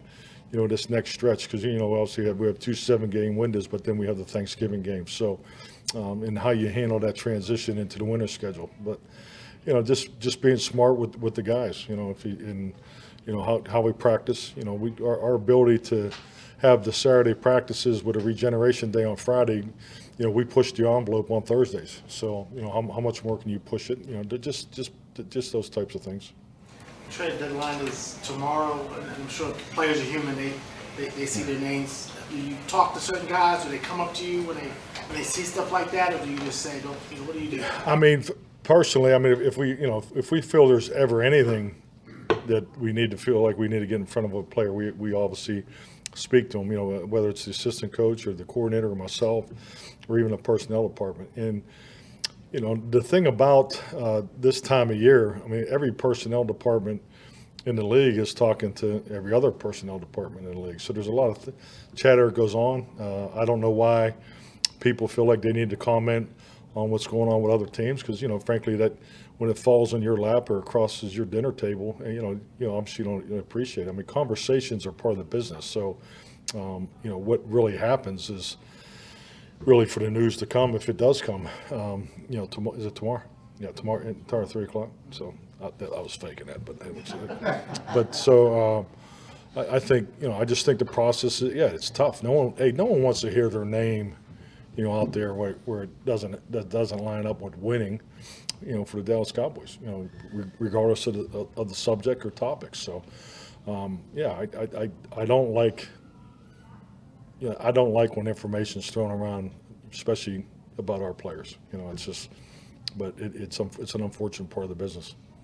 Mike, with Barr's injury situation and Clark's inexperience, what's the impact on your usage with Micah? Do you have to start thinking about using him more often at linebacker than you would want to? Definitely. Dan and I had some of that conversation today, and we're really after watching Damone play, and but that's really the beauty of having players with position flex. So Damone gives us some position flex there, and obviously, we got to continue to find ways to keep giving Micah, some one-on-one opportunities. Those are definitely things we'll look at moving forward.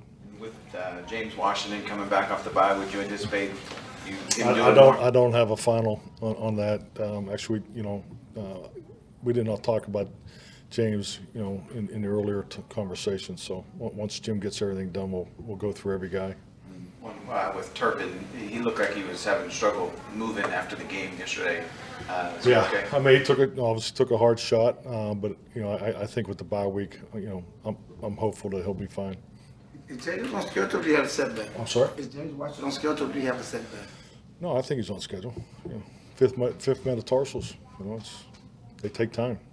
Mike, I know you've got the bye before you go back to Green Bay, but how are you, in what ways are you a different coach now than when you were head coach? Well, I'll tell you what, I'm really looking forward to answering all those Green Bay questions next week. So I think everybody in here needs to take some time off and enjoy the bye. So. There you go. Say less. Sam showed up at The Athletic. What did you think of Jalen Tolbert? I think he had 20-some snaps or something like that, but he didn't get any targets. Just where do you think he's at right now? I thought he did some good things in the route running. Obviously the run blocking, some of the assignments we put him in there, he hadn't done a lot of. So obviously needs more experience and needs more training there. But it was great to get JT in there. He's a very young guy. And he needs to play. So like I said, I was happy to get him some reps. All right. No. Nope. Oh. Brad, hey. Yeah, that's it. There it is. Mike McCarthy, the coach's press conference, live from the Ford Center at the Star here. It is the G-Bag Nation on 105.3 The Fan. When we come back, best of the weekend with Eric Chiafalo. Let's discuss. So, okay, I want to talk about the Frankels before we do anything else, though.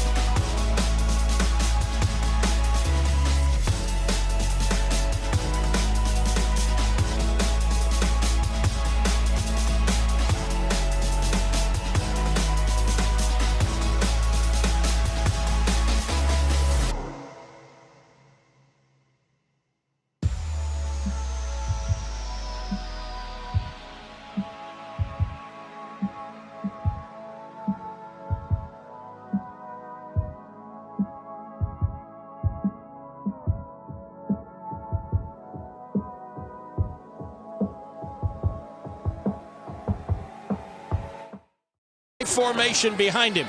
Handoff, Pollard starts a hole on the left side, 10, cuts right 5. Walk the dog, you Tony Pollard. Walk that dog. All right, welcome back, Nation. Yeah, walk that dog. Here's Chiafalo, best of the weekend. It was one hell of a weekend, boys. Cowboys get the victory. College football had some wild stuff go down. Great to see all the Tolos in the Miller Lite West Plaza yesterday during the pregame show, and the Miller Lite Club after the game when the party was really rocking and rolling there. The Miller Lite was a-flowing.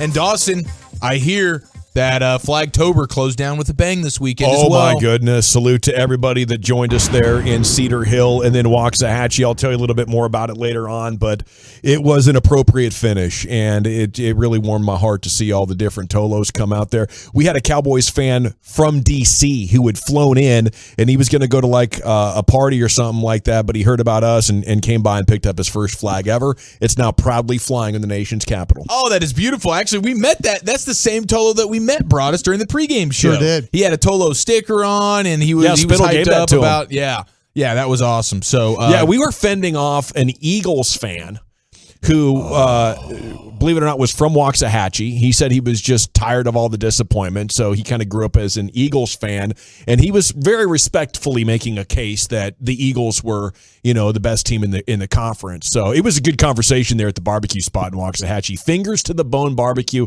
Salute to them for the great hospitality. Absolutely delicious. I imagine that being one Eagle and then like 30 or 40 Cowboys, just like that was the matchup that day, because there's nobody was having his back there. Well, he waited till everybody went inside to the dining room, and it was just me and him and a couple other folks. Oh, okay. And he tried to just slyly get go. it in there, and it was a good strategy by him. But unlike the Bears fans that just showed up right at the broadcast position, started just yelling at us, just right? double burden us. Yeah, they were quite a few Bears fans there yesterday. They were lubed up, man. We got there at like 8:30, and the Bears tailgates were rocking and rolling. By the time they came into the Miller Lite West Plaza to enter into AT&T Stadium at about 11:30, they were far gone. They were feeling incredible. Midwest sports fans can drink. I know that. Yeah, they were doing it in a big way. And congratulations to the Lakers this weekend, getting their very first victory of the season. Found their shots, didn't they? Did you see how they celebrated in that locker room? My dear God, if you didn't know, if you were just placed in the locker room after the very first victory of the regular season in the month of October for the Los Angeles Lakers,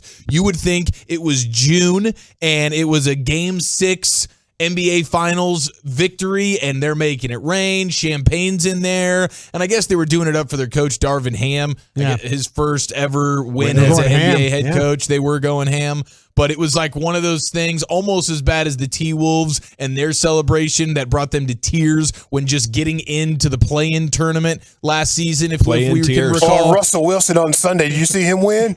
He had tears in his eyes. Yeah, I told you. He needed that win, bro. Gosh, he needed that so bad. I did not need him to win and that. And Broadus desperately needed him to not get that victory. Man, that was funny. That was funny. Act like you've been there before, Lakers. And DJ Moore, we'll get to you a little bit later, but there's another act like you've been there before moment gone bad. I did want to get to, gosh, there's so much good stuff here. We do have, let's get to the football beefs. I think we have two football or pigskin beefs taking place in the NFL right now. One is potentially inter-squad, and the other one is how it should be two players on opposing teams. We'll start with the inter-squad. We go to New York. It's Elijah Moore.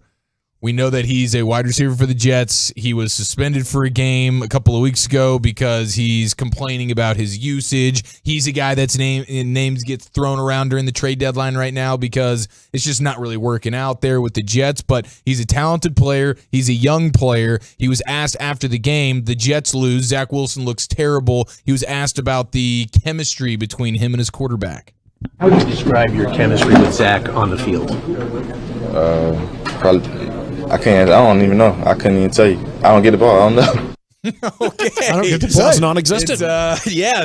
There's not really much chemistry to speak of there because I'm not getting any targets.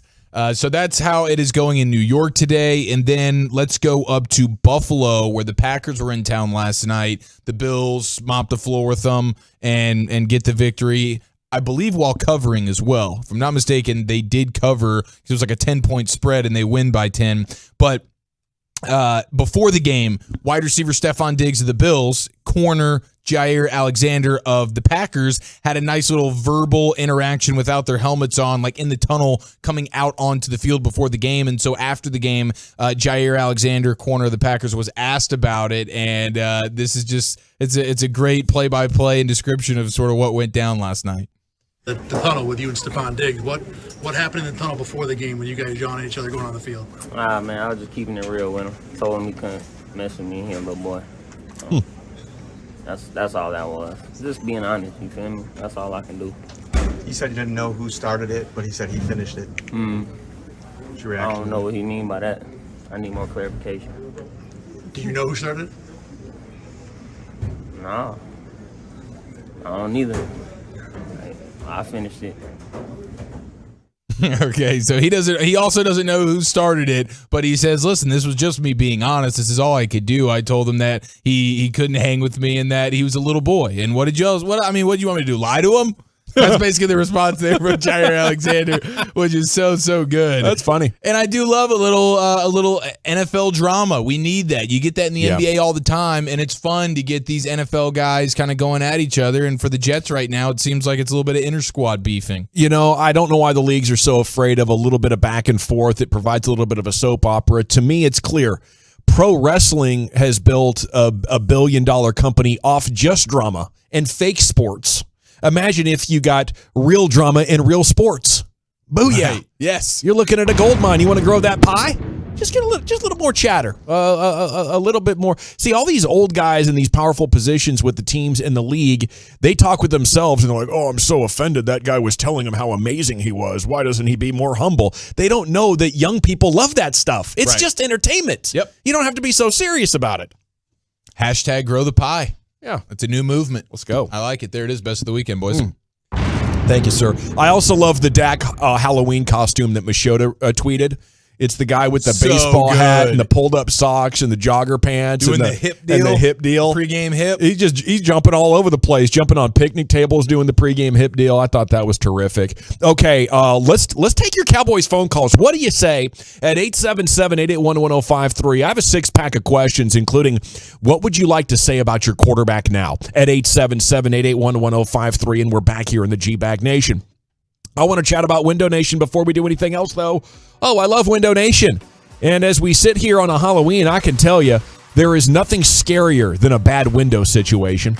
It's cold. Last night there was actually a window open in the house, and I woke up at 4 a.m. shivering. I was like, holy cow, what's happened in here? Well, there was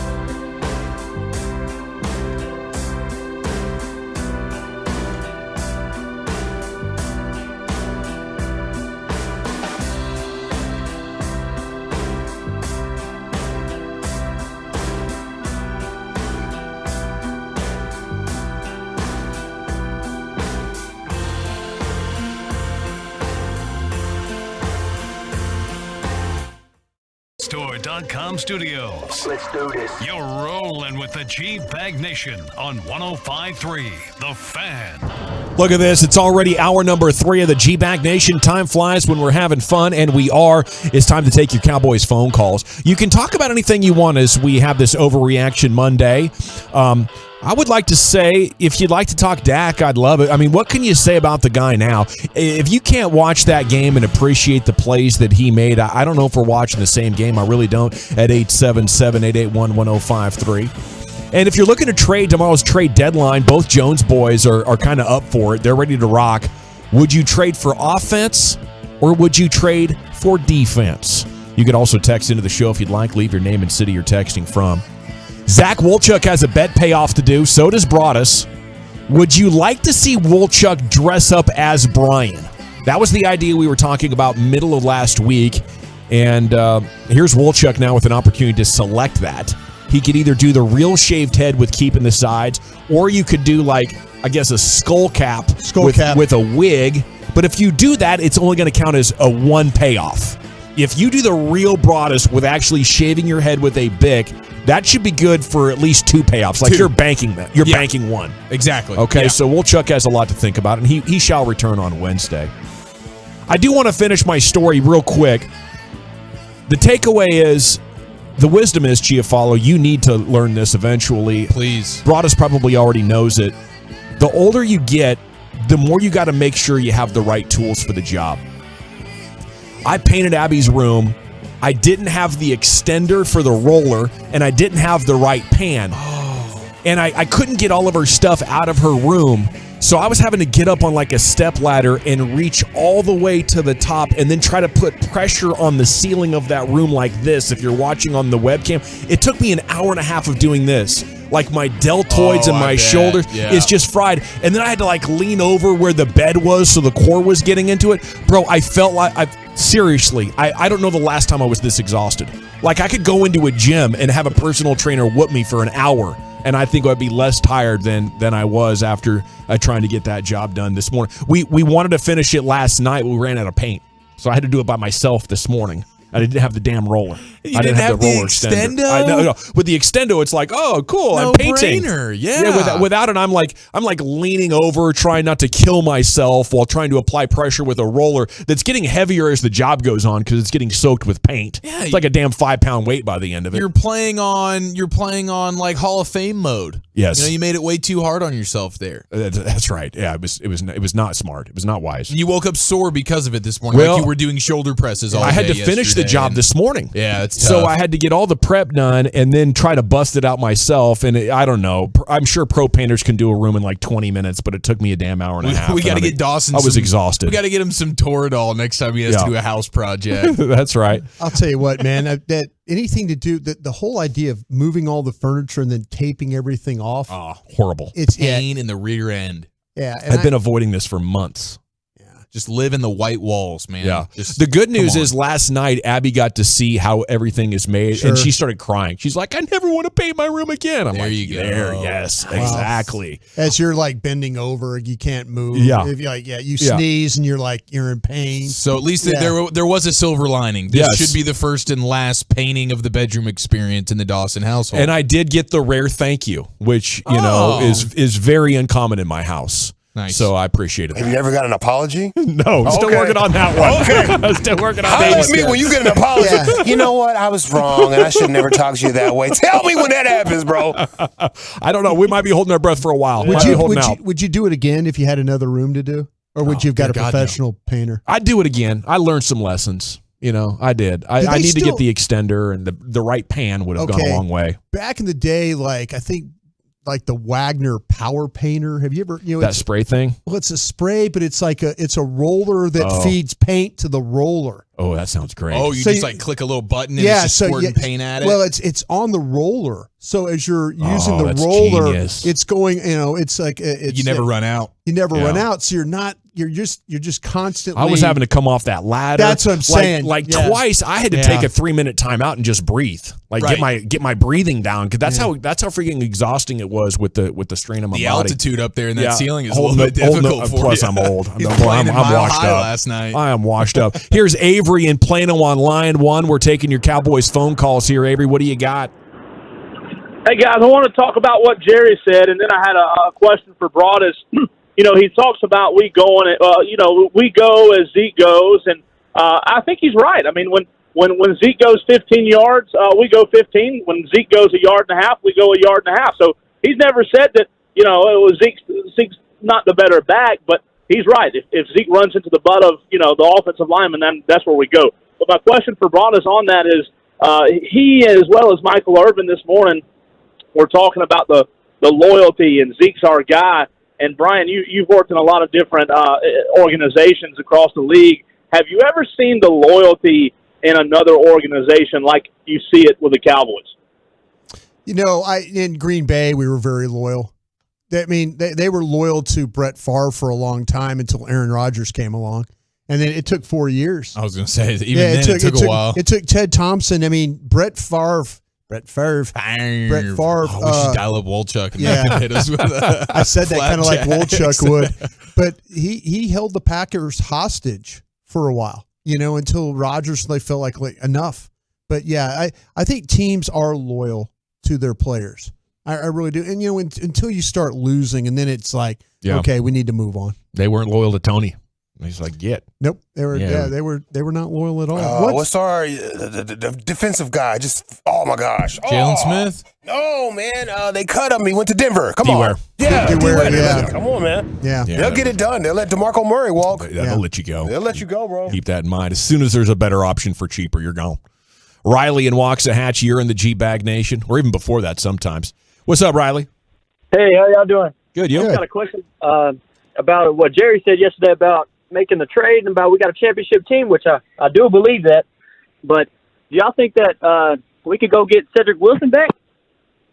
Man, somebody brought that name up on the text during the pregame show yesterday, and I was like, man, that makes a ton of sense. It's not the big, flashy, splashy first-round pick Amari Cooper kind of headline-making trade, but it is one that is, in my mind, extremely realistic, would not cost you very much. Cedric Wilson is buried on the depth chart in Miami right now. Remember, he signed in free agency before they made the trade for Tyreek Hill, and they even have some no-name younger guys who are playing in front of him right now. Cedric Wilson's basically just an overpaid punt returner for the Dolphins. Now, does that mean he lost everything? No, I don't think so. And would it be an easy learning curve for him to come in, especially during the bye week, in an offense he's already familiar with and a quarterback that he's got chemistry with? This is not going to be a, hey, we're getting a new wide receiver one, but it rounds out your wide receiver room nicely so that when Noah Brown goes down, you don't have a game where you only have two wide receivers getting targets. I think it makes sense. Brandon Cooks or Cedric Wilson? Brandon Cooks is a better player. Okay. So, for sure. Then go get Brandon Cooks. He's going to cost you a little bit of money. Fine. The general manager's interested in trying to get this thing over the top. Cool. Yeah.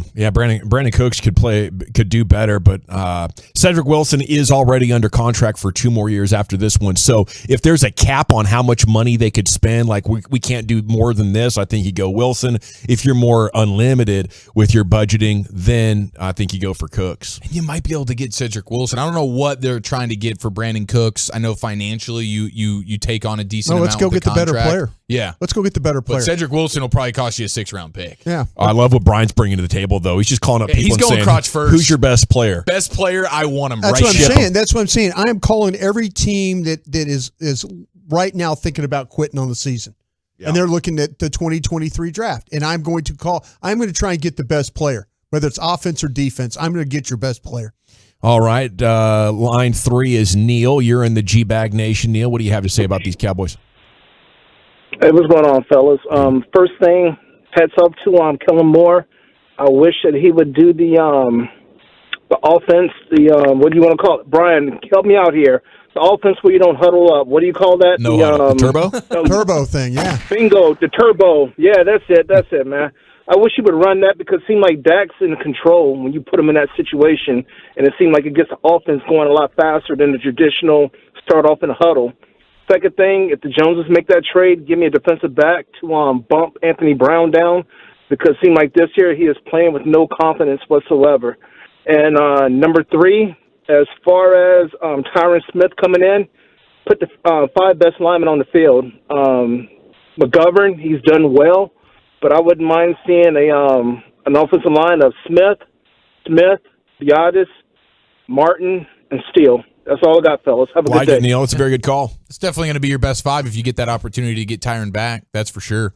And I like what he said about Kellen Moore. You gave Kellen Moore plenty of praise on the post-game show yesterday. He deserved it. Absolutely. Watching back the game, I guess you still feel that way, and that's a good thing. And you saw them get CeeDee Lamb involved in the run game. Didn't really amount to much, but still cool to see that wrinkle in there, and that could end up being something pretty cool. Here comes Kevontae Turpin with a nice run. Now the defense has to respect that a little bit. Dak using his wheels. And then the play action stuff. We talked about it last week. Traditionally, Kellen Moore, Dak Prescott, 25% or so of his dropbacks are going to be play action in a game. And yesterday, 27 attempts, and he had 12 play action plays. So now you're closer to 50% play action over the last 2 games for Dak Prescott. And now when you look at it, he was 9 of 12, 110 yards, 2 touchdowns, and a big-time throw with a fantastic passer rating yesterday. And last week combined on play action, Dak Prescott, 20 of 25, 231 yards, 3 touchdowns. They are using the play action more so than they have in the past when it's Kellen and Dak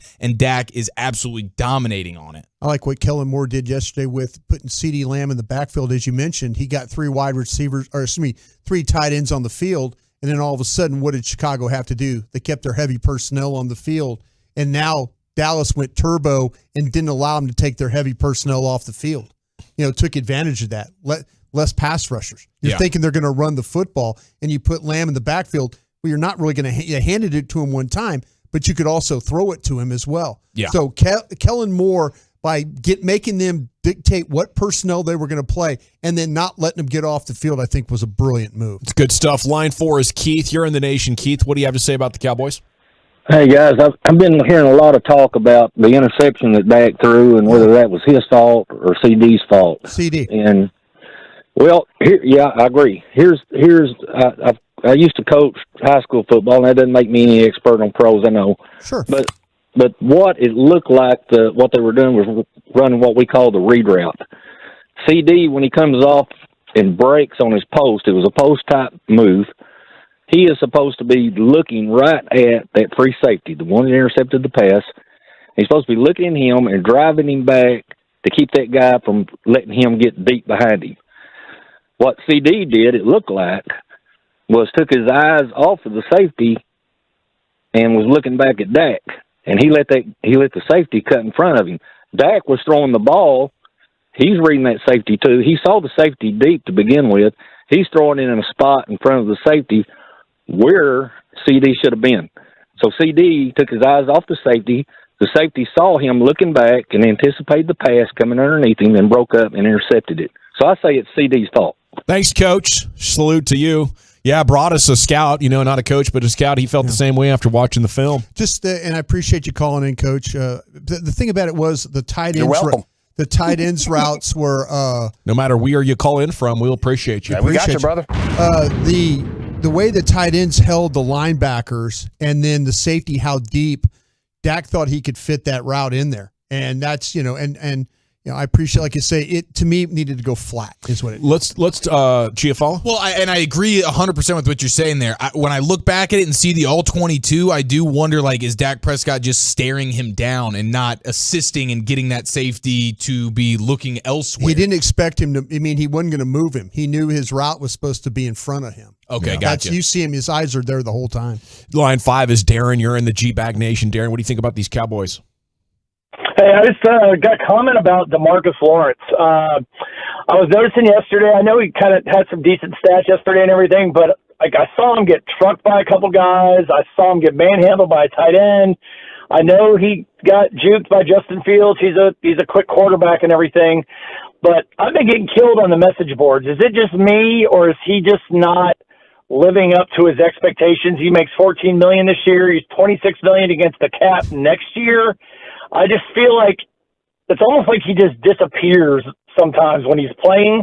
And then I got a question for Broadus. Do you think our LSU Tigers can beat Alabama this weekend? No, just hang up and listen. Thanks, Darren. Yeah, I hope so. Alabama will be at full strength. Both teams coming off bye, so if this is this is the year to try and take Alabama down for sure. I mean, they're clearly not the team they've been in the past. I will say this about Tank, though. I think that, to me, the one time, there was a couple of times where he lost contain. The one time that he had a chance, it looked like to me that it was Fields had a busted play. They're trying to throw the ball to the left, to the offense's left. And what happened is the angle that Tank took was too steep. If he stays a little wider, then Fields doesn't get outside and juke him on that play. But what happened is Fields is drifting to his left. His eyes are to the left the whole time. And he's like, I'm not going to throw this ball away. And Lawrence was taking that angle like that's where he was going to be. He was going to keep drifting to his left. And then once Fields is like, I can't make this throw, that's where it problem. But the angle that Tank took, I know he was pissed about this because he was too steep on it. If he had to do it over, he would stay a little wider. And that happened a couple of different times, not only to him, but to Fowler, Armstrong, guys like that rushing the passer. This quarterback puts you in a lot of bad spots with your rush angles. Well, it's great. Okay, I just want to point out that DeMarcus Lawrence is currently third in run stop percentage among all NFL defenders who played at least 80 snaps against the run. So he's still a good player. Justin Fields is just a damn good athlete. Most underappreciated player of the last decade, other than Dak, other than the quarterback, I think is Tank. One more call. Caleb, line 6, finishes up strong here, buddy. Hey, what's going on, guys? Afternoon. Doing great. So my question pertains to Dak's interception.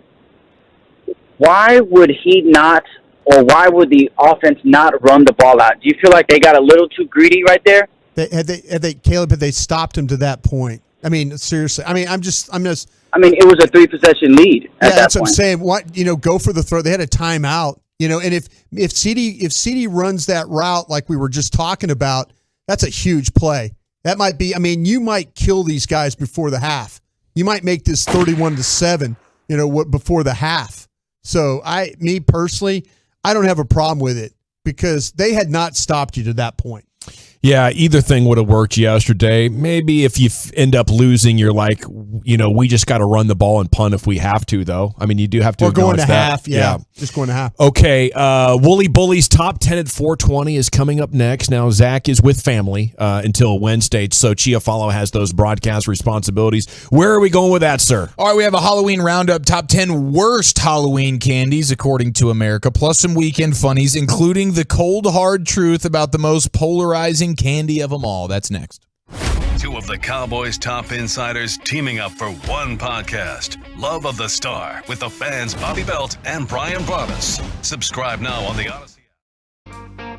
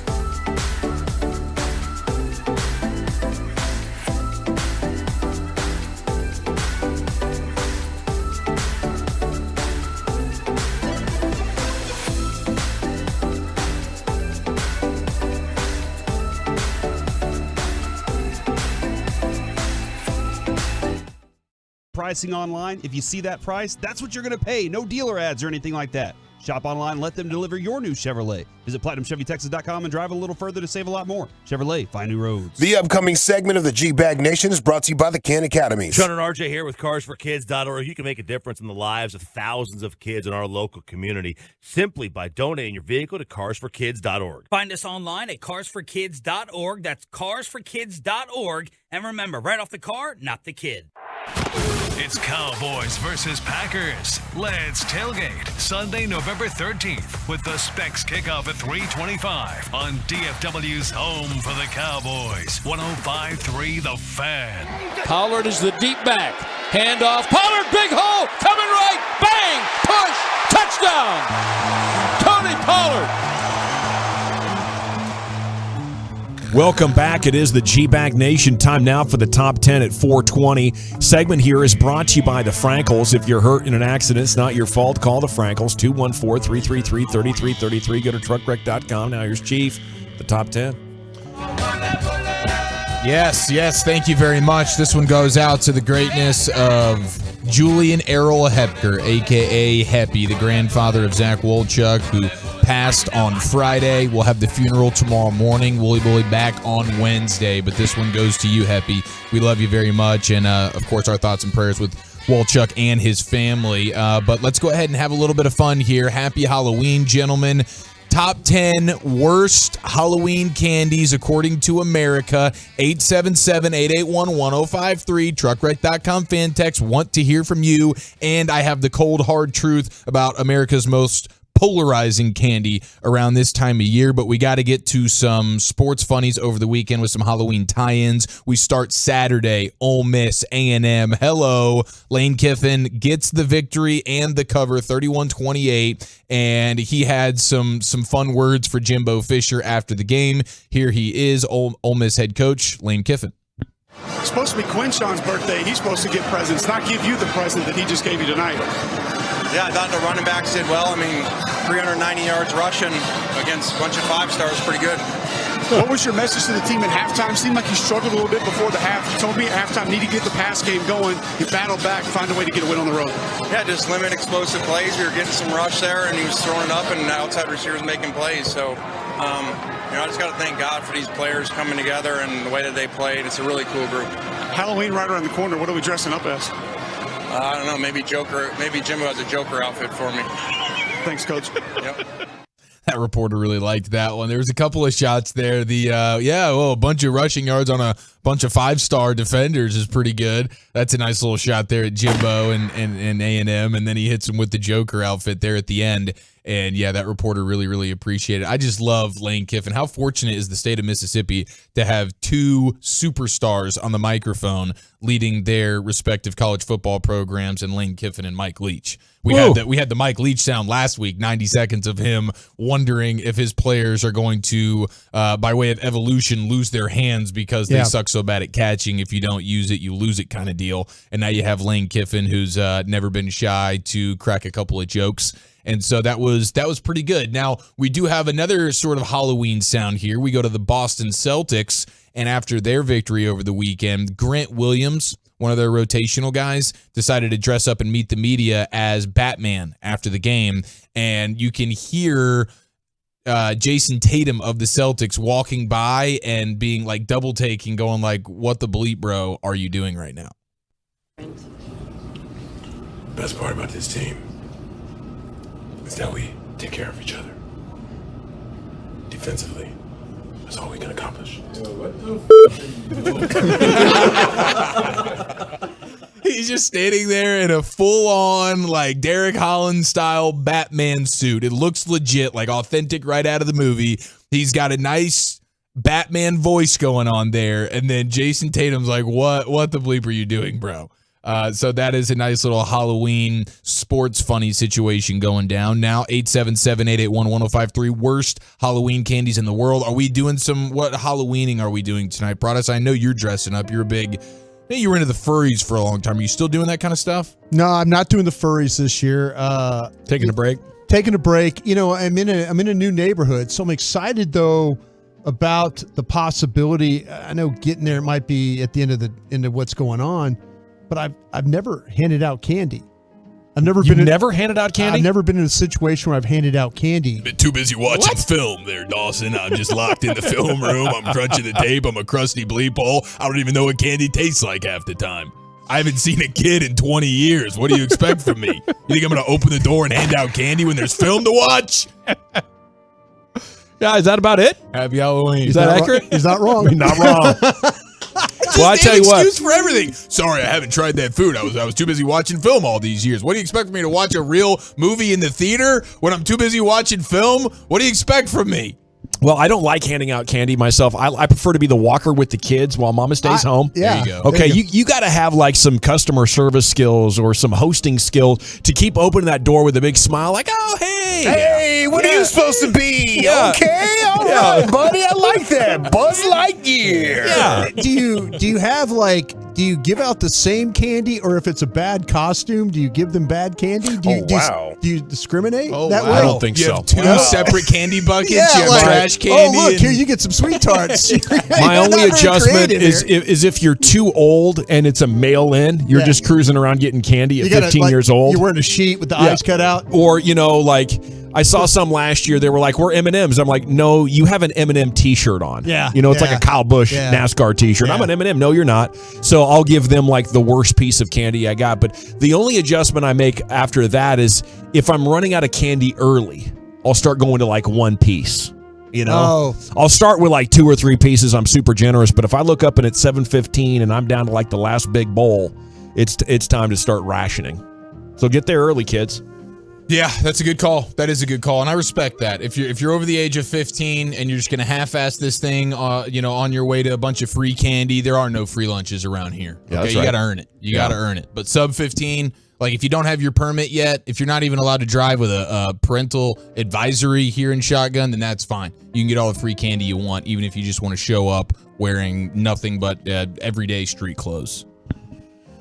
All right, worst candies in the world. Anybody have any that jump to mind immediately? Good and plenty. There you go. Okay, I like that. Those circus peanut things. Oh, Circus Yes, peanuts sir. are bad. Those are horrible. How about pixie sticks? Ooh, okay. Damn, bro, I like Not a- Mickey stick. Do you like Yeah. the pixie stick? Yeah. I'm a fan of the powders. It's just like cut the top off, straight sugar.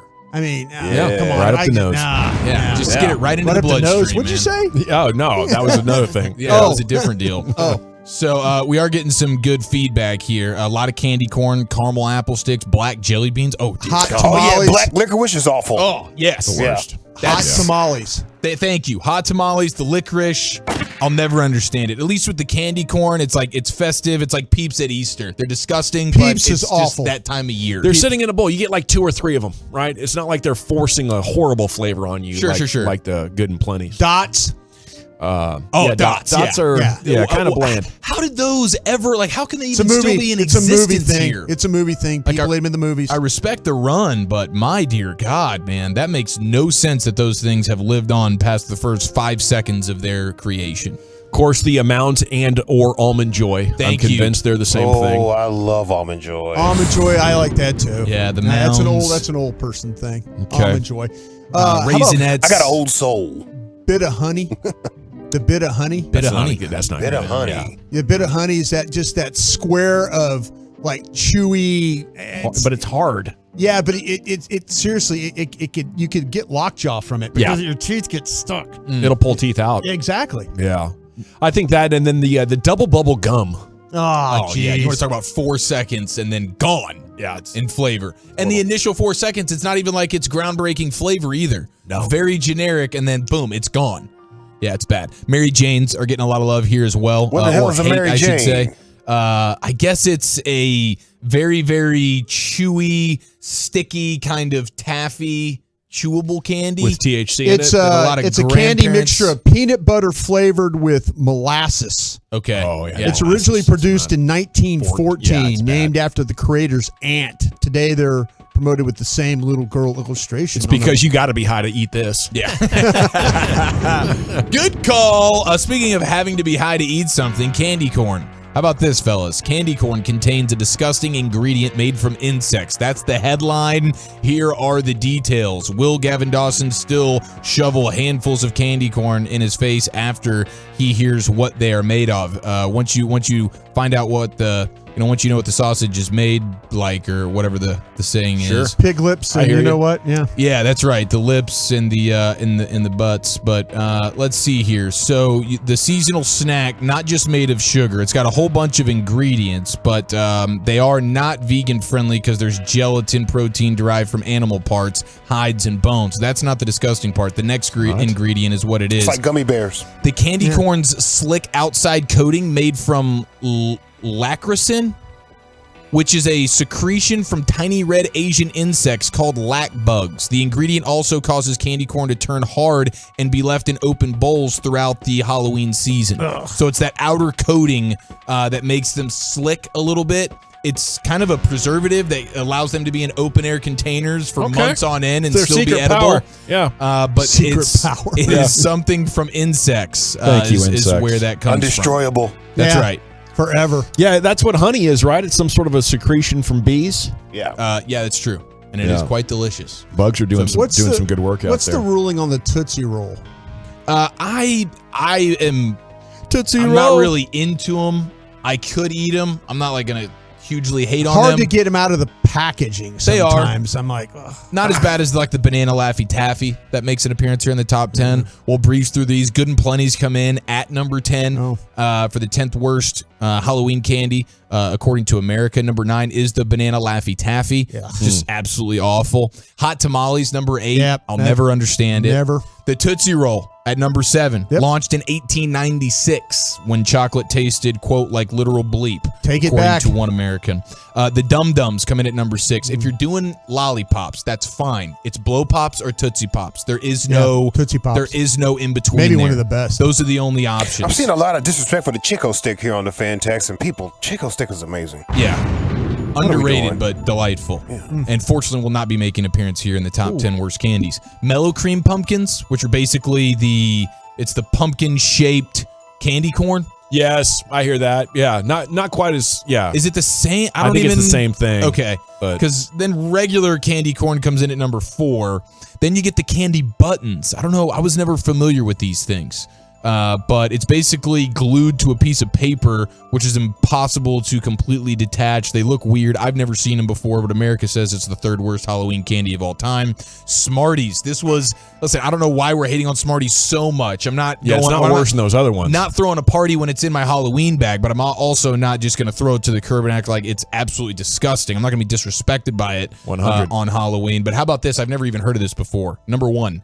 Is it Necco wafers? Necco wafers, yeah. Just terrible? Yeah, they're horrible. Yeah, really bland. Tastes like a chalkboard of They're sorts. like Smarties, but less flavor.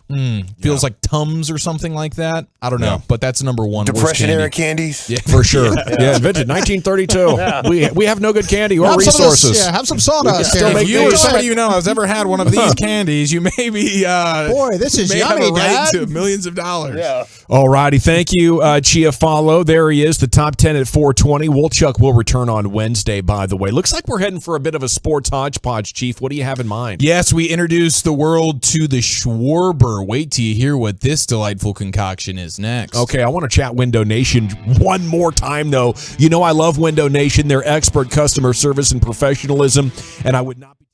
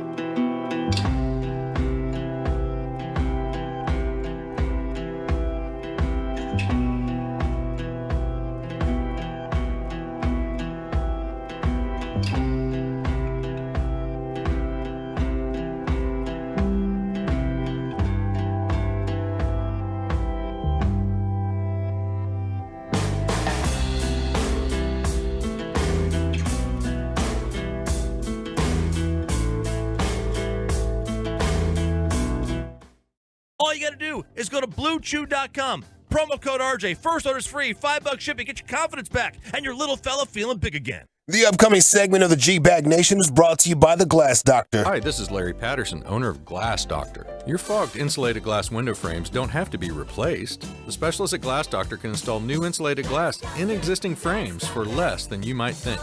Visit glassdoctor.com today. Hey Tolos, Derek Holland here.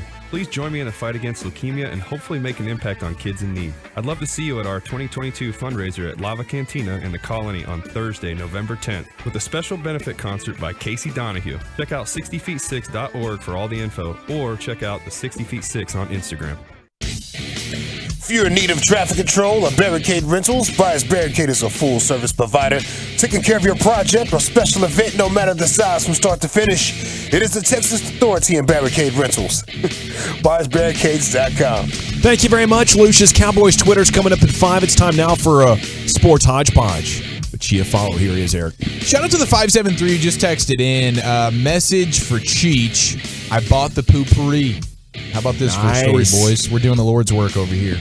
Just a little poopery PSA a couple of weeks back. It says, waited to use it until I had a nasty day. That's how he described it. Celebrated the win yesterday with loads of food and booze. Moral of the story, poopery is proved to work. Yeah, it's outstanding. Rock and roll, my friend. We were at the Super Bowl in New York, and the poopery girls came by. And they had a whole promo rollout. It was outstanding. They gave us a whole suite of products to take home and try, and they worked really well. I was impressed. Yeah, it is. It's one hell of a product. There's no question about that. Okay, so we got a lot to get into here. I would like to start with the World Series, and you have the Astros. The Philly fans are, and I know we don't like Philadelphia. I 100% get that and back that, but when they're taking on the Astros, I think we can pull for them. We can bond a little bit more. Yeah, we can bond over mutual hatred. And I do like Top Dog Law, a local law firm in Philadelphia, buying some billboard space along the highways that reads, "Had a funny sign, but the Astros stole it." And I think that's pretty fun. Now, it's not quite as fun as what's going on here with the local news. It's like the Good Morning local news show in Philadelphia. Oh. Listen to Wake Up Philadelphia. yeah. And they have a Phillies fan who is there doing a little like stand-up interview with a Philly fan. Listen to this amazing concoction that is deemed the Schwarber. A Schwarber hoagie later? Yep. And then we got our Schwarber drink back at downtown. What's that? A beer, a shot of tequila, and a meatball. Oh my goodness, I love this city. Where are you? How incredible is that? Wait a minute. It's the Schwarber. It's a beer, okay? I imagine an ice-cold Miller Lite with tequila bomb sort of dropped into it, which is always fun. And then there's a meatball, and I don't know where the meatball comes into play. I've not seen a photo or video evidence of this, but I do believe it to be a very interesting and awesome concoction here that I guess Phillies fans have created. I don't know if the meatball comes with some marinara on the meatball. It's like a meatball chaser? Meatball. Yeah, I guess it is a bit of a meatball chaser there. And sounds pretty incredible, and I was thinking maybe we should add this to the payoff list. Yeah, okay, that sounds good. Fun. Is the meatball pureed like in Broadus's beverage, the mystery mix, or is it a whole meatball? No, I believe it is a full-on meatball. I don't know if maybe you drop the tequila, you pound the beer and tequila simultaneously, and then you throw the meatball in as, like you said, a bit of a chaser. But again, I don't know if it's just a dry meatball or if it's a marinated up meatball. Why would you not? Okay, I could see it as afterwards, but why would you not put it in the glass? Just float it in there? Yeah, like, okay. Well, generally, we're not putting food inside of our drinks, but for this occasion, maybe it's... Beer, drop the meatball, drop the tequila, and drink the whole drink, and then eat the meatball like you would a tequila worm, you know? Ooh. Yeah, that kind of thing. That's not a bad idea. And maybe that's the case. I'm going to do a little bit more recon on this deal, but I would love to... Yeah, I would too. I think that would be... It's almost probably not even good to be a payoff, maybe just like a group fun moment that we get to do on like a Football Friday by way of celebration. Oh, no, what you thinking, what you're drinking? Yeah, beer, tequila, and meatball. It's kind of incredible. I might work on that one for a Friday. Okay, yeah, I'm in on that. That sounds fantastic. So shout out to the Schwarber and Phillies fans out there in Philadelphia, just absolutely getting after it in a big way. Another guy, and I don't mean to bring up too much Philadelphia here, but we do have a drug test situation that we need to address because A.J. Brown, wide receiver of the Eagles, what a dominant game he played yesterday. He's on roids. Yeah. Man, we talk about DK Metcalf being this extraterrestrial, and he is, but his college teammate at Ole Miss is built. He's cocky built. He's a freight train, and he's playing wide receiver, and he's consistently looking so much bigger than any of the people that are covering him.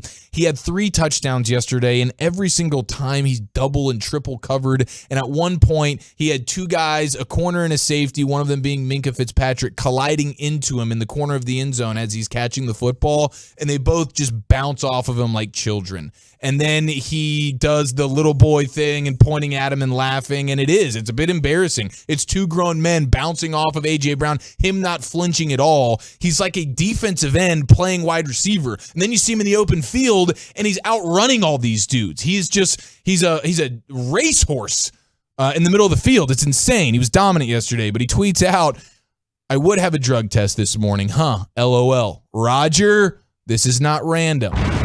At NFL. And no, it's definitely not random. And I get it. I look at him and I think this cannot be. Is God really allowing this guy to have all of these amazing physical attributes? There's not any type of PEDs involved here. It's insane. Yeah. He's a genetic freak show. I think what you do at the NFL office is if you see if a guy's physique is changing over the course of like 40 days. And at that point, if you've been working out your entire life to be in football shape and your physique starts changing, I don't care how many touchdowns you got. Mm-hmm. I want to take a look under the hood. Now, there is a question like, should the NFL be all that interested in trying to figure this out? It is a tough sport, and sometimes guys can use a little help beefing up or recovering from injuries and stuff like that. But as long as you're into it, if you're getting that hulked out, I would expect for sure extra tests. The NFL's been doing that for a number of years now. Yeah, A.J. Brown is the real deal. There's no question about that. And there was a lot of great performances yesterday. Tua broke some records for the Dolphins. Jalen Hurts was breaking some records for the Eagles. Derrick Henry was a beast. Our very own Tony Pollard, a total stud all across the league. Christian McCaffrey getting it done, not 1, not 2, but 3 different ways, passing for a touchdown, rushing for a touchdown, and getting a receiving touchdown. Kyle Shanahan knows how to use Christian McCaffrey, and it is a real joy to watch. But one of the biggest moments of the entire NFL weekend came in Atlanta, where it's the Panthers and the Falcons, believe it or not, playing for first place in the division for the NFC South. And it was a hell of a game. And with 12 seconds left, XFL PJ Walker launches a 70 yards in the air, perfect strike to DJ Moore in the end zone. It's supposed to be the game-winning touchdown, Hail Mary style, because the touchdown tied the ball game at 34. Extra point, we take this one home, we win by 1, and the Panthers of all teams are leading their division not so fast. DJ Moore, by way of celebration, takes his helmet off. He's enjoying it, and why wouldn't you? What a walk-off moment that was. Play of the weekend. And he dropped one earlier, so he felt like that was redemption right there. That's right. Touchdown pass. 100%. Went crazy. He went crazy, and I get it, and he takes the helmet off, and then the flag comes out. And this is bad because there was another game. I'm trying to remember which game it was, but there was a game in the afternoon slate yesterday where a guy celebrating takes his helmet off, and they don't throw the flag. Nonetheless, they do for DJ Moore. Now the point after attempt is backed up a bunch, and it's not just a chip shot. It's now like 45 yards, I believe. 48, I believe. 48 yards, okay. And Eddie Pinheiro, he misses it. Okay, he misses it bad. Now it's tied going to overtime. He has a chance, Pinheiro does, for redemption the same way his teammate DJ Moore had. 33-yard field goal attempt to win it in overtime. He botches it as well. And so everybody's kind of going crazy. Who do we blame here? I've never seen a guy in DJ Moore, if you will, simultaneously win and lose his team the game, like at the exact same moment with the helmet deal. But you got to expect your kicker, who has 2 opportunities in the final moments of the game to kick a 48-yard extra point or a 33-yard field goal to help you out. Eddie Pinheiro is getting roasted right now because before the game, you would see Eddie Pinheiro, the kicker for the Panthers, who ends up being just the total goat of the game, not the good kind of goat. He's like very demonstratively pregame, taking selfies on the field and doing all this selfie stuff, not really kicking in pregame warm-ups, and now that's coming to bite him in the rear end right now. He's doing tongue-out selfies. He's going childish with it, and then he misses 2 game-winning opportunities. Brutal. Fire Total him. disaster. Does DJ Moore owe him anything after that first kick? You pushed me way back. We would have had the game probably sealed up. Yeah. Do I owe you like $10,000? I have to buy you a Rolex or something like that? If he came back and hit the game winner, I think, yeah. But it's like, bro, you had another opportunity. This one, at this point, you got to blame yourself here, Pinheiro. Oh, man. I think that he missed the other one. I think the price went up. Now it's $20K. Okay. I like that. Either way, heartbreaker for the Panthers, and that really was probably the dime of the season from P.J. Walker. Yeah, nice throw. Cowboys Twitter, is this actually the best one of these the modern NFL has ever seen? We'll dive into some of the top topics going viral. It's coming up next here in the G-Bag Nation. Listen, D&M Leasing, they understand some things that you might be coping with. Families need lower monthly payments on their vehicles. D&M Leasing.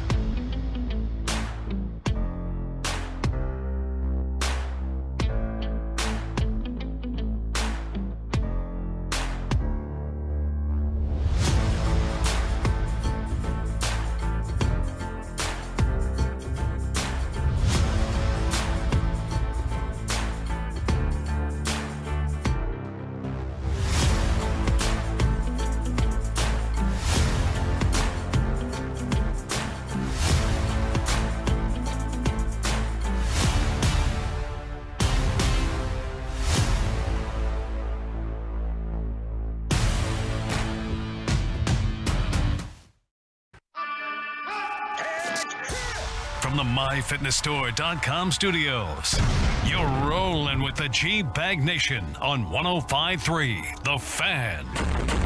It's time for Cowboys Twitter as we open up hour number 4 of the G-Bag Nation here on 105.3 The Fan. General at your service. There's former Cowboy scout Brian Broaddus, Lucius Alexander, Eric Chiafalo, Carter Freeman, along with you. We are the G-Bag Nation here on 105.3 The Fan. Stoked to be 6-2. How about this? Ed Werder from ESPN tweeted the NFC East was a combined 3-1 on Sunday, is now 23-8 this season. The 742 win percentage is the best by any division through the first 8 weeks of the season since the damn 1970 merger. Whoa! Is this the best division we've ever seen post-merger, Brian? It's clearly the best NFC East we've seen. Maybe the best division in football history. Man, I don't know about that, but I tell you what, it is... greatest of all time, Broaddus. Not the greatest of all time. The greatest of all time. Close to it. Yeah. 3 teams 6-2 or better. Can't find another division like this. Daniel Jones, Taylor Heineke, and Jalen Hurts. Hope you can and a little bit of Cooper Rush. A little bit of Cooper Rush. Best of all time. Yeah, I'm not going to say it's the best of all time. Wow. Because you don't got the balls. Straight hating again. I'm not straight hating.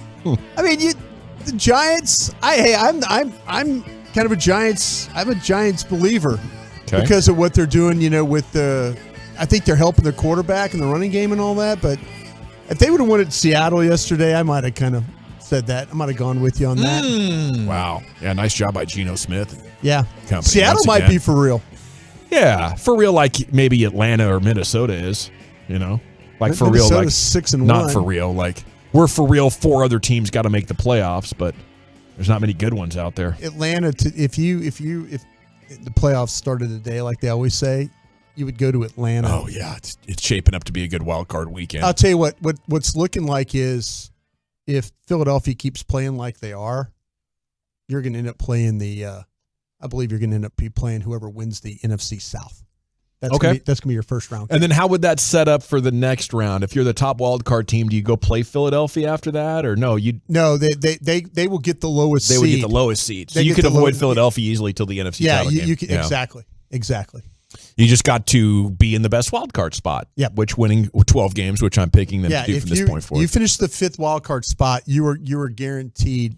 Well, depending on what happens, I was going to say you need at least one other wild card team to win. Well, who's going to be worse than the NFC South? Do you think San Francisco is going to have a better record than anybody in the South? Yeah, no. The worst division winner will come out of the NFC South, and it'll be one of these Atlantas or Tampas that won like maybe 9 games, 9-8. And you're gonna have to go to whoever, if it's Tampa or Atlanta. Hey, somebody texted in that the Saints would have been in first place in that division if Carolina had won that game by way of tiebreaker, which could have had some incredible implications. Dude. Yeah, I don't know who's going to win that division. I think it's anybody's guess at this point.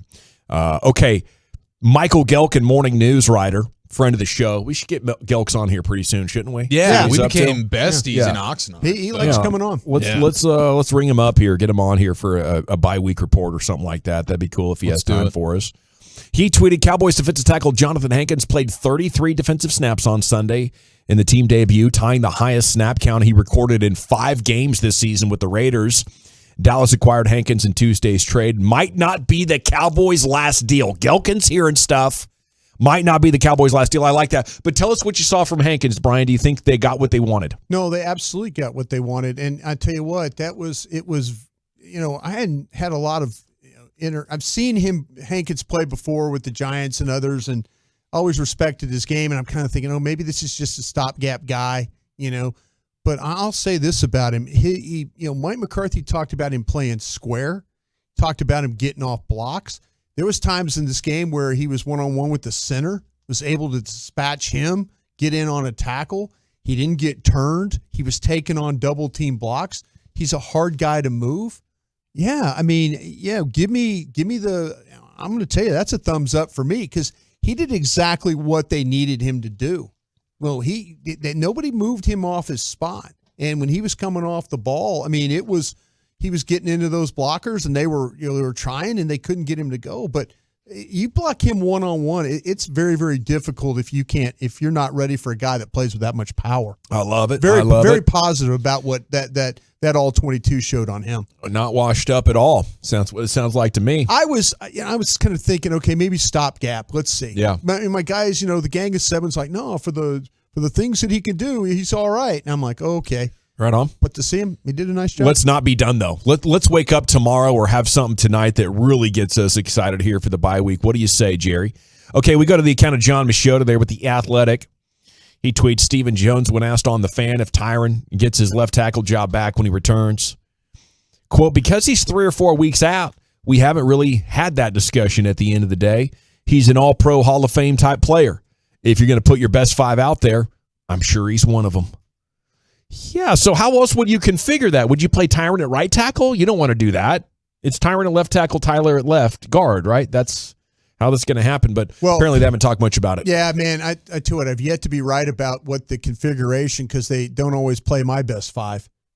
That's what I wonder if they would just slide Tyler Smith inside at guard and then put Tyron Smith at left tackle and play Smith, Biotish, Martin, and Steele. Yeah. Me personally, though, that's the best 5, don't you think? Well, or no? Terrence Steele has played. Now there was some, when you watch the all 22 folks, you're going to see some real close to being like, okay, Terrence Steele. I mean, he hangs in there, but there's some things. His run blocking, I think, has been outstanding. His pass blocking, at times, he gives up pressure, but it's late, ball gone, kind of pressure. He gets a lot of help from the quarterback. It's really close.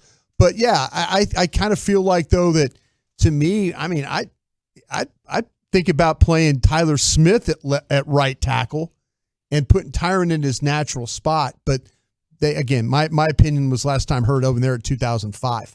Well, it'll be awesome if they do get Tyron back here in 3 or 4 weeks, and we'll be able to seriously talk about it. We go back to the account of Michael Gelkin. Cowboys linebacker Damone Clark played 40 snaps on defense, 17 on special teams during the debut Sunday against the Bears. All his defensive work came after Barr exited in the second quarter. Clark, who underwent a spinal fusion surgery in March, made 6 second-half tackles. What did you think of Damone Clark out of LSU? Yeah, I think that Damone Clark, that was a tough situation for him to have to jump into, because I know he probably didn't get a lot of reps during the week, and having to play against that scheme. Yeah, that's a welcome to the NFL moment. And Barr, is it because Barr went down, right, that he played so much? Yeah, absolutely. Okay. And the thing with Clark, though, I kind of felt like that he was really trying not to make any mistakes. I've seen him at LSU play with just a lot more downhill. Reckless abandon. Yeah, getting after people and stuff like that. I thought he was fine for what he did. He got held. He completely got held on the touchdown run that they had with Montgomery that goes through the middle of the defense. Everybody's flowing to their right. He's flowing right. And Riley Reif, the tackle, comes inside and tries to cut him off. And I mean, like, he grabs him. I mean, hands outside the framework of Clark's body, and Clark's trying to fall back inside to make the play. Officials right there don't see it. It's going to be a touchdown. But that was one of those things like, oh, well, Clark got washed. No, he got held on that play. So I think if he doesn't get held, I do think he makes that play, but they didn't call it. Well, it's good to hear. And Pro Football Focus had Clark as Dallas's 5th highest graded defender. Oh, so that's cool. I mean, that's a pretty good sign. But brought us, if you watched the tape and felt like he played pretty well, then that's really I don't good. think he was the fastest player again. Yeah, too. I when you watched him play, there were times where you could see him like, okay, I got to be sure, I got to be able to I got to be in position here. I can't get out of my lane. I can't do what not able to play with instincts. Yeah. Well, that's what I'm saying. The first game, I mean, he's out there just trying to not make a mistake. Mm-hmm. Sure. And I think that the more that he gets to play, the more that he's going to play downhill. Trust me on that. Well, you mentioned the speed. 22.19 miles per hour chasing Justin Fields, and that is the fastest time in the next-gen stat era by a linebacker. Wow, dude can fly. I didn't know he was like that. Between 3, think about your 3 young super freaks. That's 3/4 of a mile faster than Micah last week. Parsons, Sam Williams, and Damone Clark. That is 3 extraterrestrials out on your defense, all under the age of like 23 years old. It's amazing. Nice job building this thing. Okay, by the way, Myles Garrett showing up like a zombie for Monday Night Football. That's a really cool costume. I mean, he got some like special effects makeup people to do this. That looked pretty cool. I'm sure you'll see it later on at SportsCenter or something like that. Cowboys right guard Zach Martin repeatedly whacked his helmet against a locker room wall and screamed, "Let's go!" to teammates, and they roared back in response. This is what 6-2 sounds like as the resilience theme continues into the bye. Tweets once again Michael Gelkin. Zach, a really reserved guy in the media, got pretty fired up there in the locker room, though, and there was some really cool sounds of the locker room that you could check out at DallasCowboys.com. Cowboys quarterback Dak Prescott on having his left non-throwing hand stepped on during the win. "Just my luck right now. It's all right." He had just scraped right there by the nail, and it was bleeding a lot, but it's not painful. It was just skin. So it was on the follow-up. It was on the quarterback sneak. Yeah, he got his hand stepped on. Yeah, that's tough. He can't catch a break right now. Cowboys linebacker Micah Parsons post-game on his fumble return for a touchdown. Zeke said, "I looked just like him. I think I definitely deserve at least a rep now. They can't say that they haven't seen it in the game, so hopefully I get thrown into a goal line package or red zone package. Hey, who knows?" That was a cool touchdown and everything. I think he needs some work on tucking the ball. Yeah. Like, I don't know about this as a technique, whether you're Dion or Micah Parsons, the offensive coaches might not like it at all, but he did play quite a bit of running back, I believe, in high school. So I mean, the only reason you don't put him at other positions is because he needs to rest at some point. But I believe in his talent. Oh, me too. It would have been a better compliment from Zeke, though, if he said he looked like Pollard. Then you'd be like, okay, that's a legit compliment there from Zeke about Micah. But on that play, how about this from Next Gen? Micah Parsons ran 92 total yards on that play for his 36-yard fumble return for a touchdown. That's the third most by a defensive player on a play that they scored a touchdown on this season. So when you think about the whole route that it took, he's rushing up the field, and then sprinting back down to get the ball, and then sprinting back for the touchdown. 92 yards is what he ran on that play. That was incredible. I think based on the last 2 weeks, Micah Parsons isn't going to give up on any play. Yeah, I mean, he got this idea in his mind where he wasn't going to give up on a play, even if he was in the backfield and the plays happen in 20 yards. He's going to chase it to see what happens. He does that for back-to-back weeks, and maybe the highlight defensively of the season so far for the Cowboys in back-to-back weeks. Mm-hmm. I think he probably just got like 10% better as a result, which is unbelievable. Because he's been rewarded for it twice now. So now he's like, of course I'm going to just keep sprinting and just being a magnet for the football, and then good things start to happen. By the way, they keep showing these runs by Tony Pollard, and I don't want to pick at it, but there's so many where you're like, oh, there's no way Zeke gets through that. Yeah. Like, look at these highlight runs when you get home and you're watching SportsCenter or Monday night or whatever. He passes the eye test for that. And think, how many would have Zeke like done a little shimmy juke and then fallen forward for a nice gain of 4 yards? Yeah. You know, would that have been a touchdown? Would this have been a 5-yard gain? You know, and I think Zeke's done a really nice job in short yardage. I don't want to continue to use him to keep him fresh. The pass protection and stuff is there, but it's got to like morph to, once you get to the playoffs, it's more of a 75-25 split, because you never know the carry that you're going to give to Zeke that could have been a touchdown. And, you know, I think Zeke's been a warrior for this team. He's played hurt, very popular guy. But sometimes I wonder if like there's a little bit too much deference shown, and I'll just trust that they're thinking about the right things, even if they have to be sensitive with what they say publicly. They don't want to disrespect a legend like Zeke, and they don't want to create narratives that the national media is going to rip open and try to create controversy. So I kind of get what they're doing, and I do believe they're going to execute this properly. But if you get to the playoffs and Zeke has like 14 carries and TP has 5, and you're like, well, we just couldn't get the running game going, it will be the coach's fault. It'll be a disaster. And I know we got to get into the expressway here, but I have some really good metrics on Pollard versus Zeke that we can get into at some point here tonight. Okay. All righty. We will do that. Coming up next here, it is time to hit that expressway. 35 minutes of uninterrupted sports content. We're back here in the G-Bag Nation as we approach this holiday season.